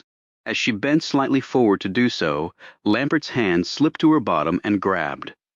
She didn't jerk or drop the bottle. She was apparently used to this treatment. She finished pouring the wine and retreated to the corner, her gaze downcast. A minute later, Lampert glanced at the basket of rolls. Beatriz shot forward again, picked up one roll, broke it open and used a small knife to butter it. While she did this, Lampert cupped her left breast with his hand and snaked his other hand under her skirt. As she buttered the roll, Mako could see her face. Bubbling just below the surface was anguish, coupled with a hatred that Mako, in all his life, had rarely seen. He saw her hand tremble ever so slightly with the knife in it. He knew what she wanted to do. Even as Lampert stroked her, she wanted to take the blade and stick it into his chest. Mako wondered why she didn't do so. "Just do it, Beatriz." Then he looked to the right and saw why she didn't. A man stood there with a gun pointed straight at Beatriz's head. She finished buttering the roll, placed it on Lampert's bread plate, set the knife down, and once more retreated to the corner. The man with the gun relaxed his stance and holstered his weapon. Meko sank back into the water. Peter J. Lampert was not a man who took chances. Meko let the current pull him away from the yacht. When he was far enough away, he struck out with long, powerful strokes. And with every stroke he imagined plunging a knife into Lampert's chest. Chapter 65, Puller was driving fast. Carson eyed him from the passenger seat. "So where are we going now?" "I need to see my lawyer," Puller answered cryptically. When they reached the street on which Griffin Mason had his law office, Puller parked the Tahoe at the curb about 100 yards down from it. He reached into his duffel and pulled out his pair of night vision optics and put them to his eyes. He trained them on Mason's office. Carson followed his gaze. "Your lawyer? Actually, my aunt's lawyer. He's handling her estate. And how is Mason doing handling her estate? Not so good." Puller eyed the other buildings on the street. They were all dark. There was no car in Mason's driveway, no lights on in the office.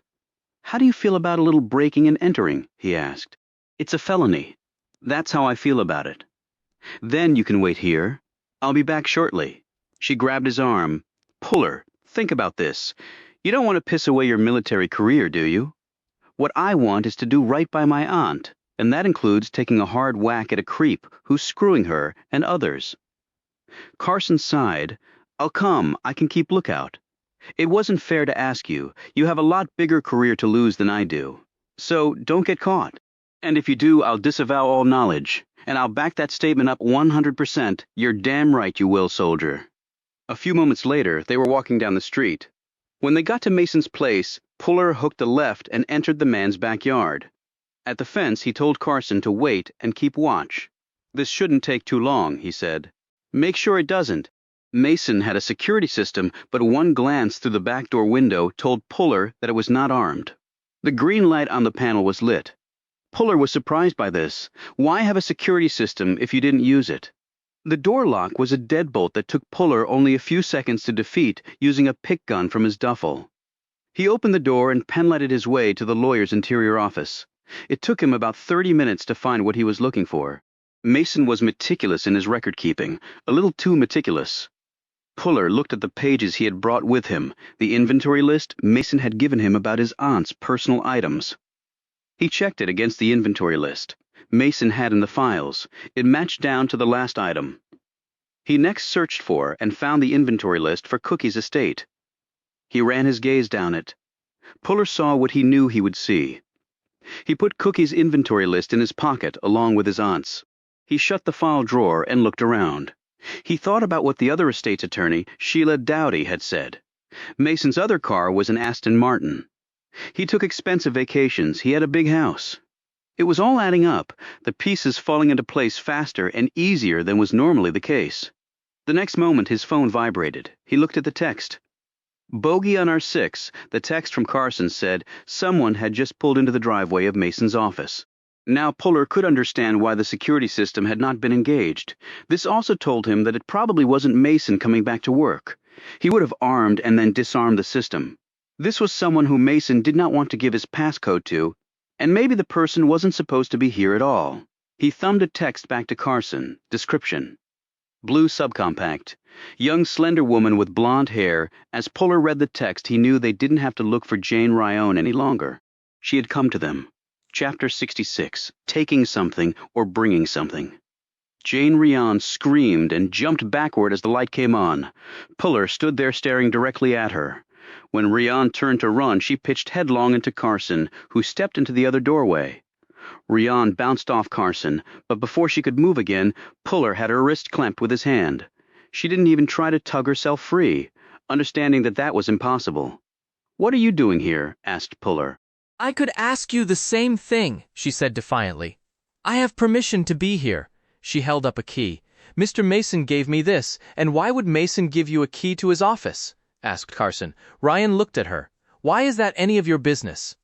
I saw you leaving Cookie's house last night, Jane, said Puller. And then I found Cookie lying in the bottom of his bathtub. Puller watched her intently for any reaction to this. Cookie's dead? He shook his head sadly. You're not a very good poker player, Jane. You knew he was dead, said Puller, and the police are looking for you. Where have you been hiding out? I haven't been hiding. Why would I hide? Why would I hurt Cookie? I liked him. With his free hand, Puller slipped the stapled pieces of paper from his pocket. Inventory list of my aunt's personal possessions. Mason gave it to me. The only problem is it doesn't list all of my aunt's jewelry. There are 2 rings, 3 sets of earrings, and a necklace missing. All looked pretty valuable, and a dozen old gold coins are also missing from a coin book she had. I wouldn't know anything about that, said Rayan. Actually, you know everything about it. Those pieces were in your bag when I ran into you at my aunt's house. I had told Mason that I was going to my aunt's house in the morning, but then I changed my mind and went that night. He had sent you to the house to get the jewelry and coins before I would have a chance to go through her things. You had already inventoried the items, and then Mason had decided which ones he wanted you to rip off and changed the real inventory list to reflect those subtractions. But you had to get them out before I saw them, or so he thought. The fact is, I had already seen my aunt's jewelry and coins before you got to the house, only he didn't know that. When I went back to check later, those items were gone. You took them. You did the same thing to Cookie. You took some of his watches. I found the inventory list for Cookie's property. In the file here, it didn't list the watches that were missing, and I know they were missing because Cookie showed me his collection.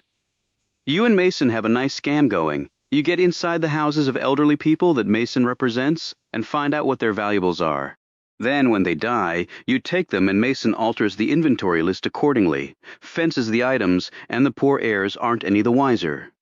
Then Mason can afford his Aston Martin and trips around the world, and I'm betting you're damn well paid for your part. Ryan's face had been growing paler with each word spoken by Puller. Carson added, and maybe you help your targets into the hereafter? You kill Cookie, and that way you get his property faster. I didn't kill Cookie, but you were in his house. Puller stared at her bag. Open it! What? Open your bag! You have no right to. Puller grabbed the bag and opened it. Wrapped in a silk scarf were 4 of Cookie's watches. Puller stared down at her. Say goodbye to your life, Jane. Rian was crying. I didn't kill him. I swear to God I didn't. Tell the police that. You just walked into his house, took his property that you could only take after he was dead, and he was coincidentally dead upstairs in the bath. It might give the jury a nice laugh before they sentence you to prison for the rest of your life. Mason told me to go there and get the watches, so I did. He told you to do that? Yes, she exclaimed.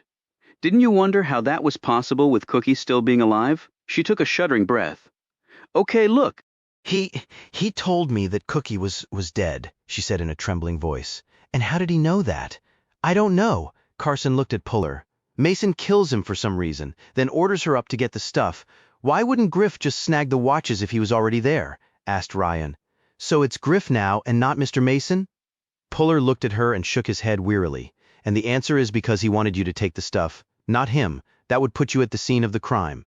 As soon as you found out Cookie was dead, you'd get suspicious. But you're not going to say anything because you were in the house too. He set you up. That little son of a bitch, snarled Rayan, who was no longer crying. But why would he kill Cookie? Asked Carson. Puller put his hand on Rayan's shoulder and gripped. Any ideas on that? No, he never mentioned anything to me about it. He would have no reason to kill Cookie. When did he call you to go over to Cookie's? Asked Puller. Last night. I was in the area, so it only took me a few minutes to get there. Would Mason have been at Cookie's? I don't know. Maybe he went over for a drink. Or to get some baked goodies, she said callously. Puller shook her. An old man is dead. Did you have anything to do with my aunt's death? I swear I didn't. Why don't I believe you? Said Puller. I'm telling the truth, exclaimed Rayan. Well, a jury will determine that now. Where is the little son of a bitch? Asked Puller. I don't know. He shook her again. Not good enough. Try again. Is he at his home? Asked Carson. No, I don't think so. Why not? Asked Puller. He has another place he goes to. It's more isolated. Why does he want isolation? Asked Puller. He just does sometimes. Does it have to do with the photos of kids he has in his wallet? Ryan looked up at him, stunned. What are you talking about? The guy's a pedophile, snapped Carson. Where is this place? Asked Puller sharply. It's north of here, up near the bay, nothing else really around it. You have the address? Yes. Why do you like kids too? No, of course not, shouted Ryan, and she started to cry again. Puller squeezed her shoulder once more and cupped her chin and directed her gaze right at him. We're going to give you a chance to make amends, Jane, but you only get one shot. You blow this, it's all over, do you understand? She looked back at him, the fear etched on her face. I understand. Chapter 67. Mecco put his phone away after making the call. It was the longest he ever had been on the phone. The man on the other end was critical to the success of Mecco's task. The man knew this, and Mecco knew this. It was give and take. What the man wanted Mecco would have to give him, if he wanted to succeed. And he had never wanted anything more in his life. You will have to prove that to me, Mecco, the man had said. Words are available to anyone with a mouth and half a brain. It will be done, Mecco had told him. Now he just had to figure out how. He left his room at the Sierra and walked to a diner nearby. He ate lightly for such a massive person. He had never eaten very much for the simple reason that he had never had much available to eat. Over the years, one's stomach and appetite withered, but it was partly the hunger that drove him, kept him on edge. Complacency and comfort were not words that he accepted or even understood.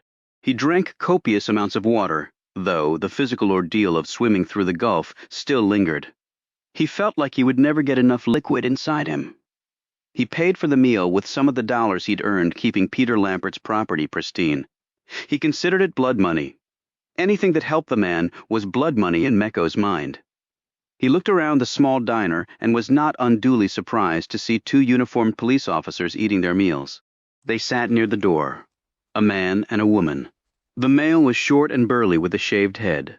The woman was taller with an athletic build and blonde hair. They were having an intense discussion. The man looked upset. The woman looked consoling. It seemed to be a woman's lot in life to ease the ridiculous anger of men, thought Mecco. As he rose to leave, both officers' gazes rose to meet his. He nodded, attempted a smile, and walked out. He did not much care for the police. For him they were as much an adversary as his actual one. They were bound to uphold the law. There was no law that would ever touch Peter Lampert or Stephen Rojas. They were too clever and too dangerous by half for anything as impotent as laws to bother them. They had to be punished in other, more straightforward ways. He walked down the street, trickles of sweat winding down his shoulders and broad back. He opted to take a stroll on the beach, to attempt to catch an ocean breeze before he headed back to the little oven that was his room. He trudged across the sand, oblivious to the other beachcombers. But his antennae were still on high alert, or so he thought. Mecco? He turned, but he already knew who the speaker was. Chrissy Murdoch stood there, sandals in hand. She had on a white sundress, and the wind whipped it around her long legs. Mecco simply stood there, neither advancing nor retreating. She walked toward him, looked up at him. "Why are you here?" he asked. "I was just walking on the beach and saw you." "Mr. Lampert has a private beach nicer than this one." "I suppose he does." "I'm surprised you know that, though. Enjoy your walk." He turned to walk back to the Sierra. Every warning bell he possessed was clanging so hard he felt almost deafened. "Mecco?" He stopped, but did not turn back around. He felt her hand on his arm. Still, he didn't look at her. "I understand that you were asking about the whereabouts of my bedroom," she said. This question was not the one he had been expecting. She stood in front of him. "Was there a reason for your inquiry?" she asked. "Beyond the obvious one." "What is the obvious one?" She smiled disarmingly. "Sex, of course." He did not smile back. He had no reason to smile. She was playing an odd sort of game with him, but of course it wasn't a game at all. It was never a game when people died. "I doubt that the guards would let me into the main house." "Well, we're not at the main house right now, are we? Where are you staying?" He turned and trudged off down the sand. She followed, her feet making springy steps over the sand. He stopped so abruptly that she almost bumped into him. He turned, looked down at her. "So what is the non-obvious reason?" he asked. She didn't seem surprised by the question. "Since it's not obvious, I'm not really sure." You treat everything so casually? He asked. "Your English is much better in town. I learned quickly. About my bedroom? Who told you I was making inquiries? I like being on the top floor. It gives one some interesting perspectives." On what? "Lots of things." "Why are you at Lampert's?" "I'm staying with Mr. Winthrop, the man who doesn't care if another man screws you. There are lots of men like that. Mecco." "I'm not like that. No, I would imagine you wouldn't be." She slipped her sandals back on. "The sand is so hot even at this hour. So where are you staying?" "Why do you want to know?" "I like to know things." He turned and walked off. "I can find out, you know, on my own." He stopped and turned back as she drew closer. "What do you want?" he asked. "Maybe the same thing you want. How would you know what I want? Perhaps you're not as subtle as you think you are." Mecco stared right through her. The thing is, Mecco, I'm not sure we can both get what we want. Only one of us can. Only one of us can, he repeated. He turned and walked off. This time she did not follow and he did not look back. Mecca was thinking only one thing. I will have to kill her after all. Chapter 68. Jane. What the hell are you doing here? Griffin Mason stared back at Rayon as she stood on the front stoop of his cottage near Choctawhatchee Bay. He was dressed in a robe and his hair was disheveled. Actually, it's a threesome, said Puller as he appeared on the right of Rayon, while Carson appeared on the left of the woman. Mason paled as he looked at the pair. Puller said, "We need to come in and talk." He glanced nervously over his shoulder. This isn't a good time. Before he could look back, he was being propelled into the house by a hard shove from Puller. His robe flew open, revealing his naked body. "I didn't say it was a request," said Puller as he stood over Mason, who had ended up on his back on the floor. "Where are they?" Puller demanded. "Where is who?" yelled Mason. Puller grabbed him by the shoulders and jerked him to his feet. "The kids," he barked. "Where are they?" "What kids?" "Diego and Mateo." Carson glanced sharply at him. Puller eyed her. "It occurred to me on the way over. This jerk-off can afford $1,000 to buy a kid." They all heard a noise from the next room.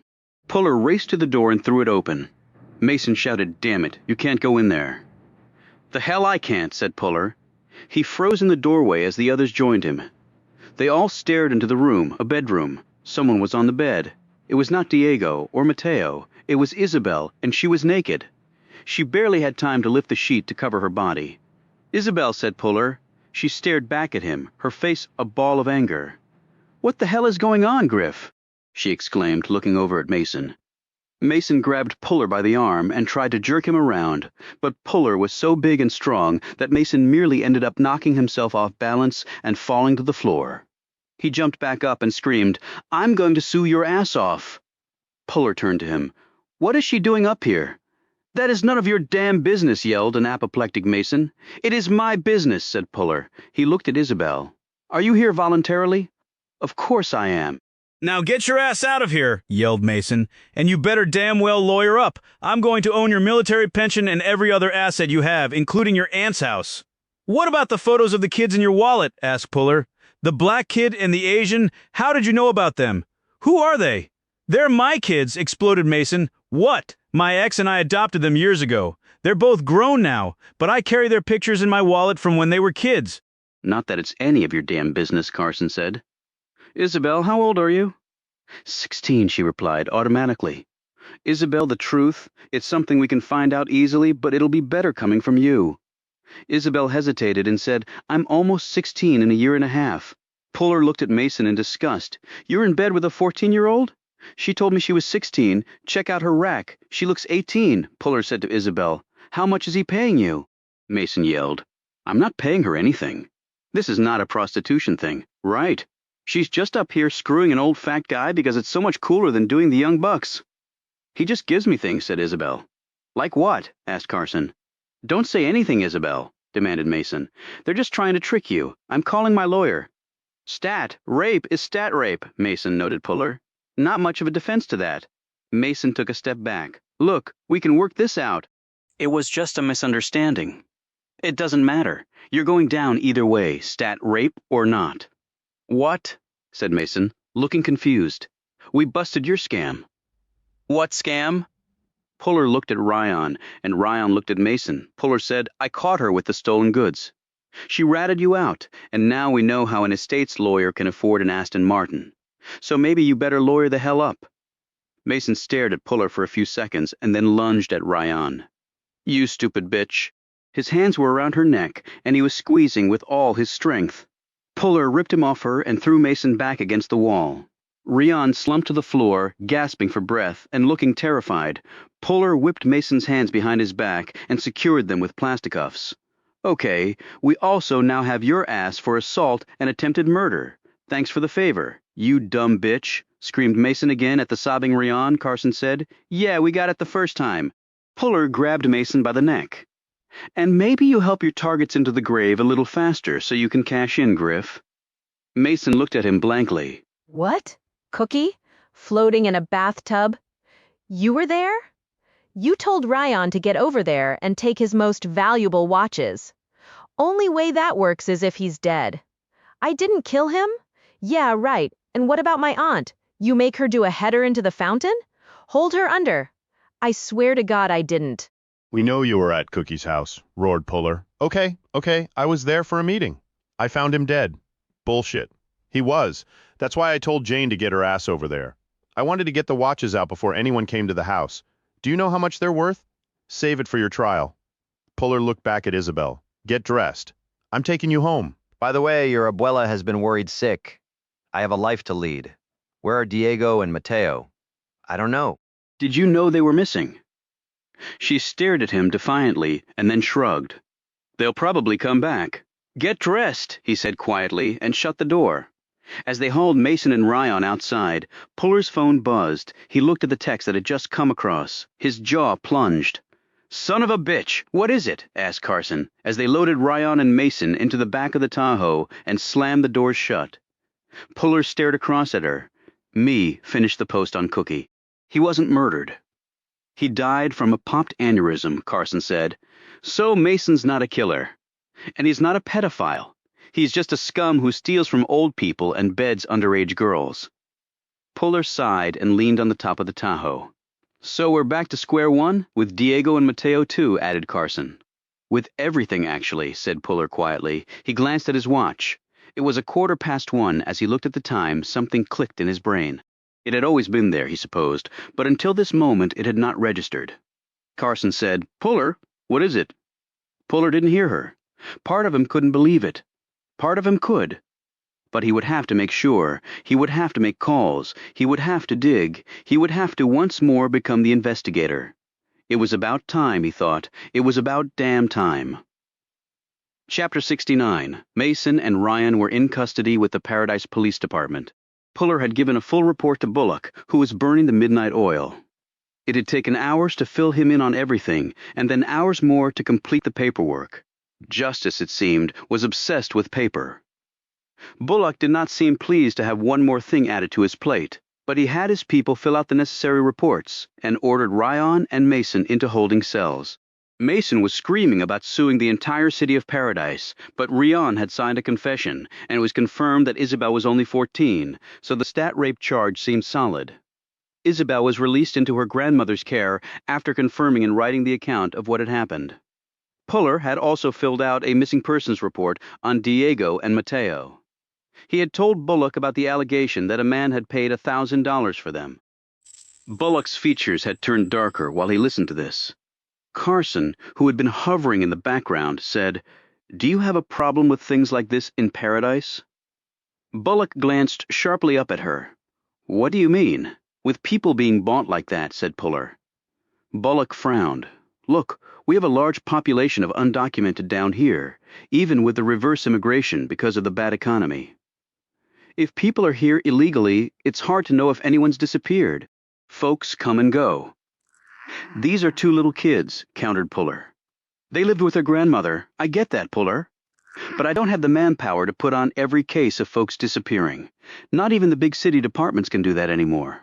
It's just the way things are. Then things suck, Puller said. Okay, they suck. What do you want me to do about it? You're putting a lot of resources on the Lampert case. A bomb exploded there. But no one was hurt. It's different. It's only different because he has the biggest estate in paradise. Bollock rifled through some papers and didn't respond. Any leads on the bomber? Asked Carson. No, replied Bollock, still rifling. What about Cookie? Asked Puller. Not a homicide. You know that? Aneurysm popped, so if you were thinking there was a homicidal lunatic loose on Orion Street and that person killed your aunt too, well, stop thinking it. Just because Cookie's death was from natural causes doesn't mean my aunt wasn't murdered. Puller, I appreciate you bagging Mason and Rian. I really do. If the case holds against them, they're scum who deserve to go away to prison. But what I will not appreciate is you running around town playing detective. I offered my services before and you told me you might take me up on it. I said might, and I've decided not to. You're not part of this department. You're in the military. You have no authority here, and I have no authority over you. Things would get tricky real fast. Okay, I guess I understand that. Thanks. Now, if you'll excuse me, I've got to process the paperwork on Mason and Rian Puller. And Carson left and walked out into a new day with the sun already well up into the sky and the heat and humidity feeling like a pitcher of warm beer poured on them. Carson stretched and worked a kink from her neck.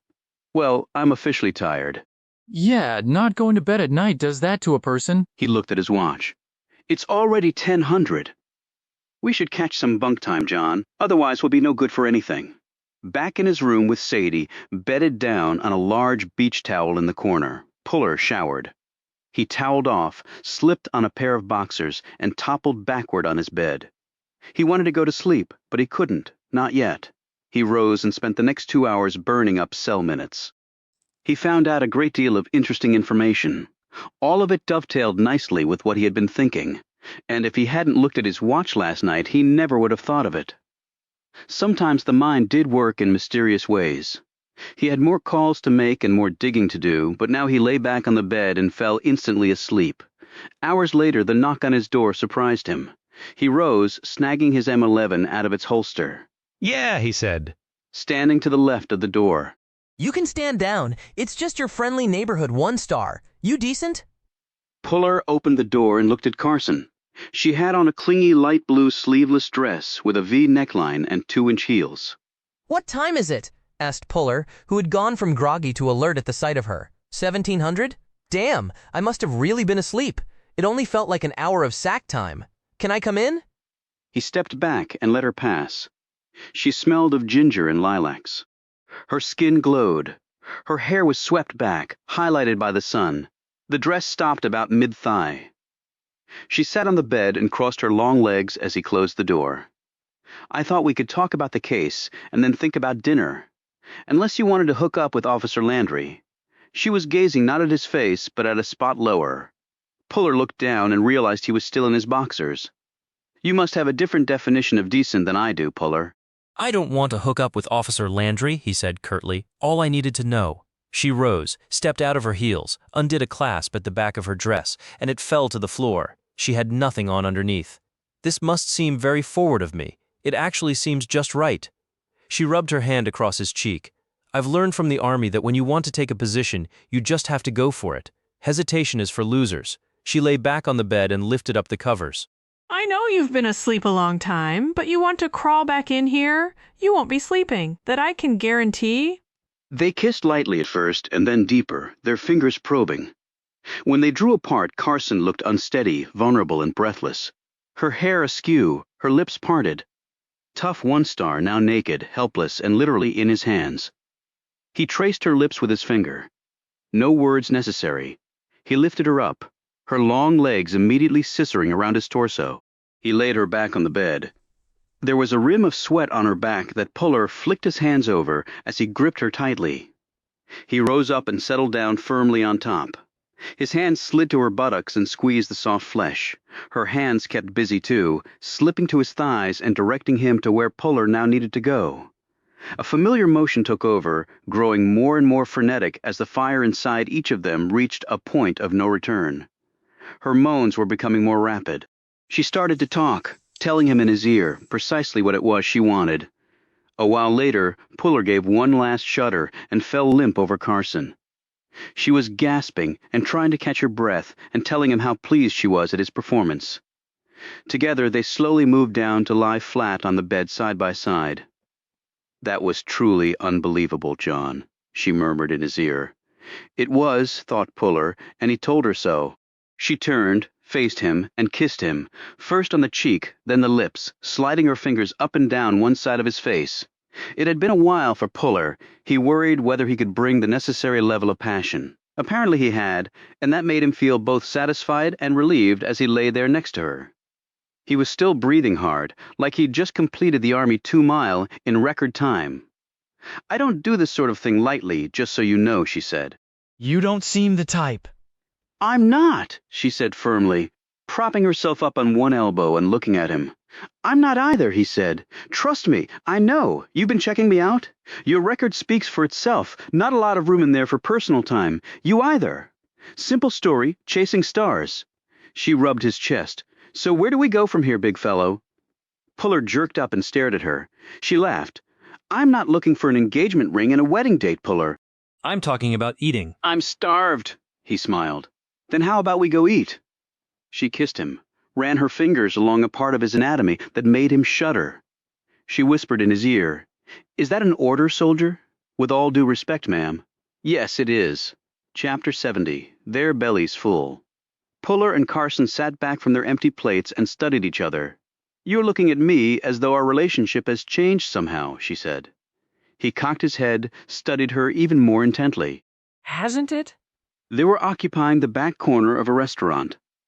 The hour was still early enough that the large dinner crowds had not come in yet. They had the place mostly to themselves. "Why, because we've slept together." "I can't think of any other reason. Was it that important for you?" "I guess it wasn't for you, don't be offended, John, but it is the 21st century, like guys have for most all of history. Girls just sometimes want it for no other reason than they want it," Okay. he said slowly. She suddenly smiled. "Feeling used?" He looked at her, grinned back, turning the tables on the male psyche. "About time, wouldn't you say?" I'm a poor representative of the typical male. That's what I like about you. Take Landry, for instance. What about her? She's young and hot. She wants you in the sack. No leap of deduction there, but she's no doubt been hit on by every cop in the department. Probably has. And you think the DOD is any different? Come again? "I've had my ass pinched by my share of 1 through 4 stars. At West Point, it was the same. Instructors and boneheaded plebes. Then out in the field with leafs and clusters, thinking it was okay what they said and did to a woman in the ranks. Hell, during my tours of combat in the Middle East, sometimes it seemed I was fighting a war on both flanks." She picked up her iced tea and glanced at him. "Surprise you?" "The Army answer would be yes. It would surprise me." "And your answer?" "You know my answer. It's not the same as the Army's. Propositioned, harassed, threatened, even assaulted. Welcome to this man's army, right?" He sat forward, his hands making fists on top of the table. "There are procedures for that shit, Julie. You don't have to take it. Like you said, it's the 21st century. Right. And part of this century looks just like all the others. Men are still men, however much more enlightened they may be, or constrained by the threat of lawsuits, courts-martial, wrecked careers, and pissed-off wives. But they still pull that crap because they think they can get away with it. They always think that. And so you just took it?" "I didn't say that." She held up her fist. "Sometimes it was this, sometimes it was a knee to the nuts, sometimes it was just a stare. And yeah, sometimes it was paperwork filed and careers torpedoed. But sometimes I didn't do or say anything. Sometimes I just walked away." He stared at her. "You don't seem the type to just walk away. I had long-term plans, Puller. The Army wasn't just a lark for me. I wanted big things. I wanted to do big things. I wanted the star path. I have one. I want at least 2 more. So go along to get along? Not my idea of leadership. Leadership is a funny thing. The parameters keep changing." But one thing you can't compromise on is, can you look at yourself in the mirror the next day? I always could, no matter what happened. It wasn't my problem, it was theirs. They shouldn't be able to look in the mirror. They're the ones who couldn't control their dicks. So where does that leave us? Puller asked. "I didn't come down here to get you into bed." "Well, maybe a part of me did. Now that we've done that, I can focus on what I really came down here for. R and R. To help you solve a case. What do we do next? "I'm not used to generals asking me for direction. The best leaders let their people do what they do best. You're CID. I don't have a clue about investigating criminal acts, so, again, what do we do next? The Starros? The Starros? The couple murdered on the beach. They knew my aunt. You think that's why they were killed? I'm thinking that the Starros were out a lot. Sometimes walking, maybe sometimes driving. Driving like 5 miles out and 5 back. Maybe so. And they told your aunt what they saw? Or thought they saw? Or suspected?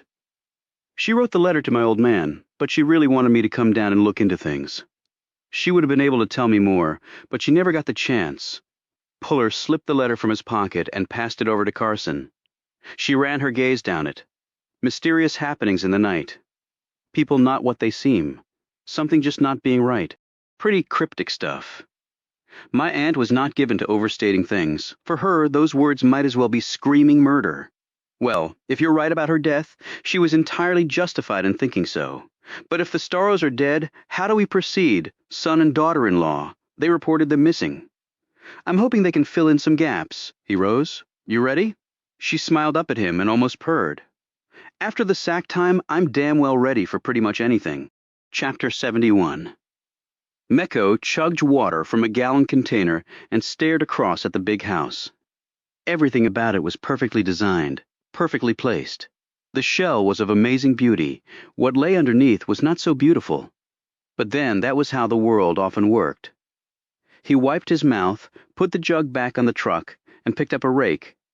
He trudged off to a patch of lawn underneath some trees. In a side lawn, a large fountain poured water into a concrete catch basin. The perimeter of this secret garden was lined with lush plantings, wooden benches placed in nooks and crevices with cobblestone pavers underneath. Meko had worked this section of the estate before.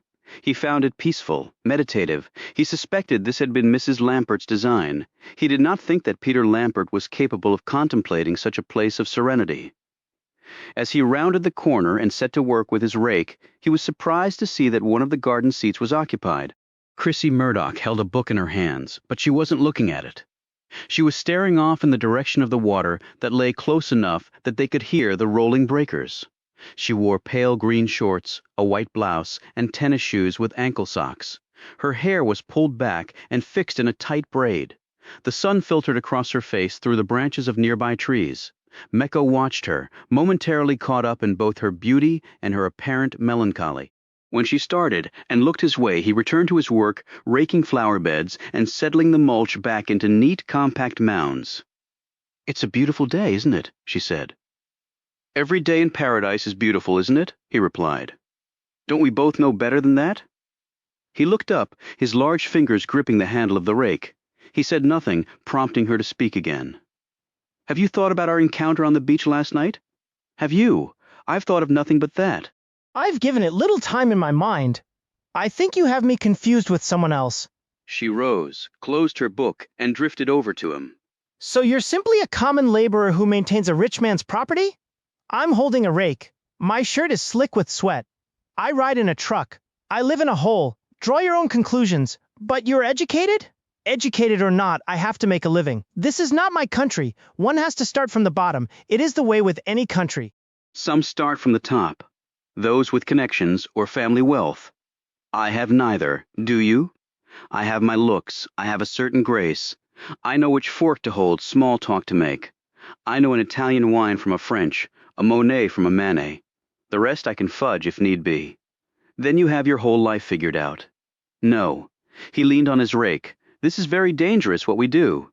Talking like this, eyes and ears everywhere. But not here. Not in the secret garden, Mrs. Lampert saw to that. She is an accomplished lady? Probably not, but perhaps real to the touch, unlike me. You're a fraud, then? Most of us are? You gave me an ultimatum on the beach? Yes, I did. I did not understand it. I thought the terms crystal clear. You won't believe that I am who I say I am? Where is your proof? Right before my eyes. What is your interest in Lampert? He is an interesting man on many levels. You let him inside your body. You find that disgusting, don't you?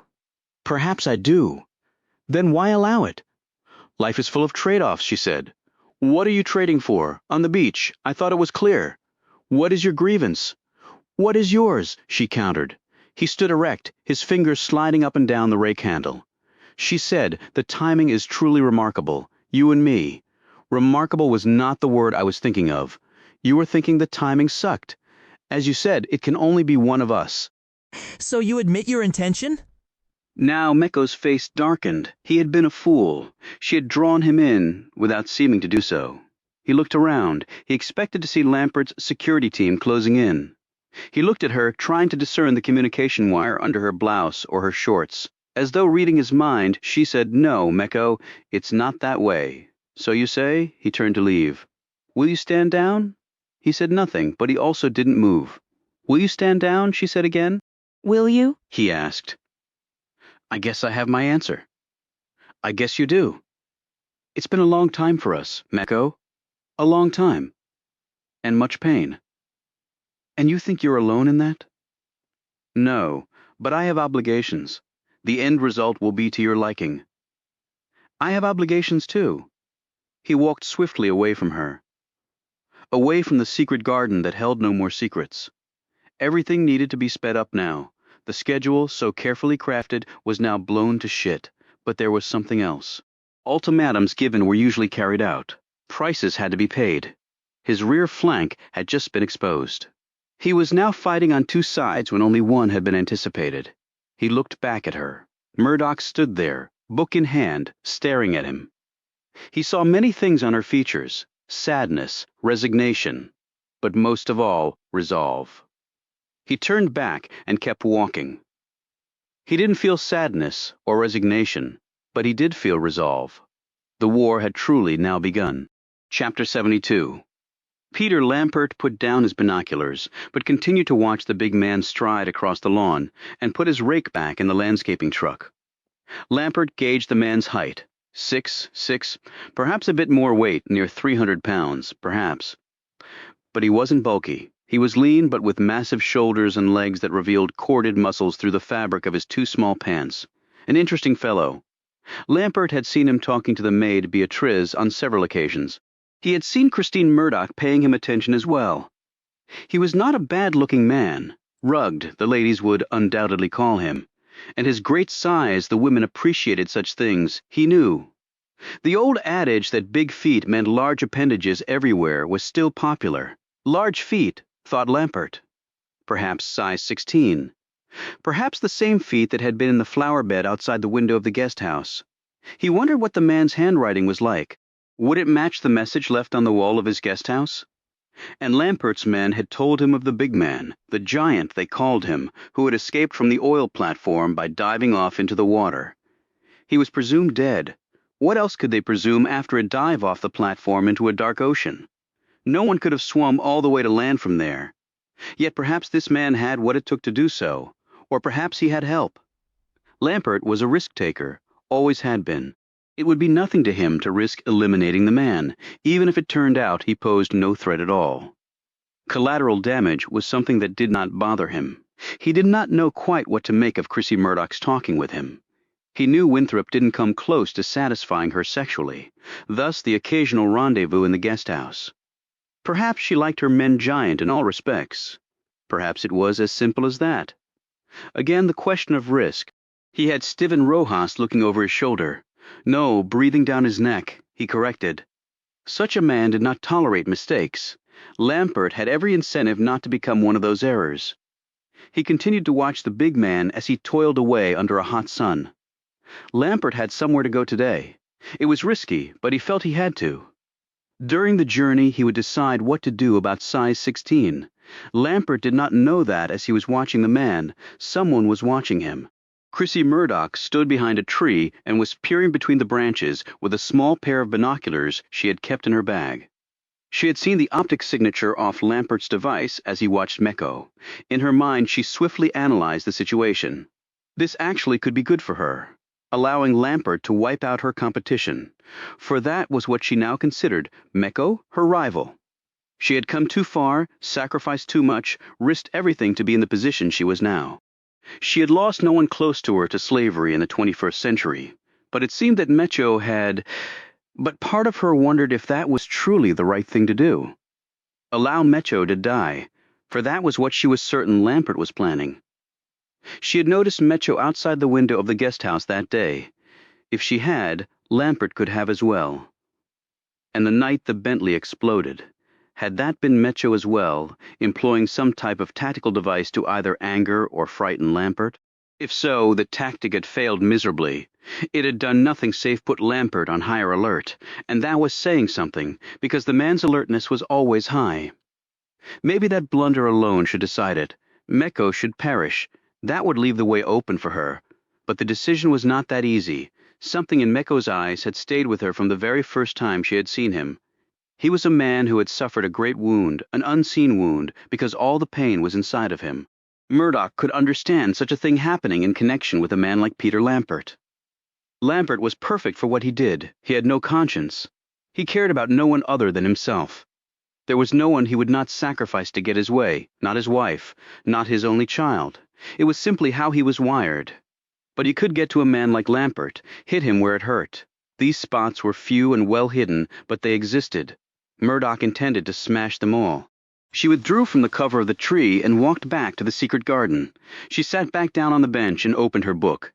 Her decision was not made yet because she couldn't make up her mind. Live or die, Mecho. Live or die. But there was something in his eyes, and Murdoch felt her own eyes tear up as she thought about this. Chapter 73.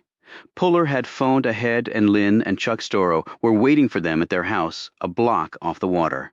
It was a one-story that occupied a large part of their yard. They were ushered in by Chuck Storrow. His wife sat huddled on the couch, a shawl around her shoulders even though it was brutally hot outside. When she looked up at them, the pain of the recent loss of her in-laws was evident on her face. Puller and Carson both expressed their condolences. Chuck said, "Please sit now. You said you were with the Army?" Puller and Carson perched opposite the couple on a settee that was barely wide enough to contain them. "We both are," said Puller, "but I'm down here in connection with the death of my Aunt Betsy." "Oh me God, you're John Puller, her nephew then," said Chuck, as Lynn wiped at her eyes with a tissue and looked more interested. "That's right. I understand that my aunt and the Storrows were friends." "They were," answered Lynn in a hushed voice. "Very good friends, and we knew Betsy too." A wonderful woman. Which makes it odd that all three of them should die so close together, and under such suspicious circumstances, said Puller. Chuck looked confused. "But I thought Betsy's death was an accident. The police think that might be the case." "I don't." "Why?" asked Lynn. Puller slipped the letter from his pocket and handed it across. The Storrows read it together. Chuck looked up. "Mysterious happenings?" "At night," added Lynn. Puller focused on her. "Right, at night. Betsy died at night." "So did your parents, Chuck." Tears clustered around Lynn's eyes, and her husband put an arm around her shoulders. Chuck said, "I don't see what the connection might be. They were friends. Maybe they confided in each other. Maybe they all knew something about what my aunt wrote about in that letter." "But surely they would have mentioned it to us," said Chuck. "And they didn't?" asked Carson. "Of course not. We would have said something." "Were you here all the time?" asked Puller. "Recently?" The Storrows looked at each other. "Well, actually," began Chuck. Lynn said, "We were gone for about 3 weeks. Africa, a safari. We got back and I phoned my in-laws. They didn't answer. I figured they were doing their usual beach walk. When I called the next day and they didn't answer, I started to get worried. That's when we got the police involved." "But your parents didn't try to contact you when you were out of town?" Puller asked Chuck. "Neither one liked to use the telephone, and they would never call long distance, even though I explained to them that calling my cell was not calling long distance. I don't think they ever quite understood that, and they were from a generation that was very frugal, and they were not into emailing or texting." Lynn gave a little sob. "We should have called them." Chuck shook his head. "Cell reception isn't the best over there? I figured maybe they'd had an accident or something. I never dreamed anyone would have." "I can see that," said Puller. "Did they still drive?" She nodded. Oh yes, they were still quite active physically. Would they drive my aunt around? "Sometimes, yes, but she could drive too. She had her car fitted out specially with the hand controls." Right, I saw that. Chuck eyed them. "All these questions. And that letter, do you have any idea what could have happened to them?" Not really sure yet. "We're just following up any lead that presents itself. Did either of them keep a journal?" A journal? said Lynn. I don't think so. Why? Just asking. There might have been one missing from my aunt's house. So maybe if we had been here, this wouldn't have happened to them, said Lynn slowly. Sweetie, we can't beat ourselves up about that. We'd been planning that safari vacation for years. You really can't blame yourselves, said Carson. It's just not worth it, and they wouldn't have wanted you to. Lynn blew her nose. Puller said, Your parents' attorney wasn't Griffin Mason by any chance? No, they used my attorney, answered Chuck. Good. I think Mason will be pretty busy from now on. They rose to leave. Lynn put a hand on his arm. If you find out anything at all about who did this, you'll be the first ones I'll tell, replied Puller firmly. Chuck shook their hands. Best of luck to you. God bless you, added Lynn. I think we'll need luck and blessings, muttered Puller under his breath. Puller sat in the Tahoe but didn't start the engine. Carson looked over at him. Are we going to sit here and swelter, or are you going to turn this sucker on? Puller turned the key and the engine caught. He put it in gear and pulled away. So what did that get us? Asked Carson as she put the AC vents full blast on them. Information! Even if the Starros had found something out, they might not have told anyone other than my aunt. You said she had put all these miles on her car, right? Puller turned to look at her as he hit the main street and sped up. Right. And you think she kept a journal? Yes. Well, maybe she found something out and told them, not the other way around. They might have been spotted or overheard. So they all had to die. Your aunt, and then the Starros. Or maybe the other way around. Or maybe simultaneously. That makes sense, said Puller. We generals sometimes do. So the oil spot we found near that sulfur pit? A truck or a car, probably. But why there? Good place to do something clandestine, he noted. Right, it stinks, and you can't use the beach. But still, it would seem to be a nighttime endeavor. She nodded. Yes, it would, so I guess I know what we'll be doing tonight. Yes, you do. There is something unaccounted for, she said. There are lots of things unaccounted for. I'm talking about one in particular. The two men in the sedan who can make the Pentagon tuck its tail between its legs and run off. Exactly, said Carson. That has me worried. All of it has me worried, replied Puller. Chapter 74. He could hear the sounds of large doors being raised. He didn't know exactly what the sounds represented, but they scared him. Everything and everyone here scared him. He felt a tap on his shoulder and jerked. Then he turned to face him. Diego stared at Mateo, and Mateo stared back at Diego. They were in a space about 20 feet square, and steel bars kept them there. They were more precisely lying on the floor of the cage that had been their home for the last 2 days. Mateo whispered, I'm scared, Diego. Diego nodded and gripped the little boy's hand. Diego had gone to the dueños to see if they would protect him and his cousins from the 3 men who had beaten Isabel and Mateo. He had taken Mateo with him because there had been no one at his abuela's home to watch the little boy. And plus Diego did not think they would harm him with Mateo there. He could not have been more wrong. What had come next had been frighteningly chaotic. Men had arrived. Something had been given to Diego and Mateo to drink. The next thing he knew, he was in this place. He didn't know where this place was, or how he had gotten here. He cupped Mateo's ear with his hand and whispered back, It will be okay. It was a lie, and from the look on Mateo's face, he knew it. The light here was dim, so dim, in fact, as to make Diego queasy. Mateo had thrown up once, perhaps as an after-effect of whatever had been slipped into their drinks. They were not alone here. There were 10 cages like the one they were in, and all of them were full. In Diego's cage were 10 other people, all adults or close to it. They had segregated men from women. Diego could make out some of these shapes in the weak light. In his cage, the men and teenage boys sat on their haunches, looking at the gap between their knees, hopeless, beaten. It was exactly how Diego felt. He didn't know for sure why he and Mateo had been taken. In the back of his mind, however, he had heard the stories on the streets. Secuestradores de personas, takers of people. Diego never thought he would be taken. He looked over at Mateo. He was only 5. Little more than a baby. Why would they take Mateo? It made no sense. A guard came by with a slender jug of water and a plate of bread and fruit. He passed them through a slot in the bars. The biggest men in the cage grabbed at the plate and jug. They drank their fill and ate what they wanted, and the leftovers were passed down. By the time the plate and jug got to Diego and Mateo, there was barely a sip of water left, a few crumbs of bread, and a wedge of apple. He gave it all to Mateo, trying to ignore the thirst in his throat and the rumble in his belly. He sat back up against the bars and stared down the line at the other cages. His gaze flitted to one that contained women. None looked older than 30, many were teenagers. Diego could understand why they had been taken, Putis, he thought.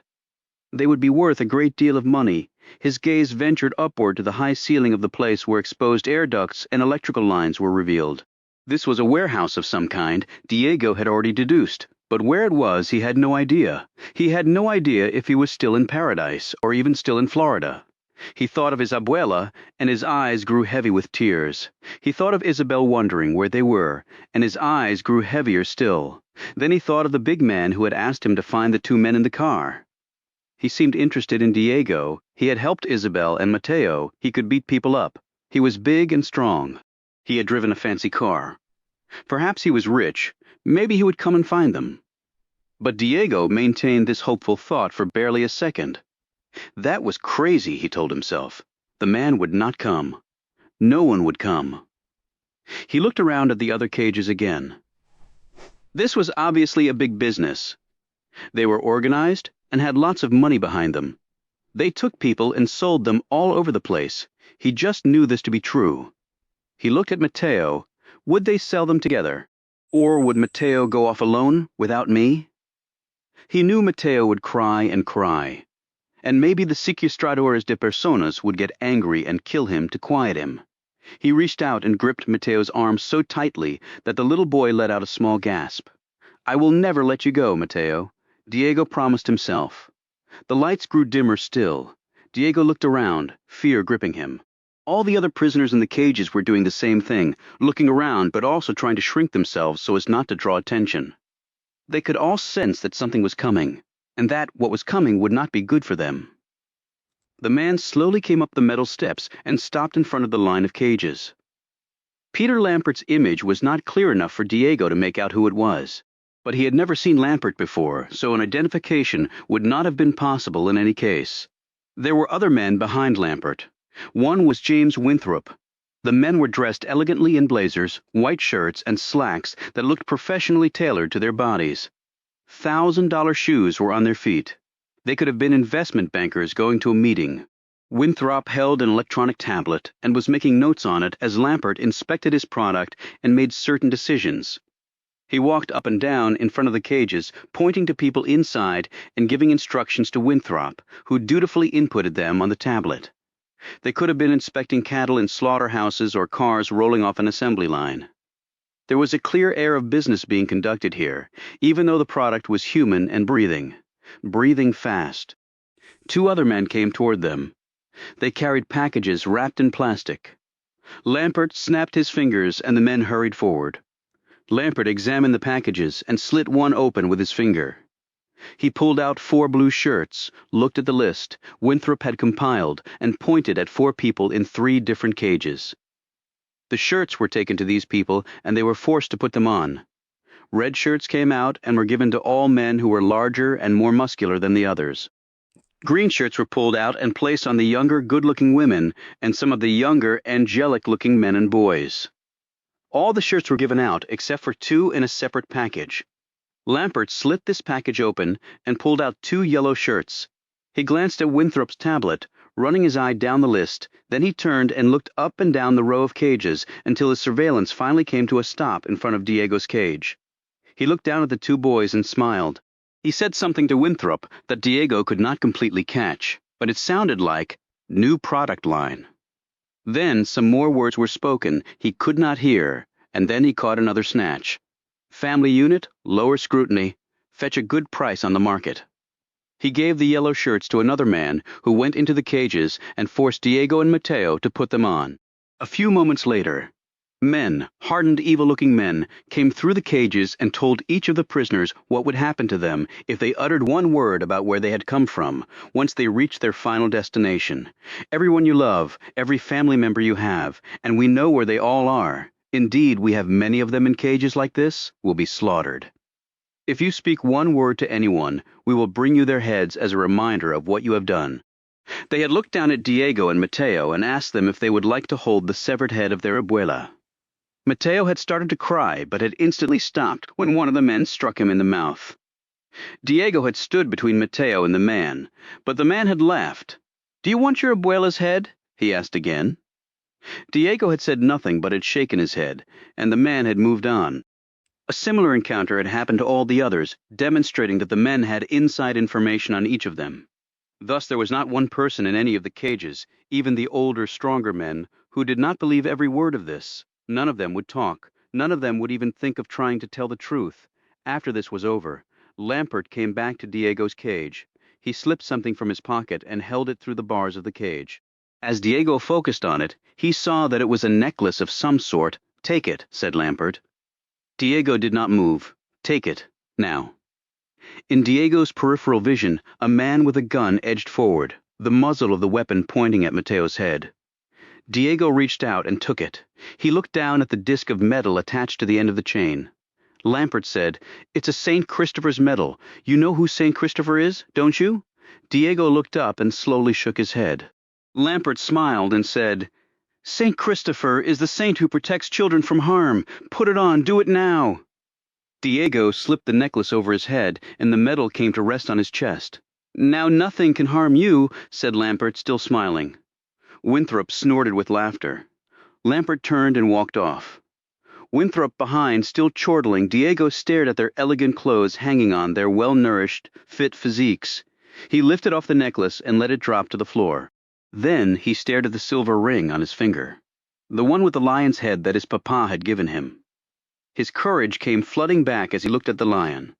He looked up, slowly raised his hand, made a gun with his finger, aimed, fired twice, and killed both Lampert and Winthrop over and over. Chapter 75. McCoe was on the phone once more. It was his friend. Details were gone over. The latest encounter with Chrissy Murdoch had convinced McCoe that his schedule had to be sped up. The friend was sympathetic and agreed to be ready. But he reminded Mecco of their deal. Mecco impatiently answered the man. It would be done. He clicked off the phone and looked down at the floor of his room at the Sierra. He stiffened when the paper was slipped under his door. He didn't move for a few seconds, wondering if something or someone was going to follow the paper in. He reached under the bed and pulled out the pistol from where he had slid it between the springs. He rose, inched toward the door, touched the paper with his foot, and moved it toward him. Keeping his eyes on the door, he knelt and picked up the paper. He moved away from the door and opened the folded page. 2 words. 2 meaningful words. "They're coming." Mecco folded up the paper and slipped it into his pocket. He could attempt to follow the person who had given him this warning, but he chose not to. "They're coming." 20 minutes later, he didn't hear or see anything coming. He sensed it with something other than his ears and his eyes. Perhaps it was their smell, the smell of death coming. It could be quite potent. He reached under the bed, snagged 2 more items, rose, opened the door, and moved to his left with a speed that was belied by his immense frame. There was too much light here for what he wanted. He entered the stairwell and moved down 1 flight at a time, pausing at each landing, waiting, sensing. He was using faculties that most people would never discover they had. But when you had lived as Metjo had, those faculties rose to the surface, at least for those who survived. He left the building at the ground floor and headed west. The people were good, not because they had found him at the Sierra. That would take no skill at all. No, they were good because they had followed him from his room down to here. Even now he could sense their approach, 1 set from the left, 1 set from the right. He slipped his gutting knife into his waistband and then spun the suppressor onto the end of his pistol. He kept walking, zigzagging his route and moving closer and closer to the water. These back streets were deserted. Not even the Dioños were out. He wondered about this, but then he thought perhaps they had been told to stay off the streets tonight. The Dioños considered themselves tough until they ran into those who were truly formidable. Then the street toughs melted away into little balls of dough and found places to hide in the darkness, like the mice they were. Mecca was not, and never would be a mouse. He walked on, instinctively varying his route, but heading inevitably to the water, to the Gulf. It had carried him here from a position of slavery, though the last part of his journey had been as a free man swimming for his life. He would go back to the sanctity of the water tonight. It would either be his final resting place or simply one more bump in a long road of them in his life. Sometimes all a person could do was not good enough, so be it. He had never been one to regret, not when it came to survival. He passed some late-night stragglers who were too drunk to see that he was walking along with a pistol. He turned down one more street, and the deepness of the ocean stretched ahead of him. It was secluded. It was completely dark. There were no people around who could see or be harmed by what was about to happen, and the tide was coming in. Tides were often handy. He quickened his pace. In a few more seconds, he was on his scooter, which he had hidden behind a trash receptacle, and was flying down the sand. This had surprised the men following him. That was his intent. His other intent was to draw them farther down the beach, away from the town, away from any eyes, drunk or not. 2 miles later, he was away from all such eyes except for the ones still chasing him. He had not gone fast enough to lose them. Meko's thinking was simple. He could deal with this now, or he could deal with it later. Might as well get it over with. Meko calculated he was facing 6 men. They would be trained, armed, cagey, cautious, but with enough close-quarter combat skills to size up the ever-evolving battlefield. The dunes were up ahead. He left his scooter behind and set out on foot. A minute later, he skirted a narrow cleft between 2 dunes. His front flank was now a funnel his pursuers would have to breach, but it was only wide enough for one man to come through at a time. A classic defensive measure, the same one the Spartans had employed to hold off the far larger Persian army so the Greeks could escape destruction. That same technique had been taught in war colleges ever since. If your opponent has far larger numbers, make it as difficult as possible for them to employ those numbers to their advantage. Meko knew this sort of confrontation might happen, so he had hunted for this sort of tactical advantage shortly after he had arrived in paradise, and then he had spent time doing something to it that would hopefully work to his advantage. The dunes were thick enough to stop any ordnance unless they were going to attack him with shoulder-fired missiles, and he doubted that was the case. Meko only had 2 worries now, his rear flank, and something coming through that opening other than a man. His next steps would address both issues at once. The men after Meko fanned out in a classic attack formation. With a numerical advantage of 6 to 1, it would be successful against just about any foe. The cleft in the dunes was just ahead. A funnel. These men had seen that one before, one way in and one way out. None of them had any plan or desire to breach that opening with Meko, waiting to pick them off as they came through. But they had come prepared for just such a scenario. The first man approached, keeping well back of the cleft. He lifted the fist-shaped metal object from his pocket, engaged it, and tossed it through the opening. It wasn't a grenade, but it was as good as one. He turned away from the cleft and used his hands to cover his ears as additional protection over the plugs he wore. The flashbang went off, blinding light, paralyzing sound, and a concussive force kicker. Anyone in the dune would now be immobilized, easy to kill. The 6 men swarmed through the cleft. Sand dislodged by the flashbang was swirling everywhere. They had guns ready to fire into the paralyzed man who should now be resting on the sandy floor. He would never know how he died. The space between the dunes was barely 10 by 10. The space had resulted from erosion, wind, and different compactness levels of the sand. The men crowded in, but there was no one lying immobilized on the ground. What the leader of the squad did see was a now visible knotted rope dangling in the center of the space. He looked up to where the rope was attached to the thick limb of a tree 20 feet up. None of the men had looked up before coming in here. They had focused on the cleft. But what was currently up was now coming down. Meko landed on 2 of the men, and they broke his fall by breaking their necks. A 3rd man was gutted by Meko's knife, the bodies of the first 2 kills, covered with blood from his dissected belly. Number 4 caught 2 rounds in his face from Meko's pistol. Number 5 tried to run. One big arm around his neck stopped that retreat, and the snap of the spine was followed by the man collapsing to the sandy ground. Number 6 got lucky, however. Meko had stumbled over number 5, as the man's legs involuntarily kicked out as he went through the last spasms of death. 6 drew his bead on Meko with his MP5 shot selector on full auto 30 rounds, fired in a couple seconds, if that. Not survivable, pistol and knife useless against that. Meko looked at 6-6, looked back at Meko, a triumphant smile, a finger on the trigger, ready to finish the job. Meko had a millisecond left to live, and there was absolutely nothing he could do about it. One shot erupted, but it didn't come from the MP's muzzle. A hole opened in number 6's forehead. The MP had no chance to do its killing because its owner had just died. 6 fell headlong into the sand. Some of his brains splattered along the wall of the dune behind him, because the shot had come from in front of him and behind Meko. Meko whipped around in that direction, pistol and knife up and ready. Chrissy Murdoch stood there. She was not outfitted in Hermes and Chanel tonight, nor a bikini. She wore all black. Dark smudges were under her eyes and over her thin, high cheeks. The eyes looked very different from the pampered ones of the person lounging around the pool at Peter Lampert's estate. They were hard and dark and cold. They are like mine, thought Meko. She held a pistol. It was pointed at Meko's heart. She looked at him, and he looked back at her. She slipped the gun into a belt holster and said, "We have to get rid of the bodies. I have a boat. Let's move." As she came forward to do just this, Meko could only stare. She struggled to lift one of the men. Meko still hadn't moved. She glanced sharply at him. I said, "Let's go. You were the one who warned me."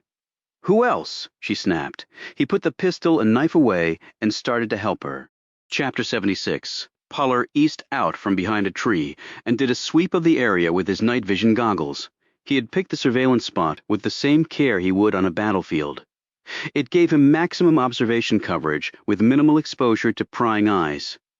Carson sipped on a bottle of water and watched him. It was hot, muggy, and the sulfur smell was nauseating. It was also 2 a.m, and they had been here for 3 hours. He sat back next to her. She said quietly, "Anything?" He shook his head, kept his gaze moving. "How much longer do we wait?" He looked at her. "As long as it takes, General. These things don't run on a schedule. So, all night. Daylight comes, we'll leave. They won't be doing anything in the daytime, even at a place like this. What do you think it is?" Puller shrugged, leaned back against the tree, but remained tensed, ready to move in an instant if need be. "Drugs. Guns. The Colombians have lost the drug pipeline to the Mexicans. But the Gulf is still full of traffickers. Then it could get pretty dicey tonight. We might not have enough firepower. This is an intelligence-gathering expedition only. No engagement. We take what we find to the proper authorities. We might not have a choice about engagement if we're spotted. Risk of the battlefield. On U.S. soil, no less. Didn't teach us that at the Army War College. Maybe they should have. Yeah, maybe they should have. I'll speak to the appropriate parties about it. If I survive hanging with you." They fell silent until Carson said, "Something else on your mind?" Puller didn't look at her. There was something else on his mind. He had continued his investigative work prompted by looking at his watch outside of Griff Mason's hideaway, and everything he had found out only reinforced his suspicions. It didn't sadden him, it angered him, but he would have to productively channel that anger. He looked forward to the opportunity to do so. "Just a jumble of things," he said. Carson was about to say something else when Puller put up a hand. "Stay down," he hissed. A few seconds later, Carson heard what Puller's quicker senses had already registered. The truck crept along the surface road shielded by a line of trees. It turned and puttered down toward the water, easing into the small park-off where the driver killed the engine. Several men got out even as Puller and Carson hunkered down at their observation post. Puller held up a finger, indicating to Carson that they would communicate solely via nonverbal signals from now on. She nodded in understanding. Lying prone in the sand, Puller intensified the power on his night vision goggles and pointed them at the truck, which sat about 100 yards away from their position. At first, Puller was thinking that another vehicle would meet the truck, but that didn't make any sense. Truck and truck at a clandestine meeting site was not logical. Moving over the road, you'd get a warehouse and do your transfer in privacy.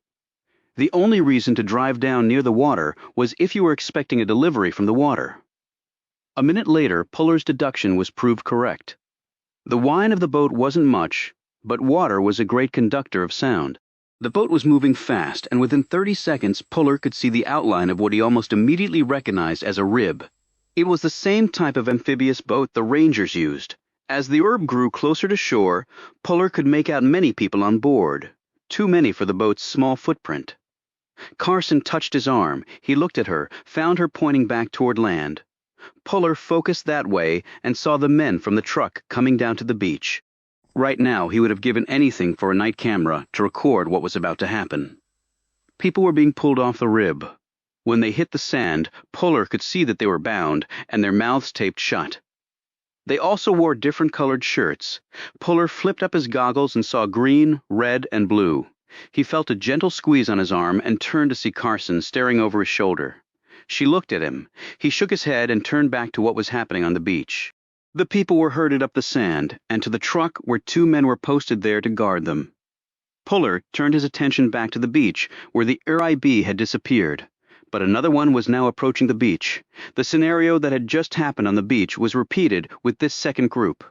A third rib beached, disgorged passengers, and left. Then a fourth rib came and did the same. After the last rib left, the truck was locked and 3 men climbed into the cab. Carson said, "What do we do now?" Puller was thinking this very same question. "What do we do? We need to call the police right now," Carson urged. But Puller shook his head. "No," he said. She looked at him in bewilderment. "No. Are you crazy? Those people were prisoners, Puller." "Yeah, I can see that. Then we call the cops." "Not yet. When do you think might be a more suitable time?" Puller looked at the truck as it started to pull away. "Let's go," he said. Chapter 77. Puller kept back as far as he could from the truck while still keeping it in sight. It was tricky. Headlights back here at this time of night would no doubt make the guys in the truck dangerously suspicious. Carson alternated between looking at the taillights of the truck and scowling at Puller. "I'm still not getting this tactic, Puller. If you don't call the police for something like this, what then?" He said nothing, but kept his gaze upon the truck as it wound around the curves with thick trees on both sides. They might as well have been in a forest. There was no hint of the nearby ocean, except for the occasional whiff of brine. He finally looked at her. Well-timed op. Secluded spot. Middle of the night. Bring them in by water. Truck them out. Right, so? How many nights you think they do this? I have no way of knowing that. Let's say they do it 3 or 4 times a week. Maybe 7 days a week. Maybe not. Maybe we just got lucky. No one is that lucky. And your point? Maybe this is what my aunt saw, or what the Storo saw. Maybe it is. My aunt was a good upstanding citizen. The Storos were, by all indications, pillars of the community. Granted, they probably were. And you think these elderly, solid citizens saw what we saw and didn't tell the police? Carson started to say something and then stopped. So your point is, they did tell the police, and nothing happened. Oh, something happened. They ended up dead. All of them. You think the police are in on what we just saw? I don't see how you can run an op like that, even once a week, and trust that the cops are not going to happen upon you. All it would take is one cop on patrol, seeing a boat light, or the truck, or just happening to walk down the beach and see what we saw tonight. And they couldn't risk that? We just saw 4 Erebes. They're not long-distance boats. That means there's a larger vessel out there that they launched from. I counted 80 people off the boats, and now they're in the back of that truck. You're talking equipment, money, and manpower. The payoff has to justify that. Like you said before, drugs, guns, they were people, general. No guns, no drugs, so maybe drug mules, and there were young women, so prostitutes, and bigger, older men, maybe slave laborers. Slave laborers in America? Why not? I thought we fought the Civil War to take care of that little bit of evil. If it's profitable, evil can come back strong, just like a cancer with fresh bloodlines to feed off. Damn, Puller, do you really think that's what this is about? A pipeline is a pipeline. You can run lots of different things through it. And the police? Part of the equation. Paradise is wealthy and a tourist destination, and no one wants to rock the boat, and maybe the cops are paid to look the other way. Hell, maybe the whole damn town is. I can't believe that. Maybe not. But if I'm those guys, I'm not putting an operation like this together and risking a cop stumbling onto it and blowing it out of the water. Something like that has to come from the top. So Bullock, maybe? I was surprised at how quickly he turned into my friend. I wonder who's running the op from the other end. My bet is on the guy who got his Bentley blown up. What? Lampert? How do you figure that? I checked the guy out, made and lost a fortune, then made another one back, obviously. Only I can't find out how, and he screws the hired help, and maybe they're not hired at all. Maybe he's got slaves on his plantation. Okay, let's say he is the guy. Why would someone blow up his car? Maybe a guy with size 16 shoes has a beef with the man. Size 16 shoes? Puller explained about the footprints outside the guest house window. He's the same guy who saved my butt the other night. I don't think he did it out of kindness. And maybe he regrets it now. But he may be the one after Lampert. He works on a landscaping crew. Why do I want to bet he works the Lampert estate? And his beef with Lampert? No idea. And I may be barking up the wrong tree. But guys that big with skills like he has are rare. And I can't believe he came here to cut grass. So, with the knowledge in hand, what do we do? Call in the Army? The DEA? The Border Patrol? We need to know more. If we start making noises and they have moles on the inside, we'll never get the evidence we need to put them away. They'll be gone, never to return. Well, when we find out where that truck is going, we may have all the evidence we need, she said. Puller suddenly punched the gas and the Tahoe sped up. What are you doing? Carson exclaimed. They'll see you. We've already been seen. What? Twin bogies behind us, and they're closing like an Abrams tank brigade on a soft target. She looked behind her and saw the set of twin beams coming on way too fast. Shit! Carson lifted her pistol from its holster. Puller shook his head, ineffective at this range and tactical position. Take my rifle. I'll pop the back window. Take up a position in the rear. Use the tailgate to steady the rifle. He eyed the rear view again. I'm thinking 50 yards, aim for the windshield and the radiator. She was already scrambling over the seat. Roger that. He popped the window, she took her spot, settled the rifle on the tailgate, but then she paused. Puller, what if it's the police or feds back there? A bullet shattered the back glass, covering Carson in shards. Don't think so, said Puller. Fire now. Carson pumped 5 rounds from her rifle into the windshield and radiator of the first vehicle. It swerved, and smoke started pouring from the hood. Carson fired twice more, and the windshield shattered completely, and then came off in one large chunk. She could see the driver hunched over, and then the vehicle flew off the road. One bogey down, she called out. Don't declare victory yet, barked Puller. Out of the smoky haze thrown off by the first vehicle, the second, an SUV, raced, bearing down on them fast. These people were taking no chances. Bullets poured from twin gunmen hanging out the windows. The Tahoe's left rear wheel shredded. Puller, cried out Carson. I know! He fought the wheel, keeping it on the asphalt. Carson fired back, but then stopped. Keep shooting, snapped Puller. My rifle jammed. Shit, barked Puller. He checked the rear view. Bogey coming fast, major firepower. They had one band wheel, and as he checked his fuel gauge, he saw it plummeting. One round must have pierced the fuel tank. We're losing gas, Carson called out. I can smell it. They hit the tank. Carson looked back and her eyes widened as the SUV came on hard and fast, its hood nearing the back of the Tahoe. Then it abruptly slowed and fell back. At first, Carson thought they were retreating, but then she saw something that told her otherwise. Puller, what? They've got an RPG. The man on the right side of the SUV was hanging out the side getting a bead on them with a rocket-propelled grenade launcher riding on his shoulder, while another man inside the truck held on to him. That's why they had fallen back. To avoid the blast from ground zero when rocket and Tahoe plus leaky gas tank erupted in a flame ball, Carson ducked down as the man fired. It was a good thing she was holding on, because at that very moment, Puller, who'd been watching this unfold in the rear view, cut the wheel hard to the left at the exact instant the grenade launched. The Tahoe shuddered and then responded. The grenade passed by on the right, hit a bank of trees, and exploded. Carson tumbled across the rear of the truck's interior as the Tahoe skidded off the road and slid onto the shoulder. The rear door was ripped open, and a large hand flew in, grabbed Carson under the arm, and lifted her out of the Tahoe. The next instant, she and Puller were running for their lives. Chapter 78. They had 2 pistols and a jammed rifle between them. Puller led Carson to cover behind a dune. It wasn't perfect, but it didn't need to be. They looked at each other as they heard people running toward their general position. Tight spot, said Carson. Puller checked the pistols. We've both been in tighter. They haven't located us yet. It'll take some time. But they will. Yes, they will. Superior numbers and firepower. We're the underdogs, certainly. I don't mind that. It'll just take a little figuring to move us to the top of the food chain. I like your confidence. She looked at her phone. Can't call in the cavalry. No service. I know, I already checked mine. He hunkered down, looked around. He said, "We need higher ground. Soldiers always want higher ground." He looked at her, apparently sizing her up for the question he was about to ask. "You mind taking orders from an enlisted?" She managed a smile.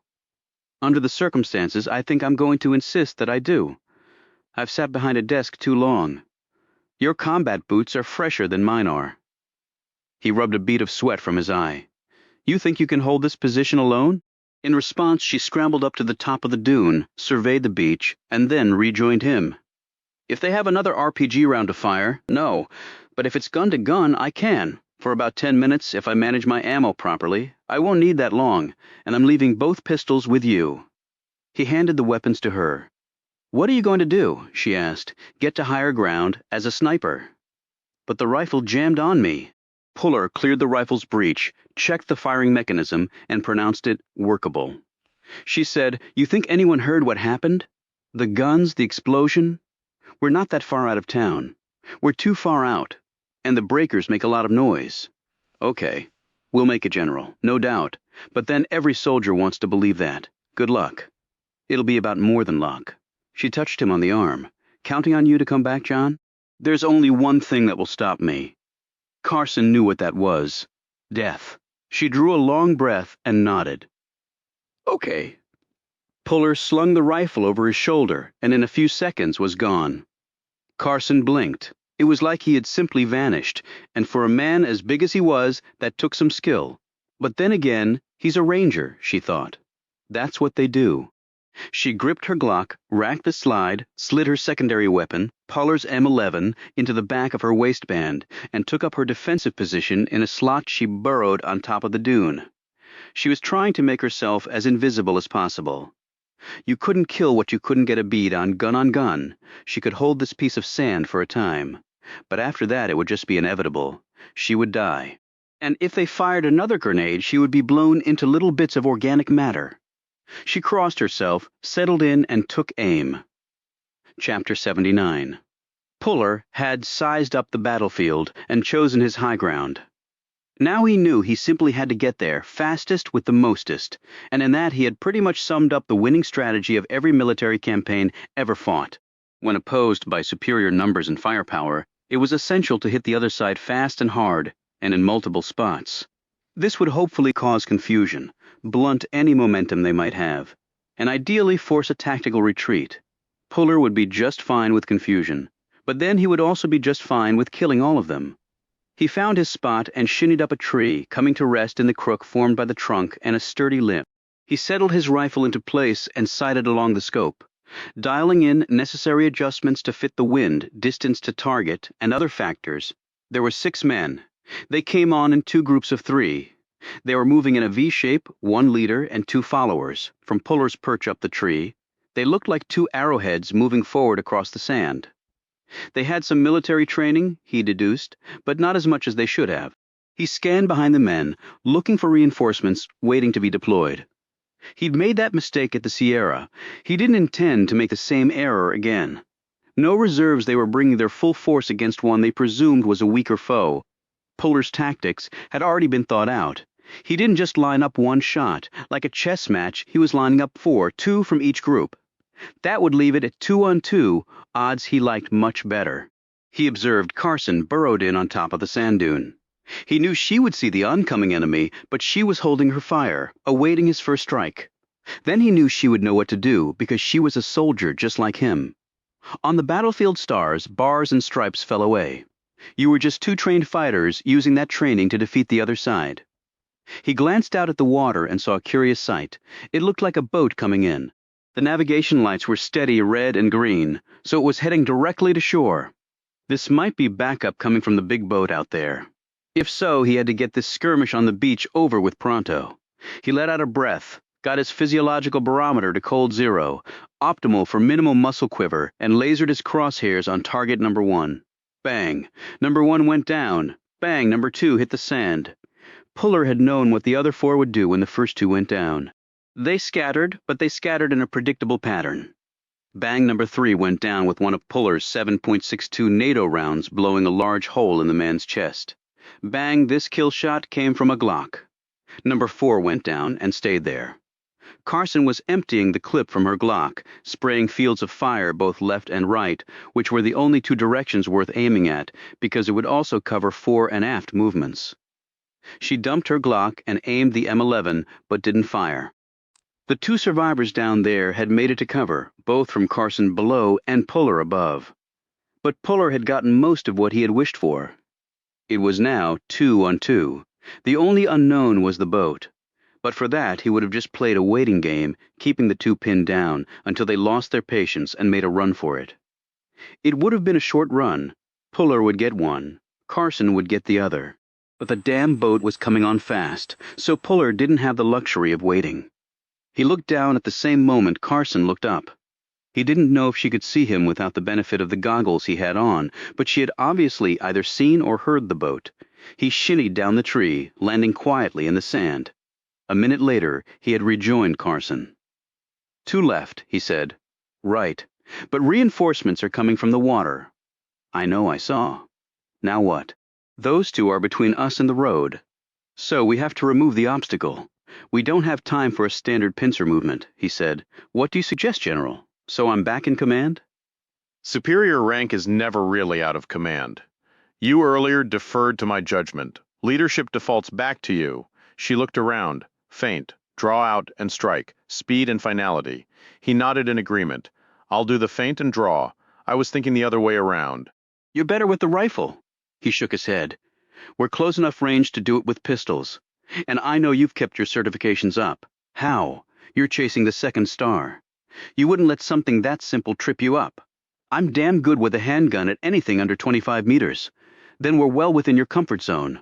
But the feint will get shot at. That's the hope. She gazed at him. Did you so readily volunteer for all the dangerous assignments in Iraq and Afghanistan too? All the assignments over there were dangerous. Puller checked the water again. The boat was almost there. We're out of time. Let's do it. It worked, nearly perfectly. But anything less than perfection under the circumstances was problematic. Puller took up position 15 meters off the left flank of the targets, who had committed the tactical blunder of retreating to the same spot. It marshaled their firepower, but also left them sitting ducks for the strategy devised by Carson.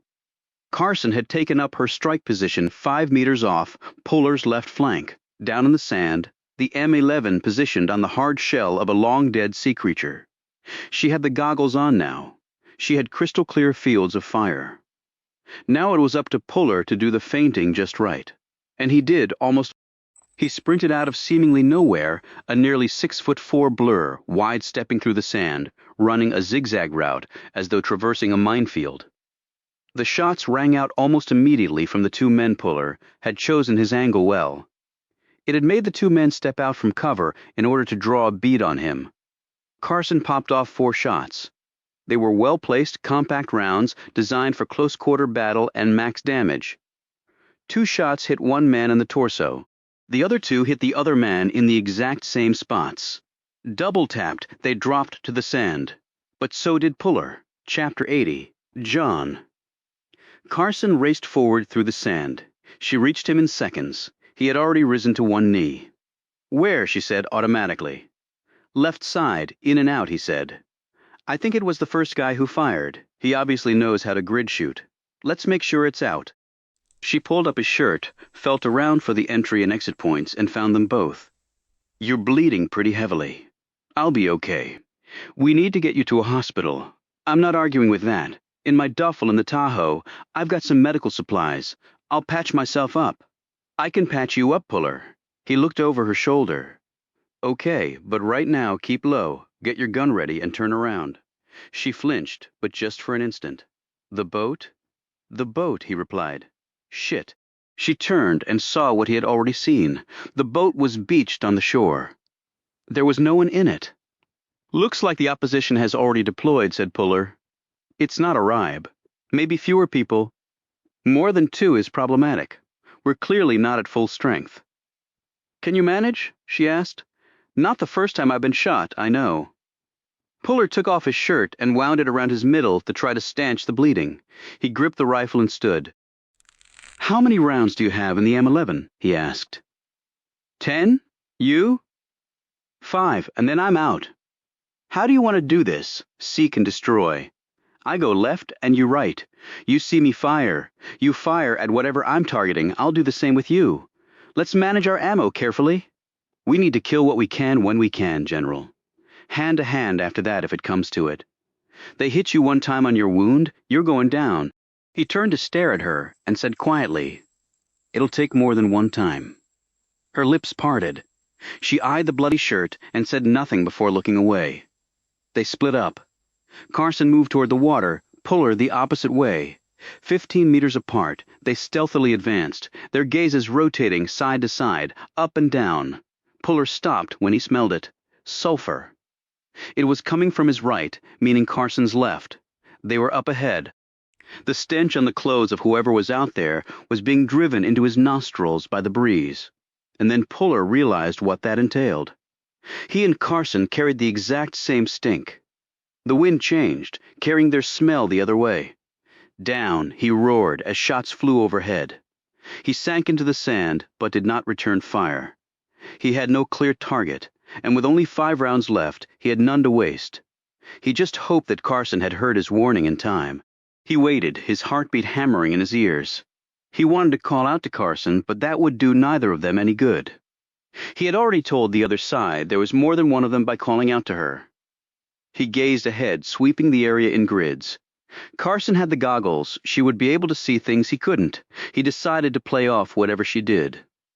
He looked over and saw Carson on her belly gliding forward. The sound of the breakers covered this movement. He did the same. Her movements became faster, and Puller, shot up as he was hard-pressed to keep up with her. Then it occurred to him that she wanted to get there first, to absorb the attack or counterattack, before he would be in harm's way. "Screw that," he muttered, and redoubled his efforts. It all came to an end several seconds later. Carson jumped to her feet and aimed. Puller got there a millisecond later and did the same. His rifle finding and fixing on the target, one gun was pointed at Carson. One gun was pointed at Puller. Mecco faced Puller. Chrissy Murdoch confronted Carson. Mecco and Puller recognized each other at the same instant. Carson and Murdoch did not have the same advantage. Puller said, "Who the hell are you?" Mecco looked back at him, his finger a bare millimeter from the trigger of his weapon. Murdoch kept her gaze dead on Carson. The women's gun muzzles were barely 6 feet apart. Murdoch said, "Who the hell are you?" Brigadier General Julie Carson, United States Army, Puller said. Special Agent John Puller, Criminal Investigation Division, United States Army. Mecco did not take his gaze off. Puller did not take his gaze off Mecco, he said. "Now who the hell are you?" Mecco again said nothing. Puller eyed Murdoch. "The last time I saw you, you were in your bathrobe at Lampert's estate, and your name was Christine Murdoch. That is my cover name."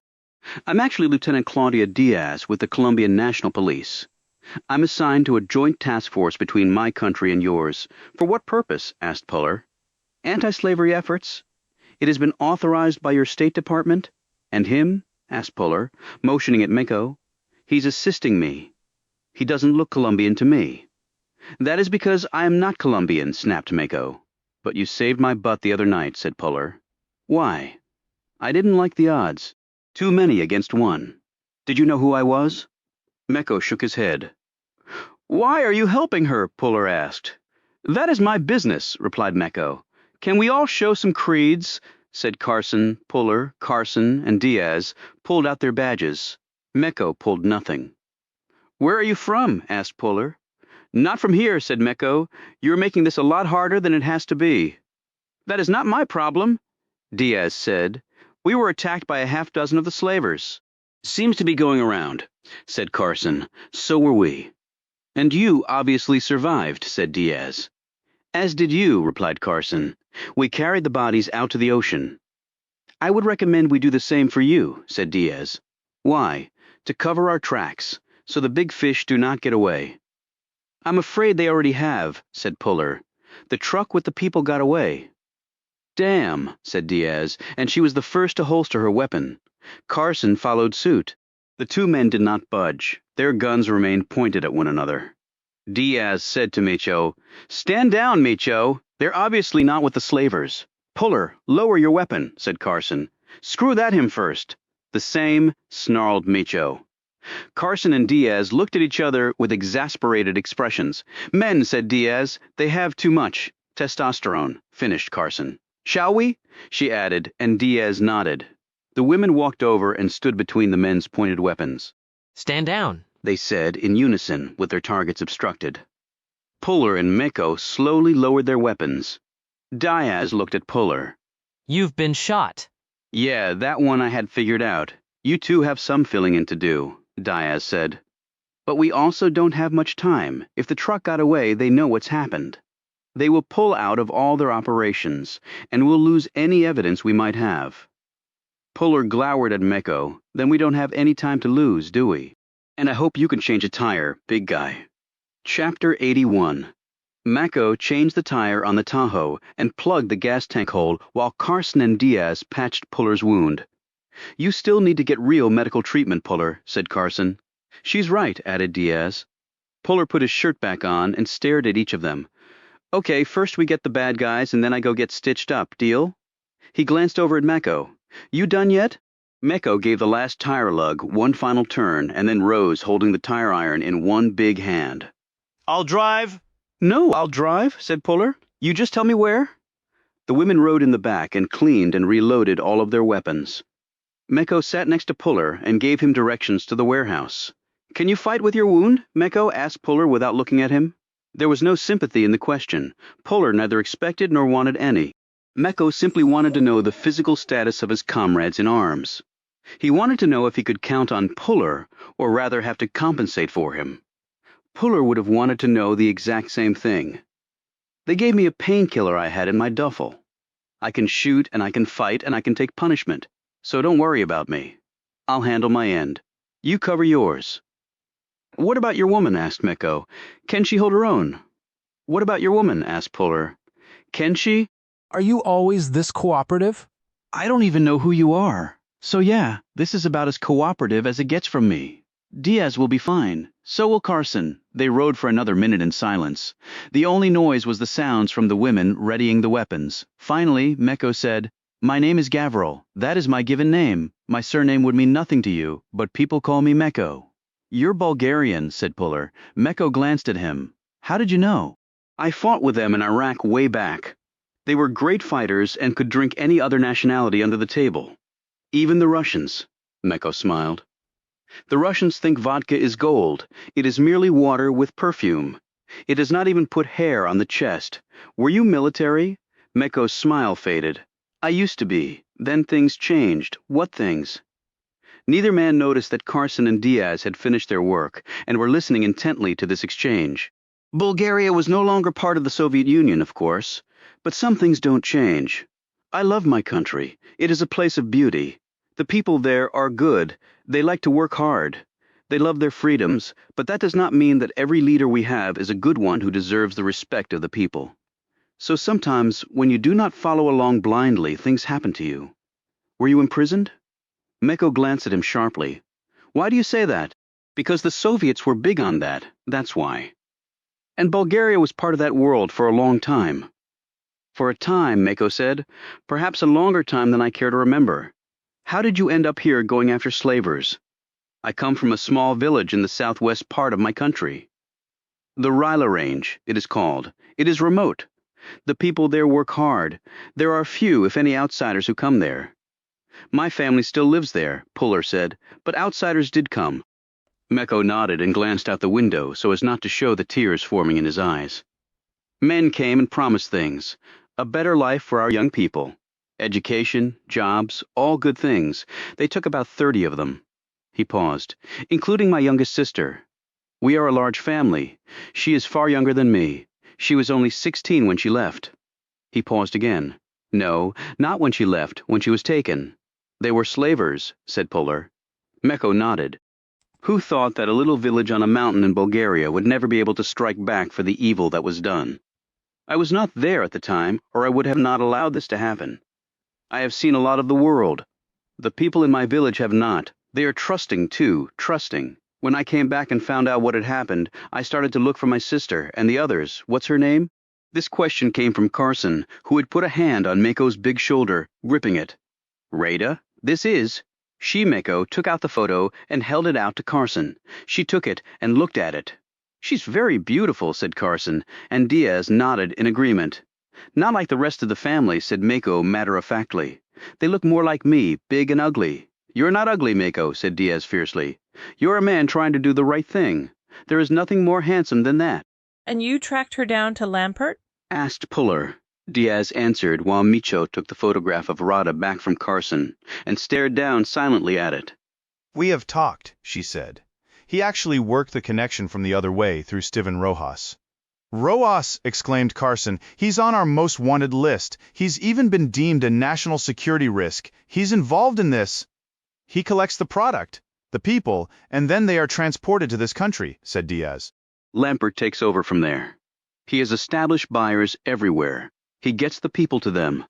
They are separated into three main categories. Prostitutes are the most valuable next, are drug mules, then common laborers, Meko added. They wear different colored clothing that shows which category they fall into. I have seen this. Diaz nodded. Puller said, we saw it tonight. And you said he has buyers in the U.S. for slaves, said Carson. The slave trade has never been more lucrative, said Diaz. As governments crack down on drugs and guns, it is becoming more and more popular. You need people to carry drugs. You need hookers to score tricks. And you need people to work the fields and the factories. If you don't have to pay them, or pay them very much, it is good for the bottom line. But it's not like you can keep those people locked up, prostitutes, drug runners, laborers. Why don't they just escape? America is a big country, said Puller, and there's always a policeman nearby, because they tell them that if they do try to escape or tell the police, their families will be killed, said Meko. How do you know this? Asked Diaz, looking at him curiously. I had a talk with two of Lampert's men, they told me, and his housekeeper. I could tell from the little. She told me that she is a slave. She is afraid for her family. Lampert also uses her for sex. Meko's eyes drifted toward Diaz's when he said this last part, but she quickly looked away, her face reddening. Puller said, you had a talk with two of Lampert's men. Would they be the same pair that were staying at the plaza? Meko did not answer, which to Puller was answer enough. So you killed them? They were not human. Not any longer. They were like rabid dogs. You still murdered them? You have not killed before? I have not murdered before, Diaz said. That can be dealt with later, Puller said. Meko, do you know anything about the death of an old lady and an old couple? Meko said, I saw an old couple killed on the beach when I first came here. Puller glanced sharply at him. On the beach? Did you see who killed them? Meko shook his head. But it was one person, shots to the head. Then their bodies were dragged into the water. The tide took them out. And you just let it happen, said Puller. There was nothing I could do. It happened too fast, Carson said. Okay, their bodies were dragged out to the water. So probably a man. Big, small, white, black. Not that tall. I could not see the color of the skin clearly, but I think white and slender, but obviously strong. And you blew up Lampert's Bentley, said Puller. Meko looked at him, puzzled. How did you know that? You have big feet, Diaz said. This can all keep. We need to be prepared for what is coming up in the next few minutes. Meko nodded. The warehouse. It is where they keep the slaves. That is where the trucks go. Then we should call in the police, said Carson. No, said Diaz. Lampert and Rojas have assets everywhere. We can't trust the police. Then the U.S. military. Eglin is right up the road. By the time they can send anyone, it'll be too late, argued Diaz. Puller had a sudden thought. You said this was a joint operation with the U.S.? Did you happen to be working with military-looking guys in a Chrysler? Yes, said Diaz. They told me of their interaction with Americans. I guess that was you? Guess it was. Were they tracking me, or Betsy Simon? They had spotted a car belonging to Simon near the transfer spot one night. They traced it to her, then she was killed. They started watching. Where are they now? Asked Puller. After their encounter with you, they were reassigned. No one has replaced them yet. Great, muttered Puller. Okay, give us the layout of the warehouse, said Carson. If they're still there, we'll have to hit it hard and fast. We will hit it hard and fast, said Meko, and we will kill who we have to kill. He looked at Puller, unless you have a problem with murdering slavers. No problem at all, said Puller. If they're trying to murder me, that I think you can count on, said Meko. Chapter 82. There were 4 sides to the warehouse, and they covered all of them. They had to split their forces in quarters to accomplish this. But allowing a hole for anyone to escape was deemed not acceptable. Puller took the rear, Mecco the front, Carson the left side, Diaz the right. They were prepared for a war. They did not find one. They did not find anyone at all. The warehouse was empty. The makeshift prison cells held no one. They searched the space in 10 minutes and then regrouped in the center of it. Puller said, "They move fast. I'll give them that." "But where have they gone?" asked Carson. "We can get APBs out. They have to be using trucks to transport. Lot of trucks going up and down the highway," pointed out Puller. "Can't stop and search them all." He glanced over her shoulder and stiffened. He raced past Carson and over to a spot against the wall. He knelt and picked it up. The others joined him. "What is it, Puller?" asked Carson. Puller held it up. It was a ring, a small silver ring with a lion on it. "This belongs to my friend Diego." "Who is this Diego?" asked Mecco, a kid about 12 years old. "His cousin is Mateo. He's 5. They were probably both here. Diego probably left this as a clue. He's a pretty smart kid, a 5-year-old," said Diaz. "Why would they have taken 12 and 5-year-old boys?" "Prostitution," said Puller. "Sick bastards out there." "No, Rojas is a criminal, and a truly evil man. But he has never taken anyone that young before. Diego didn't come through the normal pipeline. He lived in paradise. He was snatched from right here, along with Mateo." Diaz looked worried. "What is it?" asked Carson. "Then it was Lampert who ordered this, not Rojas." Puller rose and pocketed the ring. "So what exactly does that mean?" "It could mean that Lampert is expanding his product line without Rojas's approval or even knowledge." Expanded? Where? "Terrorists? What?" exclaimed Carson. "You build mock families to divert suspicion. A mother, a father with young children. If you travel with little one's security is instinctively lessened. It is against human nature to take your own children into harm's way." "Not in the Middle East," said Puller. "Happened all the time." "Yes, they were used as shields and sometimes bombs. I understand this," said Diaz, "but this is not the Middle East. And the people who use children as shields and bombs were not their parents," Puller said. "So you're saying it's great cover to travel with small kids, to avoid detection or at least heightened scrutiny." "Maybe getting in and out of the country," added Carson. "Yes, that is what I'm thinking," said Diaz. Puller looked at Carson. He said, "I should have shot Lampert the night I met him." Diaz said urgently, "We need to find them." "They had to have trucked them out of here," said Puller. He looked at Mecco. "Any idea how many people might have been held here?" Mecco looked around at the empty cells. "I watched the beach for 2 nights.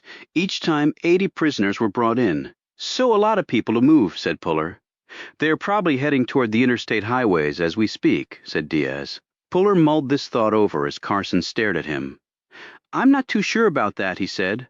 "Where else?" asked Diaz. "They have product to move. They have buyers.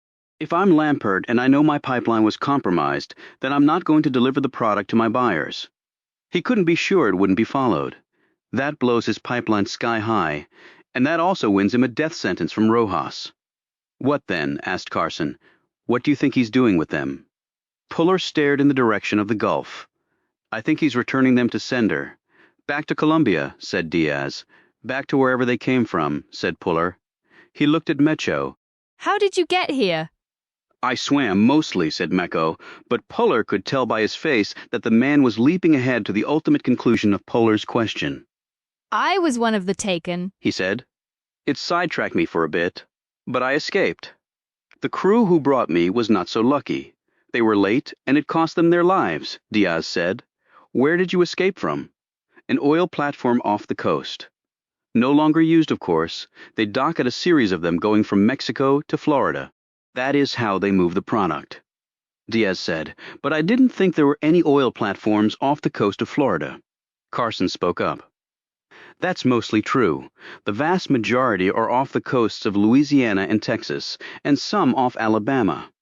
There are no oil platforms on the Atlantic side of Florida, and pretty much all the oil wells dug in Florida state waters in the Gulf over the years came up dry." "Okay," said Puller. "But Mecco is saying there is one out there and that he was on it."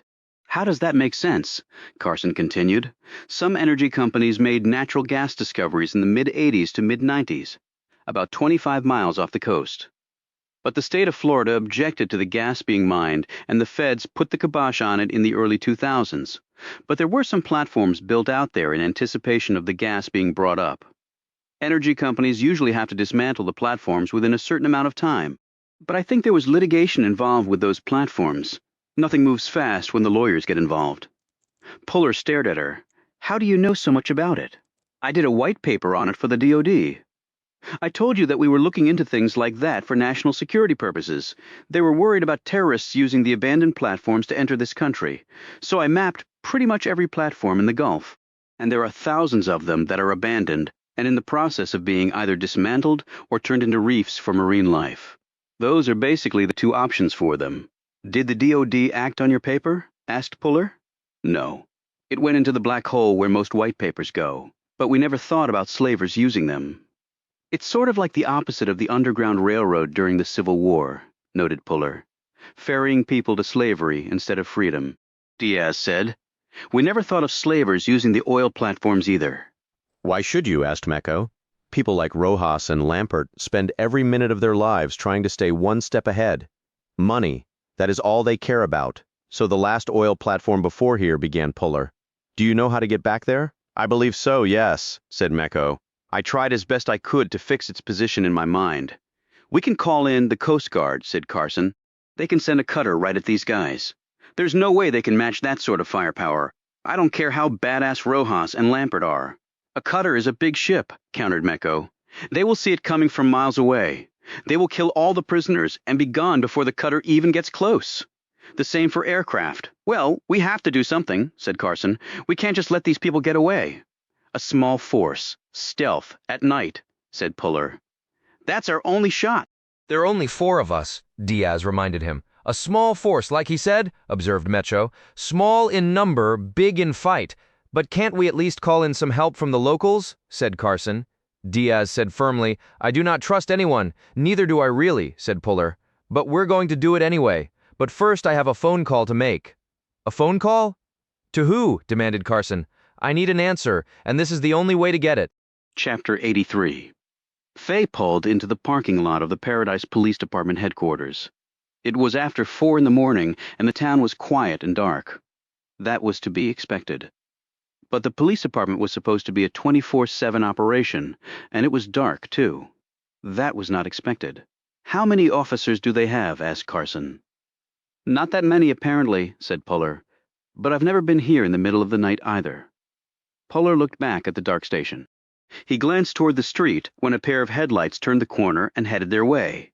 Carson said, That's a police cruiser. Yes, it is, replied Puller. The car pulled into the parking lot, stopped, and Cheryl Landry climbed out. She was in full uniform and had apparently been on patrol. She looked hot and upset. Puller opened the door and got out. Puller, Landry said, squinting at him in the darkness. Yeah, where is everybody? What do you mean?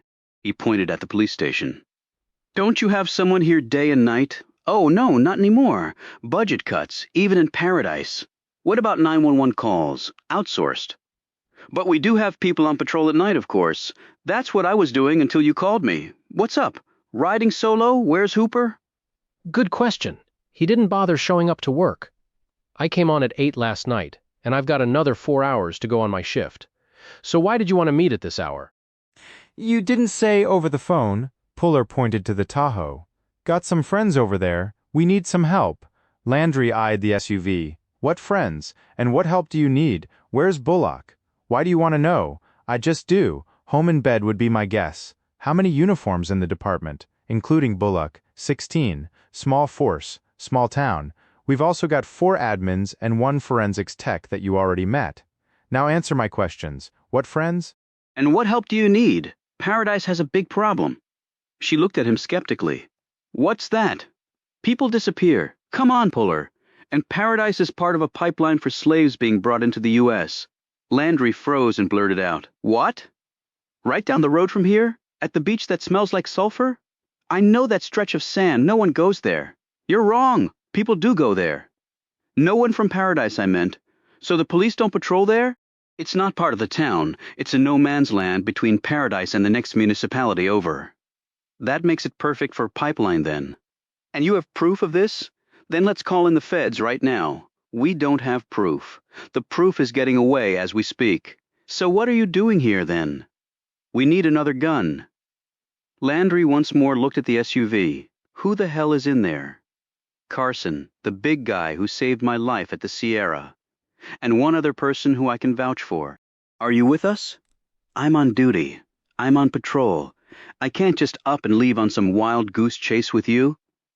It's not a wild goose chase, and you can get someone else to relieve you. Puller, I can't. Can't or won't. Look, Landry, we nailed this group. You can write your own future in law enforcement. I like it just fine here. Then you'll be helping us catch some really bad people. It's why you carry the badge, right? Does this have to do with your aunt and the Starros? I think it does, yes. Slavers killed them? Yes, because they found out what was going on. Landry drew a deep breath. Come on, Landry. We need you to get this done. You're the only one here I'd ask. Let me make some calls, see if I can get someone to cover for me. Why don't you call Hooper and Bullock? Why them? Because I'm betting they don't pick up. Why wouldn't they? Just call them. She did so, and there was no answer on either phone. Landry put her cell away. Both went to voicemail, but they could be asleep. Doubtful. Why? Just don't think so. You're not implying that they're somehow involved in all this. We don't have time for explanations. Are you coming or not? Landry drew another long breath. Puller said, I think the town can get along without you for a few hours. If this costs me my job, then you can kick my ass, and I'll help you get another job. Landry smiled resignedly. And your friend the general? She'll help you too. Right. Like I believe that. I don't see us being best friends. You might be surprised? Let's go. Where exactly? Puller pointed toward the Gulf. Out there, Chapter 84. The boat was not large and the seas were rough. Water continually washed over the sides of the boat. Puller had everyone put their weapons in a watertight compartment. Mecco had given up his gun reluctantly. Puller could hardly blame him. He did not like to be without a weapon either. Puller had the wheel of the 22-foot bow rider that Diaz had led them to. It was the same one they had used to dispose of the bodies of the men they killed. There was still some blood on one of the gunwales. When Landry saw this, she looked startled, but on a glance from Puller she said nothing. However, there was wariness in her eyes after that, as she stood next to him at the helm, holding on as the boat bounced over the waters. Mecco had given Puller general directions to follow to the oil platform. In the darkness he was navigating by compass and the GPS plotter. Are you sure about these directions? Asked Puller. Mecco nodded, though he didn't look all that confident. Carson came to stand next to him. She held up her smartphone. Before we left land, I had my office forward me the locations of every platform within 50 miles of Florida. There is one that is far closer to the coast than any other. Here are the coordinates. Puller looked at the numbers on her phone and then checked his plotter. He shot Mecco a glance.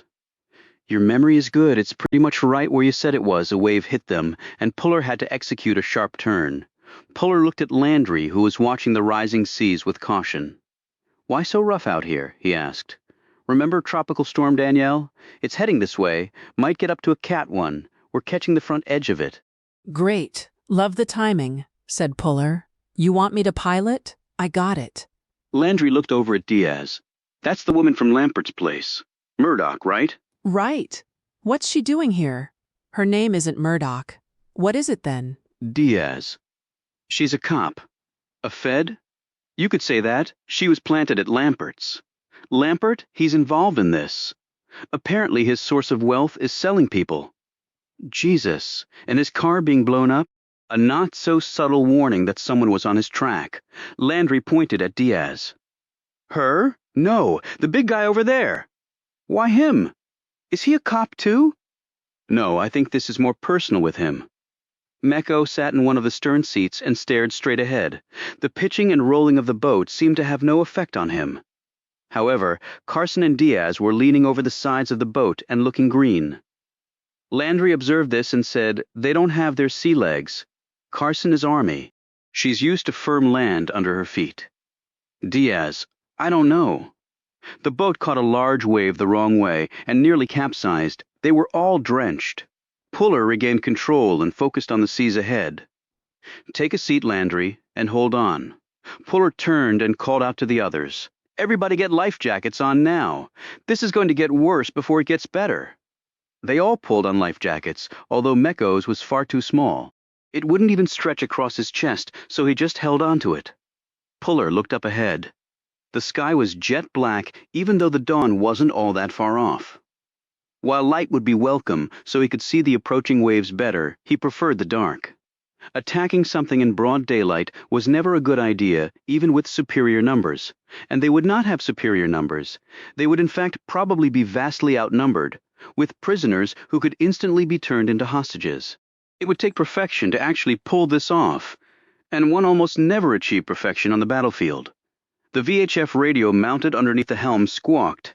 Diaz must have programmed it to sound off when there were weather alerts available. Puller picked it up, listened to the taped announcement. He put the handheld back in its slot and looked grim. Carson Crabb walked over to him as the boat rolled and pitched in waves that were far higher than it. "What is it?" she asked. Small craft warning was just issued. Ordered to get to shore. "Well, we're going the other way," said Carson. "You okay on the water?" "If I were, I would have joined the Navy. I'd take you back to shore if I could." "I wouldn't let you. Army, Navy, Marines, Air Force, we all go where the battle will be fought. Get there however we can." "With that attitude, you'll get at least 3 stars. General, General, back on the clock." She looked up ahead. "Any idea how much farther?" "Even with the storm, the skies are lightening." "I know. And in this weather, the trip time is hard to judge." A moment later, there was a huge bolt of lighting that briefly turned night to day. It was followed by an enormous crack of thunder that seemed to shake the bow rider to its fiberglass core. "This boat was not built to take a beating like this," said Carson. "Neither were people. If we go down, we'll never survive in these seas. Some R&R for you, huh?" She touched him on the shoulder. "Like I'd have it any other way. Okay, you have my vote for 4 stars. And so what's the plan when we get there?" "The plan is, we beat the bad guys and rescue the prisoners." "That concept I got. I mean, how do we do it?" "I don't think we can tactically battle plan this one, General. It's all about conditions when we get there. It's an oil platform. We get to the base and work our way up. With the head start they had, they're already there. And with the storm like it is, they'll have to move to an enclosed space. I doubt they'll have perimeter security set up. They wouldn't expect anyone to hit them tonight. When the storm has passed, they'll head back out, retracing the way they got here, taking all the evidence with them. And then they'll set up a pipeline somewhere else. These guys are bacteria. They keep mutating to keep one step ahead of the antibiotics. So we're penicillin? Something a lot stronger, I hope. If they're higher up in an enclosed space, it gives us a chance. Stealth plus ability plus luck. That combo has equaled victory on more battlefields than you and I can count. Let's hope we can add one more to the pile. Do my best." "I know that, Ranger, and if you were wrong and they didn't come back out here..." Puller didn't answer. He was looking up ahead. "Go sit down, General." "What?" She looked up ahead, but couldn't make out what he could. "Julie, go sit down, now, and hold on.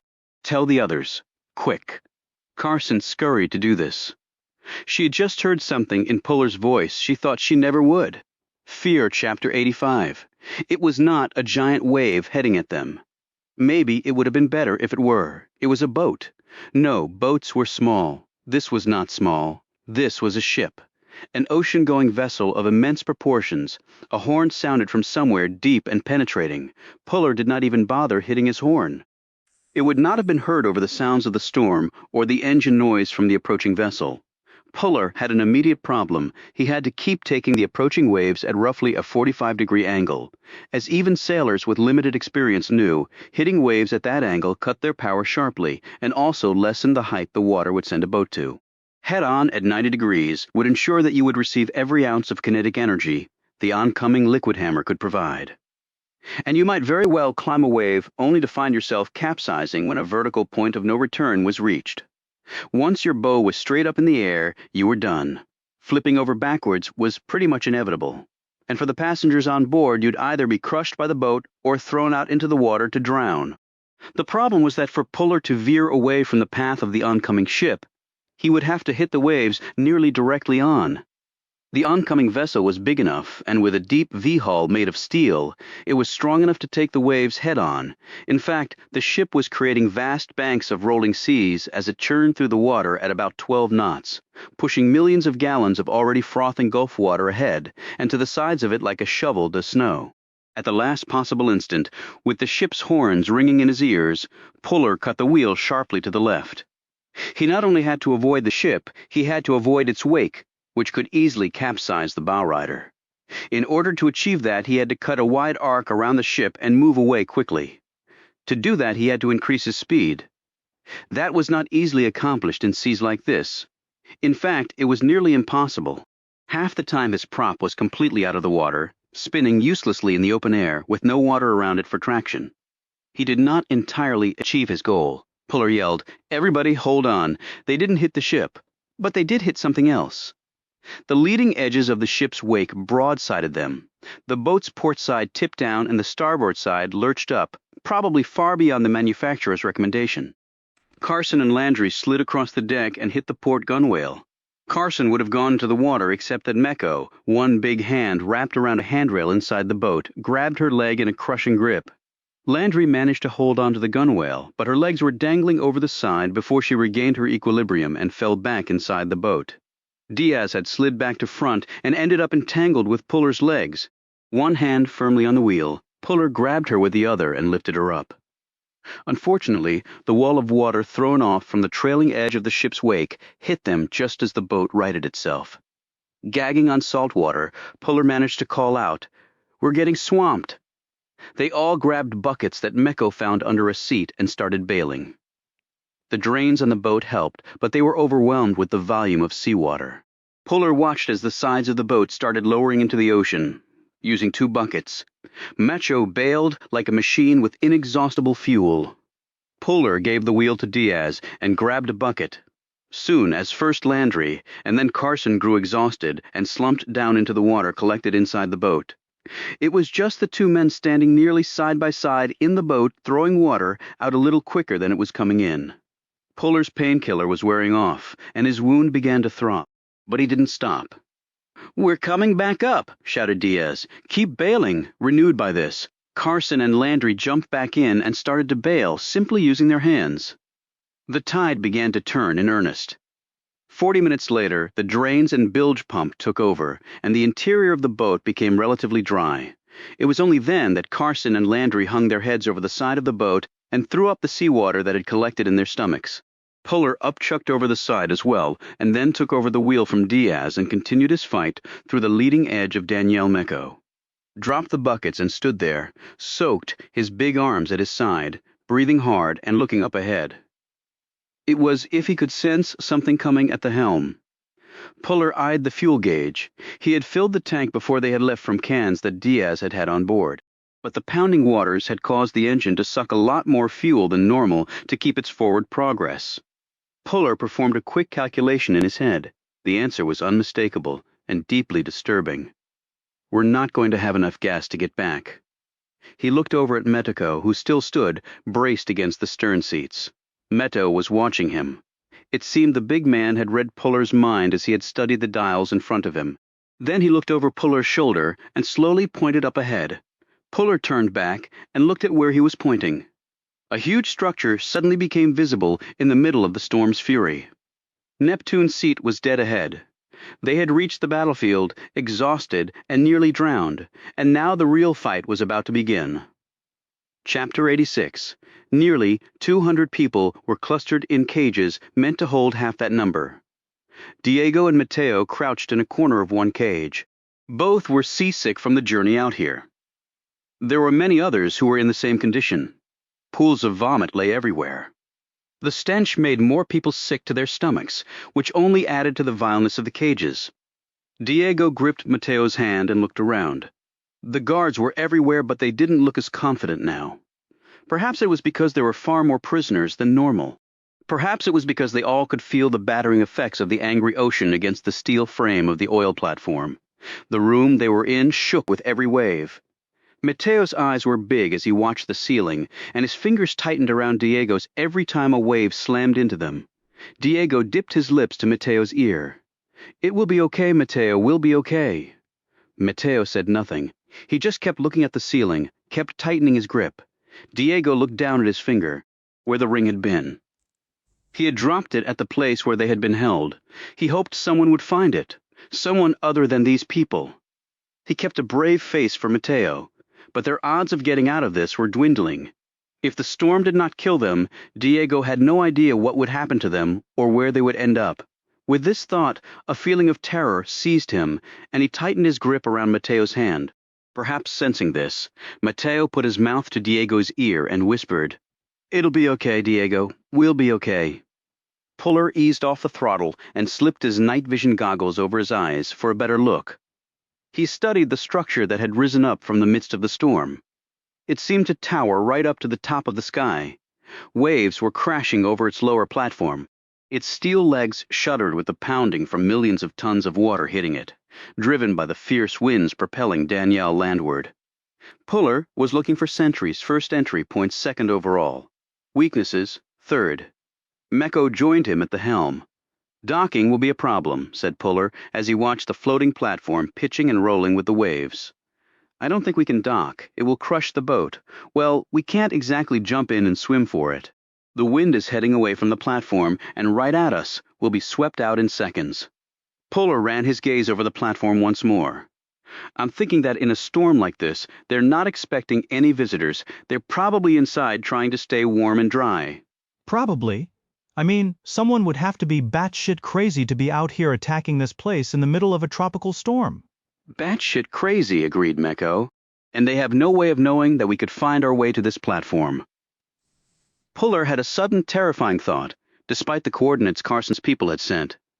"You're sure it's the right platform? There are a lot of them out here."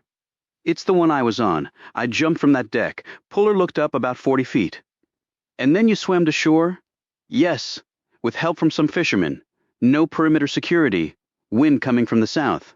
Floating platform over there." "What's your plan?" "All timing." Puller told the others what he was thinking. Carson shook her head as she surveyed the rough seas and the approaching storm. "No margin of error, Puller," she said. "No, it's slight, but it's there," Landry said. "Is this the only way?"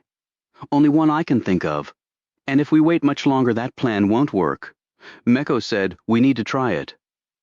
Diaz nodded. "Okay, and let's break out the weapons. We're going to need them." "I'll take care of it," said Puller. "And once we're on the platform," said Diaz. Mecco pointed up at the enclosed structure. "They'll be in there. There are multiple entry and exit points, prisoners and guards. The guards are not that well trained, but they have heavy firepower, more than what we have. So we have to hit them hard and fast and take them by surprise," said Carson, as a large wave pummeled the boat, forcing everyone to grab something to hold on to. "That will negate their superior numbers and ordnance." She looked at Puller. "So how are you going to get us there?" "Two at a time," he replied. "What exactly does that mean?" asked Landry. "It means exactly that you're going to have to jump. Two at a time." Chapter 87. Puller aimed the bow of the boat directly at the floating platform. The bow rider fought through the waves and against the wind. At the last possible instant he swerved, missing the bucking platform by only half a foot. "Now," shouted Puller. Mecco and Diaz, standing on the starboard side, leapt off the gunwale and landed, sprawled on the platform. Puller pulled the boat away from the platform and had Landry take the wheel while he unlocked a storage compartment on the boat and opened the watertight compartment inside where he had stored their weapons. He organized their arsenal as Landry focused on keeping the boat within striking distance of the platform. "Finish with the weapons." Puller put them in a collapsible, watertight duffel, zipped it shut, and handed it to Carson. He retook the wheel from Landry and swung the boat back around. He looked at Carson and then down at the duffel she held. "That's not exactly light." He glanced at Landry. "I think it'll be a team effort." Landry gripped one end of the duffel. "We'll get it there," she said. He hit the throttle and once more steered the bow rider right at the platform, veering off at the last second again. It was then that Landry and Carson collectively tossed the duffel toward the platform. It sailed over the raging waters, and Mecco caught it. Puller brought the boat back around again. He roared toward the platform, fighting through the pitching, rolling seas. Now Landry looked green, and Carson not much better. Puller said, "You ready, or do you want me to come back around?" Carson waved this offer off. I just want to get off this damn boat. Landry nodded in agreement. At the last second, Puller steered to port again. "Now!" yelled Puller. Both women launched themselves off the gunwale. Landry touched down on the platform, rolled, and came up to a sitting position. Carson wasn't so fortunate. Her foot slipped on the slick gunwale as she jumped. She came up short, landing half on the platform and half in the water. As she started to lose her grip and fall fully into the gulf, Meko snagged her arm and lifted her completely out of the water and onto the platform. Carson looked up at him, stunned by his strength. "Thank God they grow them big and strong in Bulgaria," she said. Meko passed out the weapons, and they crouched down. When Diaz's and Landry's hands closed around their weapons, they both smiled. Carson caught their looks and smiled too as she gripped her rifle. "Guns can be a girl's best friend," she said. No shots had come from the enclosed space. No one seemed to know they were even there. The storm had obviously drowned out the noise of the boat, and their landing on the platform was nothing compared to the pounding the ocean was giving the massive structure. They turned and looked out to sea where Puller was maneuvering the boat for the last pass. Landry said, "I still don't get how he's going to get on the platform. He can't jump and pilot at the same time." "We'll find out," said Carson. In the boat, Puller was lining up the last run. He waved to the others on the platform to clear away. They moved well back. Puller eyed the waves, analyzed the wind direction, gauged the troughs and peaks of the water. A bolt of lightning crashed down so close by that the hairs on the back of his neck went vertical. It was now or never. He pushed the throttle forward and aimed the boat right at the platform. 200 yards. 100 yards. 50 yards. Every image on the platform came into sharp focus, despite the raging storm, because Puller was totally focused, lining up a bead on a target with his sniper rifle, figuring out how to put down 6 guys in a few seconds without receiving a mortal blow in the process, working out how to get off this boat and land on that platform at 40 miles per hour. It was all the same. It required complete focus, special skills, and luck. Puller said a silent prayer and gunned it. 10 yards away. 5. He ripped the wheel to port and rammed the throttle into neutral at the exact same time he jumped. The forward momentum of the boat carried with him even as the boat turned, and its hard rubber fenders, which Puller had put on before attempting this maneuver, slammed against the platform. Puller was in the air. He looked down and saw frothing water. He looked up and saw a dark sky full of muscle and potentially catastrophic damage. He looked down and saw steel. He landed, rolled, and came up in time to see Mecho starting to tie off the boat to the platform. The platform had rubberized sides to prevent the metal from smashing the boat, and along with the fenders, the bow rider did not appear to have sustained serious damage. Still, with the seas as high and frenetic as they were, there might not be a boat left much longer. Carson tossed Puller his M11 and an MP5. No time to wonder how he'd made it. No time to thank God for the assist. Puller led them up the metal steps. 0 hour was here. Chapter 88, Enclosed Space.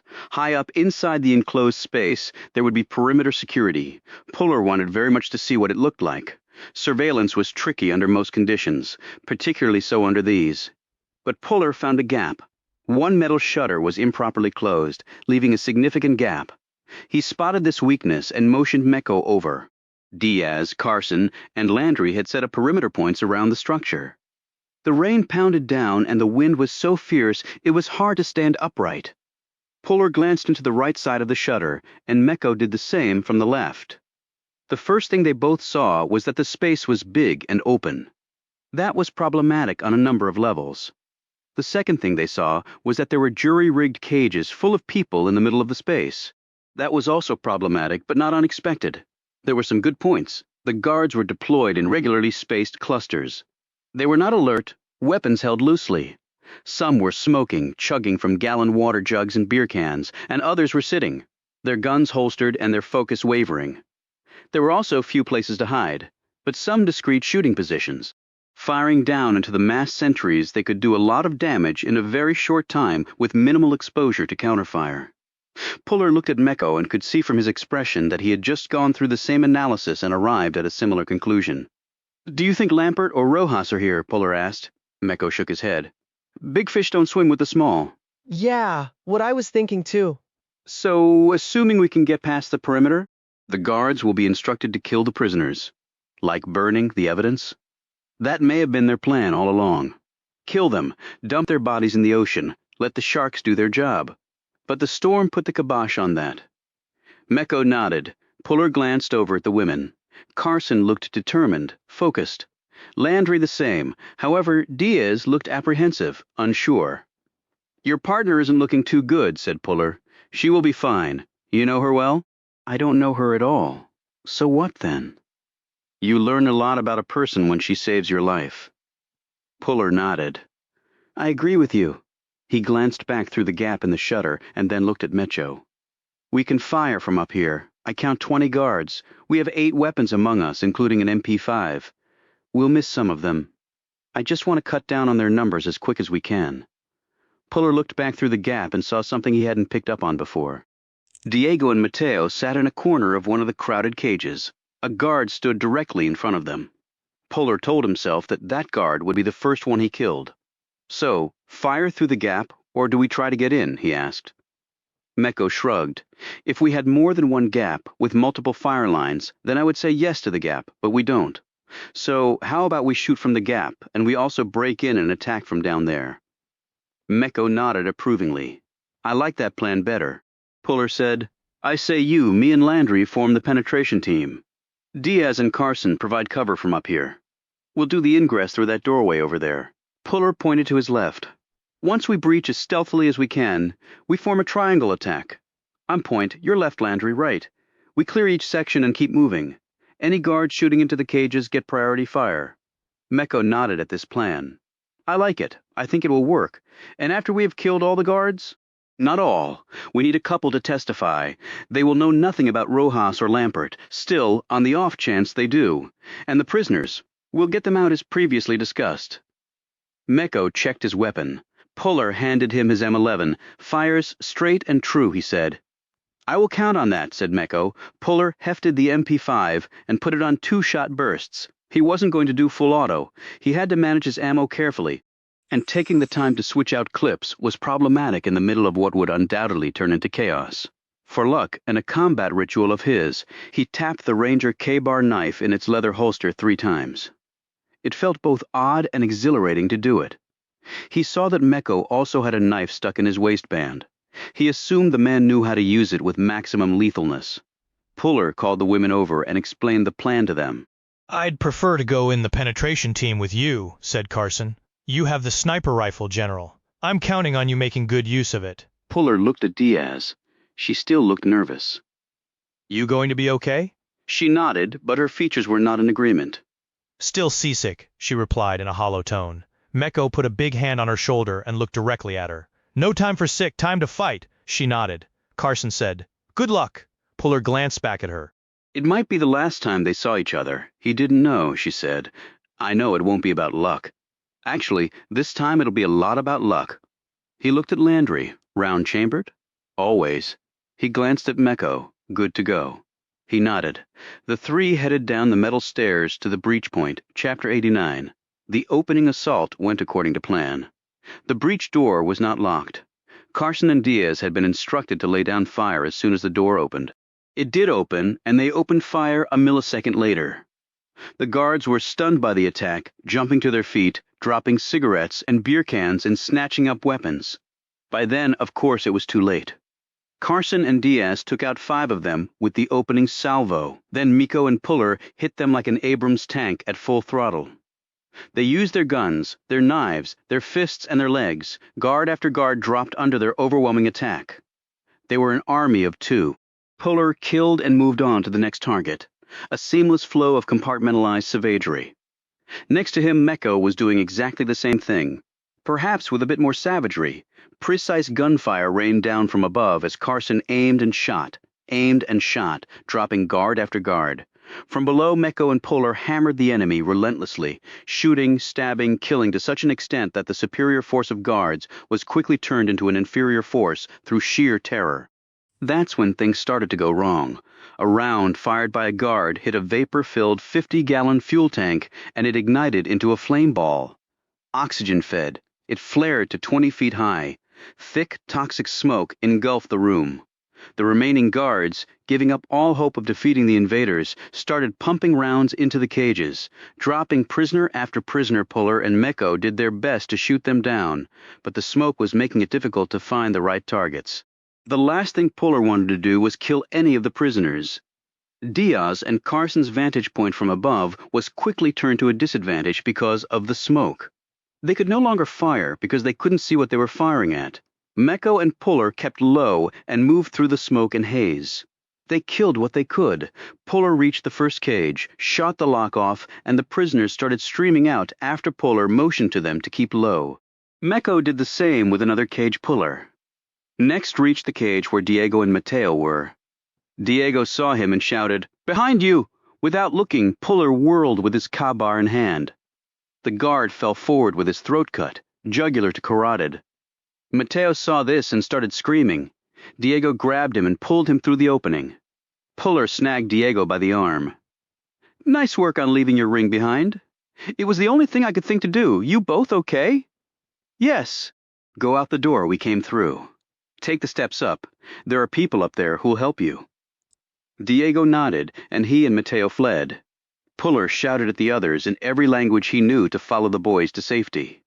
All the prisoners still alive were free now and escaping the room through the door. Meanwhile, Meko gutted one guard while he shot another. A pistol round tore through his left forearm, but he kept fighting with his right. Puller was slashed on the leg by another guard's knife, an instant before he put a bullet in the man's head. The two men looked around and saw no more opponents. Meko grabbed blankets and attempted to beat the flames down. Puller snagged a fire extinguisher off the wall and hit it from the other side. Smoke poured out of the now dying fire.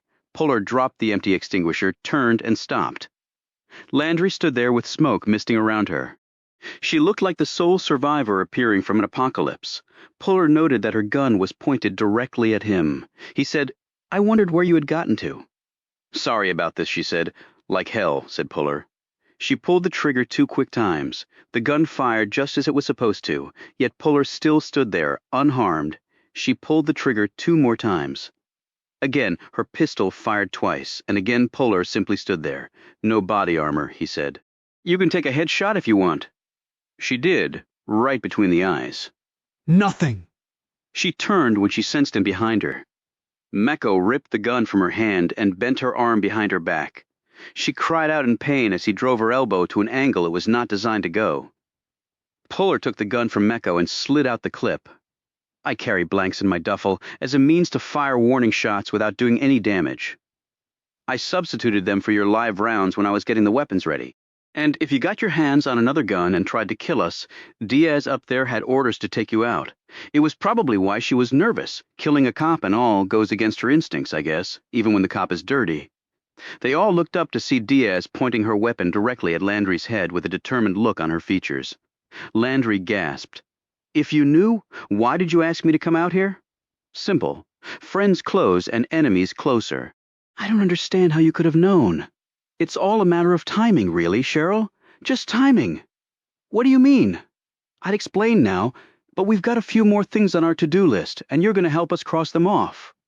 "I'm not helping you." "Yes, you are. Go to hell." It only took a second, but Landry whipped her body around and slammed a knee into Miko's crotch. He doubled over. She grabbed the knife from his belt and was about to deliver a killing strike to the back of his neck when the blade was knocked from her hand. She turned in time to see Puller's fist coming at her. That was the last thought she had before Puller slammed his fist into her jaw. She fell to the floor, unconscious. Puller stood over her. "Yes, you are," he said quietly. Chapter 90. They had refueled the boat and were racing back to land. The freed captives were still on the oil platform, but a Coast Guard cutter was, despite the storm, powering toward them as fast as it could. It had enough space to take them all on board and to safety on the mainland. Diego and Mateo had wanted to come back on the boat with them, but Puller had refused. "You'll be much safer on a Coast Guard cutter," he explained. "I'm not even sure we can get this tub back to Florida." However, the tropical storm had made landfall and quickly lost much of its energy. The ride back was bad, but not nearly as bad as the ride out had been. On the way, Puller had gotten a cell signal and managed to make one more call. Carson had gotten on the phone when the conversation started to go downhill. Puller had watched in admiration as the one-star didn't ask the man on the other end of the line what she would like him to do. She told him what he was going to do. This is a national security issue, Lieutenant, and the United States Army takes those very seriously. You have your orders, and I expect they will be carried out with all the dispatch and professionalism that the uniform demands. Are we clear? Yes, ma'am, Came the immediate reply from the lieutenant, who was probably trying hard not to allow his voice to crack. Carson clicked off and handed the phone back to Puller. He smiled. She said, "What's so funny? I guess I just like seeing you being a general." Halfway to shore, Landry had regained consciousness. Carson piloted the boat while Puller and Mecco focused on their new prisoner. Landry's face was bruised by Puller's blow, and she looked angry and unrepentant. "How?" she demanded of Puller. "Like I said, timing. That means nothing to me." Lampert's car blew up. So what? I didn't do it. It blew up, according to Diaz, at 1:15. At 1:16, you got a phone call while I was with you on the beach. You said it was from Bullock, but there was no way it could have been. Lampert would have had to find out what the hell was going on, call the police, and track Bullock down. He'd have to hear what happened, and then Bullock might start phoning people. But you weren't on duty. You wouldn't have been the first person he'd call. All of that would take a lot longer than a minute. And just to be sure, I checked with Bullock by phone last night. He said you'd called him that night on the drive over to Lampert's. Not the other way around, he said. You'd heard something in the news about an explosion. The call you got was from Lampert. Landry shook her head. That's not enough, Puller. There's no way you'd make a decision like this on something so skimpy. I didn't. I started to connect the dots. Lampert is from Miami. So are you. You both arrived here around the same time. After I started thinking about the timing of the call you got, I went into detective mode and started making a lot of phone calls. Your father, you said a guy on PCP shot him down at a bar. That's what happened. I know. But I talked to your former police sergeant. What I found out was, from that moment forward, you were a changed person. You didn't seem to care so much about doing the right thing. It seems that instead of wanting to get the scum even more badly after your father was killed, you went the other way. You ended up just not giving a shit. And then you got into business with Lampert, and things really took off. He paused. I also checked on your condo. $400,000. And your mortgage is less than $50,000. Cops don't make that kind of money, at least honest ones. Maybe that's why you wanted to live in Destin. I take it. You never had anybody from the police force over for drinks? It was stupid of you to have me over, Landry. It made me start thinking. He looked at Mecco. The Starros were killed by someone on the beach. Mecco was there. He saw it. More to the point, he saw you. You pumped rounds into their heads and dragged them out to the surf. You're plenty strong enough to do that, Cheryl. All that paddleboarding you do, it would have been easy. Two old people, they weighed nothing to you. Landry said nothing, but she looked at Mecco with hatred. Puller continued. And that's why no one answered when you called Bullock and Hooper. They were under orders from me not to. I didn't want you to think I was suspicious about you, just them.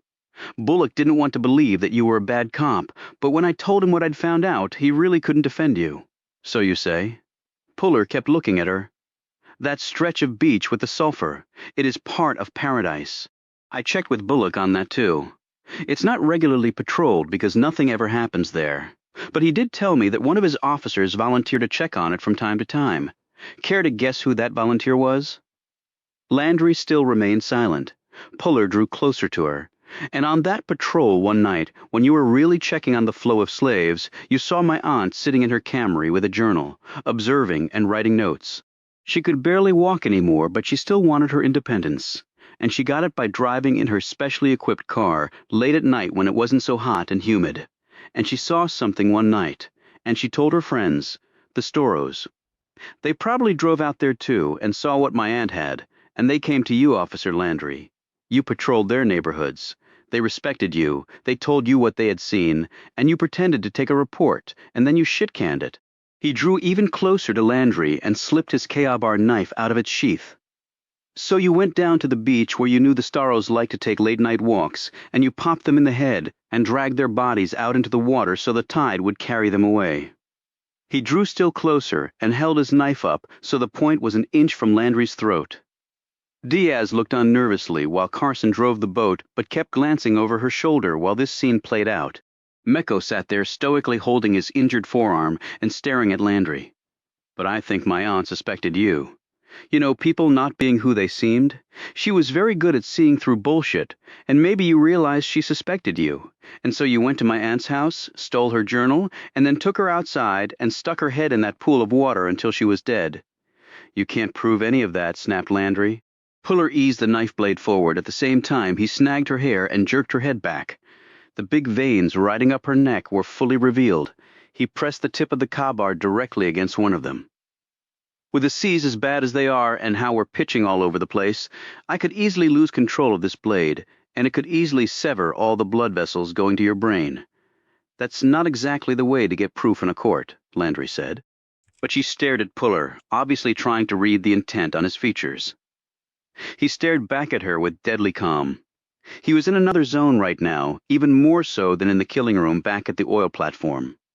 He was as focused as he had ever been, like he was about to make a kill shot on a Taliban at 1,000 meters under a hot sun where the margin of error was nearly zero. The whole world contained just him and Cheryl Landry. Who said anything about proof? He said quietly.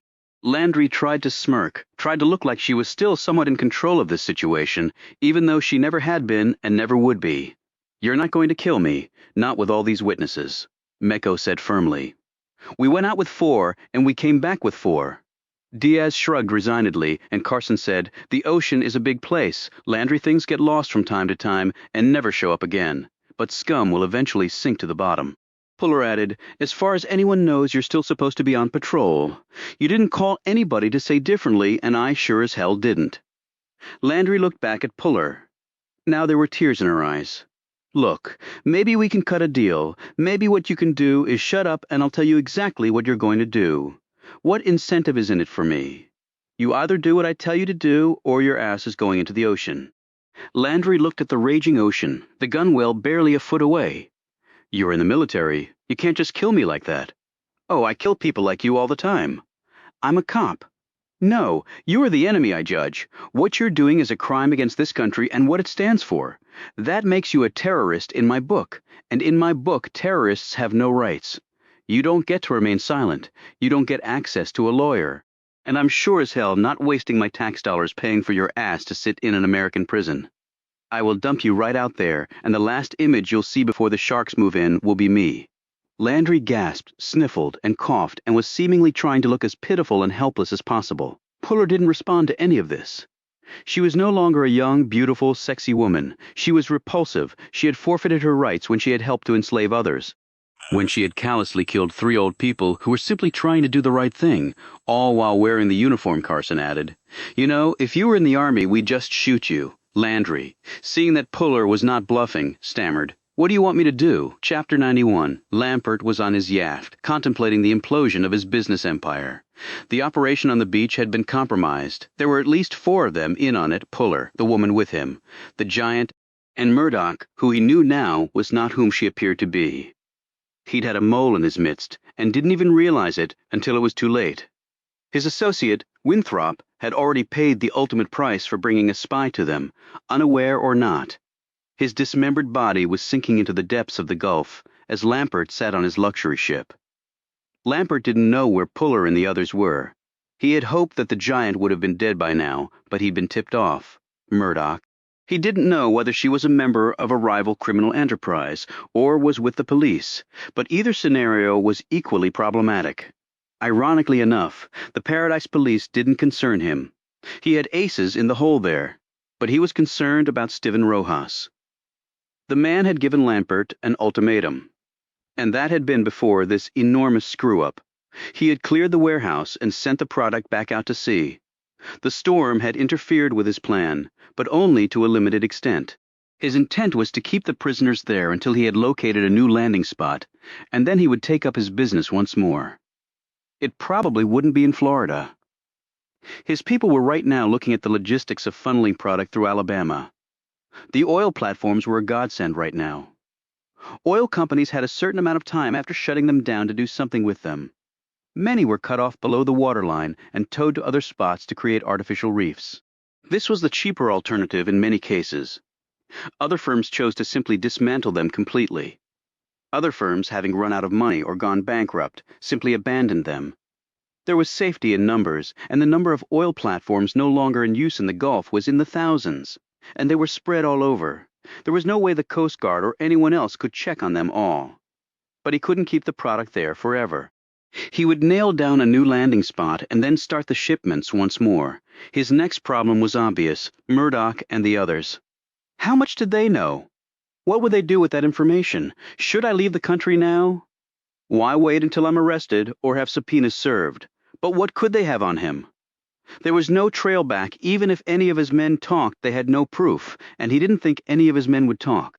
Lampert had friends everywhere, including in the judicial and prison systems. This had been made clear to all people coming to work for him. And if they weren't sufficiently scared of him, they were of Steven Rojas. That bastard can get you anywhere. Even in witness protection, of course, that means he can get me.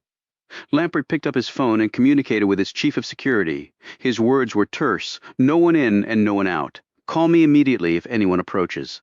He next called his yacht captain. I want to be ready to leave in the next hour. The seas are still rough, the captain said, obviously surprised by the order. They had moved the yacht out into open waters to let it ride out the storm on anchor. A tropical storm was not the same thing as a Cat 4. A Cat 4 could pick up a yacht and throw it onto land. The seas were rough, and once or twice Lampert thought he might be sick, but he would take vomiting over someone blowing out his brains. If he did have to make a run for it, he would have to leave his wife and son behind. That was okay.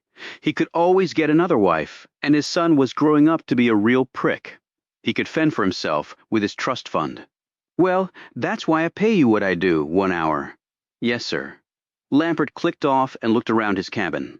The finest materials from around the world and fashioned by immensely talented craftsmen stared back at him. He had the best of everything. It was his due. He worked very hard. The rank and file had no idea how much hard work it took to build a fortune, and it was even harder work to keep it. Taxes were too high, and regulations were choking off business, but still he persevered, and he employed people too, created jobs where there had been none before. He had done the same thing on Wall Street, and been vilified for his efforts. He shook his head. Business was really just picking up too. He had put enormous amounts into infrastructure, training, equipment, manpower. The risks he took were huge, and it was all paying off. His product pipeline was the envy of the world. He moved more product than anyone else by a factor of 5. He had brought precision and a business mentality to a formerly dirty, chaotic enterprise. And unlike oil or natural gas or other resources, the supply of product was infinite. Until the world ran out of poor people, he could have his pick. And the world would never run out of impoverished folks if he had any say in the matter. There was only so much room at the top, and he was not relinquishing his space. Lampert knew that he had always been meant for bigger and better things, but he had to survive. This was where the risk was greatest. This was why he was making so much money, because it could cost him everything, including his life. He refocused on the tasks at hand. Royce did not know of the latest maneuvers. The storm had forced his boat far out to sea. He doubted the man would chance coptering in when the skies and winds were still too unpredictable. All that gave Lampert something he desperately needed. Now time to figure this out. Plan his next moves. Survive. The unknown factor, of course, was Puller and his cohorts. They had followed the truck with the product. They obviously knew what was going on. There had been a gunfight on the beach. He had not heard from his men, so he knew that they had lost. So what was Puller up to? He had tried calling out to the platform, but the call had not gone through. The storm again, the timing truly sucked. And then, as if in answer to his prayers, his cell phone rang. He looked at the number and smiled. He clicked on and said, "I was hoping to hear from you." Cheryl Landry said, "I've got a lot to fill you in on. Can we meet now?" Chapter 92. The storm was rapidly dissipating, but downpours were still occurring, intermittently, as Danielle finished expending its energy. It was daylight now, but Danielle was keeping the skies dark. It could have been the wee hours of the morning. Someone knocked on the front door. Lampert answered it himself. He had taken a tender to shore. He had thrown up twice because of the rough seas. Now he was hoping for some good news. He stared across the threshold at Landry. She was drenched and her face was bruised. "What the hell happened to you?" he asked. "Can I come in first? And can I get a drink?" He turned and she followed him in. He led her to his private study and closed the door behind them. You want a change of clothes? He asked. I'd like that drink. That's what I really want. He poured her out a scotch from the bar set against one wall. I was on the lucky lady contemplating whether I should make a run for it, said Lampert. Trust me, I was contemplating the same thing. But on the phone you said you had good news. She accepted the scotch from him, took a sip, and then sat down in a chair opposite his desk. He sat down too, steepled his fingers, and stared at her expectantly. Well? He said. She took one more sip from the tumbler and then pressed the glass against her bruise. The operation was compromised. That I know. Murdoch is a spy. That I know too. Her name is Lieutenant Claudia Diaz. She's with the Colombian National Police. Lampert simply stared at her for a long moment before exclaiming, Shit! Landry smiled at this reaction. I take it that you didn't know. She held up her glass. You might want one of these. Tell me what happened. Landry took another sip, sat back, and exhaled a long breath. What happened is, I saved your ass. How? I never trusted Winthrop or Murdoch. Smart of you. So I watched them. Winthrop was clean. Murdoch wasn't. It was clear she was just letting him get into her panties so she could get close to you. I can see that now.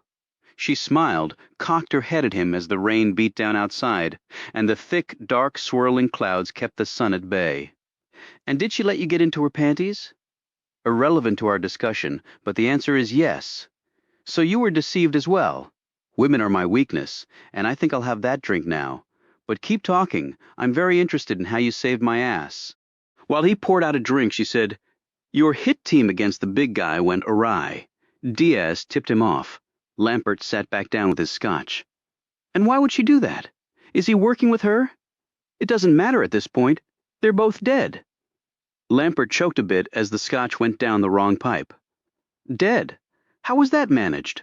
Like I said, saved your ass. Puller is dead too. What about the other woman? You told me she was a general, Carson, right? Dead too. They're all dead. It's not like we could allow any of them to survive. Lampert stared furiously across the desk. You just ignited a shitstorm, Cheryl. The Pentagon will be all over this. And would you have preferred the alternative? They followed the trail right back here to you. That would not have happened. It did happen, Peter. He said nothing, just stared at her like she was the last thing he would ever see in his life. They found out about the warehouse. I cleared it. There was nothing to find. Well, they found the platform out there, she said, pointing out the window toward the Gulf. Lampert put down his drink and edged forward in his chair. His face was drained of color. That is not possible. The big guy? His name is Mecco, by the way. He was on that platform. Your people snatched him from Mexico. He escaped, made it to shore, and then he made it back last night. I thought that might be the case. I thought he was spying on me, but I didn't know why. I just thought he was trying to steal something. He was tracking you, Peter.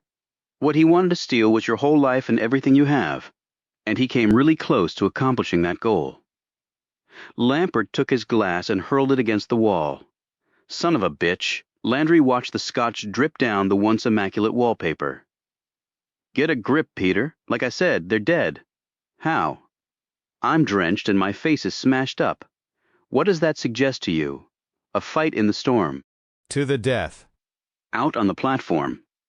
I won't lie and say we didn't take casualties. We did. They killed nearly all your guys, but in the end we overwhelmed them with sheer numbers and a little luck. How did you come to be there? He asked, looking at her suspiciously. Like I said, I'd been following Diaz. They got on a boat. I got on a boat. They rowed out to the platform. So did I. In the storm? How was that possible? She looked at him incredulously. I grew up in Florida. I've surfed in the aftermath of hurricanes. I've been piloting boats since I was 10. If it had been a Cat 1 or 2, maybe not. But a tropical storm, if you know what you're doing, you can manage. And it's lucky for you that I did. I thought, that's why you hired me, for my local expertise, and my balls under pressure. What happened? I called ahead. At first my phone wasn't working, but I finally caught a signal. I told them they were coming. They were ready for them, but it was still a hell of a fight. Those 4 were true warriors. I have to give them that. They didn't go down easy. And the product? Mostly intact. We took a few casualties there, though. And the bodies? In the drink, Diaz and the others will never be found. We cut out the lungs. Bodies will go down and stay down. Good thinking. And your work killing the Storos and that old woman was truly appreciated, Cheryl. They could have ruined everything. The bonus I paid you for doing that probably was inadequate. He seemed to realize this was not praise enough. And you've just earned yourself another bonus after last night. An enormous one, and a promotion. We're going to get you out of that uniform and into a suit. You can take over Winthrop's position. Won't he have a problem with that? He would, except I had him killed for allowing Diaz to infiltrate us, and we're moving the operation. My logistics guys are crunching the numbers now. I'm thinking Alabama. One problem. What's that? Steven Rojas. What about him? He's your partner in the slave trade. So what? You told me he gave you an ultimatum. He did, and now with all this, what do you think he's going to do? It's not exactly a clean exit. I'm thinking that I've become important enough that Senor Rojas will need to listen to my terms. Pipeline trumps product. I can get product on my own. I already did. Asia and Africa. Lots of poor, stupid people there. But Rojas can't duplicate my pipeline. He doesn't have the requisite connections. Still, a dangerous game to play with the man. I'm not underestimating him, but when you have an advantage, you have to seize it. Exactly my thinking. This comment did not come from Landry. Puller had kicked open the door and stepped into the study. Behind him charged Diaz, Carson, and Mecco. They all had their guns drawn and pointed at Lampert. Lampert stared first at them and then glanced at Landry in astonishment. You set me up? Afraid so? Do you realize what you've done, you idiot? I'm not sure you're aware of the full extent of it. Landry unbuttoned the two top buttons of her shirt and pulled the wire and recorder out. She handed them to Puller. She turned back to Lampert. I saw an opportunity and seized it, she said, and added in a hollow tone, but don't feel like I got anything special. Life in prison instead of the needle. Some deal? I don't think you're going to get the same deal, Puller said to Lampert. Lampert said, How did you get past my security? You should tell them to check the interior of every vehicle more thoroughly. With Landry at the wheel, they just passed us through. Lampert looked from him to Landry. You idiot. They had me dead to rights, Peter. Sorry, I'll have you killed in prison. You can try, said Puller, but I think you'll have more important things to think about. I'll hire the best lawyers. You're going to need them, said Diaz, and I'm going to push hard to have you tried in Colombia. The Americans are too soft. Justice is much swifter in my country. Puller cuffed both Landry and Lampert. Now let's go, said Puller. He motioned with his M11. Lampert rose and looked at Landry. You're dead. You're all dead. Then he walked out with the others behind him. They reached the front courtyard, but then Puller stopped abruptly. What is it? Asked Carson. Mecco was looking around warily, too. Down, now! Yelled Puller. Right! As he said it, the guns started firing. Chapter 93, Puller, had spotted the shooter's positions a split second before he hit the dirt. He pulled his M11 and fired in an arc, emptying its mag. It was a defensive measure, solely designed to give him a few seconds to take up a new position and plan a counterattack. He took cover behind a car, gripped his MP5, and surveyed the area in front of him. Puller. He glanced behind him. It was Carson. She'd taken a position behind a stone column outside the front entrance. She was pointing to the left. Puller looked in that direction and his gut tightened. Diaz was lying face down in a pool of blood. Even from this distance and in the darkness, Puller could tell she was dead. He looked around for Landry and Lampert. Landry was cowering behind a tree. She yelled to Puller. Lampert ran off. Puller looked up ahead to where the shooters were. He had one person unaccounted for. Mecco. Puller didn't think the big man had run off. He was wired to fight just like Puller was. Puller looked back at Carson after a wave of bullets was fired over his position. With hand motions, he communicated to Carson what he intended to do. She nodded and tightened her grip on her gun. Puller turned back, his gaze flitting over all relevant points. It was on the second pass when he saw him.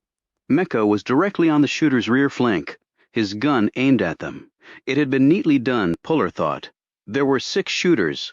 Puller looked around for the vehicles they had come in, but saw none. Then he thought the shooters were actually Lampert's bodyguards. A second later, he noted the lumps of flesh lying around the ground. They were the bodyguards. This was a new force to be reckoned with, and they hadn't come by car. Puller considered deliberately the tactical situation.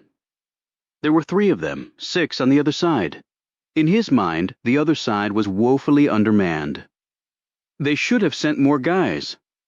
Puller counted to 3, rolled out, and opened fire with the MP5. It was a feint only. Again, he was aiming at nothing. He was drawing attention. A moment later, he drew counterfire. They were totally focused on him. Carson's weapon fired twice. One of the shooters went down.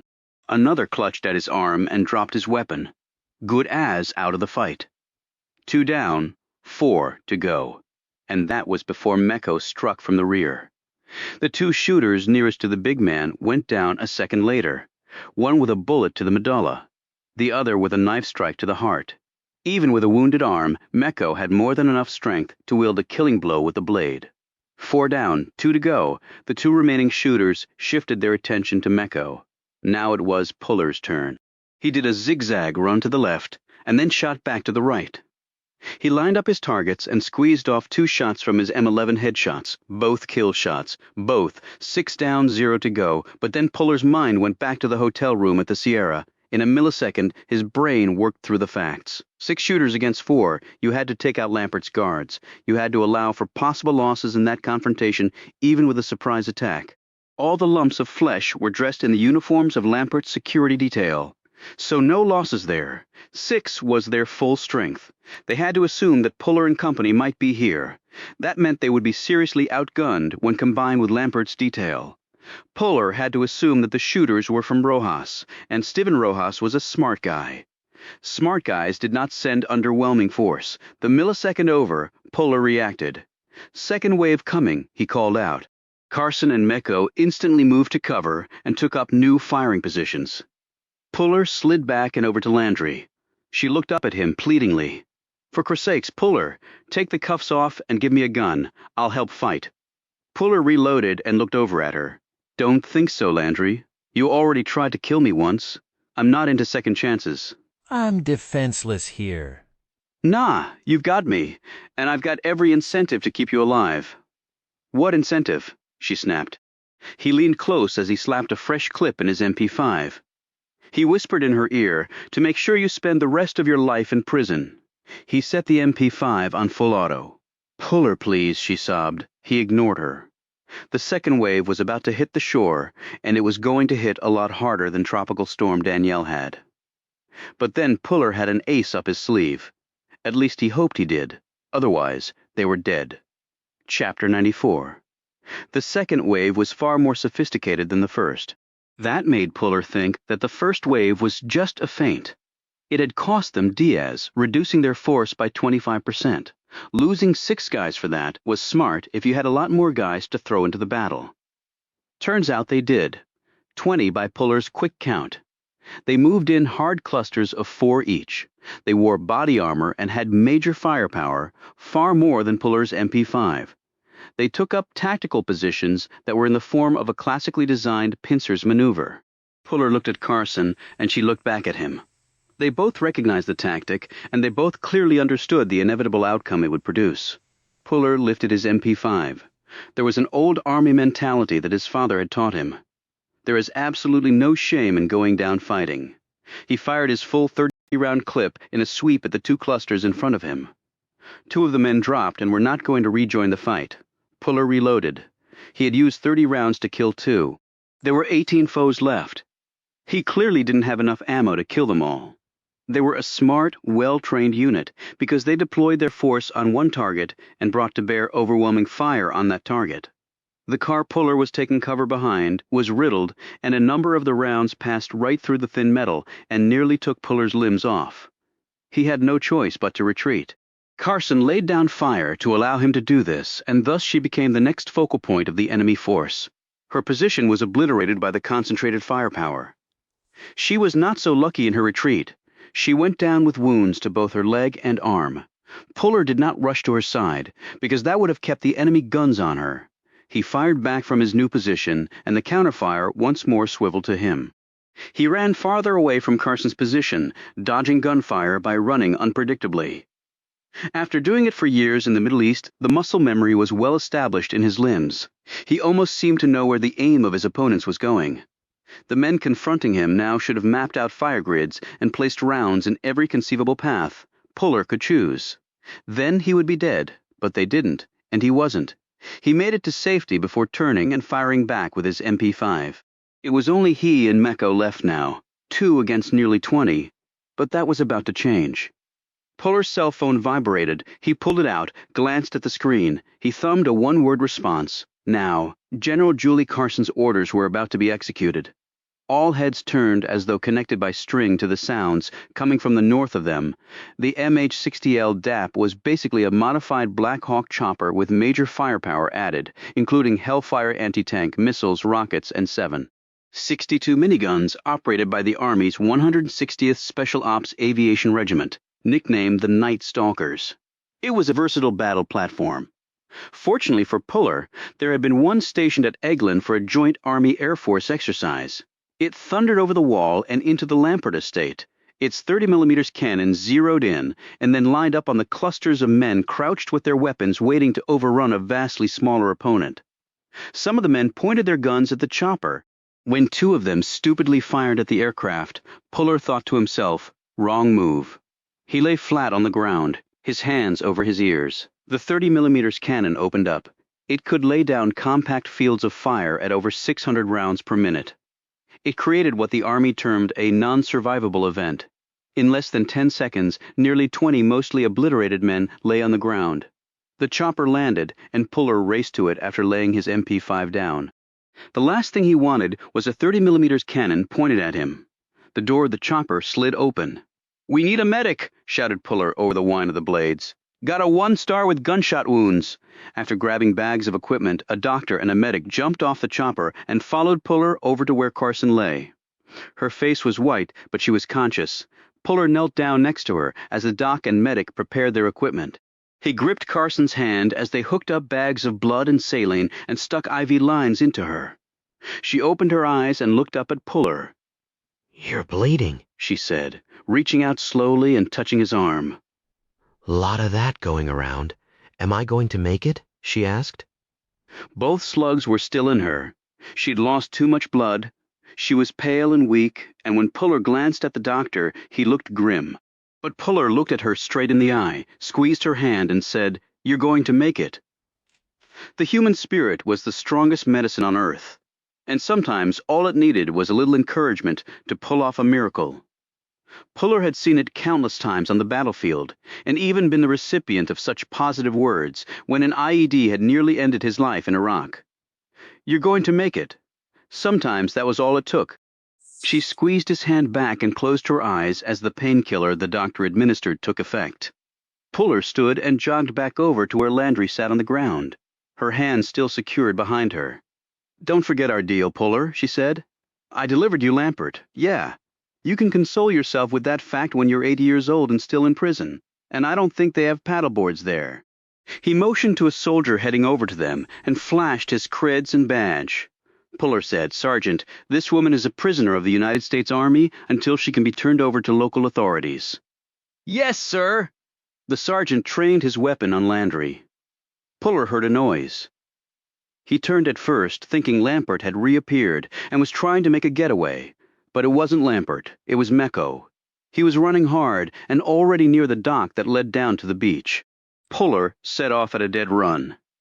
He knew exactly what the man was going after. Peter J. Lampert. And so was Puller, Chapter 95. Lampert had run as hard as he could. It wasn't easy with his cuffed hands behind his back. He was in decent shape, but not combat fit. He'd never fired a weapon in his life. He hired others to do that for him. He had never before had to run for his life. He was paying for that now. The sounds of the gunfire had stopped. All Lampert heard now was the breakers on the beach. His boat was docked about a quarter-mile out. He would live to fight another day. It just wouldn't be in this country. That was okay. He was getting tired of living here anyway. He pressed his forearm against a stitch in his side and kept his feet pointed toward the dock. His 20-foot tender was out there. He could see his yacht from here. He believed he could manage to pilot the boat out to the yacht. If Landry could make it all the way out to the oil platform in a tropical storm, he could make it out to the yacht in calmer seas. He had a knife on board that he could use to cut the plastic cuffs off. Then it was a straight shot out. The tender was sturdy, and the waves were diminishing as the winds died down. Yeah, he could make it. He was almost at the dock when he saw it. At first, he didn't register what it was, but then it hit him. He was looking at the conning tower of a submarine, Royus's sub. He had mentioned it during the meeting on his yacht. It could hold lots of people, so that was how the gunmen had made it to his estate. They had come by sub. Now taking the boat was problematic. What if they came after him? The seas were still rough. If the sub struck the tender, capsized it, and he went into the drink, he would drown. He stopped, still pressing at the dull ache in his side. He should have exercised more. The problem was his main form of working out was sex. Somehow it didn't prepare you for long runs over uneven terrain. He looked around desperately for another way out. If not, the boat, what? The road out of his estate was not an option. Even now he could hear sirens in the air. He walked slowly along, parallel to the beach, thinking hard. There had to be some way. Maybe he should just chance the boat. It would be more maneuverable than a sub, wouldn't it? The fact was he didn't know, but he couldn't think of a viable alternative. Then, as he watched, the sub started to sink into the water. It turned, and its tower, still visible, rapidly made its way back out to sea. Maybe they had heard the sirens too, way out there. Or maybe they just assumed that things had gone badly, and they had better retreat. Whatever the reason, Lampert now had his window of opportunity. Lady Lucky had a steel hull. It could take the pounding of the ocean. He had crossed the Atlantic in it before. Once he reached international waters, he would feel much safer. It would take time for Landry and the others to talk to the police. Warrants would have to be issued. Police would have to be sent out. By that time, Lampert could be very far away. He heard the sounds behind him, turned, and saw what was coming. Frantic, he started running flat out for his precious boat and the open seas. Lampert looked as though he had seen Satan himself after him. And in some ways, he had. Puller had caught up to Mecco, and the two men ran side by side. Mecco did not look at him or say anything to him. His total focus was on the man up ahead. Puller and Mecco ran like the combat warriors they were. Not the fleetest in the world. They ran with a practiced motion, a fluidity that got maximum results with a modest output of energy. When you were in combat, you often had to run. Mobile targets tended to survive. Stationary targets tended to die. But when you stopped running, you usually had to fight. The latter took a lot more energy than the former. Better not to waste all of it on the running part. They were still neck and neck as they gained on their quarry, but Puller snaked ahead at the last moment and tackled Lampert. The man went down, the wind knocked from him. Mecco reached down and lifted Lampert off the sand, with a violent upward jerk of his arms. Puller slowly rose and watched the two men. Mecco looked at Lampert, and Lampert looked back at him. Mecco's features were stone. Lampert's were fear mixed with curiosity. What the hell is your beef with me? He finally shouted. Mecco threw him back down on the sand, reached into his pocket, and pulled out the photo. He held it in front of Lampert's face. "Do you remember her?" Mecco asked. His voice strained. Puller kept watching and waiting. He wasn't sure what he was going to do if Mecco decided to try to kill Lampert. The man was his prisoner, a potential witness against one of the biggest criminals in the world. Mecco was wounded, but then so was Puller. In a one-on-one, all bets were off. Puller knew his skills and his limits, and he wasn't sure he could take the bigger man. But then he might surprise himself. The thing was, though, Puller didn't want it to come to that. Mecco was not his enemy. Lampert stared dully at the photo. Am I supposed to know this person? Her name is Rada. You took her from a village in the Rila Mountains in Bulgaria. Her and many others. That was my village. Lampert looked at Puller. Is he serious? You think I'm going to remember someone like that? Puller stared stonily back at him. Wrong answer, Pete. Mecco again lifted Lampert up off the sand, held him up with one arm, cocked his other arm back, and hit Lampert so hard that several of his teeth exploded out of his mouth. He flew backward 5 feet and landed in the sand. He hit so hard on his cuffed arms that he popped both shoulders out of their sockets. Screaming and crying in pain, he tried to wriggle away. "Shut up," said Mecco. "Oh, God," screamed Lampert. "Oh, my God, shut up." Mecco kicked him in the gut. "You don't remember her? You don't remember Rada? Oh, God." Lampert was spitting chunks of teeth and bloody gums from his mouth and rolling all over the sand. Puller knelt down next to him. cut his bindings, and with 2 firm, quick thrusts popped both shoulders back in place. Lampert lay there crying quietly and gasping for air. Mecco stared down at him, his hands balling and unballing. His huge chest heaved with every breath. Puller rose and looked at him. "How is this going to play out?" he asked. "He is coming back with me. He's in my custody. He's wanted for crimes here." "He is coming back with me," Mecco snarled. "Mecco, we'll make sure this scum never sees the light of day." "He took everything we had. I made a promise." Puller drew out his sidearm and pointed it at Mecco. He had no bullets left in it, but Mecco didn't know that. "The last thing in the world I want to do is hurt you, Mecco. But I've got a job to do, and I plan on doing it. This guy was responsible for my aunt being murdered. He's going to pay for that." Mecco eyed the gun and then turned to look down at Lampert and held up the photo once more. "Tell me where she is? Tell me now." "I don't know where she is." Lampert sobbed through his broken and bloody mouth. "I swear to Jesus." Mecco grabbed him, jerked him up. "You do know, you will tell me." "I don't. I don't know, damn it." Lampert fell over on his side crying when Mecco let him go. Mecco looked down at the photo, and as Puller watched, tears slid down the big man's face. His body began to tremble. Puller looked out to sea where Lampert's yacht was visible. All that money based simply on misery, based simply on greed, based simply on destroying people's lives for cash. He glanced back at Mecco and holstered his weapon. He gave a long sigh. What he was about to do flouted every rule in the book that had guided him for most of his adult life. "How are you planning on getting him out of here?" he asked. Mecco glanced up at him. "Why? Just curious." I have a friend. "He pilots a cargo ship. He will take us back home, no questions asked." "Where and when?" "Tonight, from Port Panama City." Lampert had stopped crying and was listening intently to this. Through his busted mouth he stammered, You can't be serious. You're not going to let him take me to Bulgaria." Puller glanced down at him. "Why not? You've been there, had a good trip, right? Got everything, correction, everyone you needed, right? You can't."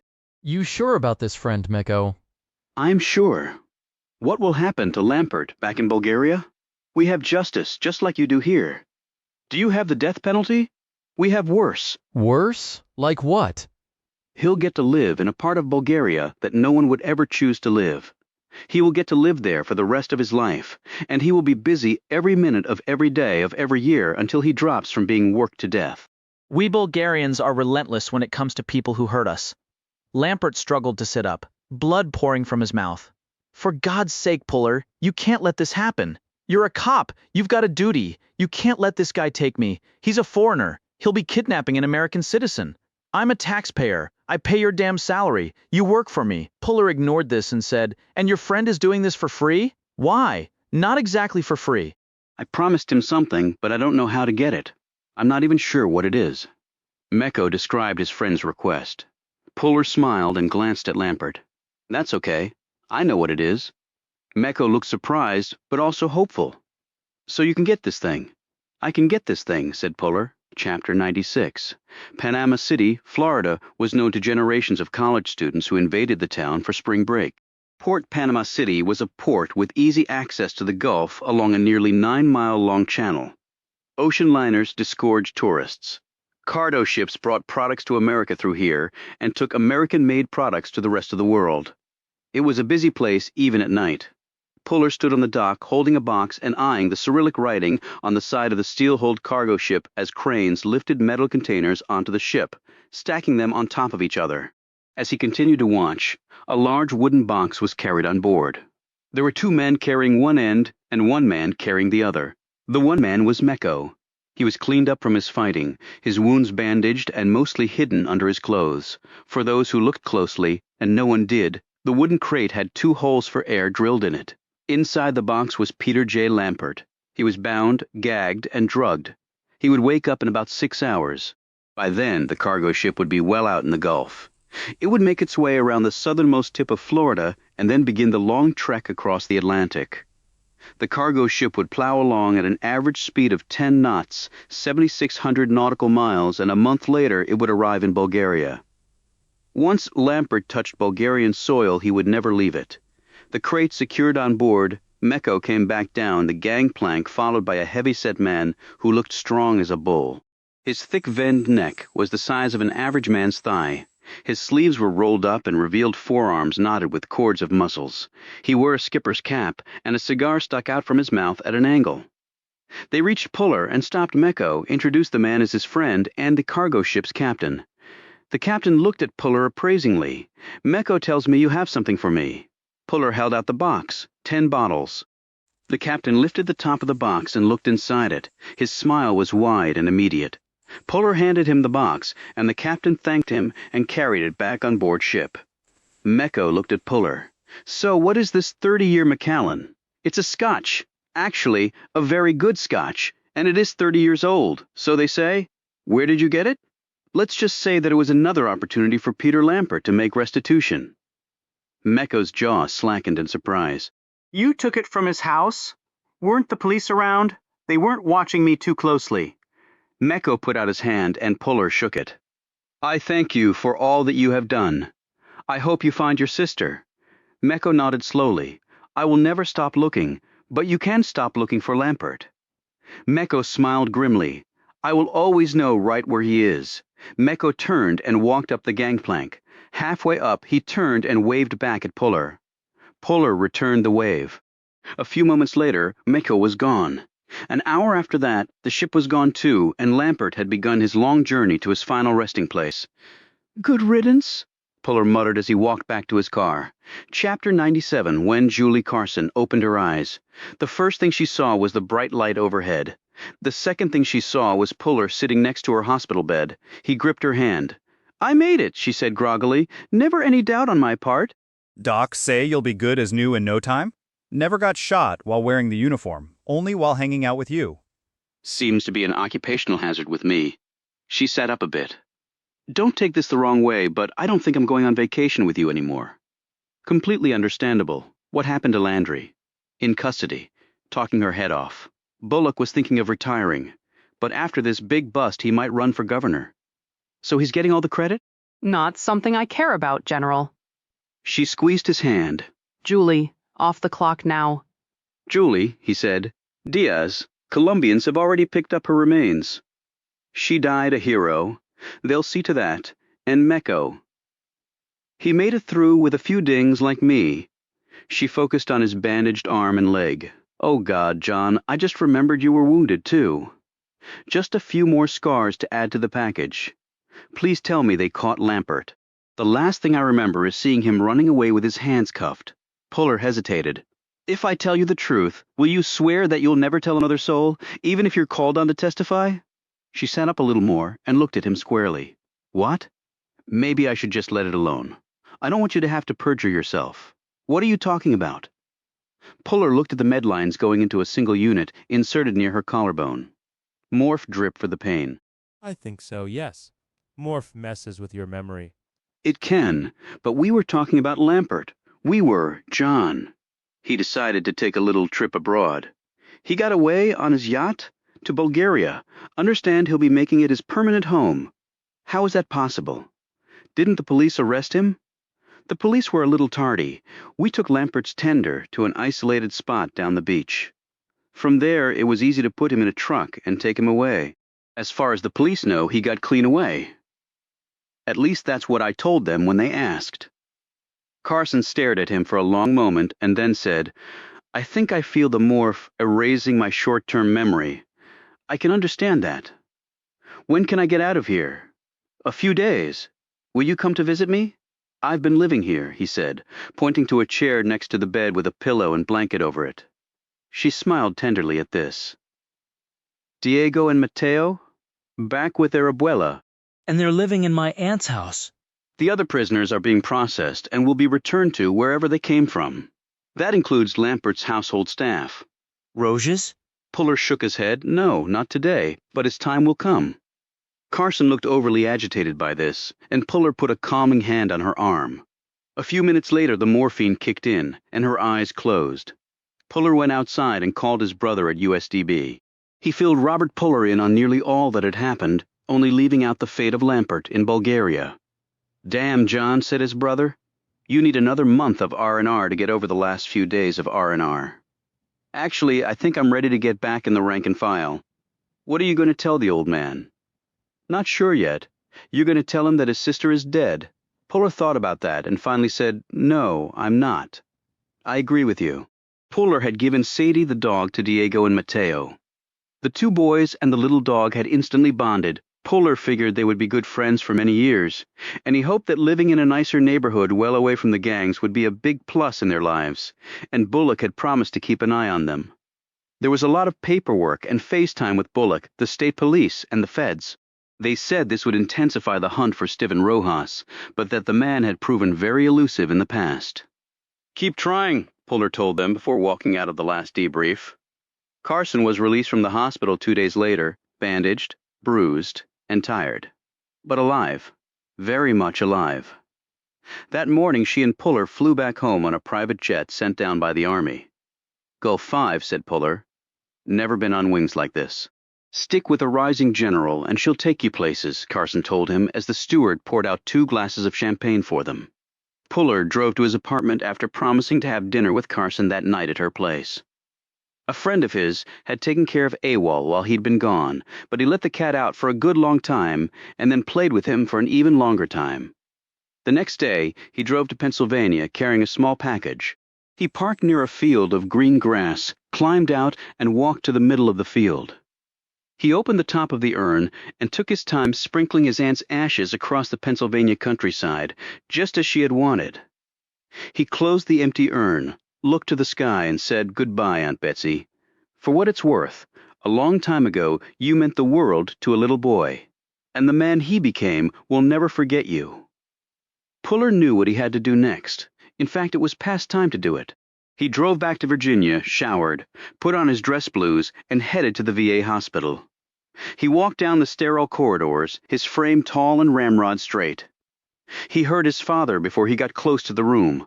The same nurse as before confronted him in the hall. "He's been a bear the last few days, been screaming for you nonstop. Thank God you're here." "Yeah," said Puller. "It actually feels good to be here." The nurse looked at him oddly as he passed by her and opened the door to his father's room. Puller Sr. was in his usual blue scrub pants and white t-shirt. He looked both agitated and confused.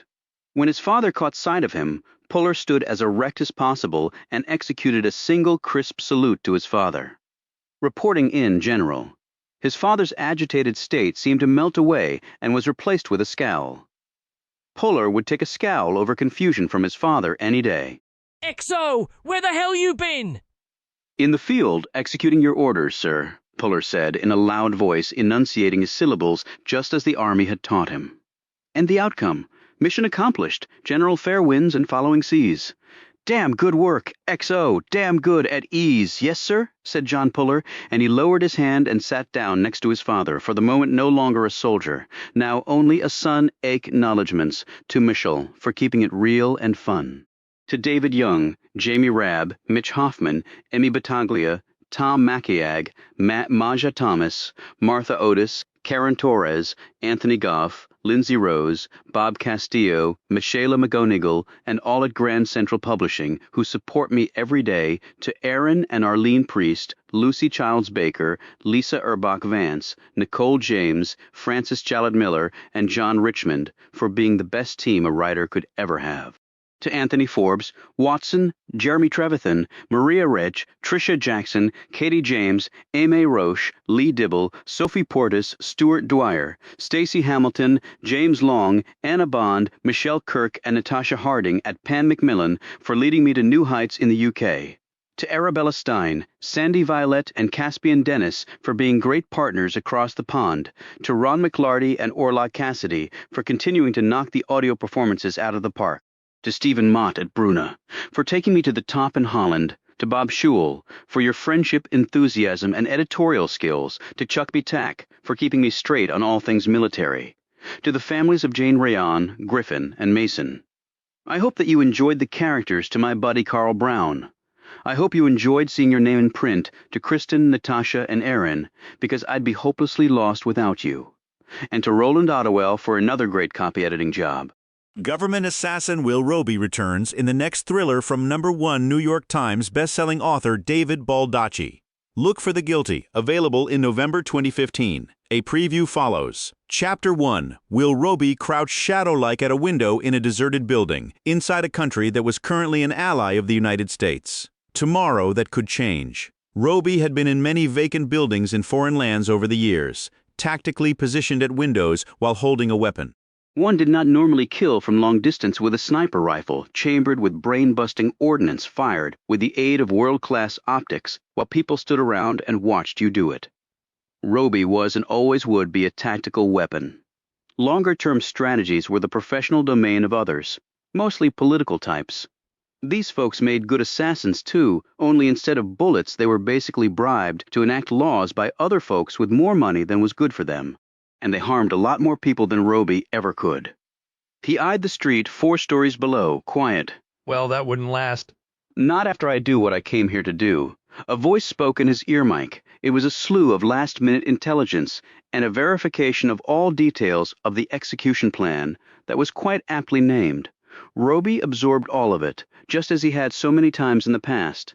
He processed the information, asked a few pertinent questions, and received a standby command. It was all part of the professional equation, all normal, if such things could be in a situation where the end result was someone dying violently. He had not set out to kill others on the command of an elite few, yet here he was, part of a false flag unit loosely attached to a clandestine intelligence agency known by its 3-letter acronym that people from Bangor to Bangladesh would instantly recognize. He had come to it by degrees. Initially came the training where the targets were first paper, then clay, and finally mannequins. That looked and bled surprisingly realistic blood housed in hard packs stuffed in torso and heads, where precisely plastic flesh and Hollywood blood had turned to real flesh and real corpuscles he couldn't say. It might be that he had subconsciously set aside this most transformative of sequences. It was certainly true that he had never looked back and tried to sort out how he had arrived here. He had pulled triggers and wielded blades and swung fists and fingers, legs and elbows, and even his head in precise motions, and ended the lives of many without questioning the basis for these actions. Official killers who questioned were not popular. In fact, for the most part, they were unemployed or dead. Lately, though, he had started asking questions, which was why he wasn't as popular as he used to be with the acronym agency whose first letter was C and whose last letter was A. The letter in between stood for intelligence, which Roby sometimes thought was seriously lacking there. He shook off these thoughts because tonight he had another trigger to pull. He gripped a pair of night vision binoculars and took a sweep of the narrow building across from him. It was not vacant as his was. It had lots of people inside it, people with more guns than he had.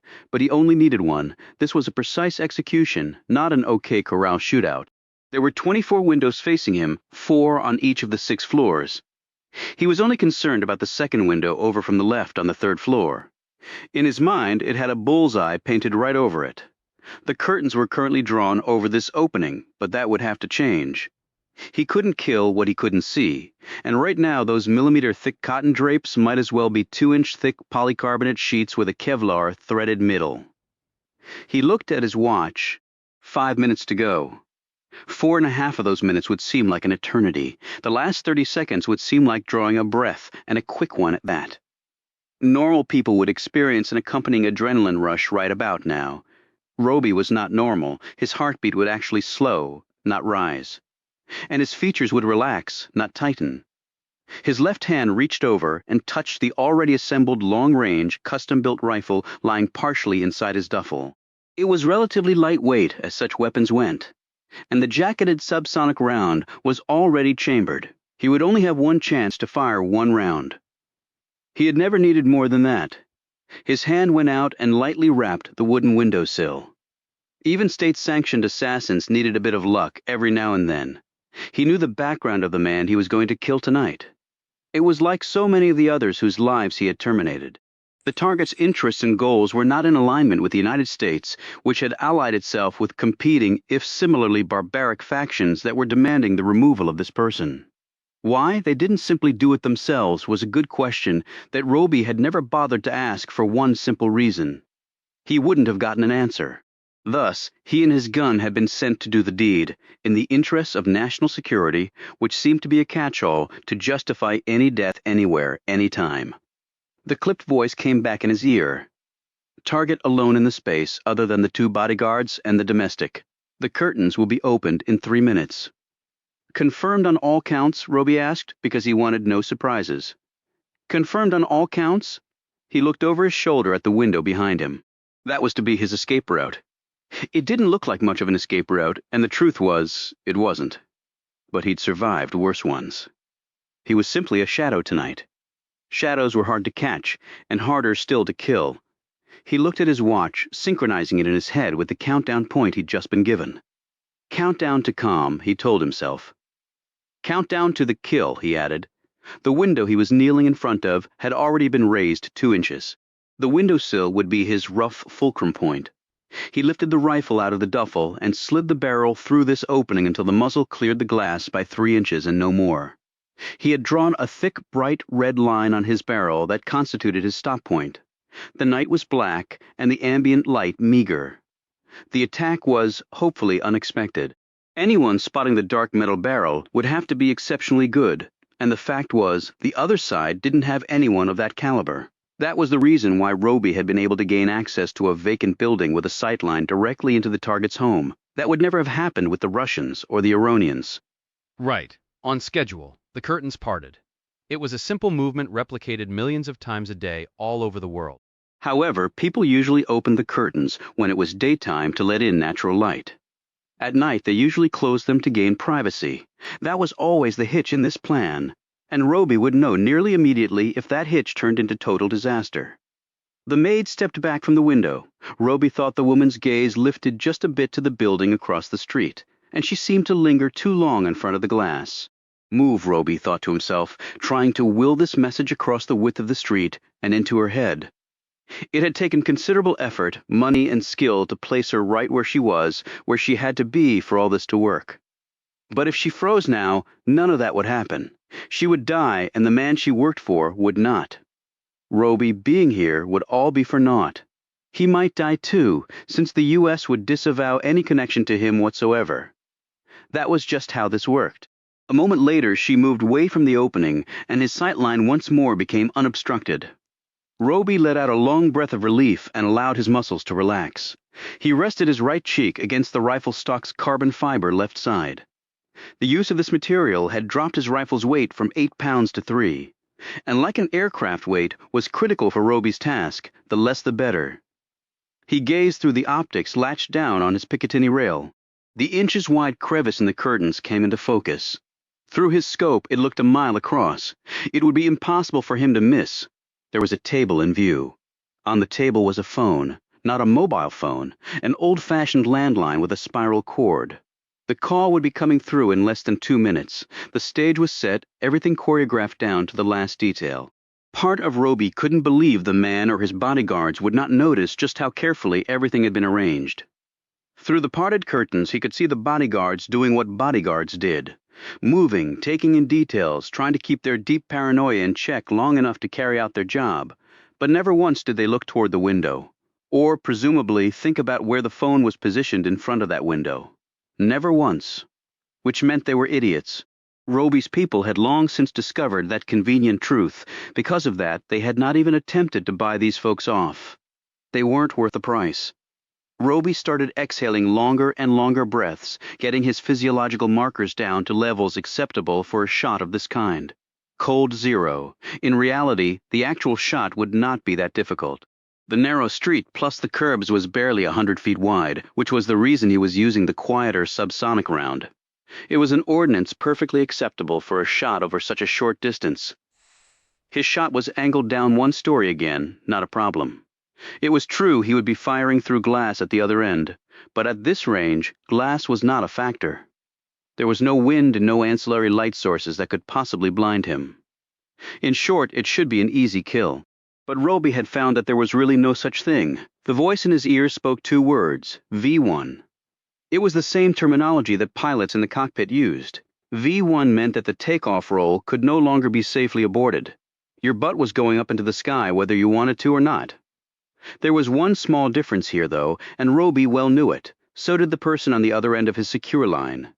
I can abort this mission all the way up until my finger pulls the trigger. 30 seconds, said the voice. Roby gave one more sweeping glance left and right. Then he looked only through his optics, his gaze and aim dead on the opening between the curtains. Place empty except for target. 2 bodyguards and the maid check, check, check, and check. 10 seconds the call on the phone would be the catalyst for all. 5 seconds, Roby counted off the remaining moments in his head. Call engaged, said the voice. It was being done via remote computer link. There would be no living person on the other end.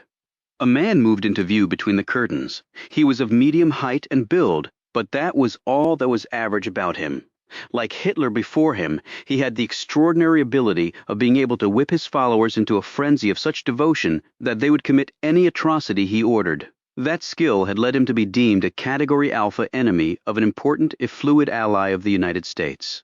And that category was reserved only for those who would eventually suffer violent deaths, as the United States played the role of global wrecking ball for those willing to pony up allegiance to it, however briefly.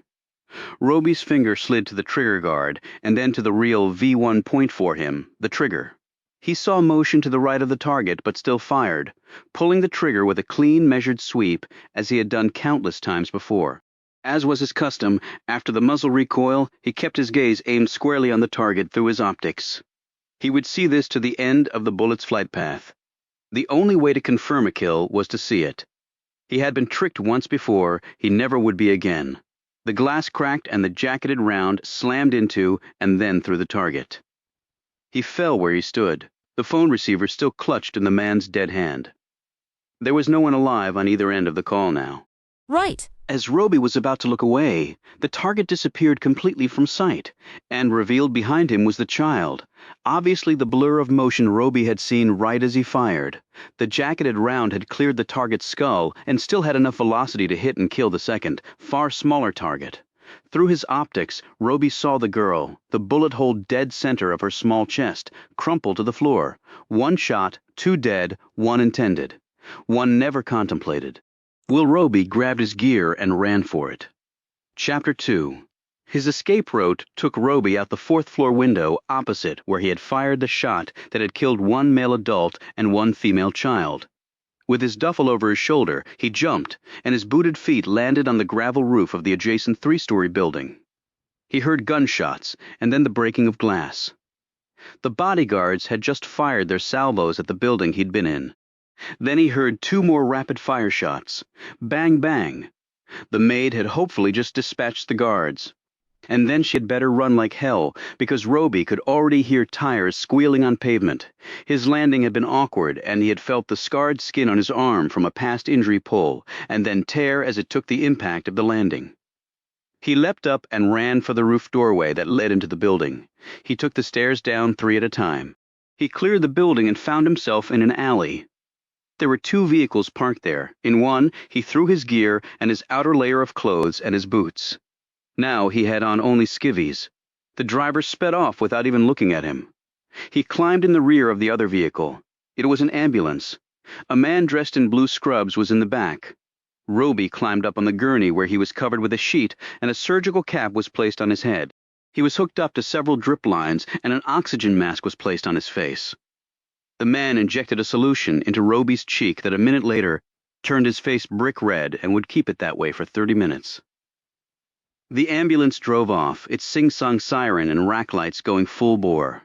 They turned onto a road that ran parallel to the street that separated Roby's shooter's nest from the target's building. 2 minutes later, the ambulance lurched to a stop and the back doors were thrown open. Roby closed his eyes and let his breathing run shallow. Men with guns appeared. One climbed in and barked at the man in scrubs. He replied in his native language with just the right amount of professional indignation, and then pointed at Roby. The man with the gun drew very close to Roby's face. Then he examined the IV lines and the oxygen mask and Roby's flaming red face. He asked another question, which the scrub man answered. Then the armed man climbed out and the ambulance doors closed. The vehicle started up again, but Roby kept his eyes shut. He didn't open them until 30 minutes later when the ambulance stopped next to a chain-link fence. The scrub man tapped Roby on the shoulder and then pulled the IV lines and took off the mask. Roby climbed out, his bare feet touching cold pavement. A car was waiting next to the ambulance. He climbed inside, was handed clothes and shoes and quickly dressed. 30 minutes later, he was wheels up in a jump seat in the back of a UPS Boeing 777 freighter that had counted him as an extra package on board. The jumbo jet banked sharply north and then west and started its climb out on the long flight back to America.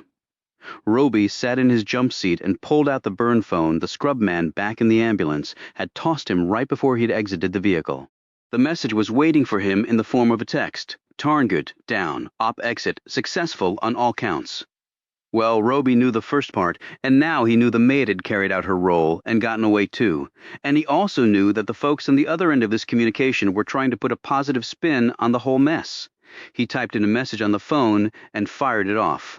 All he could see in his mind was the face of the little girl with curly dark hair that he'd killed tonight. Unintentional or not, she was still dead. Nothing on earth could bring her back.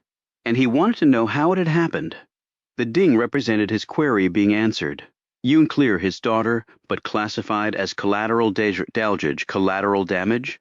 They were really going to try and spin that one, on me. His finger poised over the phone's keypad. Roby was set to fire back a response that matched the vitriol he was feeling. Then he threw the phone into his travel bag and slumped back against the plane's inner wall. It wouldn't matter what he said. He rubbed his face and closed his eyes. Burned seemingly on the insides of his eyeballs was the little face. She had looked surprised at being dead, and who could blame her? Running to her daddy, seeing him die at the same moment she too joined him in death. He had come close to killing a child once, but he hadn't pulled the trigger. That had nearly cost him his career, and with it his life. He opened his eyes and bent over as the jet hit a rough patch of air, and he was jostled roughly around. He turned to the side and threw up. It had nothing to do with unsettled air, and everything to do with the small face burning a hole in his brain and his belly. He hung his head between his knees. The unflappable man he always was, always had to be, was coming apart at important junctures, like the torn scar tissue on his arm. I just killed a little girl. I murdered a little girl. She's dead because of me. He looked down at his trigger finger, heavily calloused from all the practice rounds fired over the years. He had wondered when and if he would know it was time to walk away from all this. He might just have found his answer. His phone dinged. He picked it up and looked at the screen. Blue Man.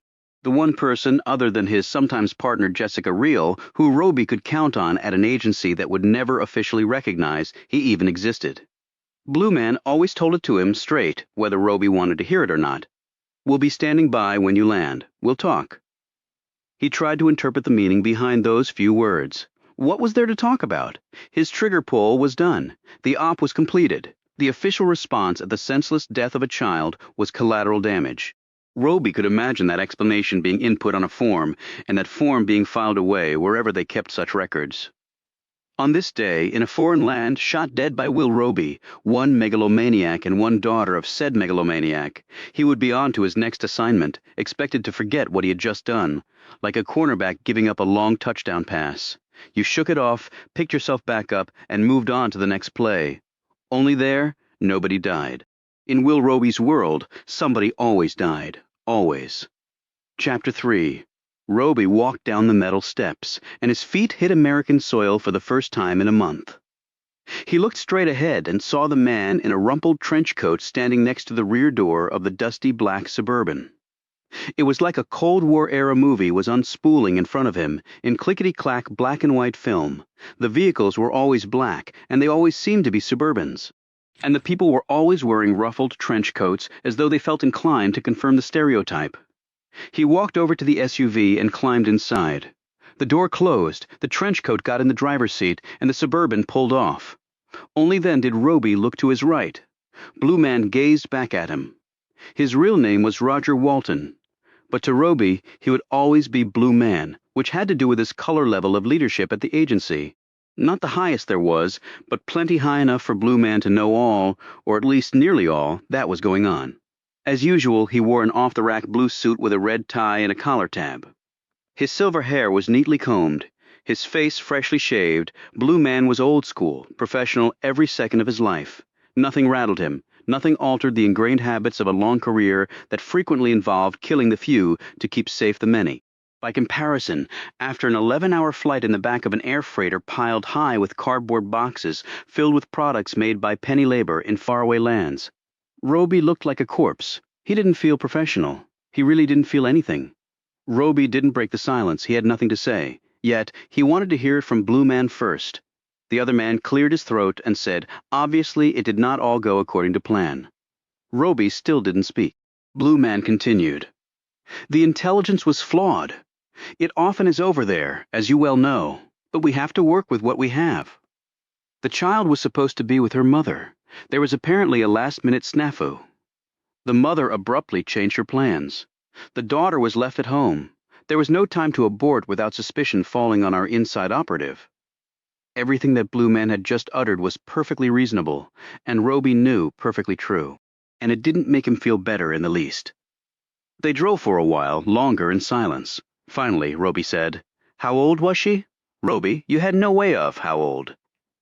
Roby kept his gaze on the back of the driver's head, and he saw the man's neck muscles tighten.